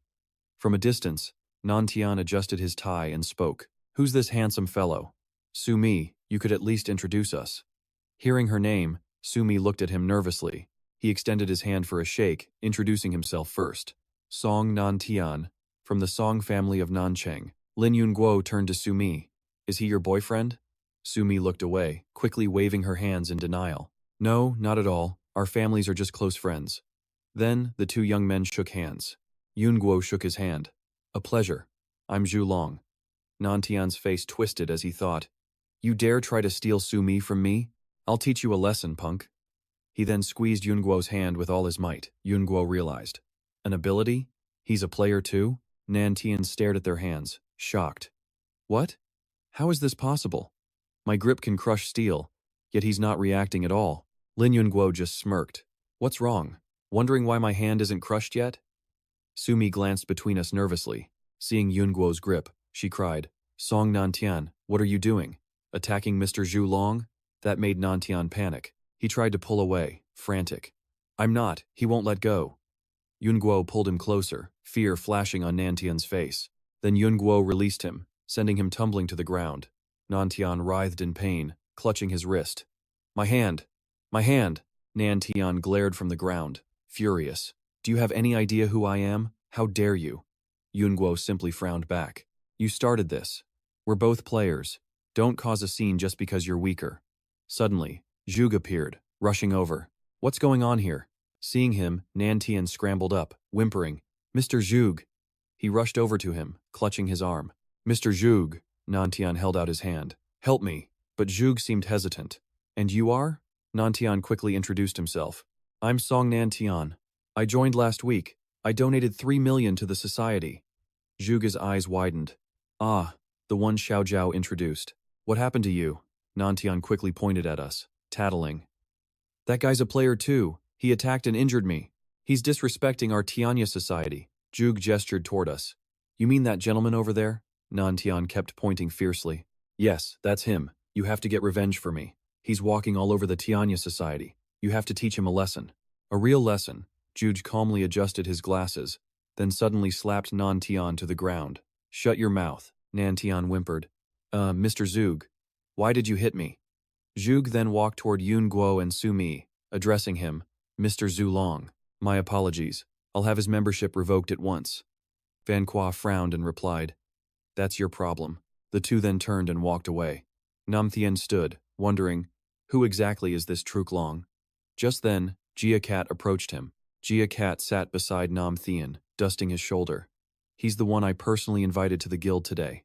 Nam Thien asked. You invited him yourself? Jia Cat's brow furrowed in anger, his hand gripping Nam Thien's shoulder tightly. That's right. He hasn't even agreed, and you've already caused me trouble. Get out of my sight. Don't let me see you again. Flustered and scared, Nam Thien stammered. I understand. Van Qua turned to Tumi. By the way, have you used that celestial jade dew? She looked at him and answered, Yes, I have. Brother Truck Long, how did you know that was my awakening material? He turned sharply toward her. Because I'm the one who gave it to your father. Tumi was stunned by the revelation. You gave it to him? I thought my dad bought it at an auction. It's too precious a treasure to be wasted on me. An image of her praying with her hands clasped appeared. Van Qua glanced at Tumi, thinking, That's right. Tumi's ability is perception. Using the celestial jade dew awakened a support-type power. Isn't she the final member my team is missing? Van Qua's expression grew serious as he called her name. To me. Startled, she replied, Yes? Van Qua extended a hand. A new original Sin game is about to begin. I hope you'll form a team with me. Will you accept? Tumi placed her hands on her blushing cheeks, her heart racing. A new game. Forming a team with Brother Truck Long. Isn't this basically him asking me on a date? Then, Van Qua pulled something from his pocket. I know joining another game could be dangerous. You can refuse if you don't want to. With sparkling eyes, Tumi placed a hand on her chest and declared, I accept. A moment later, a finger dialed a number for Fong Tin 2, 1, 2, 3, 4, 5, 6, 7, 2, 3, 4, 5. The call connected. Van Qua put the phone to his ear. Fong Tin 2, what's the procedure for getting someone into the People's Security Bureau? Tin 2 answered from the other end, his brow furrowed. A player? The process isn't simple. We have to do a background check, an ability test, and a psychological evaluation. Why the sudden question? Van Qua glanced at Tumi as he spoke. I've found a teammate for the 2 mission. Can we simplify the process? Tin 2 sat before a large data screen and replied, You're a frontline reserve now, so your authority is high. It shouldn't be an issue. As he typed, Tin 2 asked, What's the name of your new recruit? Van Qua answered, To me. He clarified, Tu as in Suzhou, me as in eyelash. On the other end, Tin 2 keyed her name into the search tool. A file appeared with Tumi's basic information. Age, height, status, habits, and main abilities, along with her picture. Tin 2 spoke. To me, right? Let's see. Here it is. Good news. The organization already has a file on her. Suddenly, the information on the screen blurred. Tin 2's eyes widened. She took the test before but failed. Text flashed on the screen. Judgment criteria power level too low. Tin 2 read it aloud, puzzled. The reason was insufficient power. On his end, Van Qua lowered the phone and asked, To me, have you ever been to the People's Security Bureau? She pointed upward. Yes. I went once before using the celestial jade dew, but I didn't pass the assessment. Tin 2 leaned back in his chair, looking away as he spoke. Then it's much simpler. Her file is complete, and with your guarantee as a frontline reserve, I can finish all the paperwork before you get back. Elsewhere, as night fell, Kwai Thon Lam stood waiting before a house with her arms crossed. The sound of footsteps drew her attention. It was Van Qua and to me. He raised a hand in greeting. You've been waiting long? Van Qua gestured to Thon Lam, introducing them. This is Kwai Thon Lam, codename Thon Du. She was my guide in the original Sin game. He then gestured to Tumi, and this is Tumi, the third member I found for the 2 mission. Thon Lam and Tumi shook hands warmly. Hello, it's nice to meet you. Thon Lam sized her up, thinking, she's very cute, the kind of person that makes you feel protective. Tumi looked away shyly, her hands on her cheeks. Why do I feel like she's glaring at me? The 3 of them then began to walk, and Van Qua asked, Are the procedures Fong Tin Tu mentioned done? Thon Lam, leading the way, replied, It's mostly finished. There are just a few documents she needs to sign herself. Follow me. The next morning, in a small meeting room, a hand quickly signed a paper. A man in a suit sat across from Tumi. Sign in the bottom right corner, then add your fingerprint. She picked up the pen. All right. He then looked up at her. Now, please describe your abilities in detail. Tumi looked up and answered, Yes, I have 2 main abilities. A green energy began to glow in her open palm. She looked at the green orb of power she had just summoned. First, I'm highly sensitive to all supernatural energy and can sense the presence of spiritual bodies. She held her hand forward as the energy enveloped it. Second is a healing ability. I can treat and restore wounds, but I can't regenerate severed limbs. Standing outside with Van Qua, Thon Lam crossed her arms and commented, Perception and healing abilities. Thon Lam faced to me from a distance. As a support, she'll definitely improve the team's versatility. Van Qua smiled. Of course, I spent a long time considering this final choice. Thon Lam muttered under her breath before turning away sharply. I thought you just picked her because she was pretty. Van Qua turned to her. What did you just say? She quickly raised her voice. Nothing. Inside the room, the man stood up and took a file from the table. The data has been entered. Miss Tumi, welcome to the People's Security Bureau, she asked nervously. Is it already done? He stood, placing a hand over his chest in a friendly gesture. It was expedited because of the frontline reserve mission. Your codename is Bok Trok. You can read the rulebook if you have any questions. Van Qua, who was now seated nearby, asked a question that made the man turn his head. Has my application to use the TIO been approved? He turned to Yun Guo and reported, It's approved. The site is ready. You can activate the dungeon at any time. Yun Guo shot to his feet, then lead the way. As the 3 walked, Sumi tugged his sleeve. Brother Lin, Sumi clutched her chest anxiously. I heard these dungeon tokens are priceless. Am I really not holding you back? Yun Guo smiled reassuringly, placing a hand on her shoulder. I've thought this through. Your intuition and awakened power are very useful. His face brightened. You have to trust my judgment, right? So be more confident. Sumi's face lit up as she nodded. Okay. A moment later, a golden item materialized in his palm. A system window appeared. Use token to activate the frigid purgatory dungeon. Participants.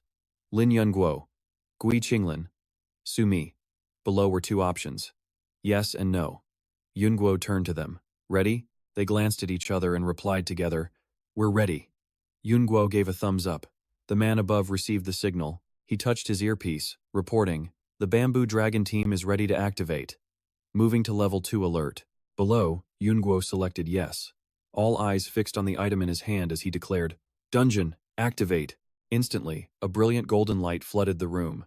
Lin Guo, Sumi, and Gui Qinglin had entered another realm. Yun Guo stared at his hands, scowling in his mind.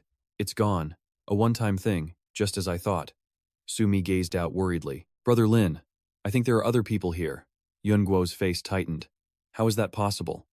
A crowd of people stood before them, murmuring, Where is this place? The game Original Sin is real? Mom, I want to go home. Jin Gang appeared, scratching his head in anger. What's going on? Why was I pulled into a game? I haven't even eaten yet. Suminobu snapped, sword in hand, looking around. Sigh. I just escaped one unlucky fool. Why get dragged into a game now? Helen also appeared, observing. A teleportation game. It's only been 2 days since my last game. Someone must have triggered a signal, opening a temporary dungeon. Helen checked a news report. It said the Blackstone Guild held an auction in Jiangcheng where a mysterious bidder bought the signal. According to reports, the signal came from Jiangcheng. In other words, the activator might be a newbie. Helen smirked to herself. A backup defense line. She scanned the group. It seems the person is among them. This trip is proving lucky. A notification appeared overhead. Frigid Purgatory Dungeon. A mission board then materialized. It stated the dungeon's rules and rewards. Suminobu grinned slyly. Won't the rewards be better if fewer players survive? It also emphasized that players could fight each other. A number hovered above everyone. Suminobu glanced around. How terrifying. All of you are my prey. Tu Yang thought to himself, a free-for-all? Am I in another mess? Jingang shivered and cursed. Damn it, we have to fight other players? Why'd it suddenly switch from PvE to PvP? Gui Qinglin frowned deeply. Frigid Purgatory. The Security Bureau has no record of this dungeon. With this many people and rewards, this is unprecedented. The notification showed the mission starting in 5 seconds. Yunguo yelled, a countdown? Where's the 15-minute prep time? Suddenly, the ground shattered beneath them. As everyone fell, a notification flashed. Winter is coming. Endless frost and snow. An image of a planet appeared, followed by an alert. The long night. Countless demons have created a purgatory. Demons appeared, but they were frozen solid. Even creatures like foxes and crabs were encased in ice. The city was buried in deep snow. The announcement continued. Civilization is fading. The city is collapsing. The flame is about to die. A close-up of the city appeared. You are this world's last saviors. Before a gate, a long line of people had formed. A noblewoman sat sipping tea nearby. In a snowy field, a woman huddled against the howling wind. A thinly dressed girl shivered, hugging herself as she spoke. Where is this place? Outside the Sky Continent, players stood in a long queue. Jin Gang arrived, looking around. It's the Sky Continent. Yunguo suddenly teleported before the noblewoman, startling her. This was the upper city's noble district, where he had just been. He ignored her panicked shouts. Who are you? How did you get in here? He was only focused on his power. A random teleport? I wanted to hunt, but I need to find other players first. Elsewhere, Su-mi, Yunguo, and Qinglin emerged from a snowdrift.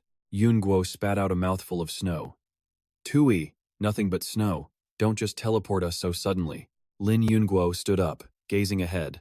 Su-mi was shivering, while Qinglin fixed her hair. Yunguo turned to check on them. Are you two okay? Qinglin crossed her arms. I'm fine. Su-mi replied shakily. I'm okay too. He frowned, analyzing the game. 100-player battle royale, no prep time, and random teleportation. Why is this dungeon so weird? Yunguo hugged himself against the biting cold. It's freezing. It must be -10 degrees Celsius. Su-mi panted, shivering. Brother Lin. Yunguo turned, realizing with a jolt. This is bad. Su-mi has no physical enhancements. She huddled, trembling. I'm so cold. Yunguo immediately summoned a flame. A purple fire appeared in his hand. Hold on, I'll use this to keep you warm. But the flame began to flicker and fade, surprising him. What's happening? Qinglin looked at the flame, asking worriedly, What's wrong? He replied, My calamity creation flame. It has no heat. Yunguo hurled it into the air. It exploded like a brilliant firework. He looked up, saying, It can burn, and it's destructive. But the embers that fell to the ground were cold. Yunguo explained, There's no warmth at all. He quickly removed his jacket and offered it to Qinglin. She said she could maintain her own body heat with high-speed exercise. But instead, Qinglin draped the jacket over the shivering Su-mi. Qinglin knelt down, holding Su-mi. She looked at Yunguo and said, If we don't find a way to keep her warm, she'll die of hypothermia. System notifications shocked everyone. Player eliminated. A player being dragged down reached for his screen, which showed the reason for his death and the remaining players. Su-mi trembled, telling Qinglin, I saw a survival show once. They used snow to build shelters for warmth. Qinglin replied, A snow shelter only traps existing heat. We don't have a heat source. We need to reach that city. She then turned to Yunguo. When we were falling, the system mentioned it. That's the last remaining city. There must be a way to get warm there. Yunguo asked her, Do you have any leads on the city? Qinglin nodded. Yes. When I was in the sky, I studied the mountain's layout. She pointed on a mental map. The city is northwest of this mountain. We're currently southwest. We just need to head straight. Qinglin added with concern. But the problem is, moving at top speed will cause her body temperature to drop even faster. Su-mi stammered. It's okay. I'll try to endure it. Yunguo was busy scrolling through his skills. Fiery calamity, swiftness, control, furious strike, searching for a solution. Besides fiery calamity, What else could possibly raise her temperature? His eyes lit up. I've got it. Yun Guo chose to activate his blood control skill. He grabbed Sumi's hand. She asked weakly, Brother Zhulong, what are you doing? Yun Guo explained, I'm forcing your blood to flow faster. This ability can temporarily generate heat for you. Sumi's heart began to pound. She exhaled a frosty breath. She really was a little warmer. Yun Guo pulled her to her feet. This is just a temporary fix. Your heart can't take this for long. With that, he hoisted her onto his back. Yun Guo told Qinglin, I'll carry her. You lead the way. We moved to the city at top speed. Without another word, they both shot forward at maximum speed. Elsewhere, another girl was trembling violently from the cold. Let's go. She collapsed into the snow. Somebody, please help me. Meanwhile, a massive line had formed at the city gates. Jin Gang stared at the elimination notice with worry. It's only been a few minutes, and players are already dying. This instance is no joke. He scratched his head nervously. I should get inside the city and hide. Inside the city walls, there was a commotion. Keep searching. The master has ordered us to find the intruder in the upper district. Yes, sir. The soldiers searched frantically, unaware of the figure hiding in the shadows. Suminobu licked his lips with anticipation. Let the hunt begin. At the Human Security Bureau, a phone rang. Jing Yan glanced at it, thinking, the hotline. A serious warning. He picked up the receiver. Jing Yan answered curtly. Hello, this is Xu Jing Yan.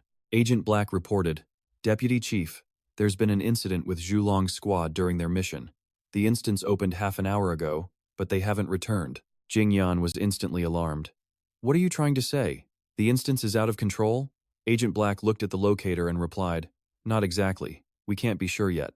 Because all the measured indicators are normal. Jing Yan glanced at the phone, thinking, the instance isn't out of control. But the players haven't returned. He gave an order. Lock down the information, secure the site, record all data, and sync it with the research department. The other end replied, Understood. After hanging up, Jing Yan couldn't shake his worry. Is this an anomaly or a new pattern? He frowned, thinking, if this is the new normal, instances that only let you in but not out, then the outside world's combat power will plummet. Jing Yan dialed a number on a black phone. He ordered, It's me. Have the intel team track all players entering instances, and have logistics confirm all items that can delay an instance from opening. Also, notify the final 2 defense lines to be ready for any emergency. The voice on the other end replied, Understood. After that, he slammed the phone down. Jing Yan then picked up a blue phone. He narrowed his eyes and said, Notify all members above the ministerial level to convene for a decision-making meeting. 12 kilometers outside Kongzhou City, Sumi was still shivering as she said apologetically, I'm sorry, I just got here, and I'm already slowing everyone down.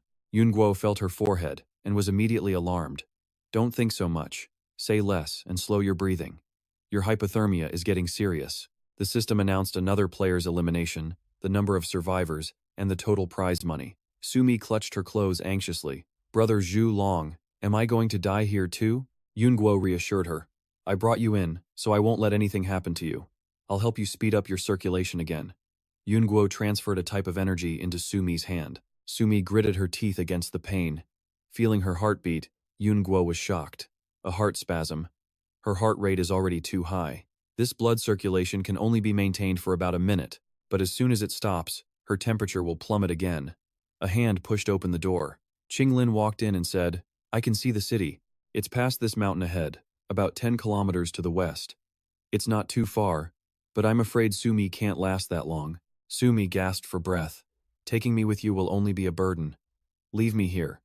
You and Brother Zhulong should hurry to the city. Qinglin suddenly knelt, reassuring Sumi, it's not that dire yet. We'll definitely find a way. Sumi was deeply moved. Sister Qinglin, Qinglin smiled. At the very least, you should trust Zhulong, who cleared the last stage with you, right? Yun Guo also made a choice. For 10 kilometers, we can take the risk. He lifted Sumi, and the 3 of them left the shelter together. Yun Guo asked Qinglin, my speed will be very fast in a moment. Can you keep up? Qinglin raised her hand, crackling with lightning, and replied, Who do you think you're looking down on? She pushed off her heels and shot forward. I'll wait for you at the city gate. Don't be too slow. Yun Guo gave a helpless smile. A woman's strange competitive spirit. He reminded Sumi, hold on tight, don't fall off. I know. Yun Guo activated his ability, Flicker. With Cloud Step activated, a purple aura flared around Sumi. At the same time, Lin Guoyun used his raging blow, vanishing in an instant. Outside the city gates, a guard's breath turned to frost. He muttered to his partner, "Why are there so many snow refugees today?" The other guard replied, "Probably from the same village, their clothes are still clean." He then added, "But they're barely wearing anything." The guards became alert. What was that noise? A cloud of dust rose ahead. What is that? Was it an avalanche or a beast tide? But seeing Lin Guoyun, they understood. No, that's not right. It's a person running. The guards were shocked. How could running alone have such power? A genetic warrior. Not level 2, at least a level 3. Lin Guoyun blasted past, forcing the guards to dive for cover. Lin Guoyun skidded to a stop before the gates. He panted, looking at Qinglin, who smirked. "You're a minute late. The snow's still falling." A guard approached to ask, "What business brings you to Qinzhou City?" Qinglin explained, "Our village was destroyed by snow, so we came seeking shelter." The guard gestured them in. "Welcome, welcome. Qinzhou always appreciates genetic warriors joining us." The guard in the back asked, "We're just letting them in? What about the entrance fee?" His head was immediately shoved down. The older guard chuckled, "The cold has muddled his brain. Please pay him no mind. You three can enter directly." He waved them off. "Please, travel safely." He then spun around and smacked the younger guard. "Are you out of your mind? Demanding a fee from 2 genetic warriors? Do you have a death wish?" Lin Guoyun overheard the guard say, "His running alone could start an avalanche. He's at least level 3, more than enough for the upper city." He put his arm on his partner. "Quick, report this. They might become our superiors, and maybe they'll remember our good deed." The young guard nodded eagerly. Right. You're so much smarter than me." Once they were inside, Lin Guoyun set Sumi down. Qinglin supported her as Lin Guoyun said, "Just be careful." Sumi said, "It's warm in the city. I think I can walk on my own." She took off the coat and gave it to him. "Thank you for your jacket." Lin Guoyun took it and put it back on. "This city is massive. It must hold hundreds of thousands of people." Qinglin observed the other refugees. It seems their technology is near the 19th century, during the first industrial revolution. Her gaze shifted to a soaring tower. But that tower doesn't look like something from the 19th century. Lin Guoyun thought, "First, we need to get settled." An idea hit him. Or should I investigate the purgatory cold night right away? Just then, a little girl approached. "Excuse me, are you new to Qinzhou? Do you need a guide? Or help finding a room or the market? I can take you. All it costs is a few warm vouchers." Lin Guoyun remembered the guards. Warm vouchers again?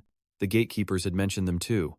He asked the girl, "What are those?" The girl explained, "Warm vouchers are used for everything here. Food, shelter, clothes, equipment. Entry to the city alone costs 40. You didn't know?" Lin Guoyun finally understood. "So, warm vouchers are the currency here." He immediately commanded, "System, open the support shop." Serendipity activated. First, time support shop use unlocked. The exchange rate was 1 achievement point to 1 warm voucher. Lin Guoyun stared at the conversion. 1 to 1. This meant that for players with few achievement points, there was no way to get a lot of warm vouchers through the shop. He then grinned. "This is my advantage," Lin Guoyun declared. "Exchange 1 million warm vouchers. 1 million achievement points consumed. Remainder covered by merit points." Lin Guoyun summoned a voucher and asked, "Is this a warm voucher?" The girl named Xiaoqi replied, "Yes, that's it. It's a pure warm voucher, even more beautiful than newly mined ones." Sumi came closer. "Brother Zhulong, can I see it?" Lin Guoyun placed it in her hand. Sumi felt an incredibly intense energy radiating from the crystal. She pointed towards the tower.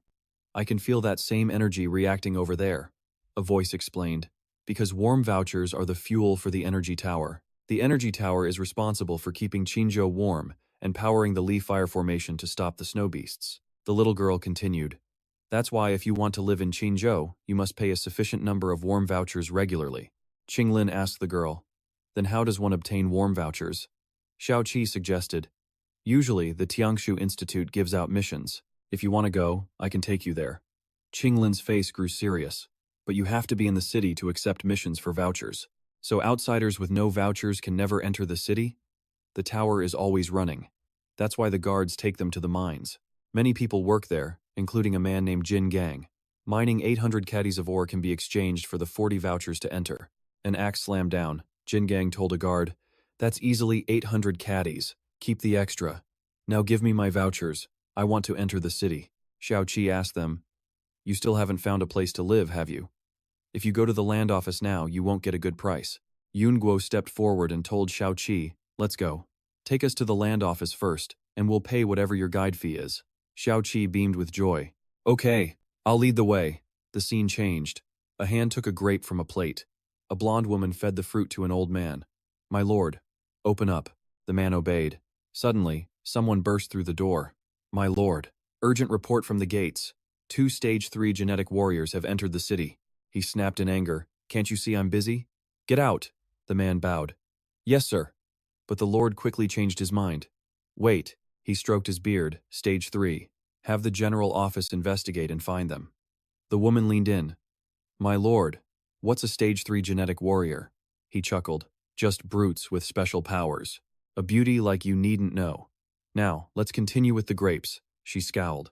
This lecherous old man is so on par with a rank 3 genetic warrior. Must be another player. Helen wondered. What rank am I? Lin Guo's group continued exploring the snowy town. Xiao Qi eyed the houses, explaining as they walked. In Qinzhou, heating is the most critical thing to consider. Some houses may look bright and lovely, but they're freezing at night. It's the easiest trap for outsiders like you all. The little girl turned back to me, reassuringly. But don't worry, everyone. I'll take you to a truly honest broker, though the rent will be a bit higher. Hearing this, she couldn't help but chuckle. Sumi smiled at the girl, asking gently, We believe you, but could you tell us your name first? Xiao Qi's face immediately turned red. She spun around, stammering, It's Qi Xuan. Just call me Xiao Qi. She patted the girl's head, then stepped back to introduce everyone. My name is Bai Zi. Our leader is Zhu Long, and this is Qing Niao. It's very nice to meet you. Lin Guo then opened his system window. Seeing the words Han Prison Night ends, he asked curiously, Xiao Qi, do you know what Han Prison Night is? The girl crossed her arms and replied, I've studied for 2 full years, so of course I know what Han Prison Night is. She began her story. 210 years ago, a great frost descended, and the entire world was encased in ice. The cold was fierce. Towers and rivers froze solid. Snow buried the entire region. Ever since, daytime temperatures have been below -10 Celsius, and the ice never thaws. At night, it plummets to -80, and countless monsters appear. Monsters threaten from the sky, land, and sea. Xiao Qi raised a finger to explain. Because of the extreme cold and danger, every night since the Great Frost is called Han Prison Night. Hearing this, he and Qinglin stared at each other. Both of them were thinking, -80 degrees? Hordes of monsters? Has Han Prison Night really lasted for 210 years? Is a problem of this massive scale something we can even handle? Seeing their faces, the girl asked, Big brother, big sister, why do you look so horrified? Did I misremember something? He scratched his nose, reluctantly saying, no, please continue. Remembering the city protected by a dome, the girl went on. I heard that outside settlements are often attacked by monsters at night, but Qinzhou is protected by the Li Huo Grand Formation. The monsters can't get in, so you all can rest easy. Sumi forced a smile and changed the subject. We know Qinzhou is safe, but won't we miss the good rooms if we're late? Xiao Qi, please lead the way. The girl didn't think much of it, humming as she walked. Just then, Sumi turned and asked, Brother Zulong, is this mission going to be very difficult? He answered immediately, Yes. According to Xiao Qi, to complete this mission, we have to solve an event that's lasted centuries and affects the entire world. Qinglin added worriedly from the side. The difficulty could surpass A rank, and might even reach S rank. Sumi optimistically reassured them, Let's find the cause first, maybe we can solve it. There's strength in numbers. He sighed at her words and nodded, trying to stay positive. Let's hope so. Suddenly, Xiao Qi turned back to remind them, although there are no monsters during the day, Qinzhou has plenty of other dangers. You all should be careful. She issued a warning. There's a group in the city called the Ice Blood Clan. Absolutely do not provoke them. Those people are evil. They not only steal and extort money, but sometimes they even kill. All of them have skin as blue as ice. In an alley, a hand tossed and caught some ration vouchers. The leader sneered as he walked. You poor devil. Is this all the vouchers you had on you? They left the beaten corpse behind them. A notification then rang out. Player number 31 has been eliminated by assault. With 96 people remaining, the prize pool has increased to 640,000. Elsewhere, sharp claws slammed onto the floor as a man riding a tiger hunted for someone. If you encounter a noble lord, you must show proper respect. Citizens on both sides of the road knelt before the man. All commoners must give way, kneeling on the ground with their heads bowed, and are forbidden to look directly at a noble. Noticing someone trembling in a corner, the man was immediately interested. The noble lord pointed accusingly. "That's him, the thieving wretch who snuck into my house." At his command, the guards advanced. The person weakly raised a hand to beg. "I have no ill intent. I was just leaving. I'm not an intruder." They opened fire without hesitation. The man then gave an order. "Clean up this filthy bloodstain. Don't leave a single trace behind." At his word, the guards complied. "Yes, sir," and dragged the body away. Just then, another notification appeared. Player number 69 was eliminated after being shot by guards. The number of people has dropped to 95, and the prize has increased to 650,000. At this time, at the Tianshu Institute, a strange voice called out, "Limited time reward! Limited time reward!" A man shouted, "Cooperate with medical research. You can complete it easily without having to do a thing. 100 ration vouchers a person." The passers-by were quickly drawn in. Xiao Qi pointed at the mission board, saying, "The missions at the Tiangsu Institute might seem simple, but the ones with huge rewards are usually extremely dangerous." In some dark laboratory, a volunteer struggled on an operating table. His arms and legs were strapped down, his mouth was gagged, and he could only let out muffled cries for help. Seeing the doctor adjust his glasses to prepare for surgery, he screamed in terror. "No!" Ketchup splattered everywhere. The system announced that player number 4 was eliminated by experimentation. 94 people now remain, and the prize money has risen to 660,000. After a moment, Xiao Qi pointed ahead and shouted, "We're here." He followed her gaze. In front of them stood a large, old, boarded-up house. The sign read, "Ping'an Housing Agency." Suddenly, the wooden sign was torn down by the wind, crashing violently to the floor. Seeing this, the three of them stared at Xiao Qi, startling her. The girl awkwardly explained, "It's not what it looks like. Please, let me explain. It's because this place is so honest that they have no money to renovate the storefront." Just then, the wooden door opened. Renyu slowly stepped out, rubbing his neck and looking around. Why did this busted sign fall off again? Seeing a familiar face, he said cheerfully, "Yo, isn't this Xiao Qi? Are you bringing more fat sheep to my door?" The girl spun around. Xiao Qi clenched her fists, gritting her teeth. "Brother Renyu!" She kicked him hard in the shin, yelling, "It's because you're always joking like this that it's so hard for me to find clients." Hearing this, he yelped in embarrassment. "Ow! Ow! My bad, my bad." Finally getting serious, he looked at them and asked, "I assume Xiao Qi has already introduced you all. Do you have any special requirements for housing?" Yun Guo spoke up. "We're new to the city and need a place, preferably something spacious." The agent rubbed his hands. "Outsiders, are you? Then you shouldn't pick a place that's too large." Yun Guo frowned. "Why's that?" Renyu replied flatly. "Because it's not worth it. Newcomers should use their heat vouchers on more important things." He raised a finger, explaining, "Some of you may not know, but indoor heating is charged by area. Besides rent, the larger the house, the higher the heating costs." Hearing this, Yun Guo stroked his chin. "So that's how it is." He continued, "Many brokers won't tell you this, just to earn a commission." Yun Guo then placed a hand on Renyu's shoulder. "Don't worry, heat vouchers aren't an issue." At this, the agent was stunned. "What?" Yun Guo presented a large bag, placing it in his hands. I said, "Heat vouchers are not a problem." The agent stared in disbelief. "Is this all heat vouchers? But you just arrived in the city, how is this possible?" Yun Guo simply tucked the bag away. "No more questions, just help us find a house." Renyu forced a smile and pointed, "I understand. This way, please." Meanwhile, in the middle of the street, Jin Gang followed another broker, asking suspiciously, "Is this agency you're taking me to reliable? Why not just look for a house directly?" The broker glanced back, reassuring him, "Without a broker's guarantee, no landlord will rent to an outsider. Don't worry, just follow me." Moments later, he stopped before a lavish building named Emperor Brokerage, saying smugly, "Look at this sign. How could a place this big possibly cheat you?" He led Jin Gang inside, walking to the counter and tapping the desk. The usual. The receptionist immediately raised a hand in response. "Understood." With that, the broker placed a rental contract on the table. He watched Jin Gang review the document, saying, "Once you sign this, you'll own a home in Qinzhou and no longer be an outsider."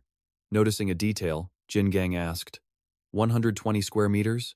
That's too big, I live alone." The broker immediately leaned in, putting a hand on his shoulder. "You might not know this, but the bigger the house, the safer it is." He continued his tempting pitch. "The Great Li Huo Formation can't stop all the beasts.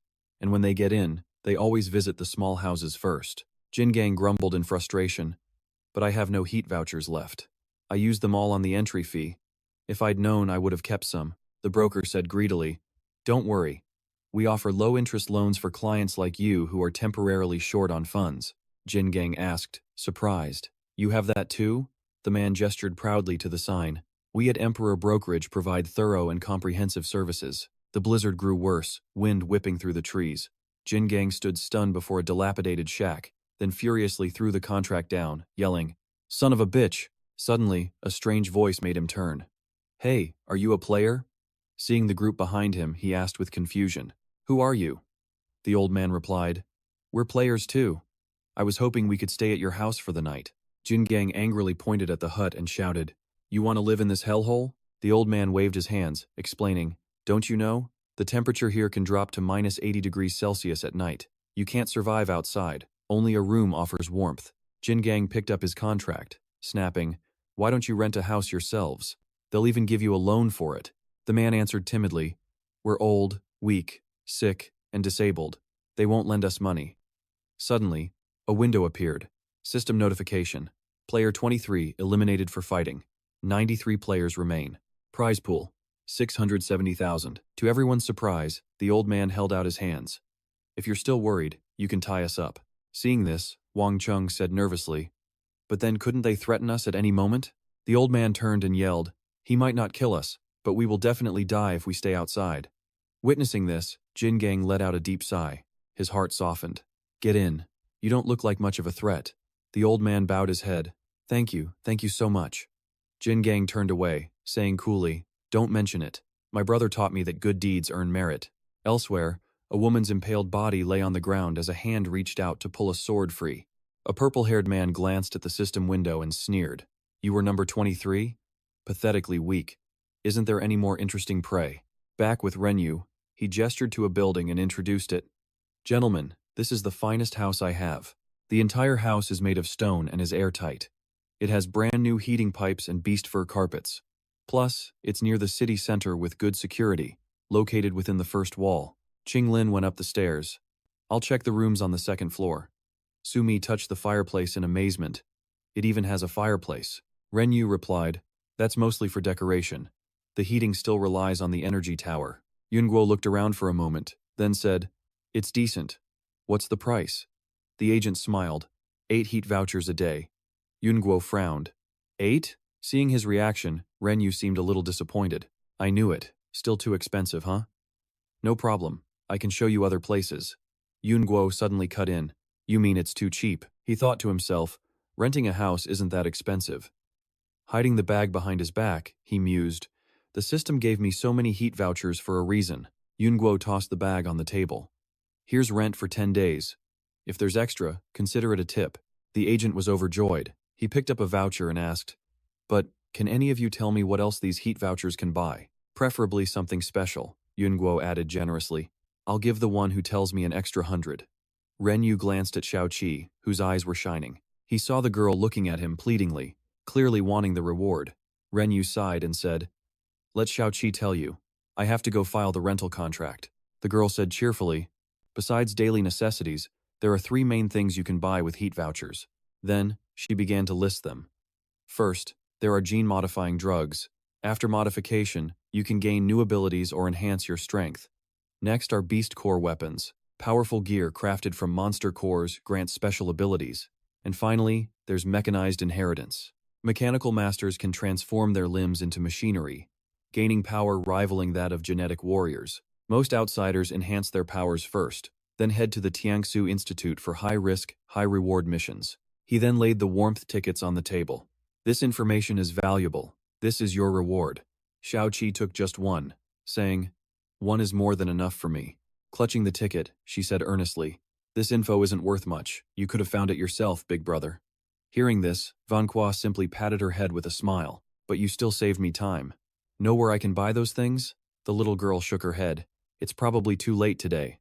Night is falling, and the cold prison night is beginning. I'll take you tomorrow, big brother. Outside, dark clouds rolled in as the snow fell thicker. He nodded in agreement. That works. Xiaoqi waved goodbye and started to leave. I'll be going then. but she stopped dead, shouting, "Wait! One more thing. I almost forgot." Van Qua's group paused, turning to the panicked girl. With a terrified look, she pointed at their door and warned them, "If you hear a knock at midnight, don't open the door, no matter what." Just the thought made her face pale, imagining the shadowy horror that would appear the moment the door creaked open. Having delivered her grave warning, Xiaoqi finally left, her mind at ease. She waved cheerfully. "I'll see you in the morning." And with that, the door slammed shut. They entered and gathered on the living room sofa to talk. Van Qua was the first to speak. "What are your thoughts?" Sumi replied first. "Brother Zhulong is incredible, getting so many warmth tickets right at the start." Qinglin then shared her own thoughts. "This world seems ancient, but the gene-modifying drugs and monster core equipment are highly advanced. It shows this world has dark technology. We have no leads on the mission yet. We should probably focus on powering up first." Sumi froze, realizing she'd misunderstood him completely. Her face flushed red as she stammered, "Oh, so that's what you were asking about?" She wanted to crawl into a hole from embarrassment, thinking, "I'm so dead, this is so cringe. What can I even say now?" So, she quickly raised her hand to speak. Sumi then stammered, I think that energy tower looks suspicious." Intrigued, he leaned in. "Why do you say that?" She answered honestly. "Didn't Xiao Qi say the temperature here drops to -80 degrees at night? An energy tower capable of heating a city this large must be some kind of dark technology." Her words sent him deep into thought. "Makes sense. This dungeon is more complex than I thought." His gaze sharpened, turning cold. He recalled the bone-chilling cold, the extreme frost, and the intense spatial distortions. Then, a flood of notifications appeared, players being eliminated one by the encroaching cold. His expression hardened. "So this is the cold prison night." Just then, Qinglin's voice cut through his thoughts. "This level of distortion, it's like the supernatural disaster back in Jiangcheng. We have to endure this kind of cataclysm every single night." She recalled the city's barrier under constant assault, knowing its collapse was just a matter of time. But Sumi had another idea. Didn't Xiaoqi say the Li fire formation can keep the monsters out, that they can't get in? Hearing that, Qinglin could only hope she was right. "Let's hope so," she replied. The scene shifts to a cabin atop a mountain. As the blizzard raged outside, a group of refugees huddled inside for shelter. A burly man finally broke the tense silence. "Good thing this shack isn't drafty, even if it's old." Just then, a frantic knock echoed from outside. He froze in terror, screaming, "-80 degrees! Who could possibly be out there knocking?" Outside, the frail silhouette of a woman knocked weakly. She pleaded in a faint whisper, "Please, can you open the door?" Her body trembled, on the verge of collapsing in the freezing blizzard. She desperately begged the people inside. "I'm a player, too. It's too cold. I can't hold on much longer." A blue-haired man couldn't take it anymore and moved to open the door. "It sounds like another player." Luckily, a clear-headed girl beside him pulled him back. "Don't." The burly man blocked the door, roaring at the others. "Anyone who opens that door, I'll rip to shreds." His threat stopped them cold. The scene cuts back to Van Qua's house. Inside, the two women prepared for bed, but asked worriedly, "Van Qua, are you sure you can handle the night watch alone?" Van Qua offered a reassuring smile. "Don't worry. With my current physique, I can go days without sleep. You two get some rest." Though still worried, they listened and went to their rooms. Halfway to her room, Qinglin paused. "Please be careful." He simply replied, "I know." Time ticked by. The clock struck 10 p.m., and everyone was asleep. Then, at 2 a.m., a sudden violent knocking shattered the silence. He startled. "Who's there?" A small, childlike voice drifted from outside. "Big brother, it's me, Xiao Qi. Can you please let me in?" Hearing Xiao Qi's name, he was stunned. He called back, "Xiao Qi, what are you doing out there?" Outside, a small figure stood alone in the raging blizzard. The voice replied weakly, "I couldn't get home in time. It's so cold, big brother. Please let me in." Without a second thought, Van Qua rushed over and threw open the door. "Hurry, get inside where it's warm," he said to the familiar silhouette. But Xiao Qi looked strange. She hesitated, then said, "Thank you, big brother. You're a truly good person. It's just a shame you're about to die." Her face twisted into a grotesque mask, the snow monster in disguise. Seeing no reaction from him, it sneered smugly. "Foolish outsider. Are you frozen in fear?" It then lunged forward to attack. But Van Qua just smirked. "Frozen?" he asked, a chilling smile on his face. Then, a strange blue energy began to glow from the palm of his hand. In a flash, His hand clamped around the snow fiend's throat. Stunned, it gasped. What? He then lifted it high into the air. His grip tightened, suffocating it. The fiend struggled to yell, "How did you?" A sinister smile crept onto his face. "You mean, how did I know you were a monster?" He continued, revealing 3 reasons. First, Xiao Qi said not to open the door at night for anyone, so she would never have come to find me. Second, it's -80 degrees outside.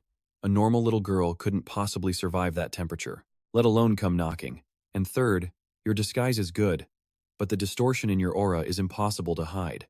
As he spoke, a sinister light gleamed in his eyes as a system notification appeared. Hearing this, the monster reverted to its true form. It roared in fury, "Damn you!" Yun Guo just smirked. The true hunter always appears as the prey. You wanted to hunt a newcomer, but wasn't my target also you? He leaned in close, his eyes glinting with cunning. With a final squeeze, the monster was instantly obliterated. At that moment, a system notification appeared. Monster profile collected. Useful information about the snow fiend then appeared. As Yun Guo read the details, he looked disappointed. He thought to himself, besides being a good liar, this thing has no other skills. Any veteran player could probably handle it, right? With that, he slammed the door shut. Suddenly, a notification about a player's death popped up, killed by a fiend. Reading the alert, he was stunned for a moment. Someone actually fell for that trick. The scene shifts back to the small cabin on the mountain. A woman lay dead on the floor. Beside her, a muscular wrestler panted heavily after defeating the small snow fiend. He pointed at the cold corpse on the floor, yelling at the others, "This is what happens when you open the door. Do you see? Anyone else who disobeys, I'll throw them out myself." At this moment, he recalled the other man, sighing, "Brother Zhu Long, it's hard to be a good person." As he spoke, he rubbed a wound from the fierce battle. His eyes then caught sight of something on the floor. A sparkling gem emerged as the snow fiend's corpse melted away. He froze on the spot, wondering, what is this? Back with Yun Guo, he received a similar stone. He slowly picked it up to examine it. The system activated, displaying a fleeting glance notification. These demon cores often drop from instance monsters and have various uses. The notification also mentioned the name Lin Fengmian. Reading this, Yun Guo's entire body froze. "Father, he's been to this instance." Suddenly, a woman's voice echoed from behind him. "Little one, give that to me." The voice came from the wooden statue. Yun Guo asked in disbelief, "Empress Mingmu, why do you want this?" The voice immediately replied, "This item can restore my power.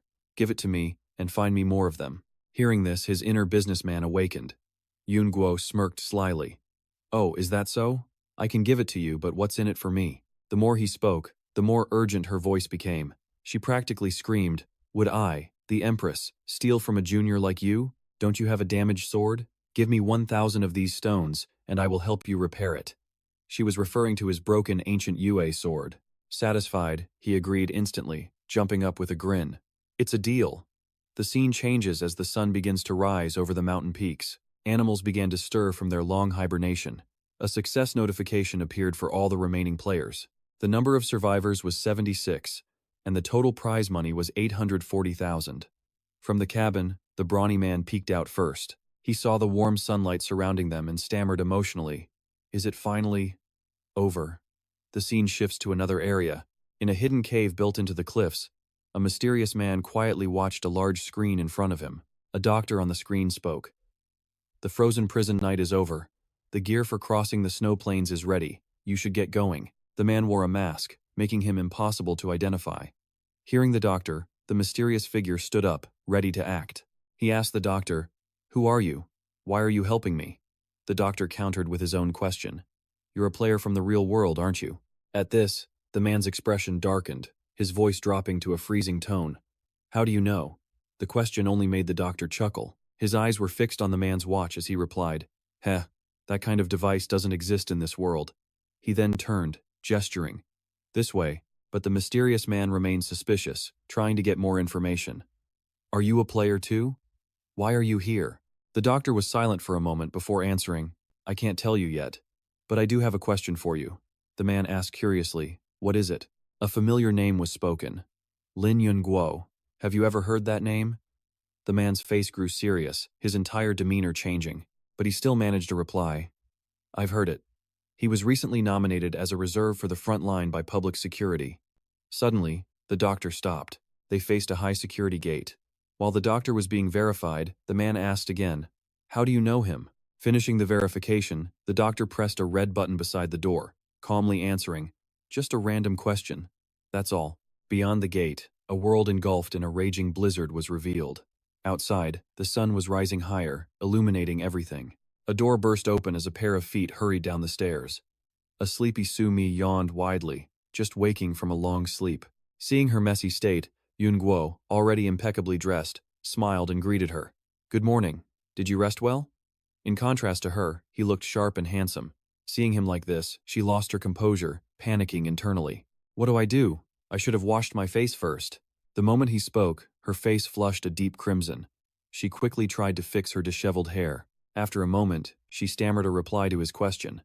"I slept very well. The room was warm and the bed was comfortable. Nothing happened last night, right?" He replied calmly with a smile. "A monster knocked on the door. I took care of it." Hearing that, Su-mi was instantly wide awake, completely stunned. It took her a moment to process what Van Qua had said. Lam Thon approached with breakfast, asking them, "Did you find anything?" His face grew serious as he revealed what he'd found that night. These relic beasts all hide a core inside their bodies. You can get it by killing them. This type of crystal contains an immense amount of energy. Its potential is enormous for power, weapons, technology. It could change everything. He spoke his thoughts with a grim, focused look. Seeing how invested he was, Lam Thon put her bowl down and offered to help. "It really has huge potential. Xiao Qi said they sell them at the market. Let's wait for her to guide us there." He agreed with Lam Thon's idea. He said calmly, I think so too." As for Su-mi, she stood shyly in a corner, listening intently to their conversation. She thought glumly, "Lam Thon even made breakfast for big brother Ju Long. I've lost." Suddenly, her stomach growled loudly, a sign of imminent starvation, shattering the quiet atmosphere between the other two. Lam Thon noticed and told her to eat. "What are you spacing out for? Come, have breakfast. I made a portion for you too." She replied happily, "Okay." As she sat down at the prepared seat, Su-mi realized someone was missing and asked the others, "Didn't Xiao Qi say she would come this morning? Why isn't she here yet?" Though Van Qua was also worried, he tried to reassure them. He replied calmly, "Something must have held her up." The scene shifts outside, where three men are relentlessly chasing a little girl. They yelled furiously, "Stop right there, brat." I said, "Stop, you hear me?" It was Xiao Qi, but she had just run into a dead end. Thinking fast, Xiao Qi leaped onto a wall, scrambling to the rooftop to escape. She didn't forget to shout back at them, venting her anger. "Renyu already paid my protection fee this month. Why are you blocking my house so early?" A purple-haired thug from the group cursed back at her. "Heard you introduced Renyu to some new big shot yesterday. He hasn't paid his protection fee yet, has he?" She listened to what they were saying. She instantly realized they meant Van Qua and grew anxious. "They're after big brother Zhu Long. No, I have to warn them, fast." With that thought, she acted, making a goofy yet adorable face at them. She used her childish voice to taunt the thugs. "Big shot? You must have heard wrong. I've got places to be." With that, Xiao Qi zipped across the rooftops and vanished. Outsmarted, they stayed behind, screaming in fury. "When I get my hands on you, brat, you'll regret this." The scene cuts back to Van Qua's house. Just then, a frantic banging echoed from the door. They all stopped eating their breakfast, their gazes fixed on the entrance. Xiao Qi's voice came from outside, calling desperately, "Big brother, big sister, open the door." He recognized her voice and couldn't help but smirk. He thought, "Speak of the devil." As the door swung open, the girl lost her balance and tumbled forward, still stammering nonsense. Ba-bang! Luckily, she caught herself on Lam Thon, avoiding a painful fall. Seeing the girl's state, Lam Thon asked gently, "Bang, what?" "It's all right. Just speak slowly." After catching her breath, the girl's face filled with worry as she reported the situation. "It's the Ice Blood Gang. They're here to cause trouble for you," Su-mi asked in disbelief. "Why are they targeting us?" "That gang has eyes all over Xiaocheng." Xiao Qi nervously explained what she knew about them. "They heard from somewhere that you have a lot of warm vouchers and want to extort you. We should go to the Tiangsu Institute to hire guards, or hide the vouchers." Seeing her panic, his first move was to calm the girl down. "Xiao Qi, don't panic." Then Van Qua added, "It's already too late to leave." Hearing him, she asked innocently, "Why?" His face was impassive as he glanced toward the door and said, "Because they're already here." Outside, a mob of thugs was descending upon the house. Their leader was a man with fiery red hair. He began to taunt Van Qua, "Run, little punk. Why'd you stop running?" The thugs laughed with smug arrogance. Terrified, Xiaoqi clung to Lam Than and stammered, "How is this possible? I was sure I lost you." The leader laughed, mocking the little girl. "You didn't lose us. I let you think you did. You led us right to these fat sheep." Suddenly, the girl realized it was all her fault. She buried her face in Lam Than's arms, sobbing, "It's all my fault. If I had just been more careful." Lam Than smiled gently, stroking her head reassuringly. "It's okay. Xiaoqi, you did a great job. Just leave adult matters to the adults." Vanqua stepped forward, approaching the mob. He asked them boldly, "You're here to collect a protection fee?" The leader's face was vicious, his arrogance on full display as he tried to intimidate him. "That's right. I suggest you pay up quietly. The Iceblood gang might even protect you." But that intimidation tactic had no effect on him. Vanqua calmly taunted them. "And what if I refuse to pay?" Instantly, all their expressions darkened. The leader was ready for a fight. His face hardened into a sinister grin. "Then it won't be your decision to make." A flash of light suddenly shot toward the red-haired gang leader. He swiftly dodged the blast of light. It struck the ground, shattering the earth and stunning the red-haired leader. Vanqua aimed his sword at the leader, questioning, "Are you certain?" The members of the Iceblood gang all stared, their jaws agape in shock. "Sword aura. He's a warrior?" "I knew this fat sheep wouldn't be an easy mark." The red-haired leader reached into his jacket, searching for something. He pulled out a sharp dagger, a smug look on his face. "So it's just a relic core weapon? Big deal. I have one, too." Yun Guo secretly activated his system to scan the red-haired man's weapon. Crimson flash. Serpent core blade. Quality: green. Imbued with a berserker serpent's core, it trades sanity for a massive boost in all stats. Note: the effect weakens on users with high base stats. The red-haired man instantly unleashed his ultimate skill. A crimson aura exploded from his body, the enhancement. Now much stronger, he charged straight for Yun Guo. He leaped high, blade raised for a devastating downward slash. His face twisted with malice as he aimed for Yun Guo. Gripping his own sword, Yun Guo met the charge head-on. A violet energy erupted from his body as he dashed forward. He unleashed Butterfly Cloud Step. Moving like lightning, Yun Guo slashed past him before the man could react. His sword clattered to the ground. Rage Strike. The man collapsed, defeated. Yun Guo calmly picked up the fallen blade. Yun Guo twirled the blade, scoffing at his foe. A powered-up weakling is still a weakling. Suddenly, a mysterious voice echoed, "My lady, would you desire a core like this? As long as it is complete." Just then, the blade in his hand began to fade away. It vanished. He turned to the remaining Iceblood clan members. "Get lost." The man's two comrades helped him to his feet, but the blonde one shot back a threat. "You just wait, this isn't over." Yun Guo rejoined his group, needing answers. "Xiaoqi, tell me everything about the Iceblood clan." Wiping away her tears, Xiaoqi nodded. "Okay." She then began to explain everything she knew about them. The Iceblood clan emerged a few years ago. They claimed to have frozen blood, making them the chosen ones. Sumi chimed in, confused. But his blood seemed normal. Apparently, only the high-ranking members truly have it. The grunts are just regular people. Sumi recalled their outfits and scoffed. Yet they dress the part. Such pointless pride. "That's right," Xiaoqi added, then warned Yun Guo. "They're dangerous and lawless. You all must be careful." Yun Guo knelt and gently patted her head in praise. "We know. Now, we need to buy some core armaments. Can you show us the way?" "Okay." Xiaoqi happily nibbled on a hot sweet potato as she led them. The four of them walked down the street, enjoying their snacks. Suddenly, Yun Guo sensed that something was wrong. In a nearby alley, two men in black held children at gunpoint. "Don't move. Inspection. Nobody moves a muscle." After a check, the man shoved a boy aside. "It's not you. Get lost." The freed child instantly fled for his life. Yun Guo watched him run. Then, the man in black spotted his group. "You, four, halt. Where were you last night?" Xiaoqi quickly stepped forward. "Sir, we were in the West District." "The West District?" he sneered. "You stayed there?" She offered him a red core with a disarming smile. "It was crowded," she explained sweetly, "but safe." The man smirked, pocketing the core. Seeing an opening, Xiaoqi began, "Sir." But he instantly sensed her probing. "Stop fishing for information." He pushed her away dismissively. "Now go, get out of here." His partner continued screening others. Seeing his partner was distracted, he leaned in and whispered, "A noble family was slaughtered last night. Rumor is, an outsider was responsible." After sharing the secret, he shooed them away. "All right, you're cleared. Now move along." Qing Lin immediately pieced it together. The outsider. It must be another player. Just then, snow began to fall. Inside a magnificent, brightly lit castle, a woman named Helen arranged her lipsticks. In her mirror, she saw a figure climb through the window. She asked calmly, "Are you the one who murdered the nobles?" The intruder dropped silently into her room. Sumonobu slowly approached her. "Oh? And how did you guess that?" Helen casually applied her lipstick, not even turning to look. The entire family and over 20 guards, all stabbed in the throat with a sharp blade.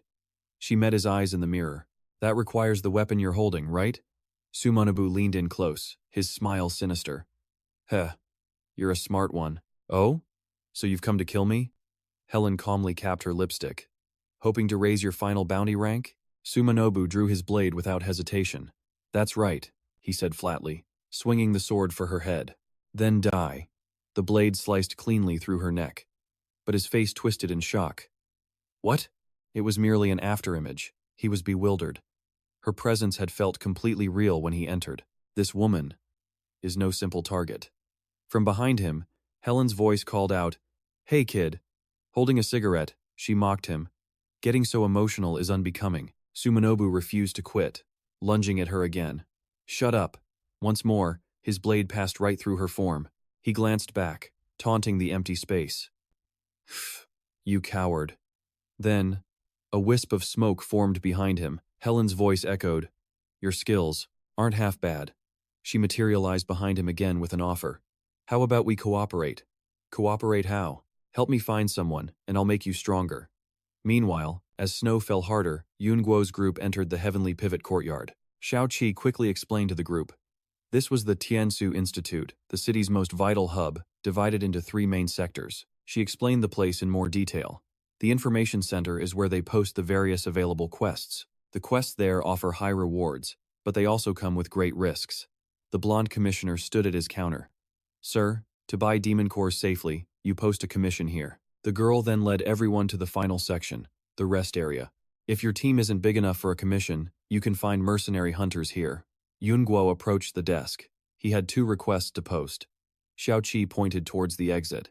"Zhulong, you 2 go ahead. I'll just wait for everyone at the door." Yun Guo walked up to the commissioner's desk and tapped the counter to greet him. "Hello, I'd like to post a commission." The commissioner informed him about the required deposit. "The deposit is 200 nuan tickets, with an 8% brokerage fee. Please pay up front." Yun Guo stroked his chin, calculating silently. Was asking for 1,000 demon cores at once too flashy? Would it attract the government's attention? Maybe he should get the rest on the black market. Seeing him lost in thought, the commissioner spoke up. "What's wrong? Can't afford it? If you don't have the money, don't act like you do." The commissioner waved him off dismissively. His voice dripped with contempt. "No money? Then get lost. Don't waste my time. Arrogant fools who judge others. They're everywhere." Yun Guo summoned the system. System, exchange 10,000 nuan tickets. The exchange was successful. 10,000 nuan tickets appeared in his inventory. He immediately slammed the massive pile of tickets on the counter. The commissioner's jaw dropped. "I want to post a 10,000 reward quest." Yun Guo smiled as he commanded the commissioner. "It's all in cash. Count it carefully." The commissioner behind the counter shot up from his seat, panicking and shouting. "What?" He couldn't believe they were real. He quickly grabbed one and bit down on it. His colleague tried one and confirmed, "The feel is right. These are real nuan tickets." The commissioner's hands trembled as he gathered the currency. So much. He collected them, still in disbelief. "Is this really 10,000? Yun Guo gestured to the pile. "So, can I post my commission now?" The commissioners immediately bowed, their faces plastered with respectful smiles. Of course. We've counted it. We'll announce the quest immediately." A bearded man entered the shop. He was shocked to see the crowd gathered in front of him. "What's happening? Why is it so packed over there today?" Another man approached, placing a hand on his shoulder. "Haven't you heard? Someone posted a 10,000 nuan ticket quest. If we get that order, we won't have to worry about food or clothes. At least, not this year. Let's go." Nearby, someone was respectfully pouring tea. The blonde commissioner who was so rude before was now all smiles, fawning over Yun Guo. "Sir, you still haven't told me what the commission is." He slowly brought the teacup to his lips. "Haven't I said?" The 3 commissioners bowed before him and replied, "Not yet, sir. Everyone is waiting." Yun Guo dipped his finger into the steaming tea, using the water to draw a symbol on the table. "This symbol. I want to know everything about it." A thought raced through Yun Guo's mind. If his father had come to this game world, he would have definitely left something behind. I have to seize this chance and find any clue I can. The blonde commissioner spoke up again. Everything means. Yun Guo picked up his cup again. I want all information, including items, buildings, clues, and even people associated with this symbol. As long as you find related information and it's verified as true, you can claim this 10 to 1,000 nuan ticket reward. In the Tiangsu Institute, Yun Guo listened to the commissioners chattering beside him. Do you have any more specific information? The blonde commissioner seemed flustered by the vague instructions. Even if we find a lot of mismatched things, it'll be hard for you to distinguish. Yun Guo sat on the chair, looking down at everyone and issuing a command. Focus on high-tech products. Things like artifacts with unknown principles, or labs with unclear origins. Focus the search on places like these. Having made his point, he tapped the table. All right. Yun Guo returned to his leisurely state, crossing his legs as he gave another order. Anyone who finds the origin of this symbol gets 100,000 nuan tickets. Even a related clue will earn a corresponding reward. Hearing this incredible news from Yun Guo, the crowd erupted in cheers. Awesome. The doors burst open as everyone rushed out to find the information he needed. The room was nearly empty now. A hand tugged on a sleeve. Su-mi turned to Qinglin, her voice full of worry. Sister Qing, is it okay for Julong to cause such a scene? Hearing her question, Qinglin turned and calmly explained. Although attracting attention seems risky, it's also the fastest way to get clues. She raised a finger, glowing with power, as if giving a silent warning. If danger arises, we simply handle it. Yun Guo turned to those who remained. You aren't taking the quest? The man in the brown coat smiled brightly. We can't beat those mercenaries, so we came to ask if you have any other tasks for us. He gestured to his comrades, explaining their position. Our abilities are limited, but in terms of connections and networking, we're one of the best groups in all of Qinzhou City. Yun Guo smirked, inwardly satisfied. The effect of throwing money around was immediate. Still crossing his legs, he gave them their mission. Coincidentally, I still need a batch of demon cores. You can help me collect them. But just then, the commissioner beside him rejected the request. Sir, the Tiangsu Institute is not allowed to announce private commissions. Hearing this, Yun Guo immediately reminded him about the money that he had already given. I recall that if the reward is 10,000, the fee is 8,000. But I gave you 10,000. Hearing Yun Guo's words, the commissioner quickly turned his head away, pretending he knew nothing. I don't see anything. Please, go on. The man in brown happily agreed to work for Yun Guo. Cores are hard to find. How many do you need? Yun Guo calmly took a sip of his tea. He gave them the number he wanted. Start by gathering 1,000. Hearing that, the man's jaw dropped in disbelief. 1,000? Yun Guo glanced up. What's the matter? Is that too difficult? The man scratched his head. It's not difficult. It's impossible. Unless you raid a noble's entire vault, there's no way to find 1,000 cores.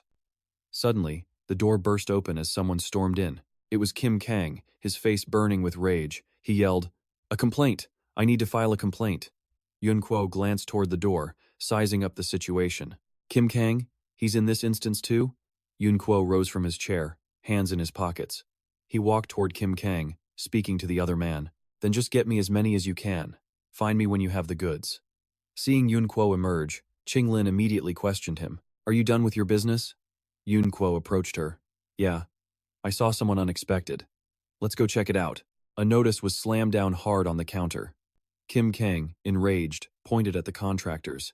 You people are liars! This is a complete scam! That mission was far more dangerous than described. Everything was written in the commission letter. You just didn't read it. The contractor pointed to the bottom of the letter, where a small line of text was tucked in the corner. Warning. Monsters may appear in the designated area. Be careful. Seeing those words, Kim Kang exploded. Isn't that just a trap? Yun Guo led Qinglin and Su-mi toward the counter. Su-mi immediately recognized the man. That's brother Kim Kang. Right. Let's see. As he got closer, Yun Guo asked about the situation. What happened here? Don't talk to me. I'm furious. Hearing a voice, Kim Kang snapped his head around. When Kim Kang saw who it was, his jaw dropped in shock. Boss Zulong. Yun Guo gave him a small wave. Kim Kang was stunned to see Yun Guo here. The person next to him was already trembling. Boss, what are you doing here too? Yun Guo smiled, asking how Kim Kang had been lately. How have you been? Kim Kang rubbed his head. I'm good, really good. The contractor behind the counter nervously eyed the two of them. Do you two know each other? Yun Kuo turned his attention to the contractor and questioned him. Yeah, he's saying you scammed him. Hearing that, the contractor was thunderstruck and denied everything. No, not at all. We're a government agency. The contractor then handed the commission letter to Yun Kuo. This gentleman simply didn't read the contract's terms carefully. Yun Kuo took the letter and read its contents. Search for items in the snowfields. Travel to the snowfield ruins. 200 egg coupons per person, per day. Looking at the commission made him recall Xiao Qi's words. Is this what he meant? The greater the danger, the bigger the reward? A bald guy nervously rubbed his head, words tumbling out. 2 of our guys got injured. The contractor said we can't get paid until the mission's complete. Yun Kuo's brows furrowed in irritation. The injured are players, too? The bald man turned and pointed in a direction. They're players, over by the door. It looks like they're in bad shape. Yun Kuo quickly moved toward the exit. I'll go check. Yun Kuo turned, his handsome face cool as he commanded. Bai Zhuang, you come with me. Bai Zhuang obeyed instantly, stepping quickly behind Yun Kuo. Bai Zhuang turned with a bright, friendly smile. Hello, Brother Kim Kang. The bald man, flustered, replied. Little Sister Su, Bai Zhuang.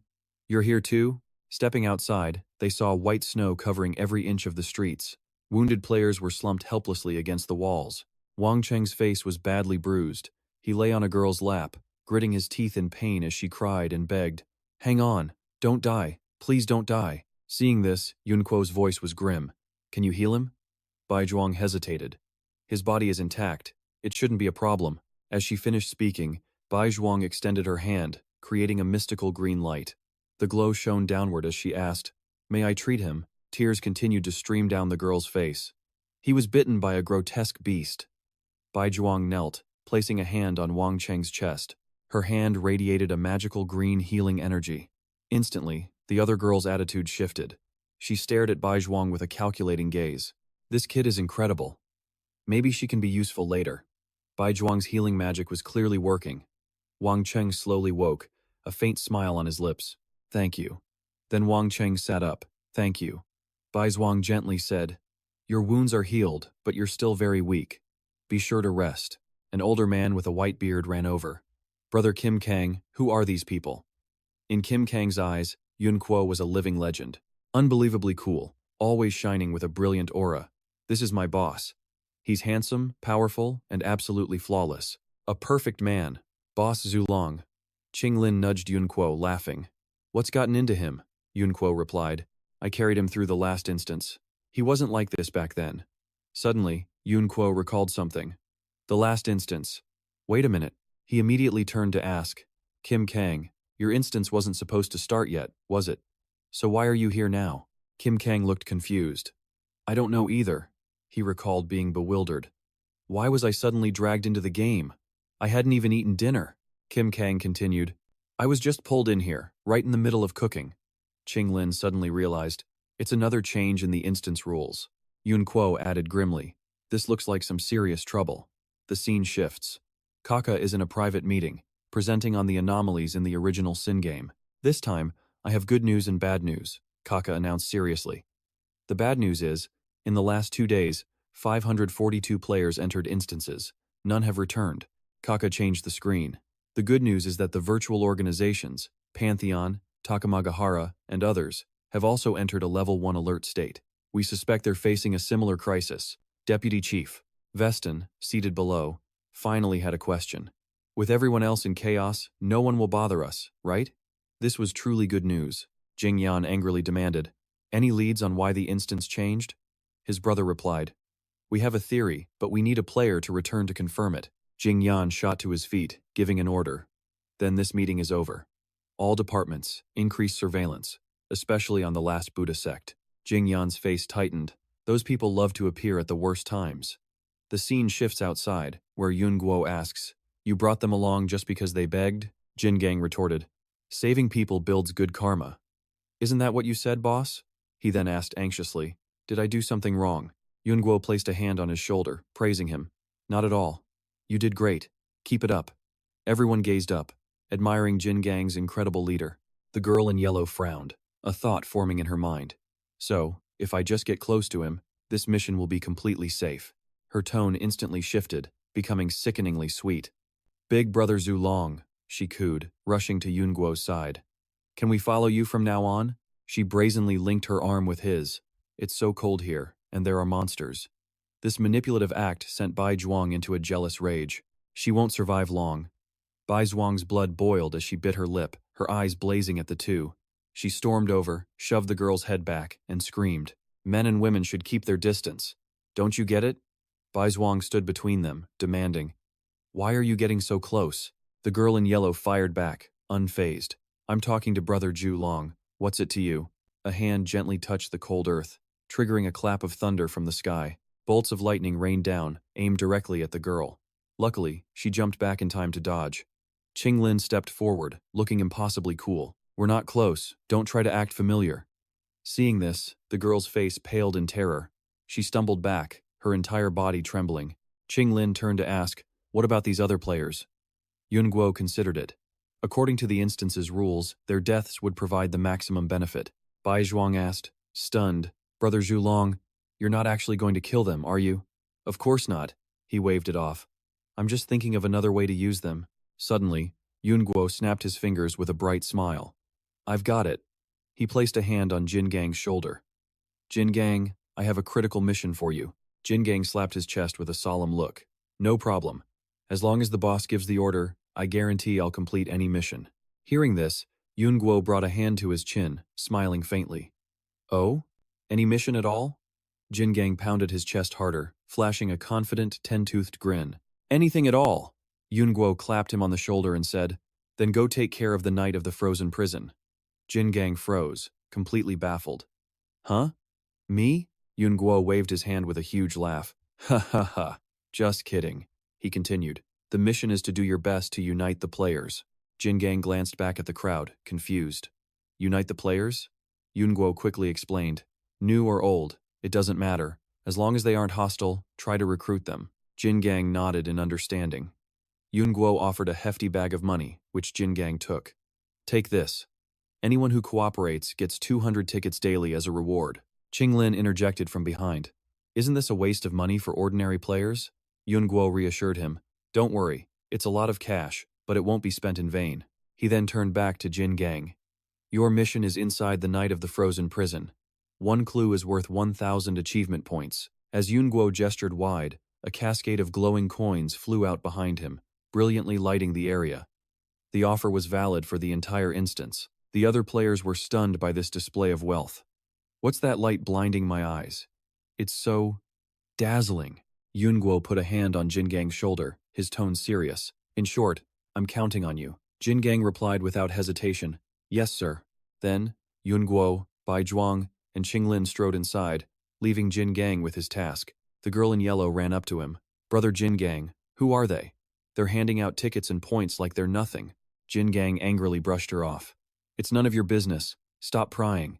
Rejected so coldly, the girl's face turned purple with rage. The scene shifts. Yun Guo approached a little girl building a snowman.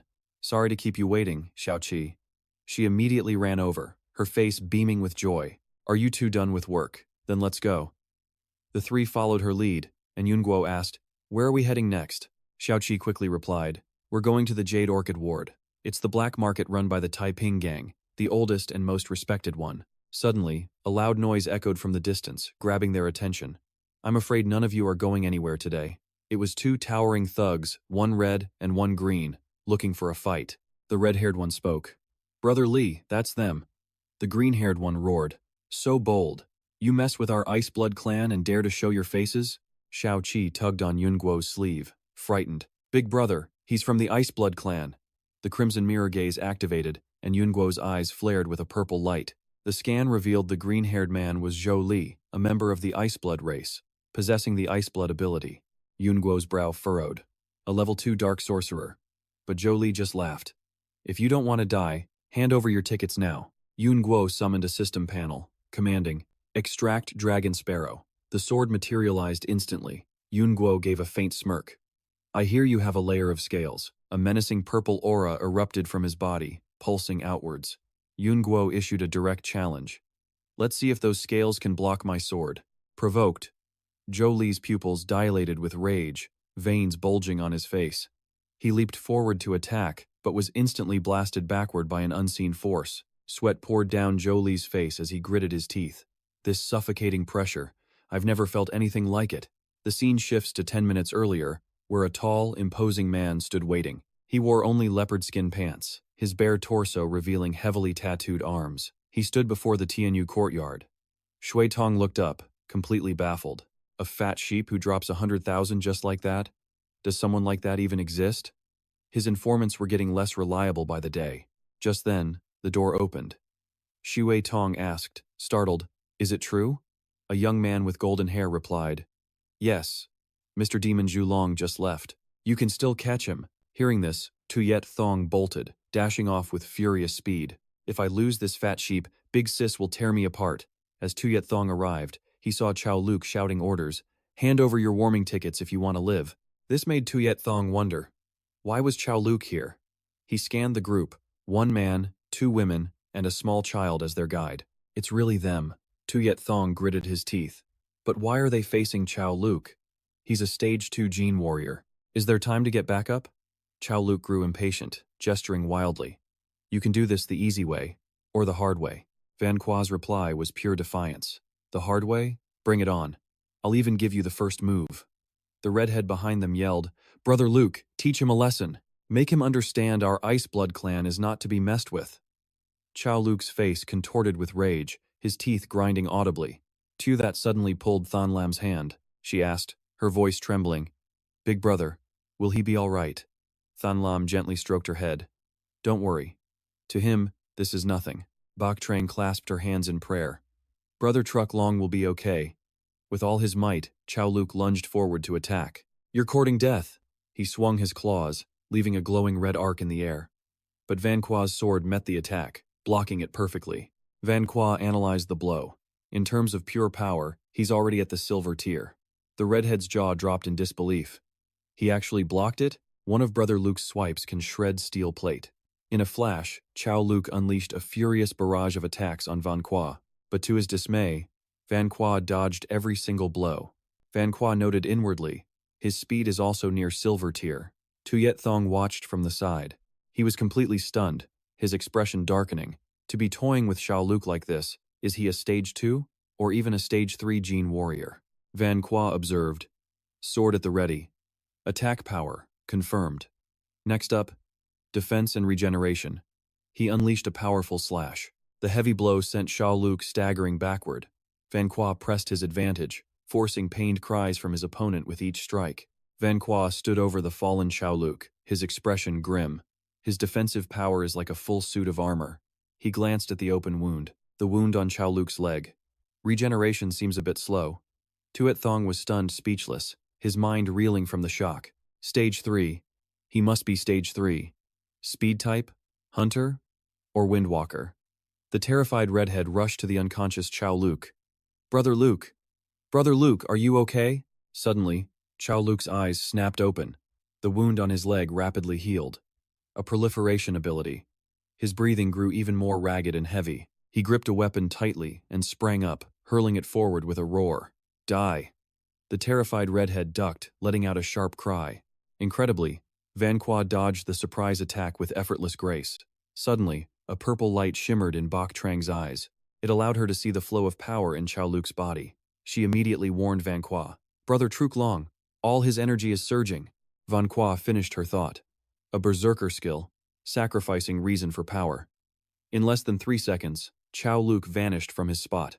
He reappeared instantly in front of Van Qua, unleashing a devastating punch. Van Qua was forced to leap backward. "Die!" Chao Luke roared, throwing the punch. But with incredible speed, Van Qua intercepted the blow aimed straight for him. But the fist was laced with a hidden toxin, poisoning Van Qua on contact. Yet fate smiled on him again. Poison resistance. Successful. Van Qua's face hardened with fury. He's using poison too?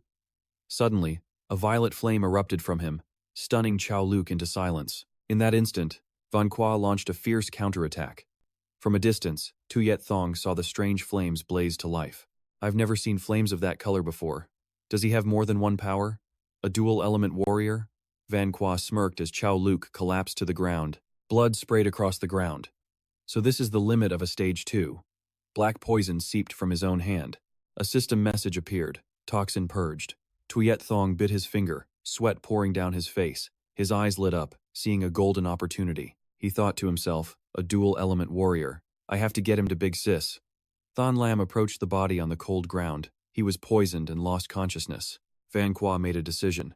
Then let's go. We need to find the Taiping gang. Hiding behind a wall, Tuyet Thong heard everything. He thought excitedly, what? They're looking for the Taiping gang? With that, Tuyet Thong rushed out towards Van Qua's group. In the bitter cold, he called out loudly. Are you folks looking for the Taiping gang? You should come with me. Hearing the voice, Van Qua turned, his eyes filled with suspicion. He asked Tuyet Thong, You're with the Taiping gang? Tuyet Thong replied instantly, That's right, while pointing to his arm. It was covered in intricate tattoos. This marking is all the proof I need. From behind, Tu That saw it and nodded. That's the Taiping gang's symbol. Instantly, Van Qua grabbed Tuyet Thong's hand, his face lighting up with relief. That's perfect. Then we'll be counting on you. This sudden change of attitude left Tuyet Thong a bit flustered. All right then. In the city, the snow fell thick and fast, and the air grew colder. A maidservant hurried towards a specific room. Reaching it, she quickly opened the door and entered. She approached Helen and announced, Madam, Mr. Lam is here to see you. Helen smiled and simply said, Let him in. At that moment, Tumanobu walked in, his expression grave. The players you wanted, the ones worth more than gold. I've brought them. Two figures followed behind him. The first was ND. Abilities include werewolf transformation, immense strength, bloodlust, and military combat arts. The second was San La. Abilities include ancient yoga, curse of resentment, the 5, penetration spirit, and the 3 spirit demon. Helen responded to this news with indifference. I know. I'll inform the master later. For now, just take them to join the guard squad.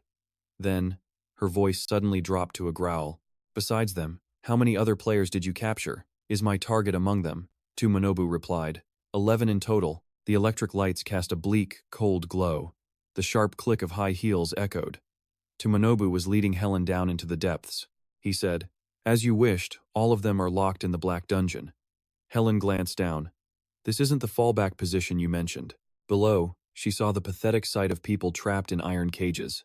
Tumanobu scoffed, What's the use of keeping this trash alive? Just let me kill them all. Helen shot back. These little rabbits are jumpy. Too many elimination notices, especially from player combat, will send them scurrying into their holes. We have to catch them all before they realize what's happening. We have to bag them all in one fell swoop. A cunning look appeared on Helen's face. Hearing her plan, Tumanobu didn't argue. As you wish. But don't forget your promise to make me stronger. Helen smiled confidently. Relax. I've already picked out your target. The only Tier 4 gene warrior in all of Kongzhou City. Tumanobu looked surprised. You mean the city lord's personal guard, Gongsun-ji? Helen confirmed. That's right. The data the city's founder brought back from the snow plains, only Gongsun-ji has access to it. To find the truth about Hanyu, we'll have to face that old man eventually. And his guard, Chinyu, is your perfect target. Tumanobu's eyes lit up. A Tier 4 gene warrior. If I kill him, I can reach Tier 4 as well. Haha. Suddenly, Helen produced 2 photos. There's one more thing for you to do. She said the gate guards reported 2 gene warriors entering the city yesterday. They're at least Tier 2 or higher. These are their portraits. Tumanobu studied the images. You think they're players, too? They were portraits of Yun Guo and Qinglin. Helen continued. That's right. The one I'm looking for might be one of them. Bring him to me. She then added one more condition. Alive. At the Taiping gang's territory, everything was covered in thick snow. Yun Guo suddenly sneezed. Who's thinking about me? Qinglin handed him a tissue. Are you sure you want to meet the leader of the Taiping gang? Yun Guo replied. A direct factory deal is good. Besides, these locals should know more than we do. Xue Tong appeared at the door. The gang leader will see you now. Thick smoke swirled through the room as someone savored the fragrant incense. Xue Tong's voice announced, Gang leader, they are here. A woman's voice answered, Let them in. This was the Taiping gang's leader, Jin Sik, who looked incredibly proud and regal. Honored guests, your visit truly brightens up Taiping. Faced with Sikue's immense aura, Yun Guo and his group were frozen in place. Sik spoke cheerfully. Gentlemen, why the silence? Have I been a poor hostess? Yun Guo quickly replied. We just never imagined the leader of the Taiping gang would be so young and beautiful. Sik let out a soft laugh at the clever praise. She leaned on her desk, then gracefully hopped onto it, revealing a stunning figure. "Mr. Zhu Long, you have a way with words," she went on. "I know why you are here. The Taiping gang will give you our full support." Her voice was smooth. "We can even go 30% below market price." At this, Sumi stepped forward. "Well, there's no such thing as a free lunch. For such a huge discount, Miss Jin Seek, you must want something in return, right?" With her motives exposed, Seek simply confessed, "Since Miss Baizi sees through me, I have nothing to hide from you. I do indeed have a request." Seek's expression turned serious. 10 days ago, a scavenger discovered a laboratory in the snow plains. He had noticed something strange under a snow-covered ridge. With his bare hands, he started digging away the thick snow. A hard steel plate was revealed. On it, a transparent glass panel glowed faintly. He peered inside, trying to get a better look. Inside were countless large, perfectly preserved containers. Seek explained the lab was in good condition, holding priceless items. The Tianchu Institute issued a survey mission for it. In Qinzhou City, only 2 factions were strong enough to accept. The Taiping gang was one of them. Hearing this, Qinglin asked, "Gang leader, you want our help to eliminate your competition?" Seek slammed her hand on the desk. Precisely, it was Yun Guo who spoke next. "Making an enemy of a faction as strong as the Taiping gang for a 30% discount doesn't seem like a worthwhile trade." Seek looked like she had him cornered. "What if I told you the competition was the Iceblood clan?" This revelation stunned Yun Guo. "What did you say?" Seek pressed on. "Our competitor is the same Iceblood clan you just clashed with." She also knew one more thing. "It seems you already killed one of their gene warriors." Seek's tone had turned cold. "You've already made an enemy of them. Even if you don't help me, they will hunt you down, right?" Qinglin snapped. "Are you threatening us?" Seek rose from her seat. "That's not a threat. It's an assessment based on what I know of the Iceblood clan. Hot-headed, extreme, and ruthlessly vengeful." Seek slowly approached Yun Guo as she spoke. "The Iceblood clan is like a red-eyed rhino. It won't stop until its enemy is gored to death." Then she made her goal crystal clear. "You only need to help me deal with a few of their gene warriors. In return, the Taiping gang will make sure they never bother you again." Seek glided past Yun Guo. Her words had clearly struck a nerve with him. Yun Guo and the others were now seated at a massive dining table. A server approached and lifted the lid from a dish, revealing a delicious-looking grilled salamander. Xue Tong, standing beside them, quickly introduced the meal. "Charcoal-grilled ice butterfly salamander. It's a specialty of Qinzhou. The meat is tender and a must-try." Qinglin and Sumi looked visibly uncomfortable seeing the dish. Sumi whispered softly, "I'll pass." Other dishes were then brought out immediately. 4 happiness meatballs, lemongrass chicken wings, and crispy fried cakes. Xiaoqi's mouth watered instantly. With sparkling eyes, she cried out, "Wow, so much amazing food." Soon, the plates were spotless, with only greens remaining.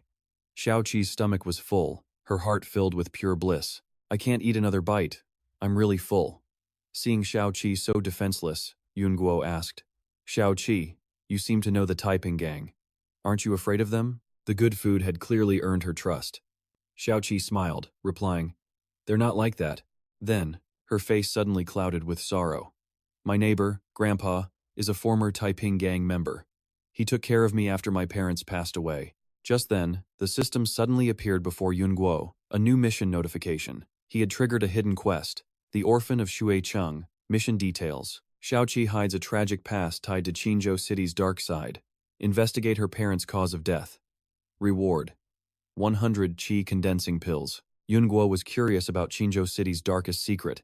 He suddenly gave Shui Tong a sharp glance. Shui Tong understood his meaning, and they both went outside. Once alone, Yun Guo spoke. The old Taiping gang member Xiaoqi mentioned. "I want to meet him." Shui Tong hesitated. "Huh? You'll have to wait. The Taiping gang is huge. I need to find him." He then hurried off to begin the search for this person. His resolve was absolute. He had to obtain the qi condensing pills. More spiritual power would extend the Eye of Calamity's summon time. At the old Taiping gang member's home, he was chugging wine straight from the bottle. He praised it cheerfully. "Good wine." He offered it to Sumi. "You drink too, this is top shelf." Sumi refused. "No, I'm fine." Seeing the old man's carefree nature, Yun Guo nudged Shui Tong. "Are you sure this is the right guy?" Shui Tong answered confidently. "I'm positive. He's the only old Taiping gang member living near Xiaoqi." In Yun Guo's mind, he'd imagined a warm old man saying, "Xiaoqi, come, Grandpa has a treat for you." He scratched his head, a little disappointed. He thought the old man would be gentler based on Xiaoqi's words. Yun Guo quickly pushed the thought aside. Forget it, as long as he's the one. He approached the old man and said, Grandpa, we're here to ask you a few things about Xiaoqi. The old man's demeanor instantly turned serious. Why are you asking about Xiaoqi? Shui Tong then realized he'd forgotten to make introductions. He quickly explained to the old man, these are honored guests of the gang leader. Their concern for Xiaoqi is a good thing. You're worrying too much, old sir. Hearing this, the old Taiping gang member's expression softened a bit. The Bingshu Ren caused trouble before, which put me on edge. Honored guests, what do you wish to know? Qing Lin caught his words and asked tensely, the Bingshu Ren? Are you talking about them questioning Xiaoqi's portly customer this morning? Hearing this, the old man flared with rage. It's not just that. Those scoundrels have been after her parents' assets for ages. This revelation startled Yun Guo. Assets? Old sir, can you elaborate? The old man began his story. Xiaoqi's father was once a healthy man. The family was poor, but they managed. But then Xiaoqi's mother became gravely ill, and they couldn't manage. Her father took a high-paying scrap mission. He encountered a monster. He survived, but lost an arm. Hearing this, Sumi's eyes welled with tears.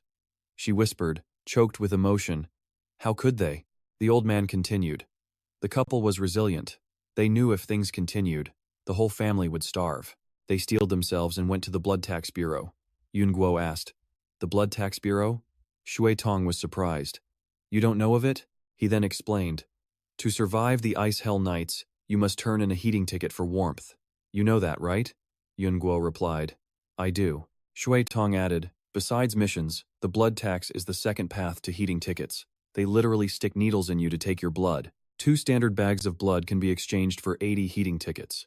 Paying a tax with your blood, that's why they call it the blood tax. The sharp Qing Lin understood.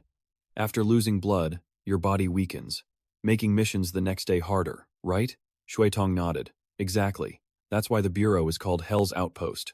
Once you start paying, death isn't far behind. Then, he turned to the old man. But you mentioned assets. Did Xiaoqi's parents choose the Dai? The old man just grunted. Sumi asked again, Shui Tong, what's Dai? A horrifying glint appeared in Shui Tong's eyes. It's a way to trade your very life for heating tickets. The bureau uses brutal methods to drain every last drop of blood. In exchange, they give you a huge amount of tickets up front. Normally, only the elderly on death's door choose the Dai to leave something for their families. Hearing this horror, Sumi trembled with fear. The old man's hand suddenly slammed down on the table. And those Bingshu Ren bastards want to steal even that blood money? He growled, furious. They're truly the lowest of the low. At that moment, the system screen appeared. Congratulations. The cause of Xiaoqi's parents' death has been investigated. Reward received. The system noted, a world of scarce resources always breeds human tragedy. The objective was complete, but Yun Guo was still unsettled. But is the Blood Tax Bureau really that simple? The mission was complete, but the description seemed to hide a deeper meaning. With that, Yun Guo turned to Qing Lin. We're stepping out for a second. Qing Lin replied instantly, understood. Then Yun Guo, Qing Lin, and Sumi went outside. Once the 3 were alone, Yun Guo asked Qing Lin, what is it? She replied, something's not right. Why use blood for the tax? She elaborated. With resources so scarce, manpower should be the most valuable asset. Collecting blood weakens the workforce, unless the blood itself is worth more than a human life. Yun Guo grew suspicious. You think a monster is involved? Qing Lin continued her explanation. It's highly likely. Many monsters fed on human blood, so why did the warrior clans gather it for them? Just then, Sumi timidly tugged Van Qua's sleeve as he asked, what's wrong? Sumi answered softly, Brother Zhulong, can we please help Xiaoqi? The Ice Blood Gang has gone too far. Van Qua warmly patted Sumi's head. All right, I agree that gang is getting annoying. Sique then walked in hastily, followed by a tall, powerfully built man. That man was none other than Qin Feng. The door opened with a creak. Sique appeared and asked, so, you've agreed to move against the Ice Blood Gang? Everyone was already gathered inside the room. Van Qua calmly sipped his hot tea. He then spoke. Gang leader, please share the plan with us. Sique replied. To crush the Ice Blood Gang, we only need to deal with 3 people. Kuang Hu, Lei Zentian, Yi Bao, Yang Heng, Shui Quanfeng, and Shisan. Sique continued. 3 of them are Tier 3 Gene Warriors. They are the gang's combat pillar and its core. She spread her hands, laying out her strategy. As long as you, sir, can gravely wound them, the rest will scatter like sand. The Taiping Gang will help you clean up. Qinglin then asked. Without their gene warriors, the Iceblood gang can't compete for the Tiangsu Institute's commissions, right? Sique smiled, agreeing it was a mutually beneficial arrangement. She then looked at Van Qua. Do you have any objections, sir? Van Qua's expression was grave. Tier 3 gene warriors. Behind Sique, Qin Feng's eyes shimmered with spiritual energy, as if probing Van Qua's power. His face instantly paled with a flicker of terror when Van Qua asked, Are they all like him? Qin Feng only felt a terrifying presence, as if a pair of mystic eyes were watching him. Sique's voice snapped Qin Feng back to reality. Qin Feng is indeed a Tier 3 warrior. Hearing this, Van Qua stood. Then there's no problem. Give me their locations. But Sique had other ideas. It's late. We can act early tomorrow. Van Qua dismissed her. No need. Unlike you, I can act at night. With that, he, Qinglin, and Su Mi left to begin the assault. Once they were gone, Sique asked Qin Feng, What did you sense from him? Tense, Qin Feng replied. His power is immeasurably deep. I've only felt that kind of pressure from Qin Yu. Sique was stunned. Are you saying he's a Tier 4? Qin Feng nodded. That's right. Sique pondered. Qinzhou's history has only seen a few. Why would one suddenly appear now? She suddenly clenched her fist with resolve. But there's no time to think. This is our greatest opportunity. If we use this Tier 4 warrior, we can return to the inner city. Everything they stole from us, I'll make them repay 100-fold. Van Qua and the others walked through the frigid, snowy night. Sumi asked worriedly from behind, Brother Zhu Long, is it really okay to attack at night? Van Qua replied, It's fine, he explained. While dealing with that monster last night, I tested something. I can use my powers at night, if not for too long. An image of Van Qua striking down their foe flashed through Qinglin's mind. She added, The enemy won't expect a night attack. You can defeat them one by one, then replenish your heat inside their base. Qinglin could already picture the scene. Hearing this, Van Qua patted her shoulder. That's a brilliant idea. This familiar gesture from Van Qua sparked a bit of jealousy in Su Mi. The snow fell heavier as the temperature dropped. The glass window panes were about to freeze solid. Over here, it was bone-chillingly cold, and he shivered despite his blanket. Damn it, why is it so cold tonight? I already paid this month's heat vouchers. Glancing at the thermometer, the man screamed in horror. -80 degrees. This man was Shui Quanfeng, a Tier 3 gene warrior and a leader of the Iceblood gang. He yelled, Is this a joke? Am I even indoors?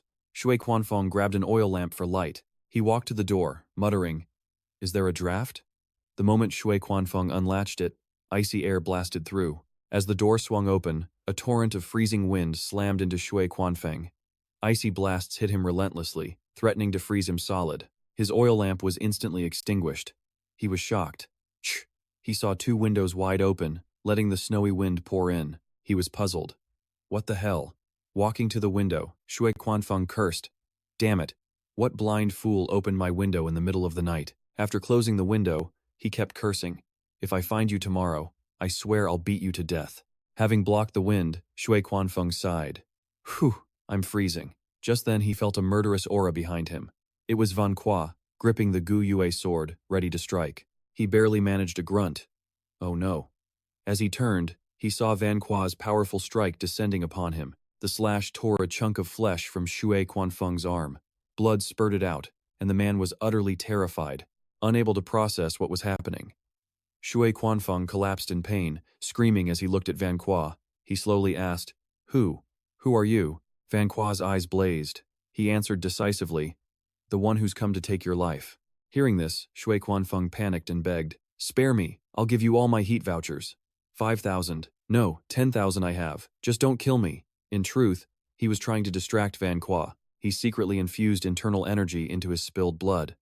But Van Qua remained completely unfazed. You think stalling me for a few seconds lets you ambush me from behind? Shui Quanfeng's plan was exposed. He was shocked. How did you? Van Qua knew because Sique had warned him. The Iceblood gang's third-in-command, Shui Quanfeng, is the most cunning and loves sneak attacks. His ability is the Bloodblade. The weaker he seems, the more careful you must be. At that moment, Shui Quanfeng used his power, sending streams of blood flying right at Van Qua. With intense focus, he unleashed his technique. Bloodlust Cyclone. Colossal streams of blue blood swirled, trapping Van Qua, then forged into razor-sharp blades. As he moved in for the kill, he screamed, Just die! But as he lunged, Van Qua's eyes suddenly blazed with a terrifying inner power. That very power erupted, shattering the deadly blades of blood. Huyet Tonfong was stunned. What is this? How did you evade my attack? Van Qua simply replied to him, because you're not the only one here who can control blood. The system then displayed. Blood control. Huyet Tonfong screamed in terror. I have to run. Why can't I control it? Don't you dare come near me. Tears of pure terror streamed down his face. Please, no. A final, agonizing scream ripped from his throat as blood splattered across the walls. Now, the man was breathless, his body slumped against the wall. Van Qua coldly turned away. One down. He then headed for the door. -80 degrees. It's still too cold. The chill is seeping into my body.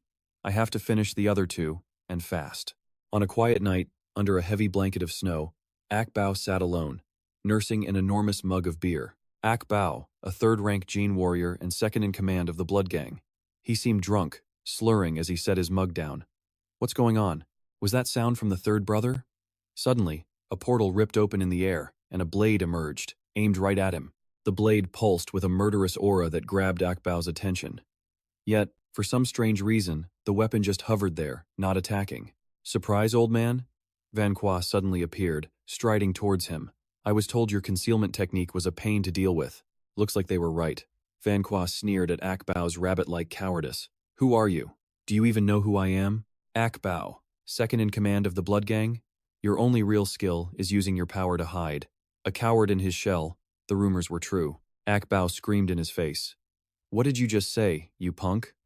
People had warned Van Qua about Akbao's 7,749 divine abilities, that Akbao's shadow concealment was first-rate, making him nearly invincible, especially in the dark of night, but he was also hot-tempered and reckless.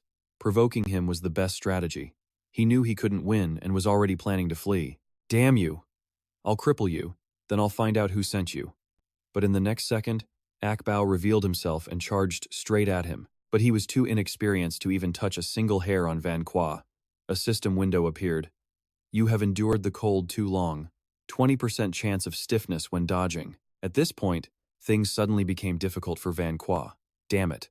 So the low temperature really does affect my combat ability? After a brief exchange, Akbao decided not to linger. Next time, I'll tear out your heart.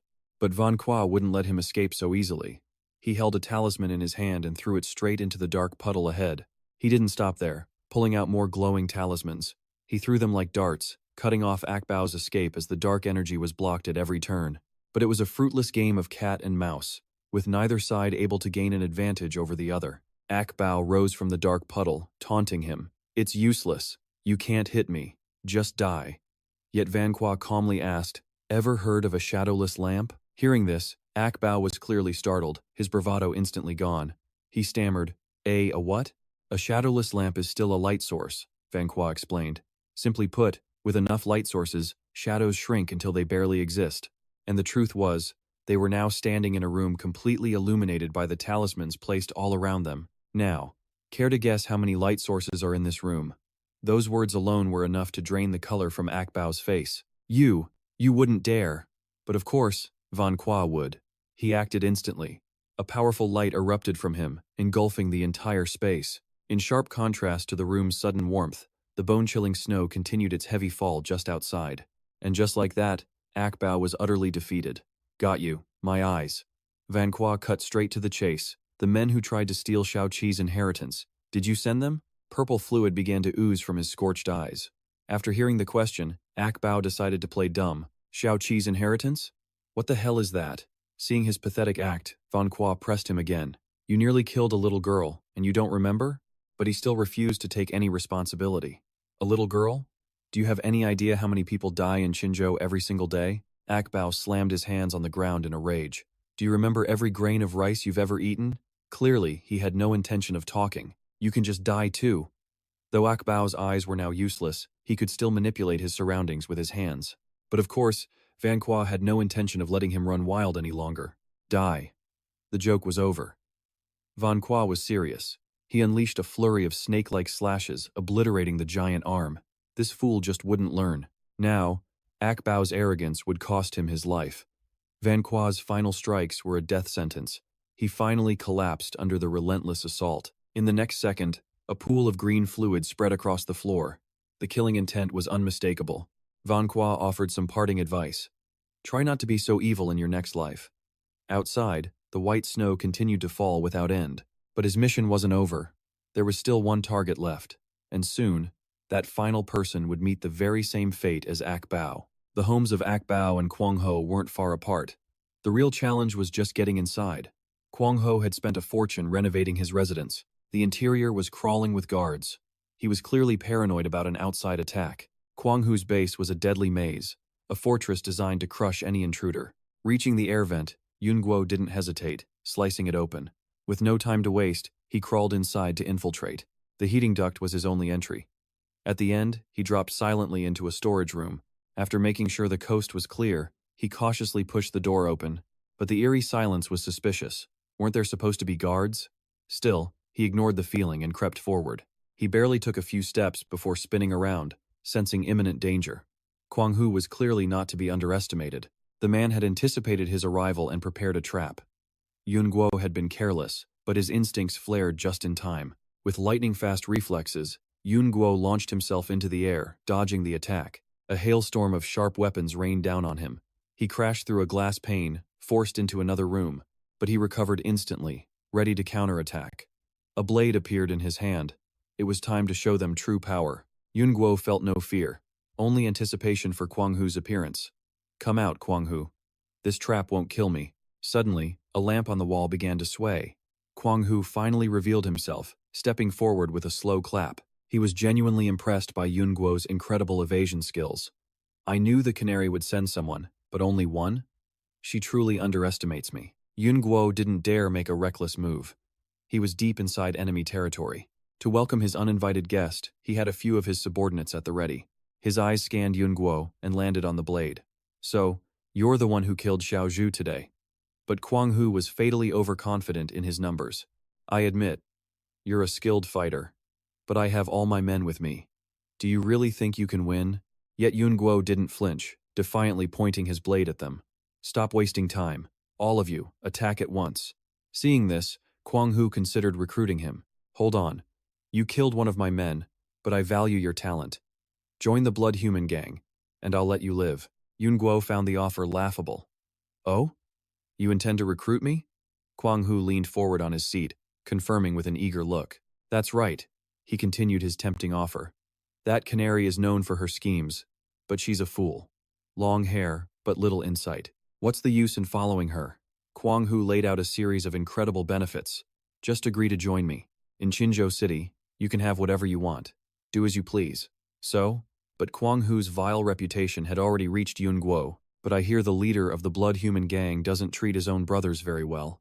Yet, no matter what was said, he remained confident in his ways. So what? In my gang, the strong devour the weak. If you're ruthless and can fight, you'll want for nothing. Coupons, food, women, it will all be yours. Kwang Ho then adopted a mysterious air, ready to reveal a shocking truth to show his sincerity. Let me tell you a secret. Do you know why the Taiping gang stole the lab commission from us? It was clear Yun Guo didn't know the answer. He just stood silently, his blade still aimed at Kwang Ho. Though Yun Guo was a straight-laced man, he had no interest in worldly pleasures. Coupons, women, and resources? I'm not interested in any of that. But then, Kwang Ho played his trump card. What if I told you it was a level 4 gene solution? At this, Yun Guo was stunned. He never thought he'd encounter one. And of course, this was no ordinary prize. A level 4 gene solution could grant gold-tier abilities. This substance is extremely rare and carefully hidden, inaccessible to most. Unprompted, Kwang Ho began to share a piece of history. The commission's target is the Pangu Research Institute. It was Qinzhou's main center for gene medicine. But it was abandoned 30 years ago, after an unforeseen blizzard.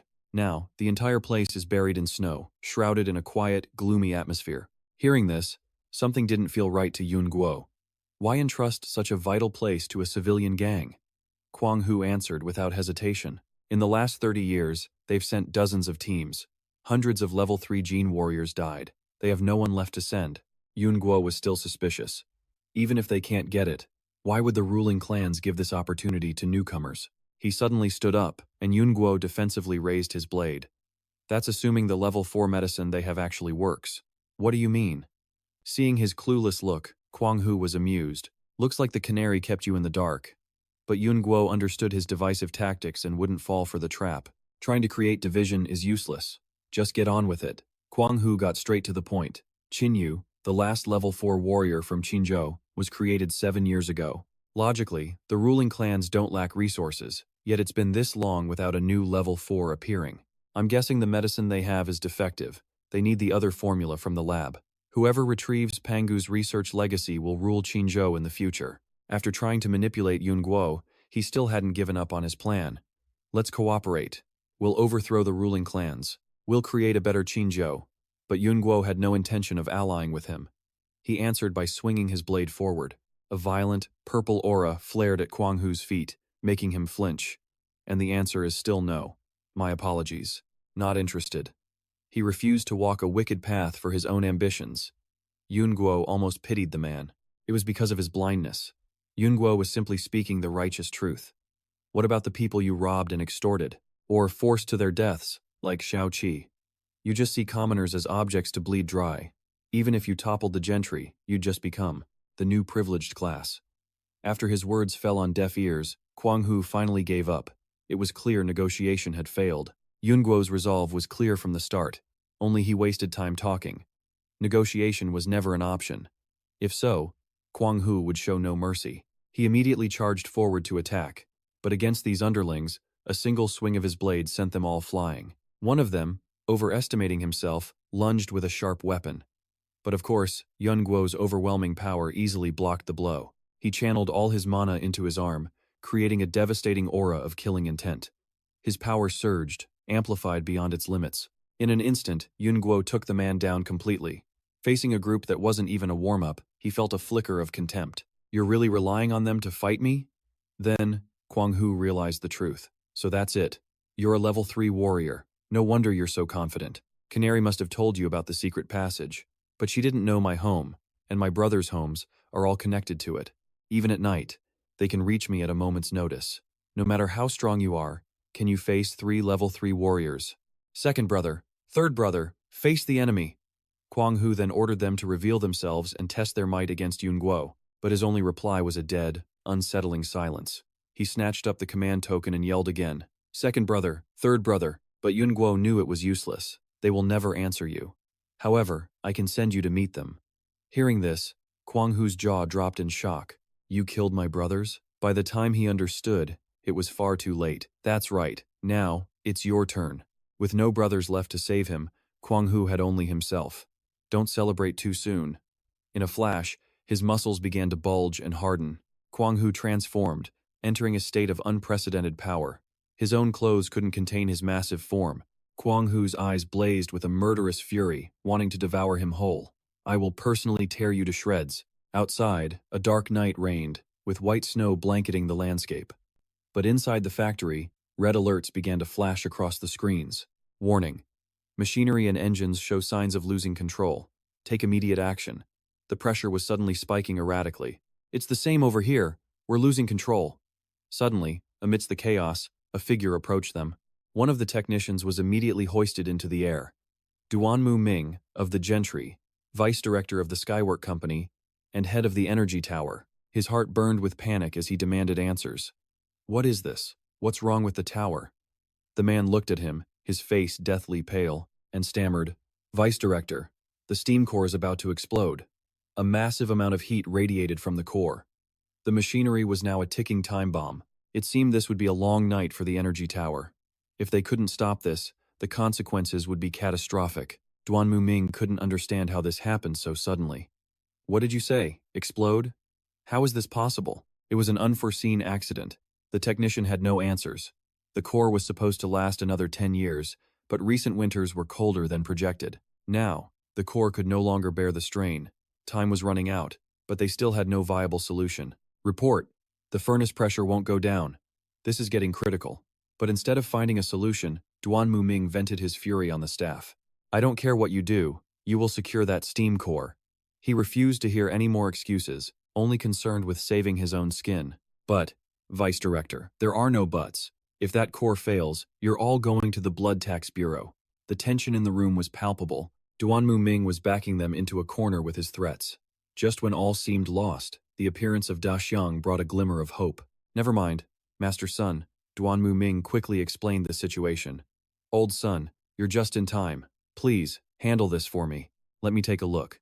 With age comes wisdom. Da Xiang's experience was their only hope. The overload is critical. This should have been inspected long ago. His expression grew grim. At this point, there's only one option.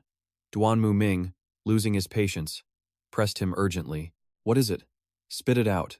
We have to shut down the main conduit to relieve the pressure, then activate the core's emergency release. However, the situation is too severe. There will be consequences no matter what, but doing that will. Duan Mu Ming cut him off, refusing to hear the consequences. No buts, just do it. The other technicians tried desperately to intervene. Vice Director, you can't. The Grand Fire Array relies on that conduit for power. If it goes offline at midnight, the consequences will be unthinkable. Tired of the chatter, the short-fused Duan Mu Ming drew his gun. He aimed it squarely at them, giving one final, stern warning. All of you, shut up. Do exactly as Old Sun said. Prioritize the heat supply for the steam core and the upper city. All Duan Mu Ming cared about was the core. Everything else was irrelevant. The staff scrambled to follow the master's orders. After a moment, everything was set in place. Master Sun was ready. Pulling the lever would sever the connection. The general never wanted a part in this, but an order from above was absolute, a truly wretched fate. He then placed his hand on the lever. In mere moments, everything would change forever. The red conduit reacted instantly, unleashing immense heat into the air as a crimson pillar of energy erupted from the tower. From afar, it resembled a fiery explosion, and even distant creatures took notice of the disturbance. A critical failure in the energy tower disabled the Lai Hoa Grand Formation. Hathan's heat will drop 50% for 12 hours, allowing monsters and Han and Gook to invade. Mission reward. After 12 hours, every survivor gains 10,000.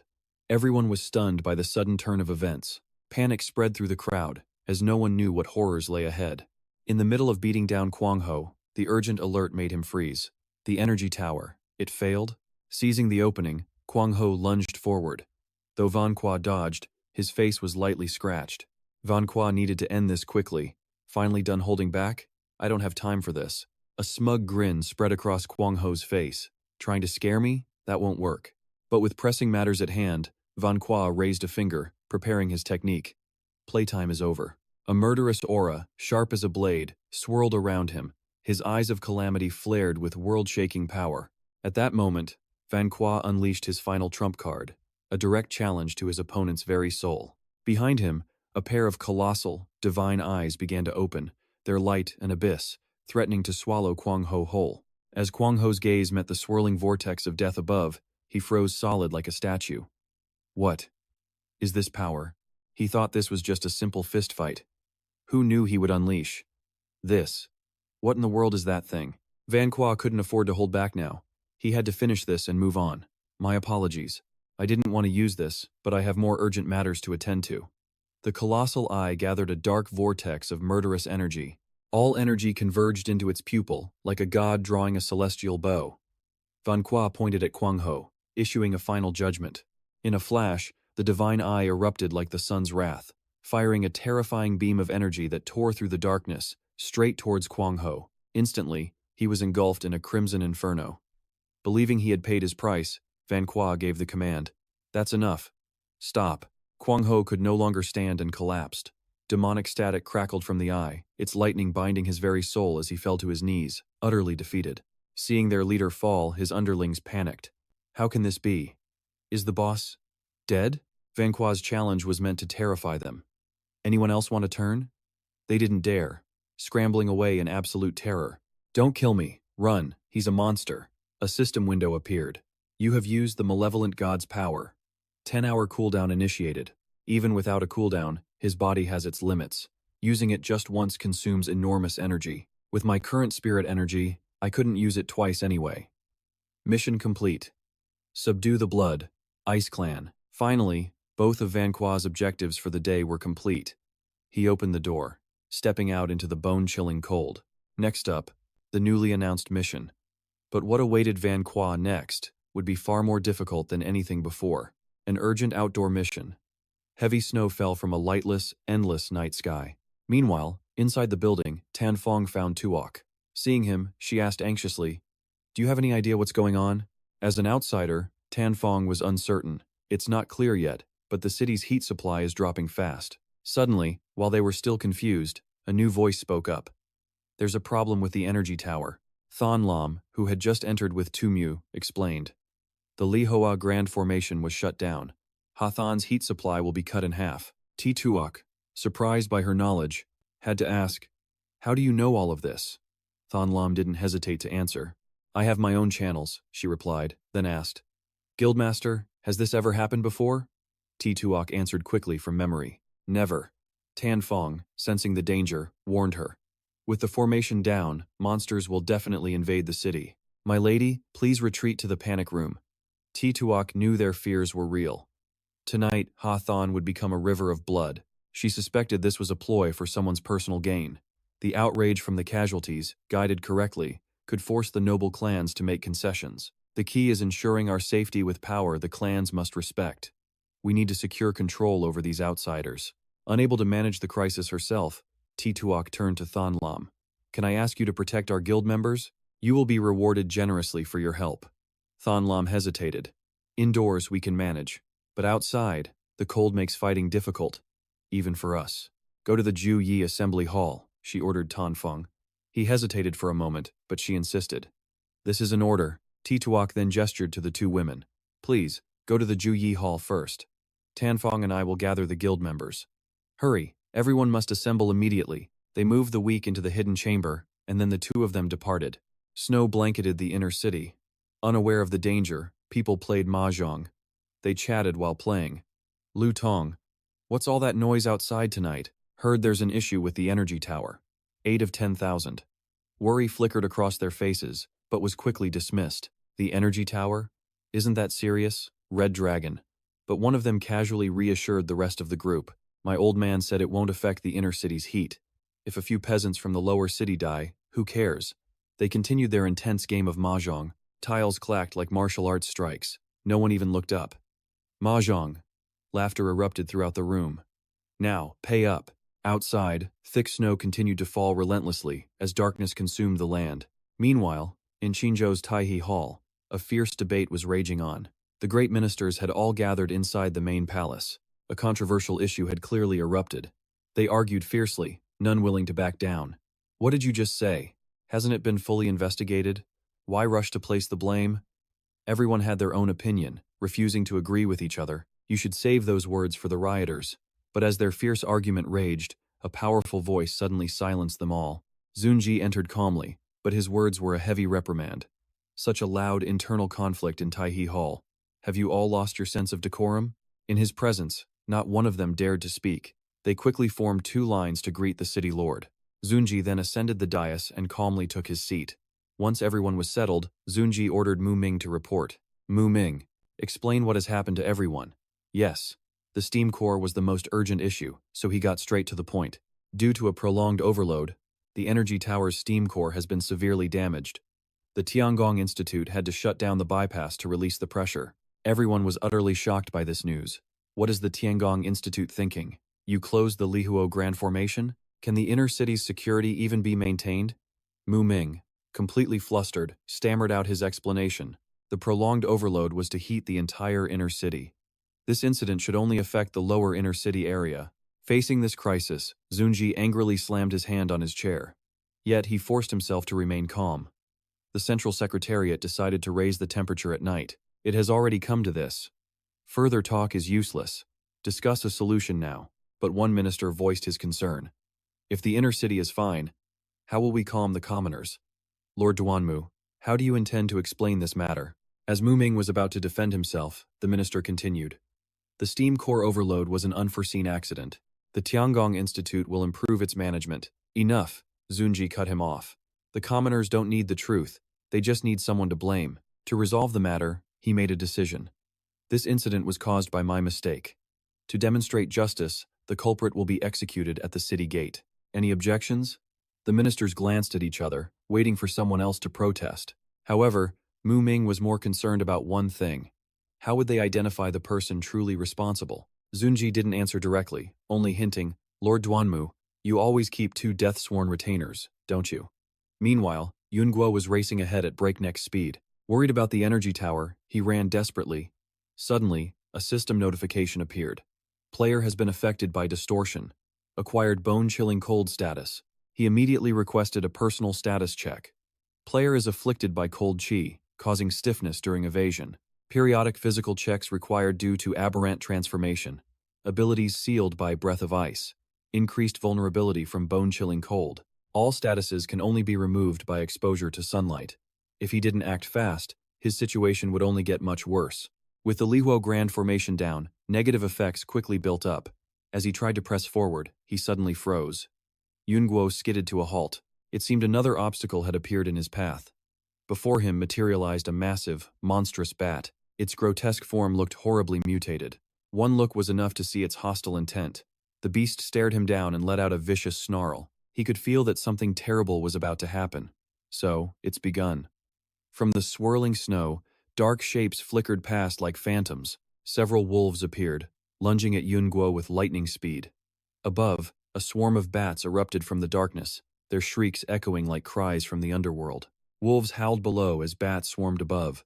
The monsters formed a tightening circle of darkness around Yun Guo. As snow blanketed the land before dawn, the seal shattered. A horde of frenzied beasts poured out, charging the sleeping village. Without hesitation, their fiery eyes blazing, they smashed through wooden doors. It was a nightmare descending. Inside a cold house, a mother and child huddled together. The floor began to shake and crack apart. A dark chasm split open the ground beneath them. From the fissure, a massive, demonic bat shot upwards. The little girl's eyes went wide. She was frozen in terror, her soul captivated by the horrifying sight before her. While chaos erupted outside, Jinggang began fortifying the house. Tables, cabinets, anything that moves. Bring it all over here, now. Everyone shoved furniture against the doors and windows, sealing every entrance. Then, he turned to the terrified group cowering in the corner and gave his order. No one leaves this room for any reason. You'll even relieve yourselves in here. Meanwhile, a woman anxiously fidgeted. Jinggang, brother Jinggang, will those monsters really attack? But Jinggang was certain the beasts wouldn't dare. With this many of us, they'll never find us. But the words barely left his mouth when planks came flying at him. Talk about a surprise. The very door Jinggang just reinforced was smashed apart by a monstrous force. Speak of the devil. A vicious wolf poked its head inside. The sight left her trembling in pure terror. Jinggang refused to let them breach the walls and lunged forward with his monster force fist. With his massive frame and overwhelming power, he delivered a devastating, godlike blow. The wolf was stunned, senseless. Jinggang seized the opening, locking his arm around its neck. Anyone with a knife, stab it now. But his command was met with stunned silence. Everyone was frozen to the spot. He couldn't hold the beast for long, so Jinggang urged them to move. It seemed fear had paralyzed them all. But after a moment, pure survival instinct took over, driving one young man to grab a knife. Wang Chung didn't hesitate for another second. He charged the wolf with grim determination, raising the knife high to deliver the final blow. Though Wang Chung was hesitant, he made his choice. He brought the knife down, and in that instant, a brilliant light flashed. Seeing the boy's courage, Jinggang was pleased and gave a nod of approval. Well done. Wang Chung was still shaking, but he turned to her with a reassuring smile. Just when they thought the nightmare was over, a monstrous bat swooped in, targeting him from behind. Seeing Wang Chung was oblivious, Jinggang screamed a warning. Move! But it was already too late. Before he could react, the creature latched on. It dragged Wang Chung into the air and flew off, ignoring his desperate screams. No! Somebody help me. Watching the bat drag Wang Chung away, utterly helpless, she sank into despair. Wang Chung. The girl knew only one person could help. She turned to Jinggang, begging, please, you have to save him. Save him. Just then, the system window materialized. Player 84 has been eliminated, killed by a monster. 74 players remain. Total prize pool, 840,000. He saw the shock on her face, tears streaming down as she trembled uncontrollably. He tried to calm her. Calm down. He's gone. Our priority now is self-preservation. Jinggang couldn't let anyone else meet that fate, so he barked out a new command. Everyone, move now. Seal the doors and any cracks in the walls, unless you want to freeze to death. Meanwhile, a pack of wolves was being incinerated by Qing Lin's brilliant, lightning-like energy. Her movements were like a bolt of lightning, her reflexes as sharp as a newly drawn blade. With a single, fluid motion, she turned another beast to dust. Everyone watched in awe of her power. She's incredible. Even stronger than brother Qin Fang. Of course. Sister Qing is incredibly strong. But as she spoke, Su Mi's expression darkened. She sensed something sinister approaching and quickly warned Qing Lin. Sister Qing Lin, a knight-class monster to the west. Understood. Nearby, Kuei was observing the situation. How many does that make? Guildmaster, that's the 12th one. The Guildmaster felt truly blessed to have so many talents on her side. A Tier 3 warrior, and one of the strongest at that. One who's likely Tier 4, a peak Tier 3, and a pharmacist. To have this kind of support, the heavens must be on my side. Su Mi approached Qinglin to check on her. Are you injured? Do you need healing? I'm fine. Qinglin then handed her a precious item. Keep this safe. It will be useful for Zhu Long. Su Mi glanced out at the white, endless sky, her heart heavy with worry. Will brother Zhu Long be all right? The spatial distortion outside is getting worse. Qinglin came to her side to reassure her. No matter how dire it gets, he will find a solution. Just have faith in him. While those inside huddled and prayed against the howling wind, outside, a battle for survival raged between Yun Guo and a horde of beasts. He stood alone against the charging, howling pack. A mystical light radiated from his body, like starlight in the thick blizzard. His spirit-infused saber was his only companion, and countless beasts had already fallen before its cold edge. That's the 21st. A warning flashed. Frost effect has intensified. Find a heat source immediately. And that's exactly what Yun Guo desperately needed. You think I don't want to? He muttered. The snow fell thick and fast as the wind howled, cloaking everything in a deadly, freezing aura. Just then, a new entity appeared. A snow lion, its fur as white as the driven snow. Its massive wings radiated a bone-chilling cold as it stalked towards Yun Guo. Before the battle even began, it roared, a clear declaration that any trespasser would pay in blood. He never expected to face a monster this powerful here, a bishop class. Just my luck. Without warning, it opened its maw, firing soul-piercing shards of ice straight towards Yun Guo. He'd just finished fighting the wolves. With no time to even catch his breath, Yun Guo now faced a threat 100 times more terrifying. Unwavering, he held out a hand, gathering the killing intent from his very bloodline into a swirling crimson orb. With 2 fingers pointed forward, he unleashed a vicious stream of malice that tore through the air. The energy blast screamed through the air, aimed directly at the lion's outstretched, snow-white wings. But in a flash, an unseen force completely neutralized the attack. The blast of killing intent vanished as if it had never existed. Yun Guo was forced to land, putting distance between them. He grimaced as his attack proved useless. The blood bullet's damage is too low. Time for a raging strike. Unyielding, Yun Guo raised his saber high. His body radiated a killing aura, thick as the blood mist on an ancient battlefield. He moved like a flash of crimson lightning. He charged straight at the snow beast, determined to end this in a single blow. He had to win fast. Leaping into the air, his form blended into the blizzard. The blade descended with cataclysmic force, the might of one who dares defy nature itself. For a fleeting moment, man and beast passed one another in a blur. Model. The air grew tense, waiting to see who would fall. Yun Guo landed, motionless as stone. His blade gleamed, his hand stained with a light green fluid. That fluid should have signaled victory. But when he turned, his eyes widened in shock. What? He couldn't dodge properly? Was his butterfly step sealed? No. Hypothermia was dulling his own senses and reflexes. The lion stood unscratched, its eyes burning like flames, radiating immense killing intent. Yun Guo knew the situation was dire. He hadn't just wounded it, he had enraged it. It roared again, unleashing a volley of ice flames. He was forced on the defensive, desperately dodging each attack. Ice shards rained down like a demonic meteor shower, relentlessly tearing through the land. Yun Guo was trapped, with no opening to counterattack. He mentally reviewed his skills. Calamity Eye was on cooldown. Tribulation Flame was sealed. Blood bullets were too weak, and his ultimate strike couldn't finish it. What other options were there? Suddenly, an idea struck Yun Guo. The Soul Heavenly Scale. But that only worked against celestial beings. The system panel suddenly flashed a message, immobilized for 2 seconds by the chilling aura. Wait. At a time like this? But the disaster wasn't over. The snow lion roared, forming an ice orb as bright as the midnight sun. It launched the orb, a Death Star hurtling directly toward the stunned Yun Guo. In that moment, he was utterly helpless, filled with despair, unable to fight back. Was this how he would die? But just as the tension was about to snap, Tu Yang appeared. Let me handle this. He flashed past Yun Guo before he could even register it.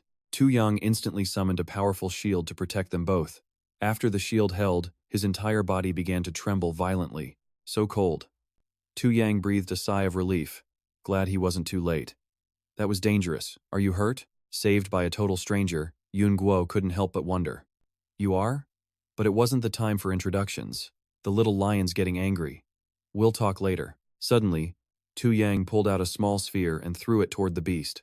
Catch. The lion, curious about the strange ball, cautiously approached it. The two seized the opportunity to escape. Let's go, now.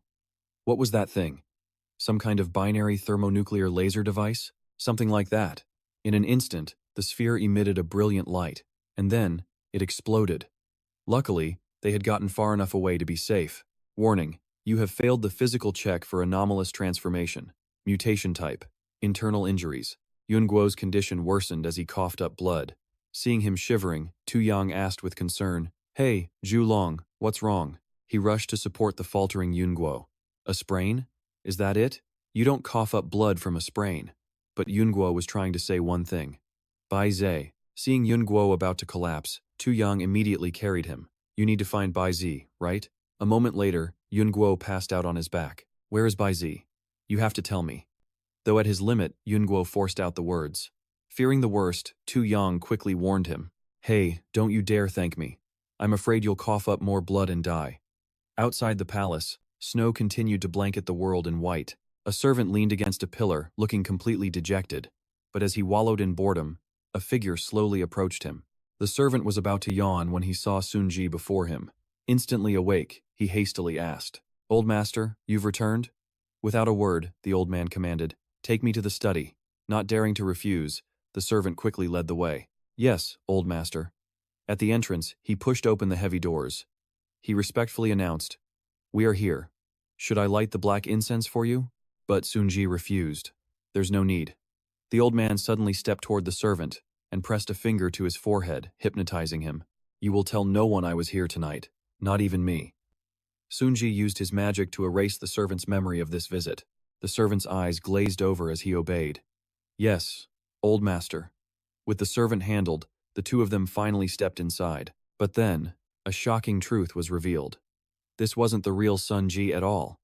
Ugh. Pretending to be an old man is exhausting. The next second, he raised a hand to begin the transformation. An aura enveloped the figure, reverting it to its original form, and the one disguised as Sun Ji was none other than Helen. Suminobu was impressed by her flawless infiltration skills. That ability of yours is quite convenient. But what he admired even more was Helen's sheer audacity. But to just walk into the city lord's mansion, aren't you afraid he'll suddenly return? But she had timed her infiltration perfectly. Don't worry. The Council of Elders is debating the energy tower all night. This gives us the perfect chance to find the intel we need. But when Suminobu saw the mountains of books, he felt his heart sink. There are mountains of books here. Where do we even start looking? Helen walked past the shelves, running a hand over the books. I don't know for sure, but I have a hunch. She seemed to understand Sun Ji's personality perfectly. A man who's been city lord for 40 years. A control freak who only sleeps 4 hours a night? He'd never keep something important too far out of reach. As she spoke, a specific place came to mind. A hidden mechanism. Helen scanned the room, searching for the trigger. If I were him, I'd place the trigger somewhere within easy reach. Servants clean the desk supplies, and the books on top are far too obvious. After a deduction worthy of a master detective, she reached down to a basket next to the desk. It must be here. Helen placed her hand on what looked like a set of scrolls. Just as she predicted, she was right. Motors whirred and gears began to turn. The next instant, the bookshelf before them split in two, revealing a hidden passage. Deep inside Sun Ji's study, there was another secret room.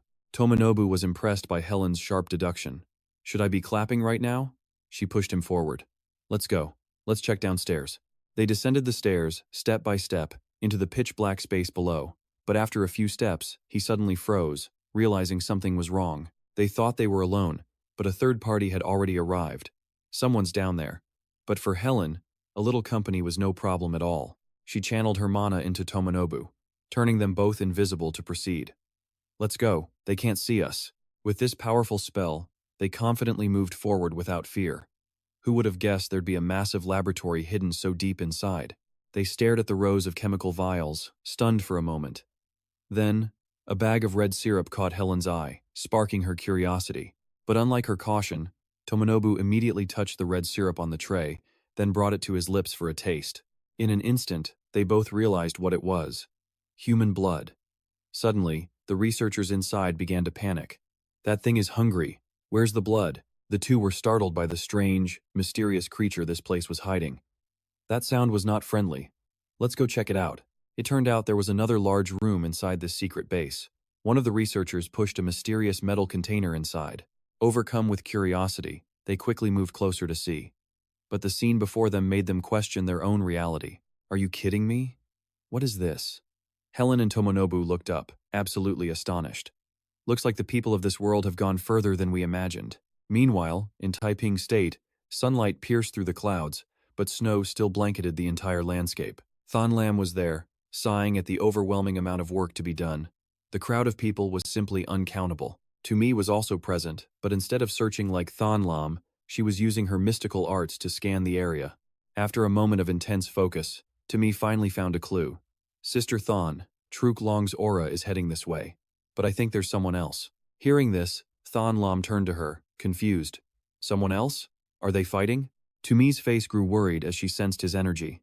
I don't think so. Their auras are very close, but Truk Long's feels unstable. And just as she said, Tu Duong and Van Qua were wandering aimlessly in a blizzard.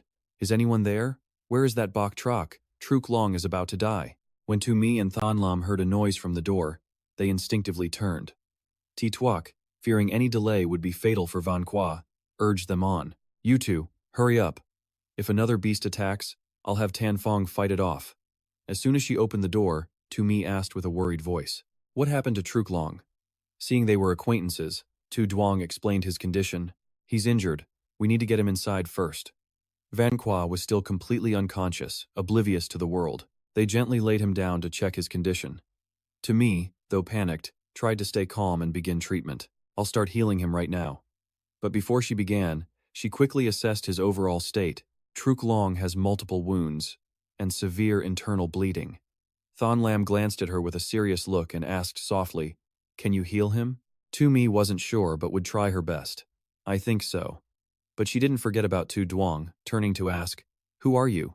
Why did you save Truk Long? He didn't hide anything and answered honestly. Saving him was just convenient. Someone asked me to deliver a message to you people. With no time to waste, he got straight to the point. I'll only say this once. The first sentence is, the seed begins to rot from the top. And the second sentence is, it's a fake. It must be a fake. Tu Duong offered no name or context, only those two cryptic lines. Thon Lam already found him mysterious, but now she was even more confused. What does that mean? But Tu Duong only did his job, revealing nothing more. Don't ask me. I'm just the messenger. Now that my job is done, I'm leaving. He didn't linger for a second, leaping outside and vanishing. After that, they stayed in Taiping State for a few days to monitor Van Qua's condition. After a long period of unconsciousness, he finally, slowly opened his eyes. To me had been by Van Qua's side the whole time. Seeing him wake up safely, she couldn't hide her joy. Truk Long, you're finally awake. He slowly pushed himself up into a sitting position.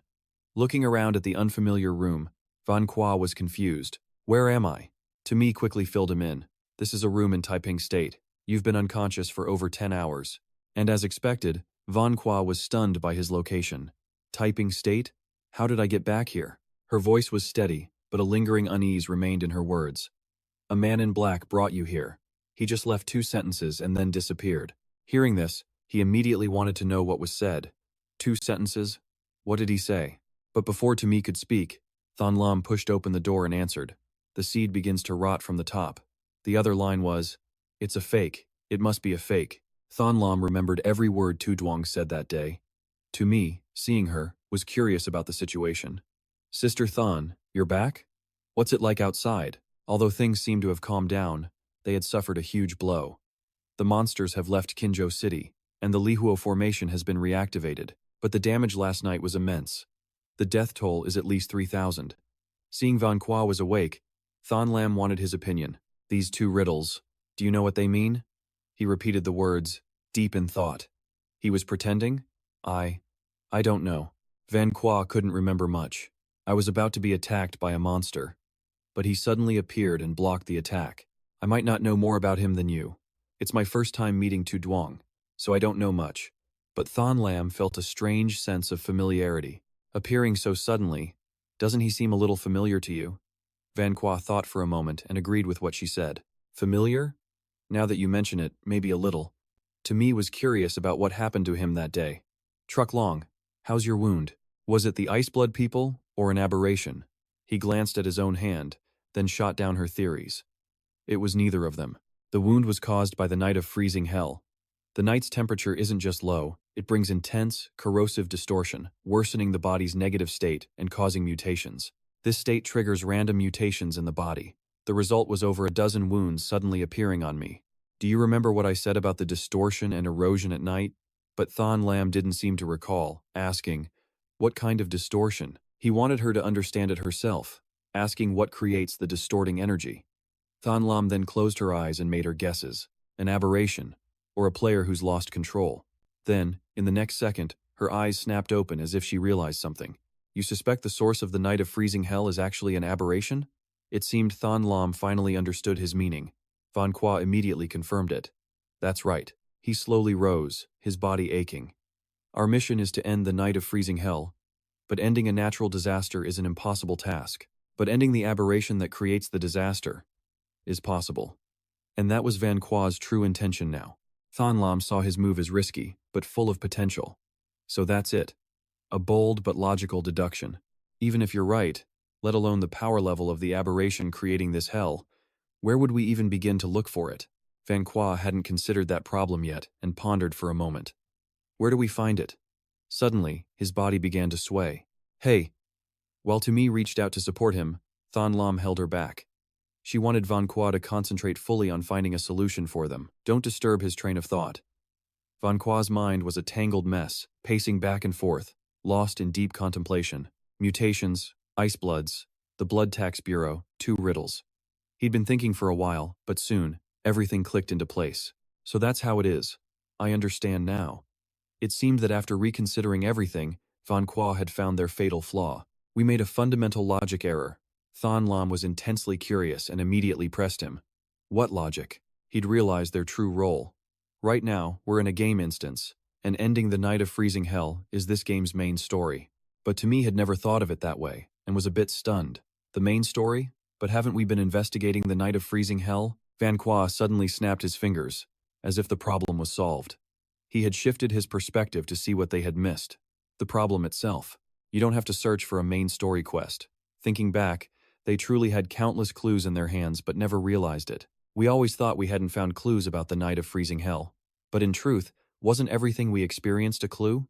Thon Lam and Tumi looked at each other, as if they finally grasped the key point. All of this. It was all a clue. Everything seemed to awaken from a long slumber as an Arctic chill began to stir. Corrosive distortion. The state of corrosion signaled the presence of bizarre creatures. The reason they hadn't noticed these things was because a hidden power was manipulating this entire situation from behind the scenes. The bizarre creatures and the Icebloods show us the unsolvable end of the night. Thon Lam, her curiosity still unsatisfied, continued to ask, is that all there is to the Icebloods? Do you think their mutations are connected to the night of freezing hell? Suddenly, Van Qua snapped his fingers once more. It was as if she had just hit another crucial point. And he confirmed Thon Lam's suspicions, then added more details. The bizarre creatures and the Icebloods signal the unavoidable outcome of the night. Complete mutation means losing all reason, becoming one of those creatures. It seemed they now had a much clearer picture of the deep-seated events, but they didn't know how to face it. But even if the source aberration of the night exists, we still don't know where it is, do we? But in the next second, Van Qua connected everything to Tu Duong's words. No. Do you remember the first riddle left by the man in black? If the seed hints at Cam Chao, then the corrupted top is the Sea Clan. None of this happened by chance. Everything was orchestrated from the very beginning. Why can the energy tower resist the corrosion of the night? Why did the Sea Clan have to create the Blood Tax Bureau? Because they know more than anyone. The Sea Clan definitely knows the truth about the night of freezing hell. But for that very reason, they lost their conscience. They've hidden everything. They've become corrupt. Suddenly, as Van Qua's speech reached its climax, a knock came at the door, and it was none other than Ti Tuok, a bright smile on her face. Am I interrupting you? Both Thon Lam and Van Qua shook their heads at the same time.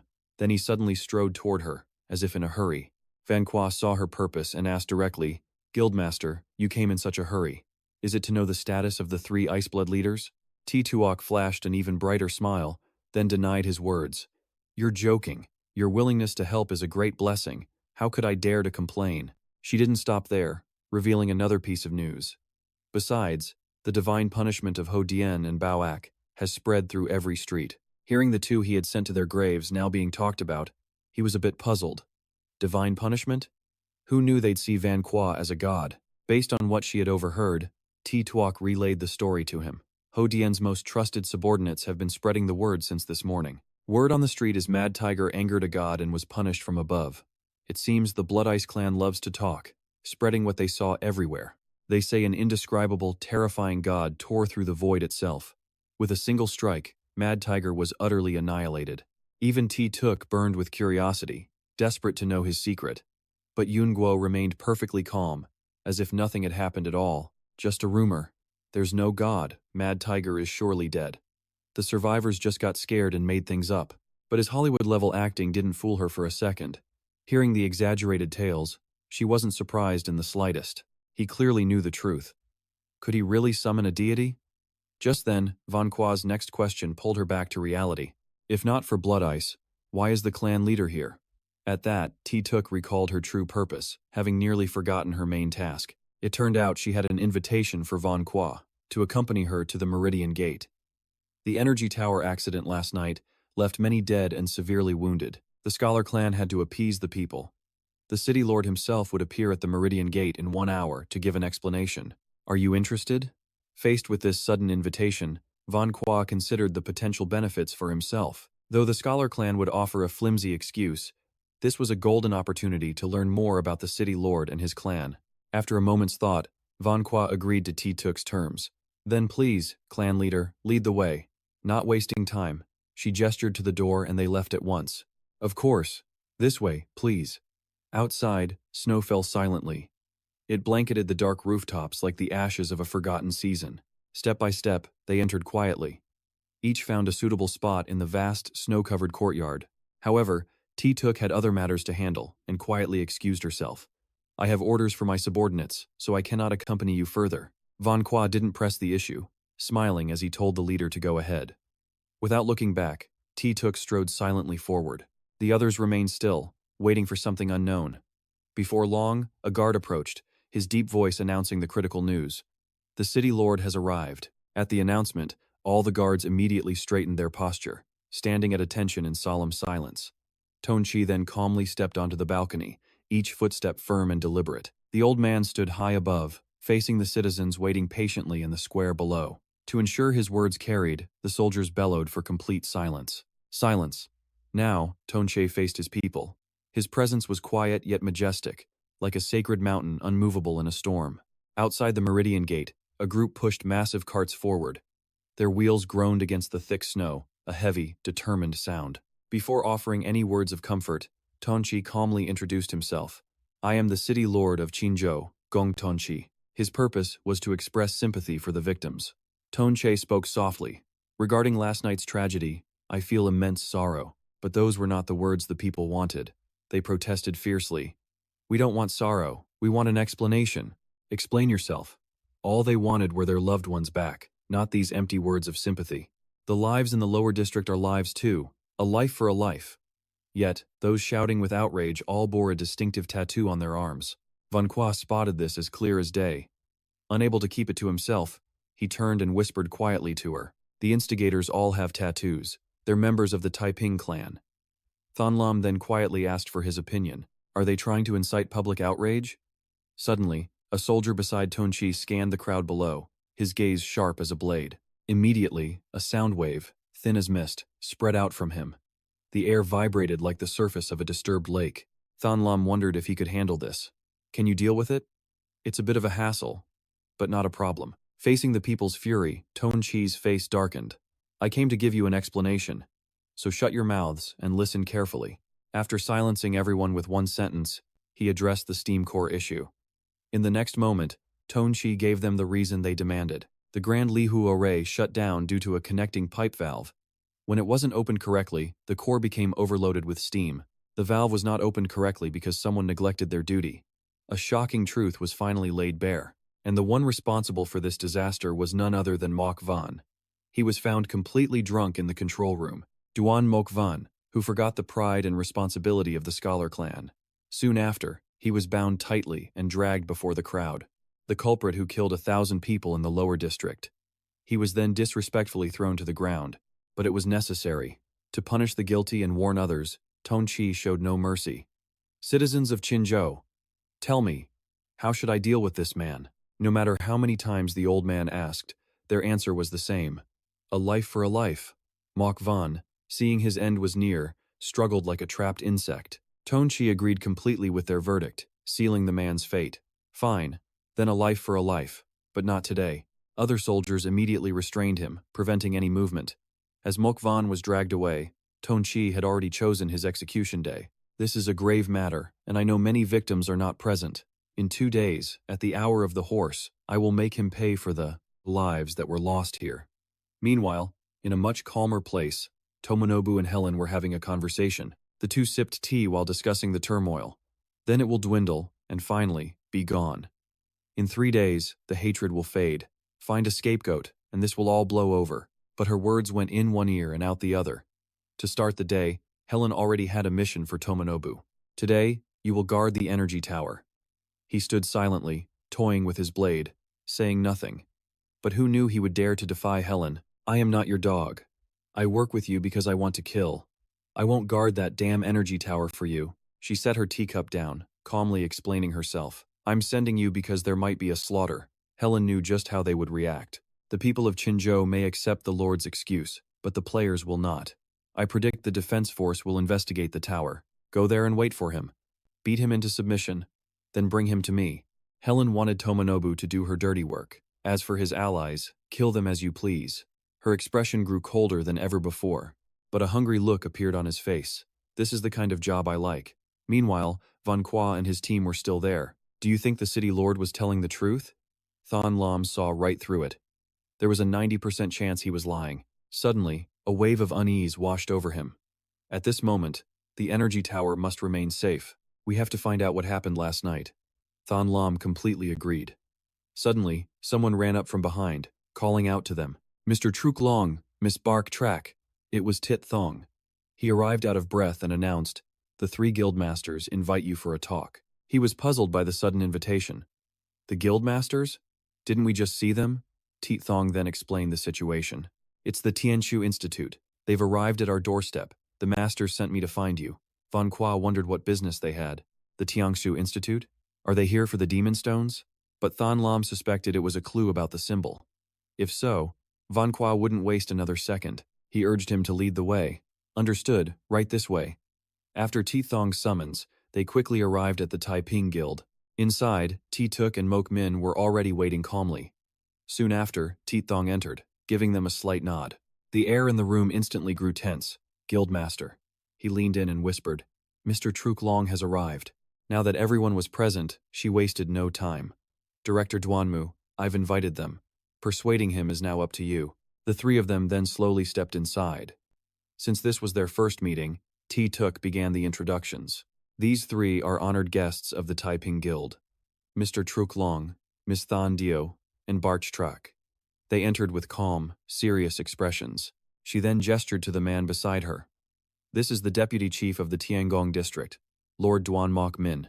He oversees the energy tower, but without a word of greeting, he asked bluntly, was it you who killed the mad tiger? To diffuse the tension, Ti Tuk stepped in with a light laugh. Lord Duan Mok Min, you jest. The leaders of the Blood Human gang were heinous criminals. What does that have to do with us? Though her tone was gentle, Mok Min pointed at her rudely. Oh, Tun Fong's face darkened at his blatant disrespect. Mok Min's own expression was full of bitter resentment. He wanted to speak, but the words wouldn't come. After a moment, he decided to let the matter rest. Never mind, I'm not here to discuss that. Mok Min was here today to use their manpower. In short, the Blood Human gang's case is tied to you. Now that they're gone, you must join the investigation team. Hearing this, Van Qua stepped forward with purpose. This wasn't a joke, he was getting serious. Fed up with his attitude, he held nothing back. Are you threatening us? Do you know who I am? He remembered T-Tuk's introduction perfectly. The guildmaster introduced you. Deputy Chief of Tiangong, in charge of the energy tower, and a noble, correct? But Van Qua had a sharp mind and wouldn't be fooled. Outsiders like us won't fall for a noble's trap, will we? Seeing the two were about to clash, T-Tuk clapped her hands. She then spoke gently to calm the situation. First, both of you must calm down. We're here to discuss a partnership, so please drop the hostility. Lord Duanmu needs a victory to offset last night's failure. Trust me, in all of Qinzhou City, Mr. Truklong is your best choice. Having persuaded Mokming, T-Tuk then turned to Van Qua. And as for you, Mr. Truklong, with Lord Duanmu's help, your quest for 1,000 demon stones will be much easier.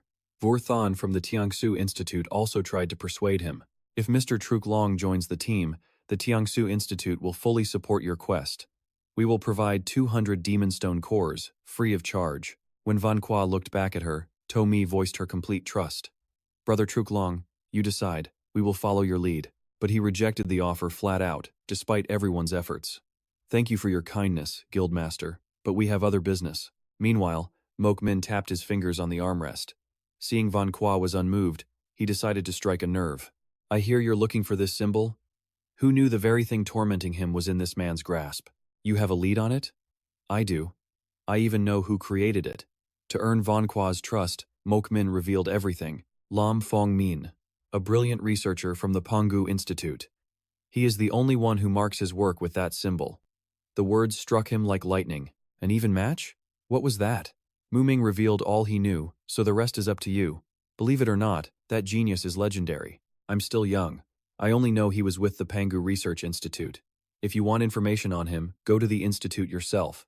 Yunguo still couldn't process what he'd just heard. Impossible. To keep him from panicking, Qinglin put a hand on his shoulder. He then stepped forward with a proposal. Clan leader Jin, this is sudden. Could you give us a moment to discuss it privately? T-Tuk didn't mind at all and agreed at once. Of course, Shui Tong, show our three guests to the adjacent room. Once inside the private room, Qinglin immediately shut the door.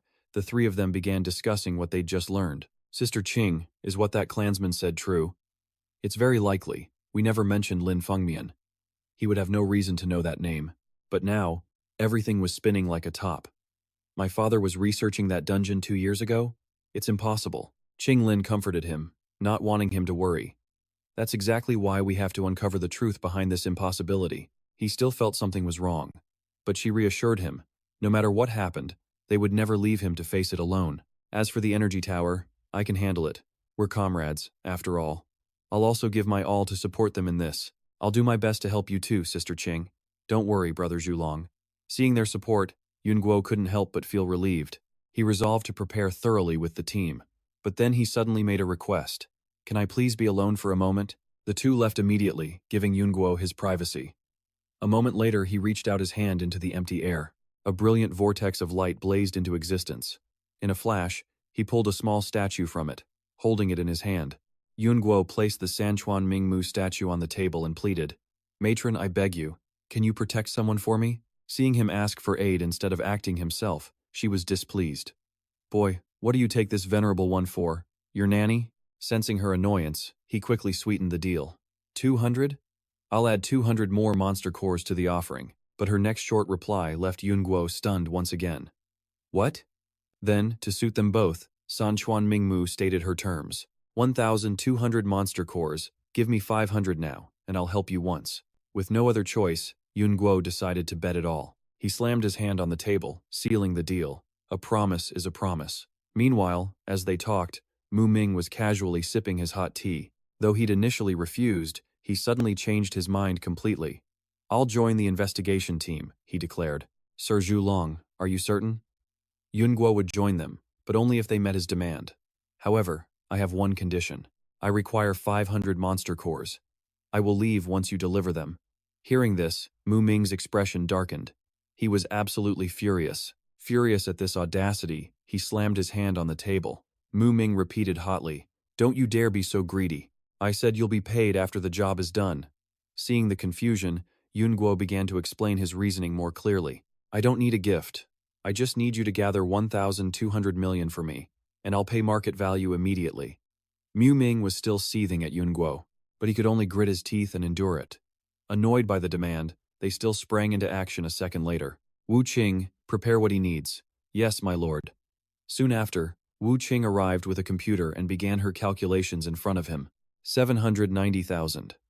800,000. After confirming, she announced, for 500 monster cores, a total of 840,000 scrip. Confirmed. Yun Guo then asked, where do I collect them? Wu Qing slid a key toward him, explaining, everything is next door. This is yours.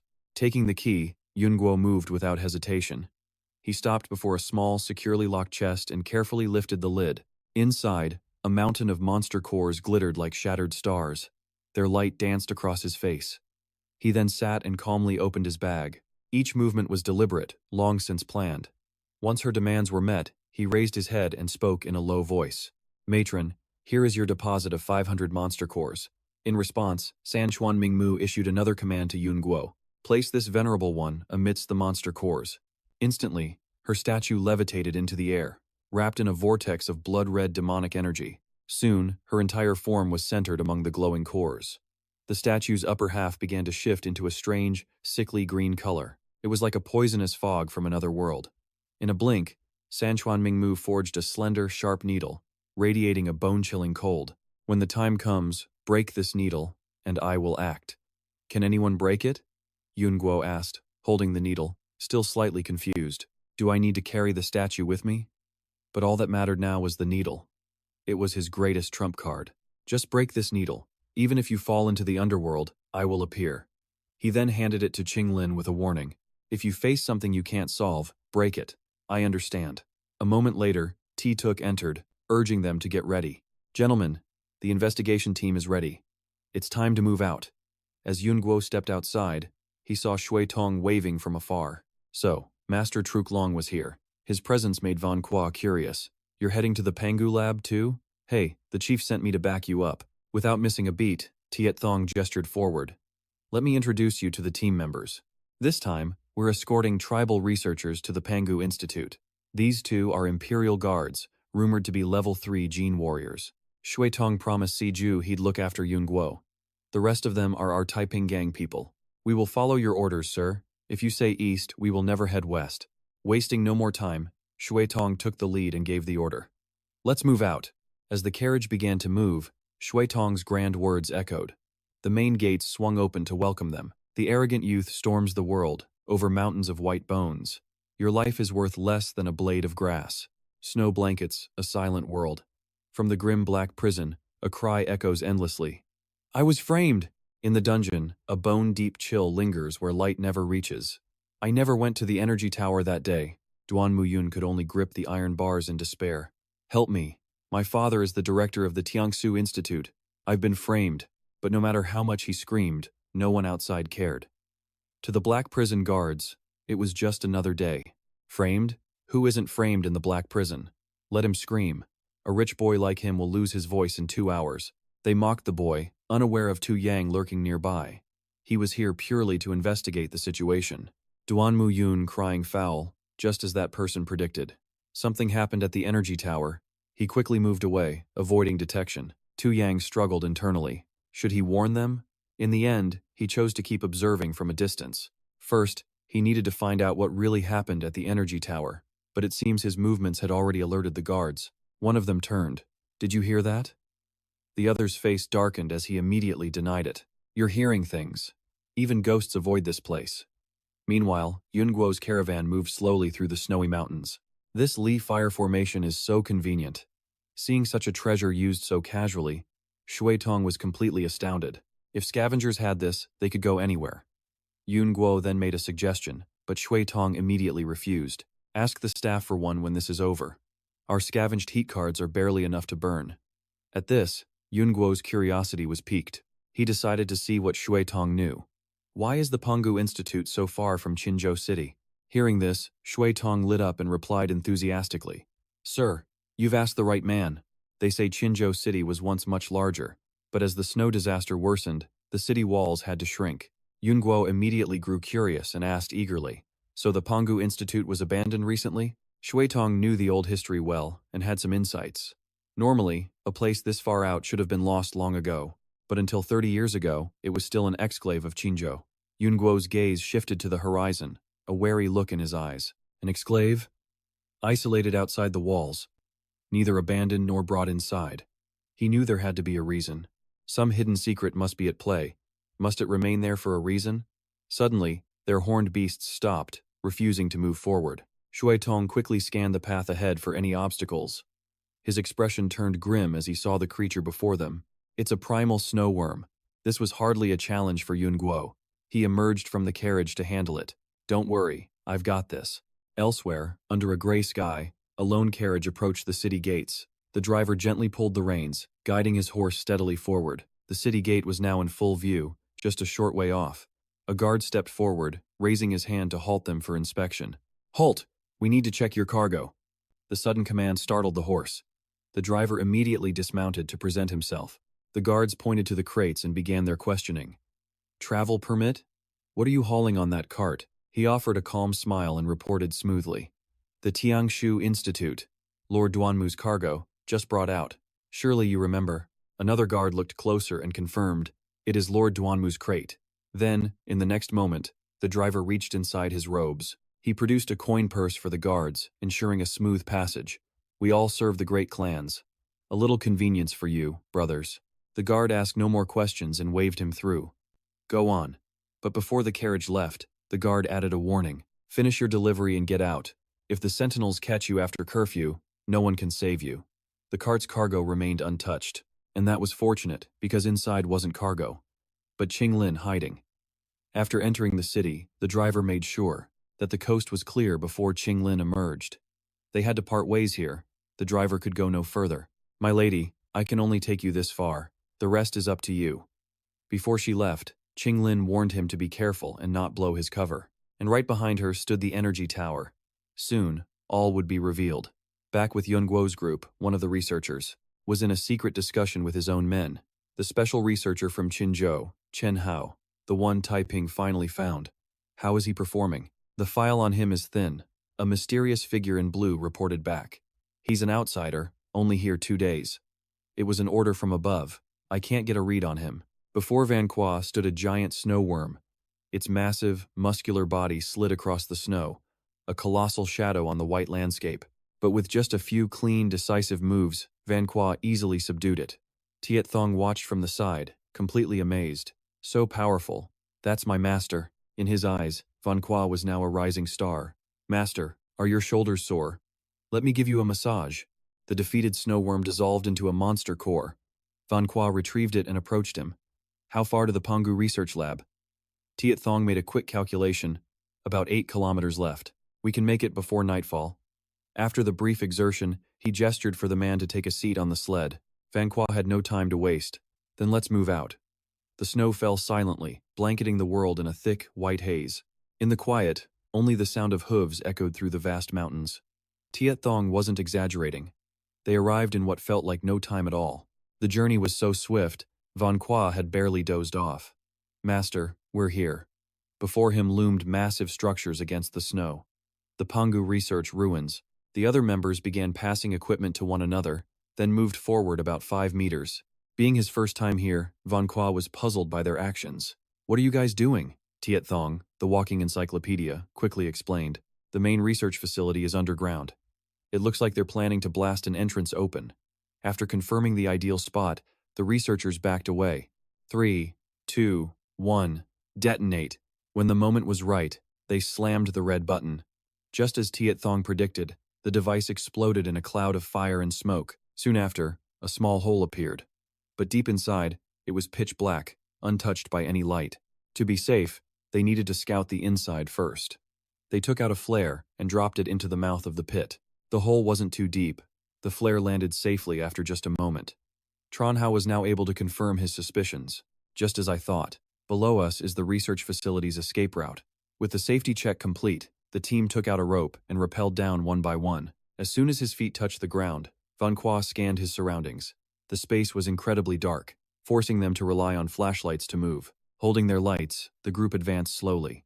After a short walk, they finally reached the base and stopped before a large door. While Van Qua wondered how to open the door, Tron Hao produced a key. Looks like they didn't leave the door open for us. Do you remember the code? This door is purely mechanical. He slid the key in, adding grimly, "No code, no alarm, but it's rigged to blow. This double-layered wall is packed with hundreds of pounds of explosives. One wrong turn, and the person opening it will be vaporized."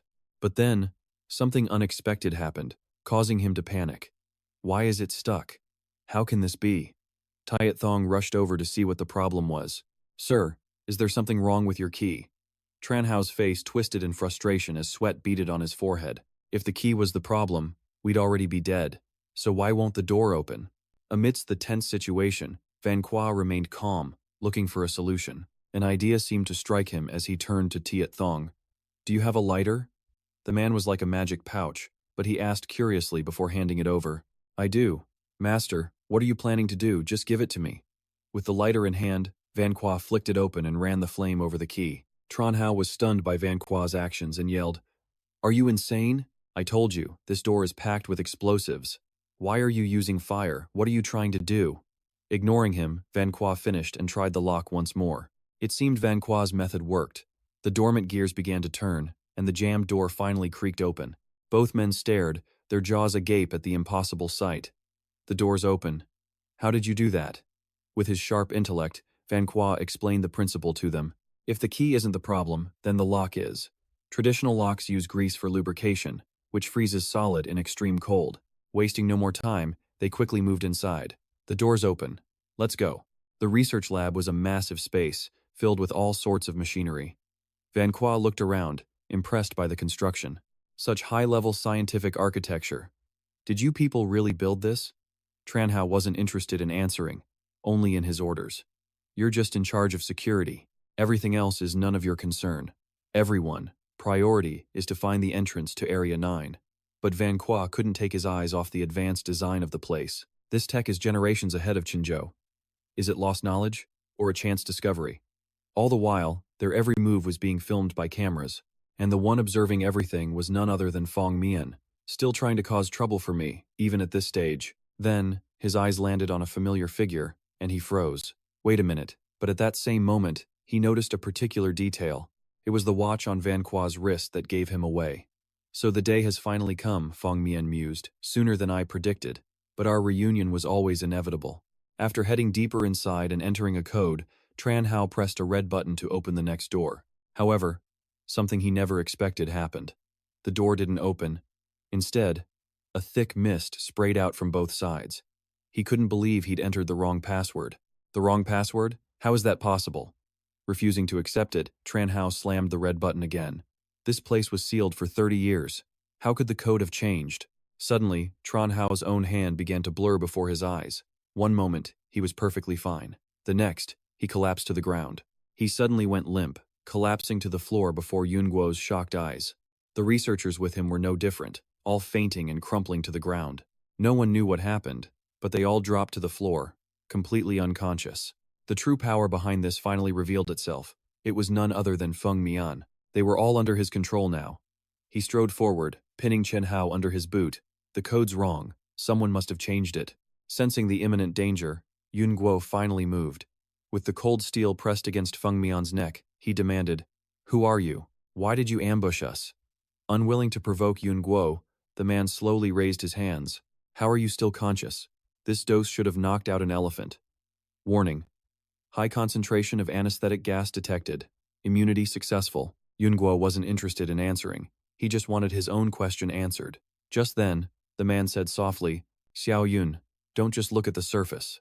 Some problems are hidden from view." But this only made Yun Guo more suspicious of Feng Mian. How could he possibly know those words? The man didn't respond, remaining perfectly still. A moment later, Feng Mian decided to remove his mask. After revealing his true face, he turned towards Yun Guo.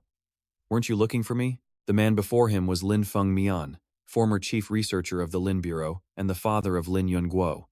Elsewhere, an infuriated employee was storming outside. 12 straight hours of work is one thing, but they won't even let me have one smoke? Are they trying to work us to death? The air inside was suffocating, so he stepped out to catch his breath. He stood calmly, closing his eyes and tilting his head to the sky. The air out here is so much better. But his luck had just run out. A moment later, he was knocked unconscious by Qing Lin. She only did it because she needed something from him. With this pass, she could finally sneak into the tower. But she hadn't been waiting long before she sensed movement. Well, what a surprise. Tomonobu was suddenly there. With a flash of his blade, he sent the poor employee to his grave. But his true target from the very start was her. So, you managed to dodge that? A murderous aura began to radiate from Tomonobu's sword, but that just makes it more fun. Let's play a little longer. It seemed Qinglin's quiet investigation was over now that she'd run into this obstacle. Before making her move, Qinglin decided to ask him first. Are you a player, too? What is your purpose here? Tomonobu bizarrely licked his blade. My purpose? My purpose, of course, is to kill you.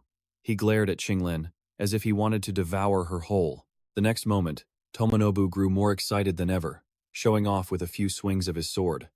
But Qinglin wouldn't be intimidated, gathering her light energy to meet his challenge. The moment their eyes met, they clashed like a raging storm. Suddenly, Tomonobu's blade extended as if it were alive, its tip lunging straight for Qinglin.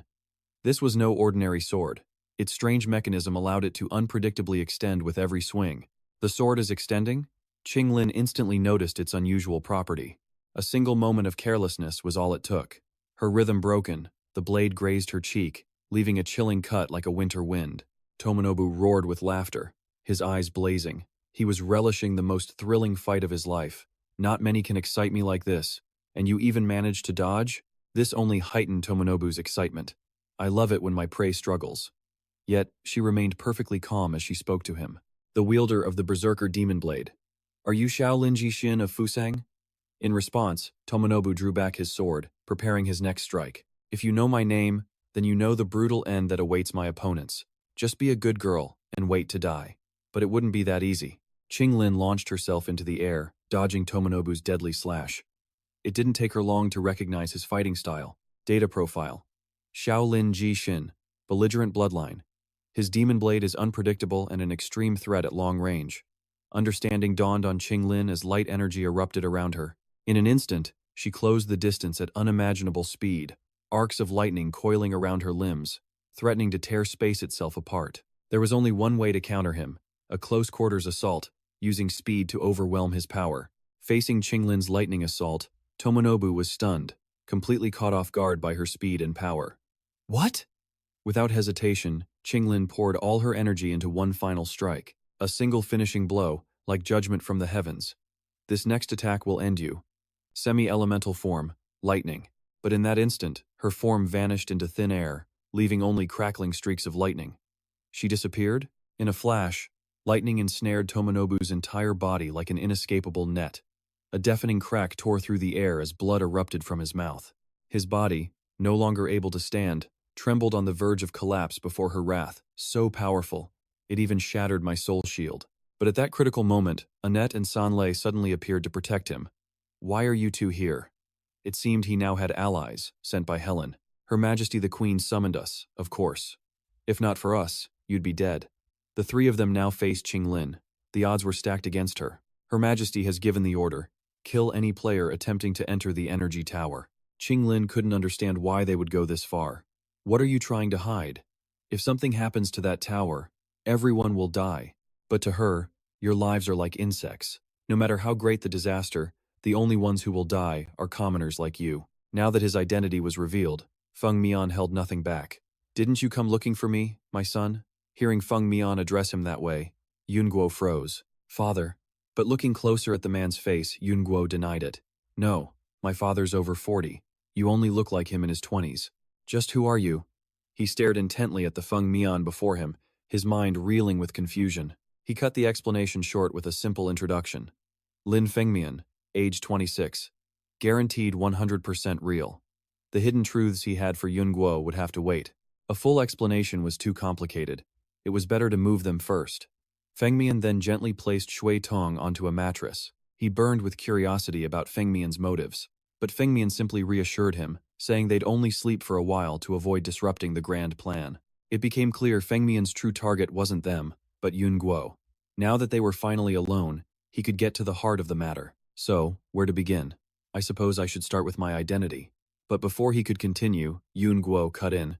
Why did you say you were the 26-year-old Lin Fengmian? Everything you now witness is the result of his ambition. For a grand design, Lin Fengmian fractured his memories into dozens of pieces, each one an independent being. I am one of those pieces, the memory fragment of Lin Fengmian at age 26. Even in his wildest dreams, Yun Guo could never have imagined this. A grand plan, memory fragments. Seeing him completely frozen, Fengmian continued to explain. It's normal if you can't accept this right away. To be honest, even I didn't expect my future self to be so creative. After a moment, the conversation shifted to family. If what you say is true, then why did you and Mom disappear 2 years ago without a word? The memories of that day were seared into his mind. What did his father's 4 lines of prophecy mean? And then, the situation took a truly surreal turn. I don't know. You don't know? I am the memory fragment from age 26. I don't have memories from when I was 40, because Fengmian only remembered the past. His son was still just a little boy to him. In my memory, you were only this tall. I never imagined you'd grow so much. Then Yun Guo asked a crucial question. So how did you recognize me? At the very beginning of the game, a player was teleported to this exact spot. That person told me all about your situation. I'm sure you've already met them. Fearing Yun Guo wouldn't understand, he repeated a very familiar line. What seems fake isn't necessarily fake. In that moment, his long-held suspicions were confirmed. That person was really sent by his father. He couldn't wait any longer and asked what the 2 riddles meant. But his father didn't answer, instead asking Yun Guo to follow him somewhere. Before we discuss that, I want to take you somewhere. As they walked, Fengmian asked Yun Guo his thoughts on the final Cold Hell mission. What is your theory? He quickly stated his opinion. I have one guess. The source of the Cold Hell must be an incredibly powerful anomaly. There's no other way to stop this cataclysm. But what is this anomaly?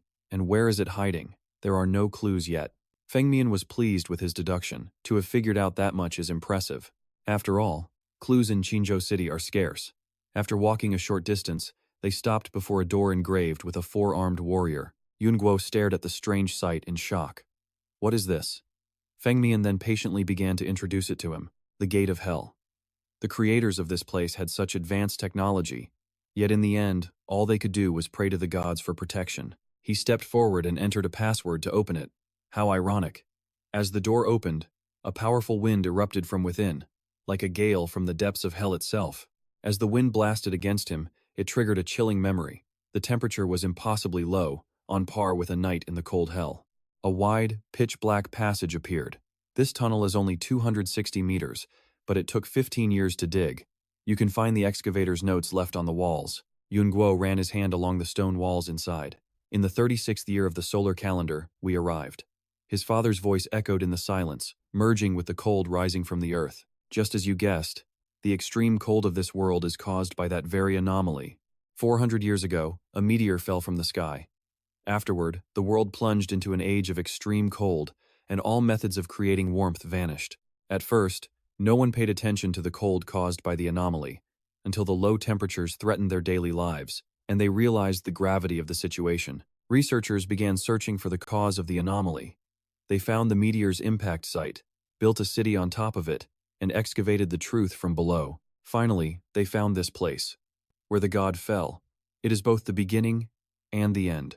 After a long walk, they stopped before a vast ice lake that stretched out like a massive mirror between heaven and earth. Yun Guo gazed forward. His eyes widened at the ethereal and bone-chilling sight. A god?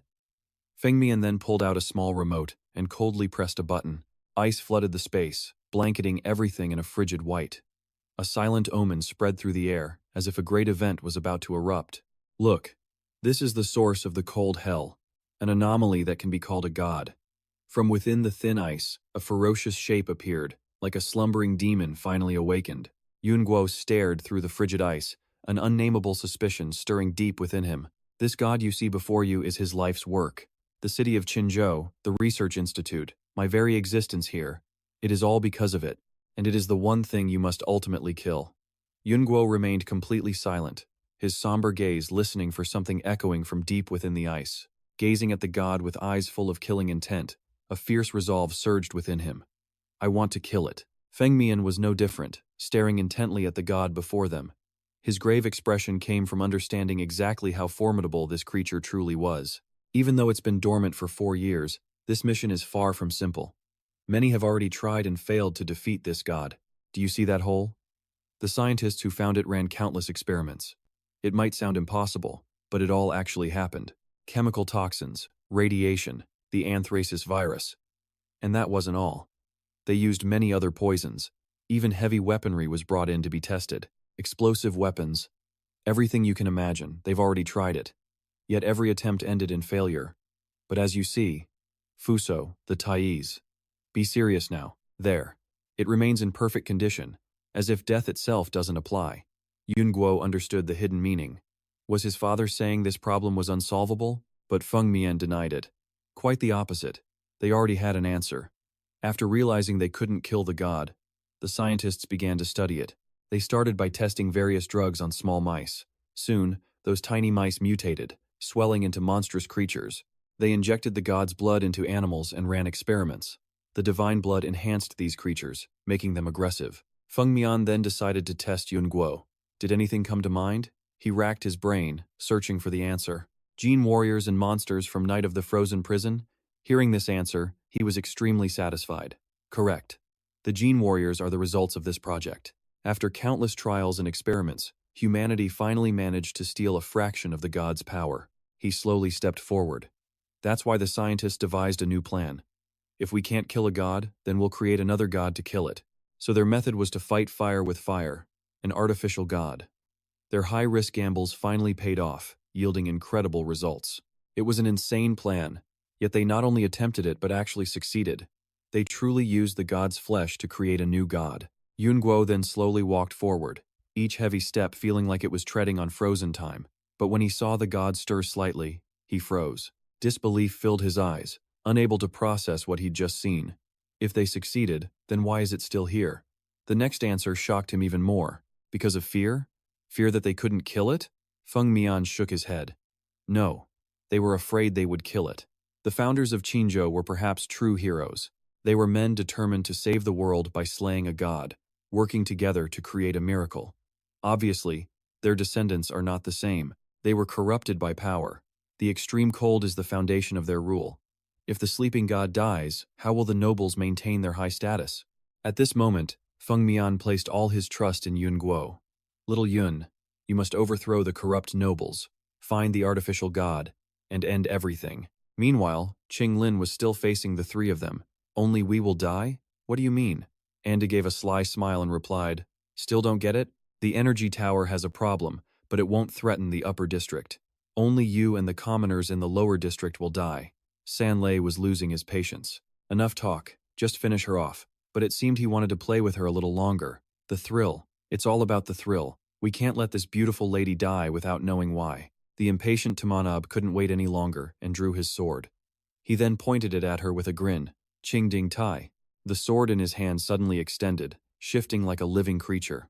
This weapon's unpredictable nature made it incredibly difficult for Tamanab to defend against. However, Qing Lin still faced a greater obstacle, Ande and San Lei. He instantly flashed to her right and threw a punch. Falling into my arms already? You're quite eager. But Qing Lin wouldn't accept this fate. She countered with the skill card. Flash Snow. As Andy's punch flew forward, Qing Lin vanished into thin air. Chaos Hex, a curse that restricts a unit's ability to use their powers. Sanlei was preparing his attack, heart in turmoil. It seemed his technique countered Qing Lin, freezing her in place, unable to move. Things had taken a turn for the worse. Qing Lin was about to break. Facing three opponents at once was beyond her limit, and she was quickly being overwhelmed. A brilliant purple light suddenly flashed, flaring up like a final ray of hope. Her fierce will to survive was the only thing keeping her on her feet. As for Ande, he walked calmly toward her, his eyes unfeeling. He then tried to persuade her, "Don't resist anymore. I'll guarantee you a painless death." However, she still held one last trump card, the pin from Sanchuan Mingmu. But the three of them had no intention of letting her go. They kept closing in, cornering her with no escape. In that tense moment, another voice spoke up. Three grown men bullying a girl. Aren't you ashamed? Tamanab immediately spun around to see who was there. Who is it? The newcomer was no stranger. It was Xu Yang. I'm just passing by. He found the sight of them ganging up on a woman disgusting and had to speak up. I couldn't stand your behavior, so I had to intervene. Seeing a third party interfere, they decided to go all out. What now? He's probably a player too, just take him out. Sanlei didn't waste words, immediately summoning several crimson skulls around himself. 5 spirit ghosts. Yet Xu Yang just stood there, completely calm. Raising ghosts? That's an act that harms virtue and weakens one's fate. If you're not careful, it will backfire, and you'll suffer a miserable death. Annoyed by his constant lecturing, Sanlei got angry and attacked directly. Nonsense. 5 spirit ghosts. Sever his throat for me. Xu Yang didn't let him attack, throwing a strange gourd forward. Skill card. Death God Gourd. Without hesitation, he unleashed all 49 of his divine arts. So you won't listen to reason? Subduing ghosts is my specialty. Xu Yang's gourd acted like a miniature black hole, sucking in all of Sanlei's skulls. Poof. At that moment, Sanlei was gravely injured and coughed up blood. Seeing a portion of his power gone just like that, his blood began to boil. What did you do to my 5 spirit ghosts? Xu Yang held the gourd, a smug smile on his face. I've captured them to brew some wine. Consider it my fee for exorcising them. But Qing Lin suddenly recognized his identity. The ghost brewing eccentric. Could it be?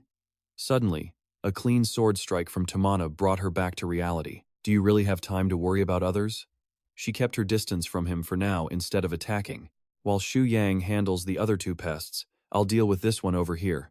You should be saying that to yourself. Model. Suddenly, Ande lunged forward, shoving Tamana beside.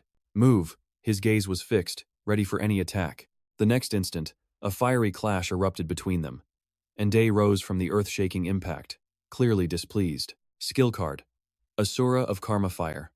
It summoned a fearsome phantom warrior, its long blade gleaming with a cold aura. No words were needed. Skill card. 5 senses God form. Sanlei got serious, focusing all his might. Tu Duong and Qing Lin now had no choice but to team up. The situation looked grim. They had to adapt. But even outnumbered, they resolved to fight until the very end. An ultimate move? Everyone has one. He placed his palm on the ground, releasing a sinister aura. Summoning art. 5. Clawed Sword Dragon. Everyone's arrogance vanished as chaos erupted. Where's the dragon? I have no Fusang people here, watch out. Amidst the thick mist, Toyomon Nobu swung his sword with confidence. Only he could see through this deceptive trick. There's no dragon. It's an illusion, we've been tricked. Meanwhile, Tu Dung and Than Lam had already escaped the trap, not giving chase. Looks like these guys aren't very bright. The 2 of them finally had a moment to talk. Li Tu Dung, why are you here? What are you talking about? I don't understand. Stop pretending. The Death Gourd, the final white snow. Who else could it be but you? Greenbird, was my acting that bad? Seeing his identity exposed by Than Lam, he lowered his hood. You're making me lose face. With nothing left to hide, he tossed his cloak aside. Than Lam still couldn't understand why Tu Dung was here amidst this chaos. I don't care about your dignity. Just tell me, why are you in this game? He glanced around, seeking a safer place. This isn't the place to talk. Let's head back to the city first. But Than Lam doubted they could leave peacefully. After that commotion, escaping wouldn't be easy. Yet, Tu Dung was confident in his exceptional navigation skills. Don't worry, Greenbird. I'll lead you to a safe route. Who would have thought his safe route was a manhole cover? This is the safe route you mentioned? Tu Dung quickly opened the lid, gesturing for her. Greenbird, just trust me. Hurry inside before we're spotted. When Toyomon Nobu returned, Helen demanded an update. Is she dealt with? Not yet. Thinking back, he was still seething with rage. Victory was in my grasp, but who knew her backup would arrive? Hearing this, her expression turned serious. Helen shelved it for now and asked another question. What about the energy tower? Luckily for him, he had some good news. No one got in. We pushed them back. Helen then crossed her arms, giving Toyomon Nobu a final warning. Guard that energy tower well. I don't want to hear bad news twice. This was a stark contrast to the countless disasters unfolding outside. Meanwhile, in the Taiping Guild's lounge, To-Mi sat alone, chin in hand, completely relaxed. But in an instant, she sensed a familiar aura. This spiritual power. Is Sister Thon back? To-Mi rushed to the door to welcome her home. But it wasn't just Than Lam who returned. Tu Dung was with her. Yet, she barely noticed his presence, focused only on Than Lam's condition. To-Mi couldn't help but ask frantically, Sister, what happened to you? Though she had faced hell to return, she simply reassured the girl, it's nothing, just ran into some steam in the sewers. Only then did To-Mi notice Tu Dung's presence. Is this the mysterious person from last night? He immediately flashed a friendly smile and introduced himself. Mysterious person? That sounds so distant. We're all colleagues from the Renan Bureau. Just call me Divine Calculator. Tu Dung then subtly leaned down to gently shake her hand. Hello, Divine Calculator. Hello. I'm counting on you for this dungeon. But the moment was cut short as Than Lam pulled his hand away, then pointed inside, ordering Tu Dung, "Go next door and change. We need to talk later." Since Tu Dung was on their turf, he agreed without arguing. "As you wish. You're the boss. I'll listen." After hearing the full story, Tomi was stunned. So the energy tower really is in trouble? And some players are using this to kill everyone? Why would the Shi clan agree? Than Lam figured they must have sold their souls. Perhaps they've gone mad. Unwilling to let things spiral out of control, she decided to act immediately. The urgent question is, how do we solve this mess? In tangled situations like this, her thoughts immediately turned to him. If only Brother Truck Long were here, he'd know what to do. Tu Dung suddenly realized Truck Long's absence and asked about him. Where did Truck Long go? The Pangu Research Institute, investigating clues related to Lam Fong Mian. Hearing her answer, he started to understand. So that's how it is. But after processing what Than Lam said, he was shocked. Wait, Lam Fong Mian? The previous generation's Truck Long? Tu Dung began pacing back and forth restlessly. No wonder he recognized me instantly and knew the high-level code. But what about his age? Seeing him muttering to himself, Tomi asked, "What are you talking about?" Tu Dung then began to share what he was thinking. My starting point was the Pangu Research Institute, where I met a very strange guy. He's not a player, but he is a member of the Renan Bureau. He looks to be in his 20s, but claims he's been in this dungeon for 30 years. A huge suspicion formed between them. You think that's Lam Fong Mian? It's highly likely. Otherwise, too many things wouldn't make sense. Now she finally understood why his movements were so mysterious. So he told you the riddle and about the anonymous identity? Tu Dung corrected her slightly. He did tell me the riddle, but the investigation was my own decision. My plan was to observe from the shadows before acting. Tomi grew curious about what he had discovered. So, Divine Calculator, what did you find out? On the second day, I snuck into the city and infiltrated the prison. After capturing Duan Mu Yun, he headed for the energy tower. But he found the leader under attack and was forced to step in. Qinglin was completely stunned. What did you just say? Tu Yang repeated awkwardly. I said I saw you in danger and had to help, but that wasn't what caught Than Lam's attention. It was the previous line. He was visiting Duan Mu Yun's prison. A realization hit her as she slammed the table. This was it. They just had to get their hands on the scapegoat, Duan Mu Yun. They could use him to confront the city lord and expose his plot. But Tomi worried. Human hearts are unpredictable. But what if Duan Mu Yun refused to cooperate? Than Lam already had a plan. On execution day, he could either cooperate or lose his head. He'll know what to say then. The real problem was breaking him out. After some thought, Tomi finally had an idea. I have an idea. I'll see Jin Gang today. He's gathered some players whose abilities might be useful for us. If it was settled, they needed to move fast. Tell me about their abilities, she urged. We must form a plan quickly. Duan Mu Yun's execution is in 2 days. They had just 1 day left. Meanwhile, at a lavish party, noble ladies were chatting. Both women looked thrilled. It had been too long since the last banquet. This is what the gentry lives for. Suddenly, Helen approached them. It's so troublesome being stuck inside at night. Her eyes began glowing a strange purple. Don't you all agree? And just like that, they were hypnotized. That's why we absolutely must not repair the steam core. We absolutely must not repair the steam core. It wasn't just them. Everyone present had lost their will to her. With everyone under her spell, Helen smiled slyly. The entire upper district is in my hands. Prepare the security bureau's defenses. How can you possibly break this stalemate? Her question was a challenge.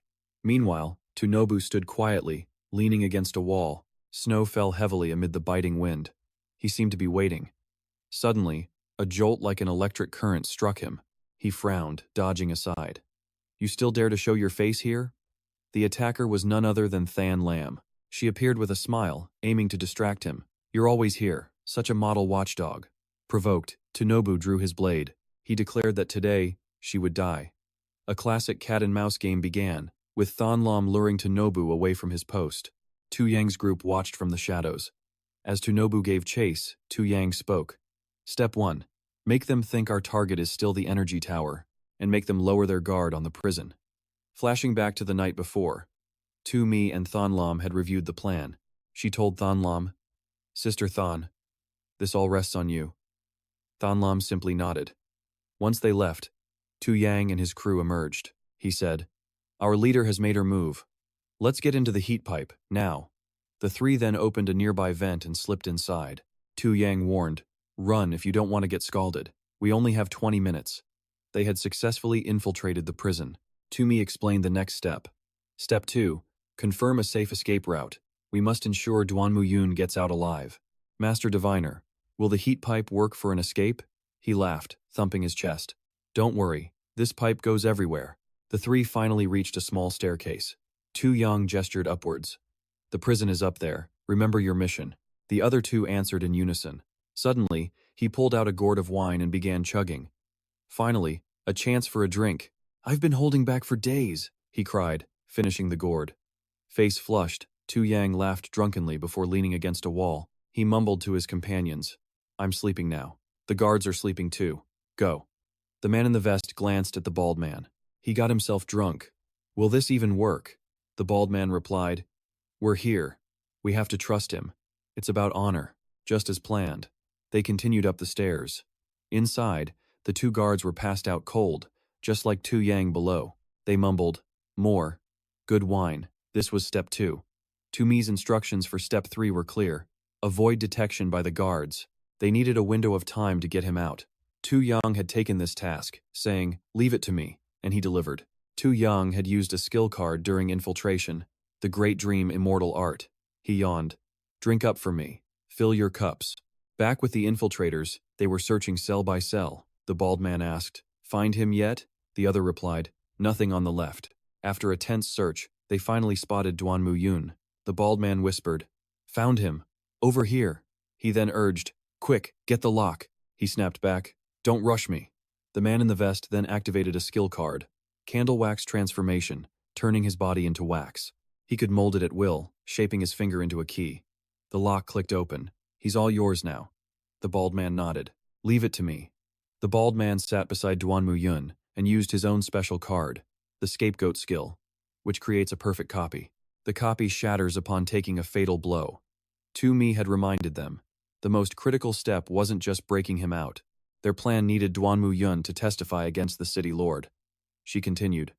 For him to face the city lord, he can't disappear. Otherwise, the execution would be postponed. Back in the cell, the bald man had created a puppet identical to Duan Muyun. We must leave a body double behind.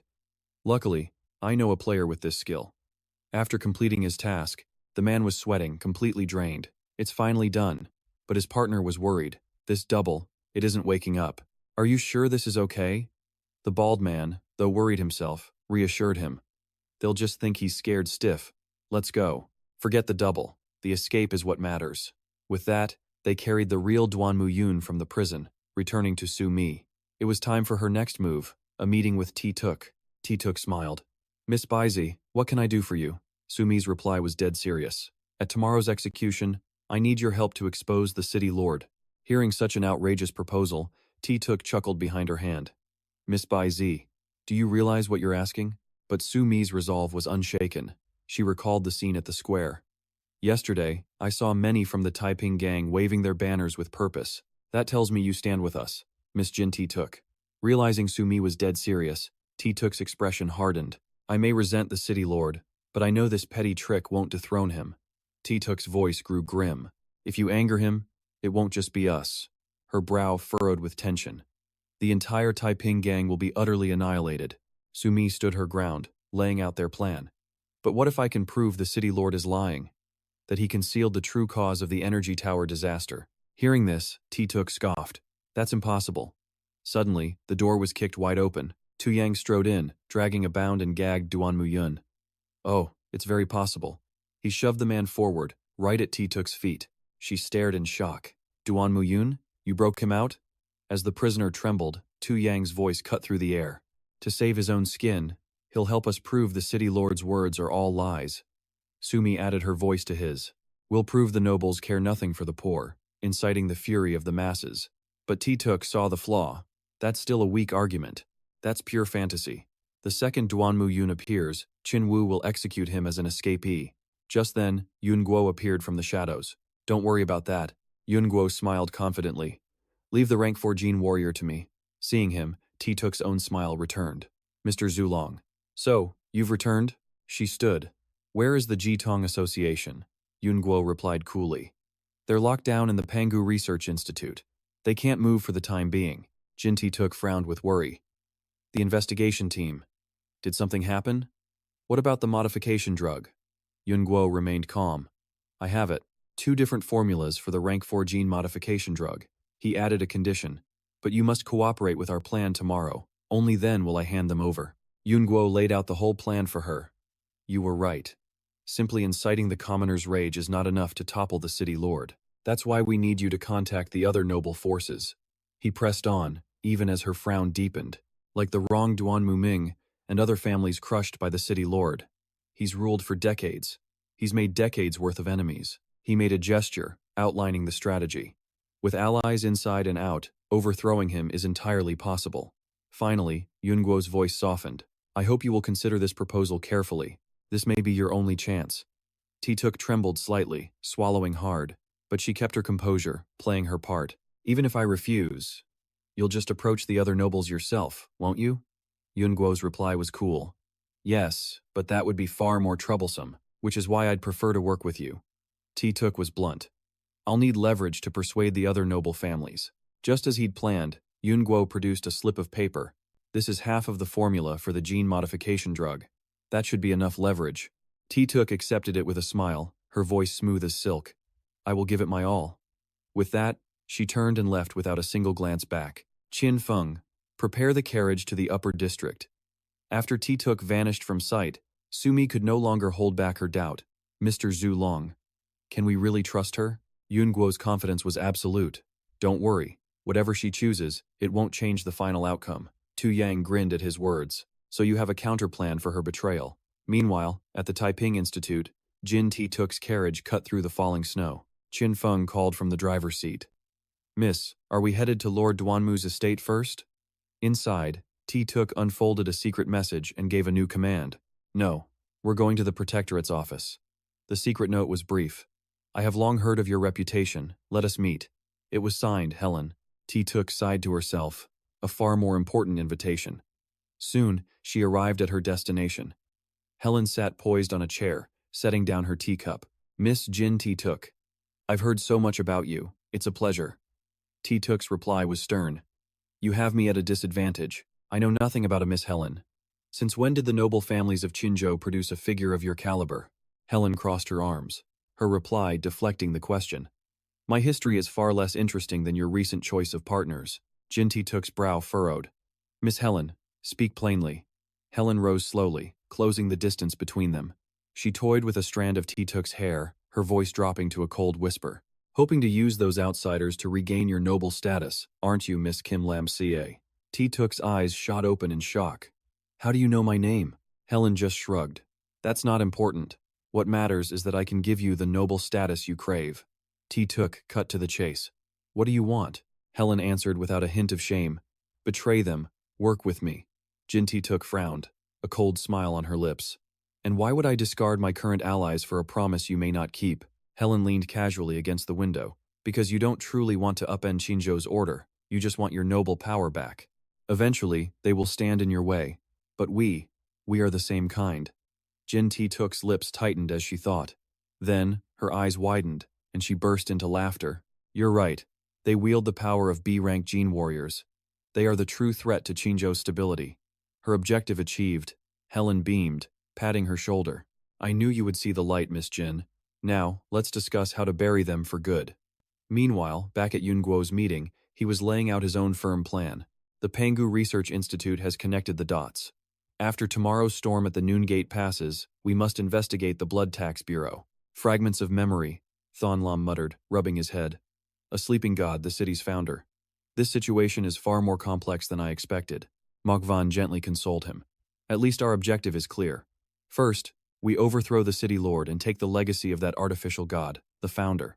Then we use it to eliminate its source, and end this endless winter night, Thonlam replied, facing Mokvan. Everything hinges on whether you can help me dethrone the city lord during tomorrow's public execution. Thonlam gently approached Mokvan, patting his shoulder. Do you remember what you need to say tomorrow? Mokvan replied with resolve. Yes. The next morning, amidst a blizzard, Mokvan was bound for the block as a crowd gathered to watch. Tone Shea boomed out the charges. Mokvan had neglected his duties, damaging the energy tower and cutting off heat to the lower city. Hundreds of people had perished. The old man clenched his fist, feigning righteous fury and sorrow for his disciple as he yelled, "When the noble breaks the law, he is punished like a commoner. We execute him today to appease the souls of the dead." He slammed the execution token down. A nearby soldier obeyed, swinging a cold blade at Morkvan's neck. But instead of blood, a stream of dark, shadowy magic erupted from the wound. The onlookers were stunned. Why is there no blood? What is happening? Suddenly, someone cried out, "Could he be a fake?" The mob roared in fury. "A fake! It's a duplicate! The aristocrats are trying to trick us!" Tanchi panicked, trying to calm the seething crowd. "Everyone calm down. I will immediately send men to find Mokvan. I swear I won't spare the one responsible for the tower incident." Than Lam slowly stepped out, leading the real Mokvan. He clapped slowly. "Truly impressive, City Lord. You can spin lies with all the passion of someone telling the truth. Bravo, bravo." The surrounding crowd, witnessing this bizarre scene, was utterly confused. "Isn't that the real Mokvan? Why is he there? What does this mean? The City Lord is lying." Tone Che scrambled to recover. "Thank you for bringing Mokvan here. You will be handsomely rewarded." But inside, the old man's mind was reeling. When did he get behind me? Why couldn't I sense him at all? Than Lam gave a cold smirk, signaling to Mokvan as he answered mockingly. "No reward is necessary. After all, you were about to execute him. Shouldn't he be given a chance for some last words?" At this, Tonchi shot a look at Tun Vor, who instantly lunged to attack Mokvan. Than Lam was faster, drawing his ancient Yue sword. He effortlessly parried Tun Vor's powerful blow. Contempt filled Than Lam's eyes as he spoke with a cold taunt. "Why is the City Lord so afraid to let Mokvan reveal the truth about the energy tower? Weren't you just vowing to punish the true mastermind?" Tonchi shouted to deflect. "Qinzhou has its own laws. An outsider like you has no say here. Tun Vor, dispose of this trash." At that, Mokvan collapsed, crying out in anguish. "I was framed." The tower explosion was from a prolonged steam overload. He slammed his head against the ground, as if atoning to the people of the lower city. He revealed everything. The overload was because the aristocrats partied all night, and the council itself decided to cut the lower city's heating to supply the upper city. I was just a scapegoat to take the fall. The crowd grew indignant. "So they treat us like disposable pawns? We freeze to death while they celebrate. A blood debt must be paid in blood." Tonche's composure finally cracked. His carefully built image shattered as he screamed, "Tun Vor, kill that criminal now." Tun Vor unleashed his Ice Mountain technique, but Than Lam was prepared. He activated Raging Blood, using his Blood Rage enhancement skill. The two opposing forces clashed, battling for supremacy. The impact threw both of them back in a massive explosion of smoke. Tun Vor was knocked away, barely managing to stay on his feet, but Than Lam stood unharmed in the smoke, taunting Ton Chi. "Why the rush to silence him, City Lord? Is it because everything Mokvan said was true?" The old man desperately denied it. "Completely baseless. Just the slander of a condemned criminal." Suddenly, a sharp voice cut through the air. "Is that so?" It was Tuk. She stood defiantly in the snow. "The upper city is lit with feasts and parties that rage all through the night. Did the City Lord think we couldn't hear them?" Her words ignited the crowd's memory, and their murmurs grew into a roar. "I've seen the lights from the upper city. I've heard the music from their feasts." Tuk knew public opinion was now on her side. She pointed at Ton Chi, her voice ringing with accusation. "You sacrificed the lower city for the upper. Are our lives worth less than one of your banquets?" Ton Chi's brow tightened, so she was the one pulling the strings from the shadows. Tuk couldn't hide her triumphant smirk. "Everything I've lost, I will take back with my own 2 hands, she declared, rallying the people. "The lives of the lower city matter. We demand a say in Qinzhou's future." The crowd roared in support. "We demand a say in Qinzhou's future. Our lives matter." At that moment, someone tried to slip away. Than Lam moved in a flash, pressing his sword to Tun Vor's neck, stopping him cold. He warned him icily, "I didn't say you could leave." Seeing Tun Vor was captured, Ton Chi played his next card. "Guards! These rioters are attempting a rebellion. Suppress them immediately." The guards aimed their weapons at the crowd. Than Lam instantly moved to shield Tuk. "Where are your people?" she asked urgently. "We have to make the City Lord admit defeat now." At that exact moment, a familiar voice rang out. "All guards, stand down." The guards instinctively turned. It was Mokmin, striding forward and giving a cold command. "Not one of you will lay a hand on any of these civilians." Tonche's eyes widened in shock, his voice dripping with venom. "Mokmin, as an aristocrat, You dare join this ridiculous farce? Mok Min replied with firm resolve. This isn't just my decision. It is the unanimous verdict of the Council of Elders. Abdicate, to soothe the souls of those unjustly killed. The crowd below roared as one. City Lord, step down immediately. We demand you step down, Gong Sun-ji asked grimly. If I agree to abdicate, how do you plan to end this charade? Jin Chikwe replied with a practiced smile. I will join the Elders' Council. As the representative for the lower district, I'll ensure everyone's rights are protected. The people around them began to chant in support of the guild leader. Gong Sun-ji raised an eyebrow. Just you alone? Jin Kwika answered firmly. Just me. The old man turned to Mu Ming, asking, Is this the council's unanimous decision? He also answered resolutely. It is the entire council's decision.